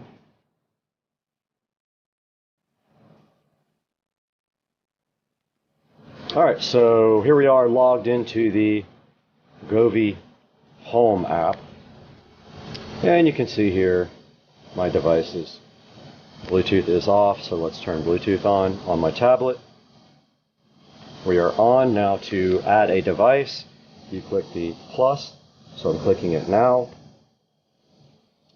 And then you have to know which light you are adding. So let's see, indoor lighting. So we have the H6008, so we pick that on the tablet. It's one without the bulb. It doesn't have a bulb symbol, it just has a G. So it's found the bulb. Here it is, H6008. So we click on it. It's connecting via Bluetooth.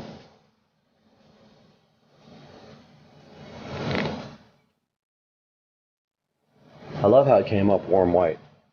So let's call this, so we get to name it, Patio LED bulb. Or how about patio LED lamp bulb? That's good for now. We click done.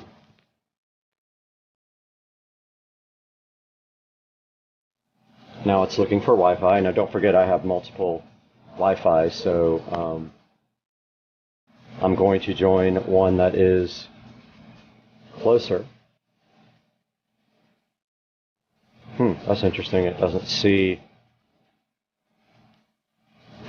all my Wi-Fi. Oh, okay, there it is. So we're going to join this 2.4E. There we go. Bulb seems to be connecting to Wi-Fi now.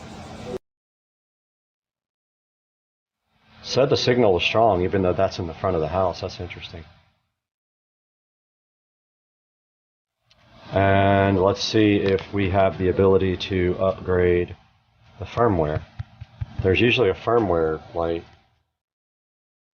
Let's see, firmware version 1. Yeah, there's no place to... There must not need a firmware update. Usually it shows the firmware update right here next to the little bulb. But as you guys can see up here, it is white. And you can do scenes and color wheel. So if we go to scene, we can do the same ones that we have on our bulbs for our smart mirrors. And there we go. You can't see it, but it is running colors now. So that is basically it. You can also sync up multiple devices. Like you can have, that's a different color there. You guys can't see it, but it's a bluish color now. I don't know how much of that you guys can actually see. But yes, I can change it here in the app, and you're seeing that live as I do it. So then if you have like devices, you can actually pair them all. And you can make them do the same exact colors. So that is the, I thought that was falling. That is the Govee Smart Bulb. The Govee H6008 Smart Bulb, guys. I hope you enjoyed this little review and setup of this device. And I hope you guys have a good day.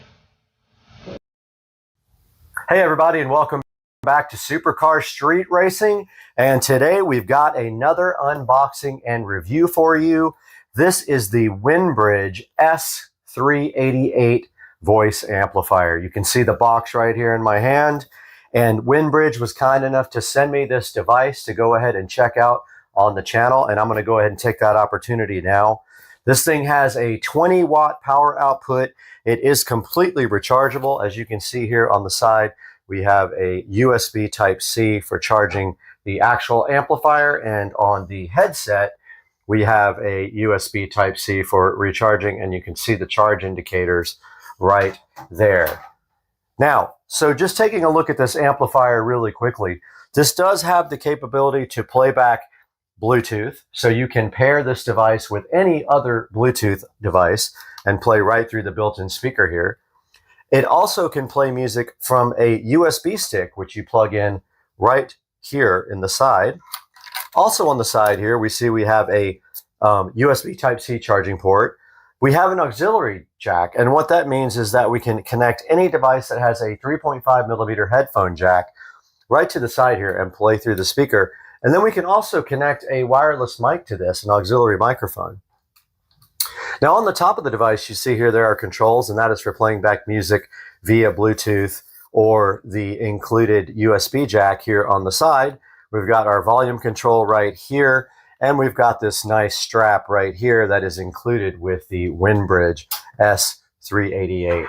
Here's a look at the headset. There is no earpiece on the headset. This is only a microphone, and you can see here the charging indicators on the side, and the microphone is adjustable here on your head and fits quite nicely. And that part goes in your ear, even though there is no earphone in there for you.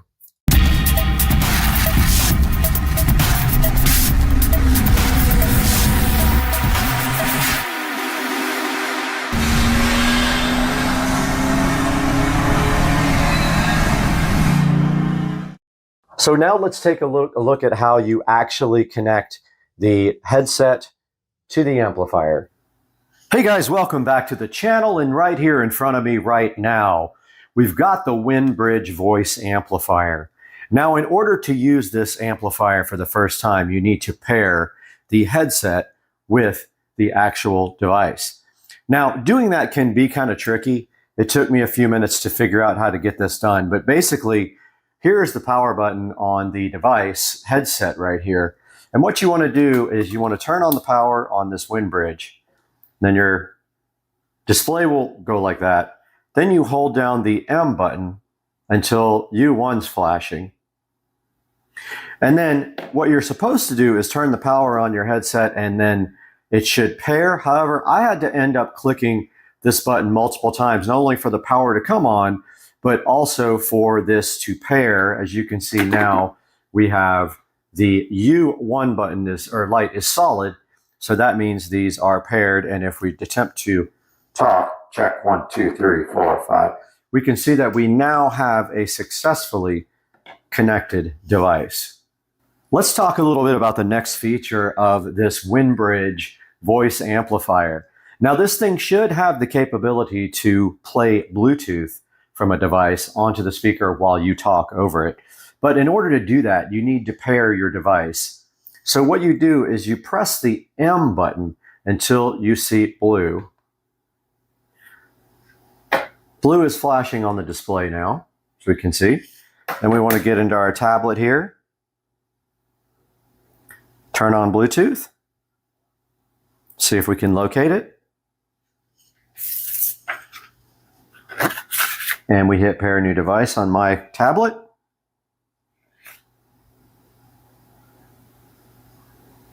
And looks like this S388 is right here. And it does say pairing. I'm going to go ahead and pair that guy. And that is how you pair the S388 with a Bluetooth device. Okay, now that we got our tablet connected via Bluetooth, let's take a look at what we can do with this. We've got a royalty-free music site loaded over here so I don't get copyright strikes. But, okay, so it's not connected right now. Let's go back in here and see if we can get that reconnected. S388 is connecting. There we go. Let's go back to our royalty-free music site here. Now we've got music playing through the amplifier from the tablet.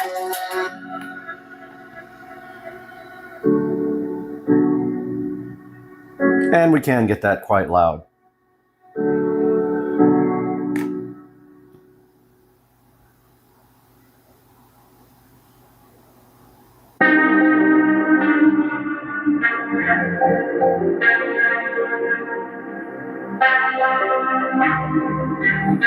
And we have our volume here.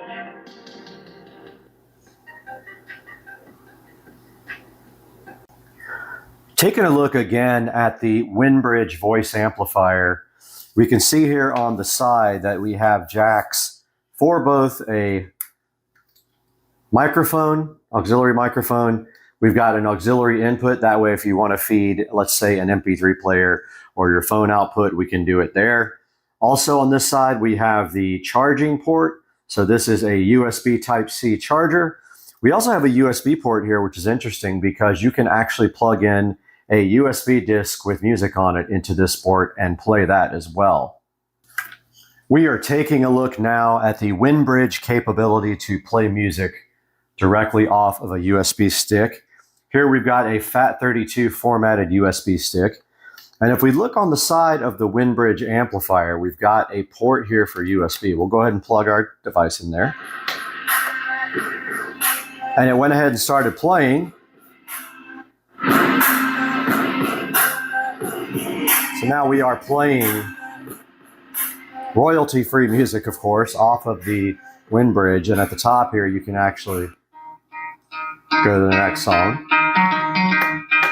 Now, you cannot speak over the music with the headphone. It does not support that capability, and we can prove that here by testing out the headphone. It does not work. But that is the capability of this guy to play USB right there.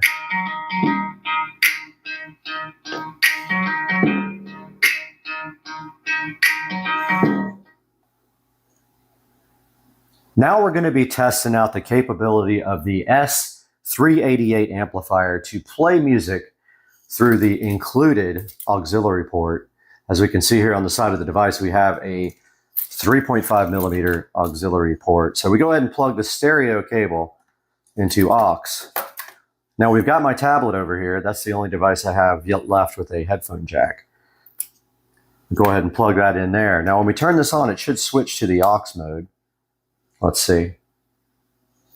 All right, so I believe that does say aux right there. And can't really read it because my eyesight's so bad, but let's go ahead and play some music through it.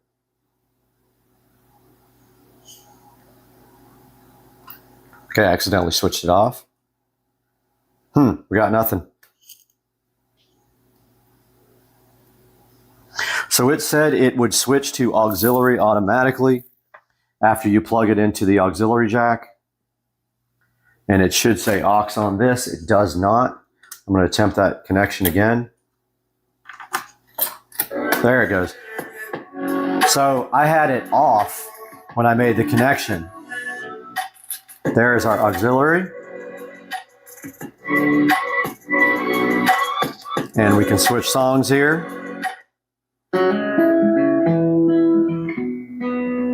You can see here on the tablet, we're just using our little auxiliary cable here.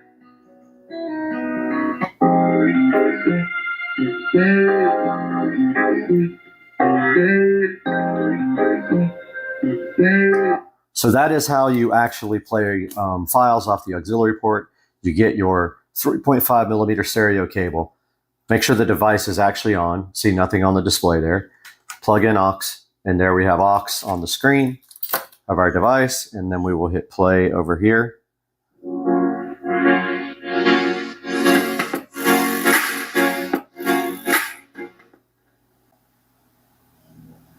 Taking a look at some of the accessories that come with the S388 voice recorder. First thing they give you here is a USB Type-C cable. Looks like it might be, I don't know, 4 feet long here. So that is included with the device. They also give you a nice mini headphone stereo cable. So that would be useful for hooking up a phone with a mini headphone jack output or a MP3 player to the port on the side here that says auxiliary right here on the S388 voice amplifier. They also give you this nice strap that you can, I guess, hold around your shoulder. And then they give you a USB Type-C charger here to go ahead and charge. So those are the included accessories with the S388. Okay, now we're taking a look at how to actually charge the S388 headphones and the S388 voice amplifier. And first, let's take a look at the voice amplifier here. On the side, we do have a USB Type-C charging port here. They give you a USB-C cable here. If you'd like to charge it with the one they included, you can simply use their charger and put that directly into the charger there. And we will go ahead and plug that into the wall up here. And now on the side of the device here, there is a USB Type-C. We're going to go ahead and plug that in. And you can see here the little battery indicator is lit up on the front of the device, indicating that it is charging. And it does show you, I believe that is the percentage of battery charge here, we can see. And if we take this same USB Type-C and unplug it, you see our display disappeared. Let's plug it into the headphones here. It's actually a microphone. I keep calling it a headphone. So I noticed right away that it does not show you the state of charge when it is off. And it did this to me a little while ago. I could not actually get the lights to come on until now it's on right there. So to me, that looks like a single dot for state of charge. So let's see what happens when I put in the charger. Okay, now we do have our charging indicator. I was trying to figure out how to get that on. So what I did was I pressed power first till the green light came on, and now the charging indicator is on. Back with the S388 amplifier, and we're taking a look at the strap that is included with it and how to install that. So pretty simple.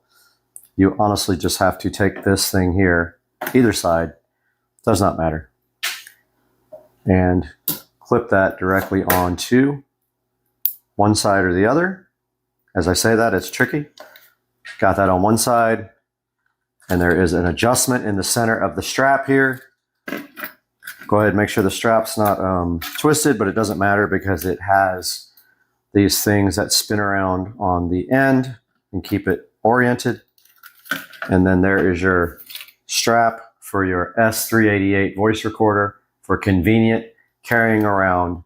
And if you have some presentations or anything to do, it'll make it easier for you to put this on your shoulder and just makes its ease of use much, much, much better. Okay, now that we've shown you some of the capabilities of this device, how you actually connect some things to it, let's go ahead and test how this thing sounds.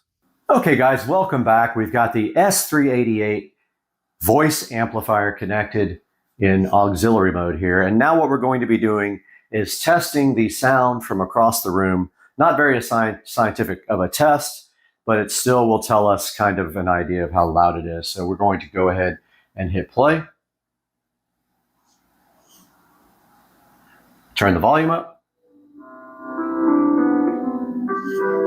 And step back to the back of the room. So from about 6 or 7 feet away, this is more than loud enough to, let's say, entertain a crowd in a room. A little bit of distortion, but I mean, it is usable. Moving closer to the device now. And now I'm going to back up even further. Okay, we are probably 20 feet away now. It probably would still work for a small crowd in a big room. And that gives you an idea of the capabilities of the speaker in the S388.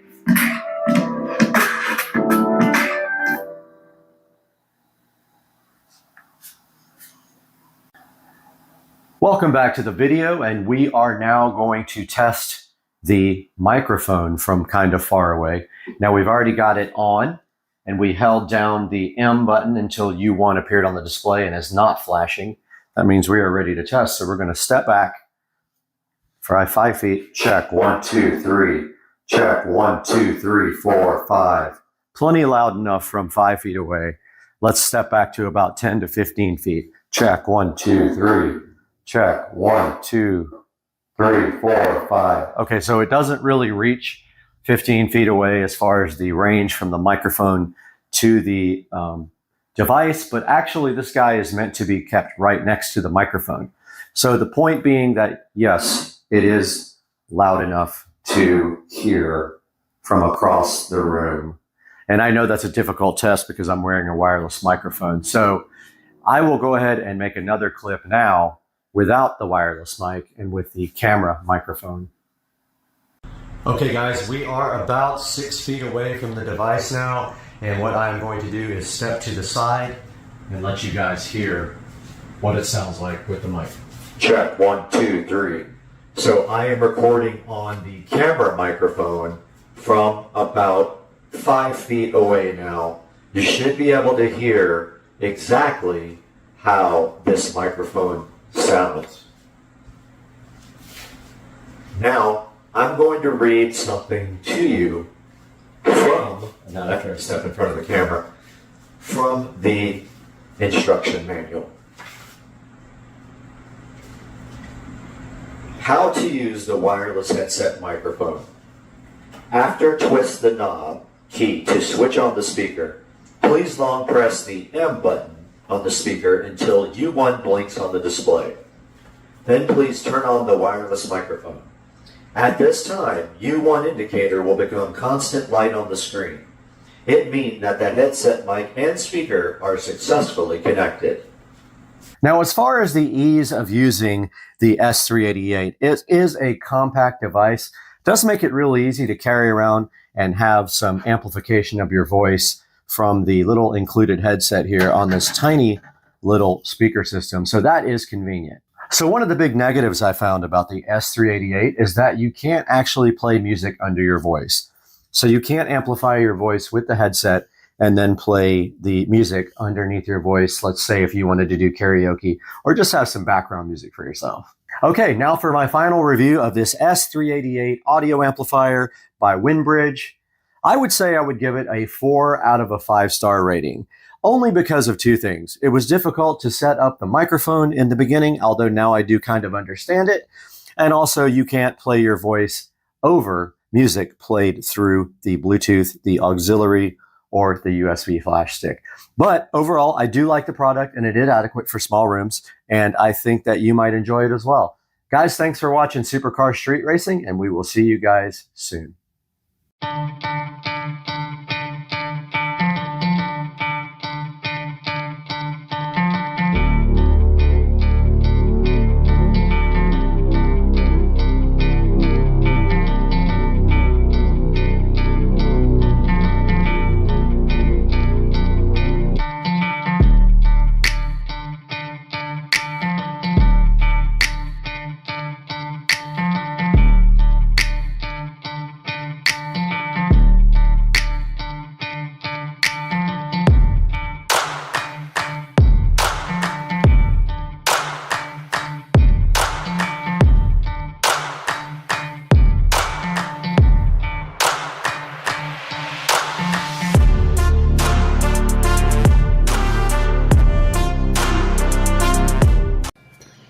Give the rabbit a massage, Bubba. It's Rabbit TV. That's so nice of you to pet your friend. You're definitely not trying to eat his face off. I know. Alright guys, welcome back to the channel. And today we are over at Dukes of Duval's house. Behind the camera you can't see Patricia, but she's actually doing the videoing right now. And today we have a little project that we need to do to this 2021 Jeep Wrangler Sport. This is the 6-cylinder version, but the project works also on the 4-cylinder version. So what are we going to be doing today? And how easy or hard is this for a normal everyday person to do? Well, we're changing the auxiliary battery, which I wasn't familiar that they had auxiliary batteries. Right, so it's on the passenger side wheel well, and basically the auxiliary battery is what powers the start-stop system. So when you get in the car and you stop at a light, it stops the car, it powers all the auxiliary while the alternator isn't charging the main battery. So that battery goes bad on a regular basis and it has to be replaced. So that's what we're gonna be doing today, so hang out and we'll just show you how to do it.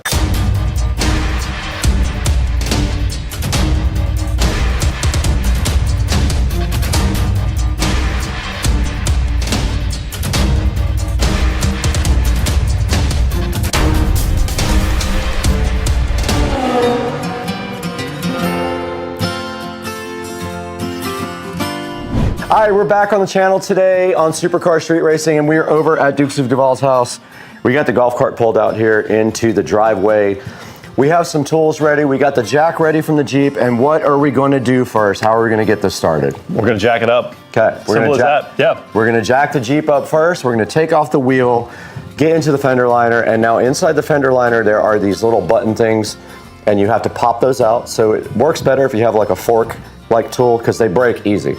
So you just pop those out, the fender liner comes straight out, battery is right inside there. So right here is the Jeep battery. This is the auxiliary battery. It's an AGM, and the model number is PS AUX 12 if you guys are looking for it. So she got this from Batteries Plus for 100 bucks.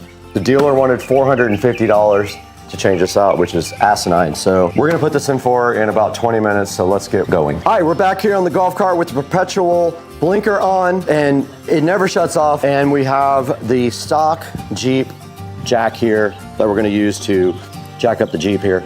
And then remember, when you take the tire off though, always loosen the lug nuts first so that, you know, before you jack it up, because otherwise the wheel will spin. So first thing we got to do here is just crack the lug nuts with this factory lug tool, and then we're going to go ahead and jack up the Jeep here. And notice it's lifted also, so hopefully this little spin jack has enough juice to get this thing up high enough where we can get this wheel off. So let's get set up. What do you think? Yeah, Patricia's has an EC with an espresso martini here, and she's ready to supervise.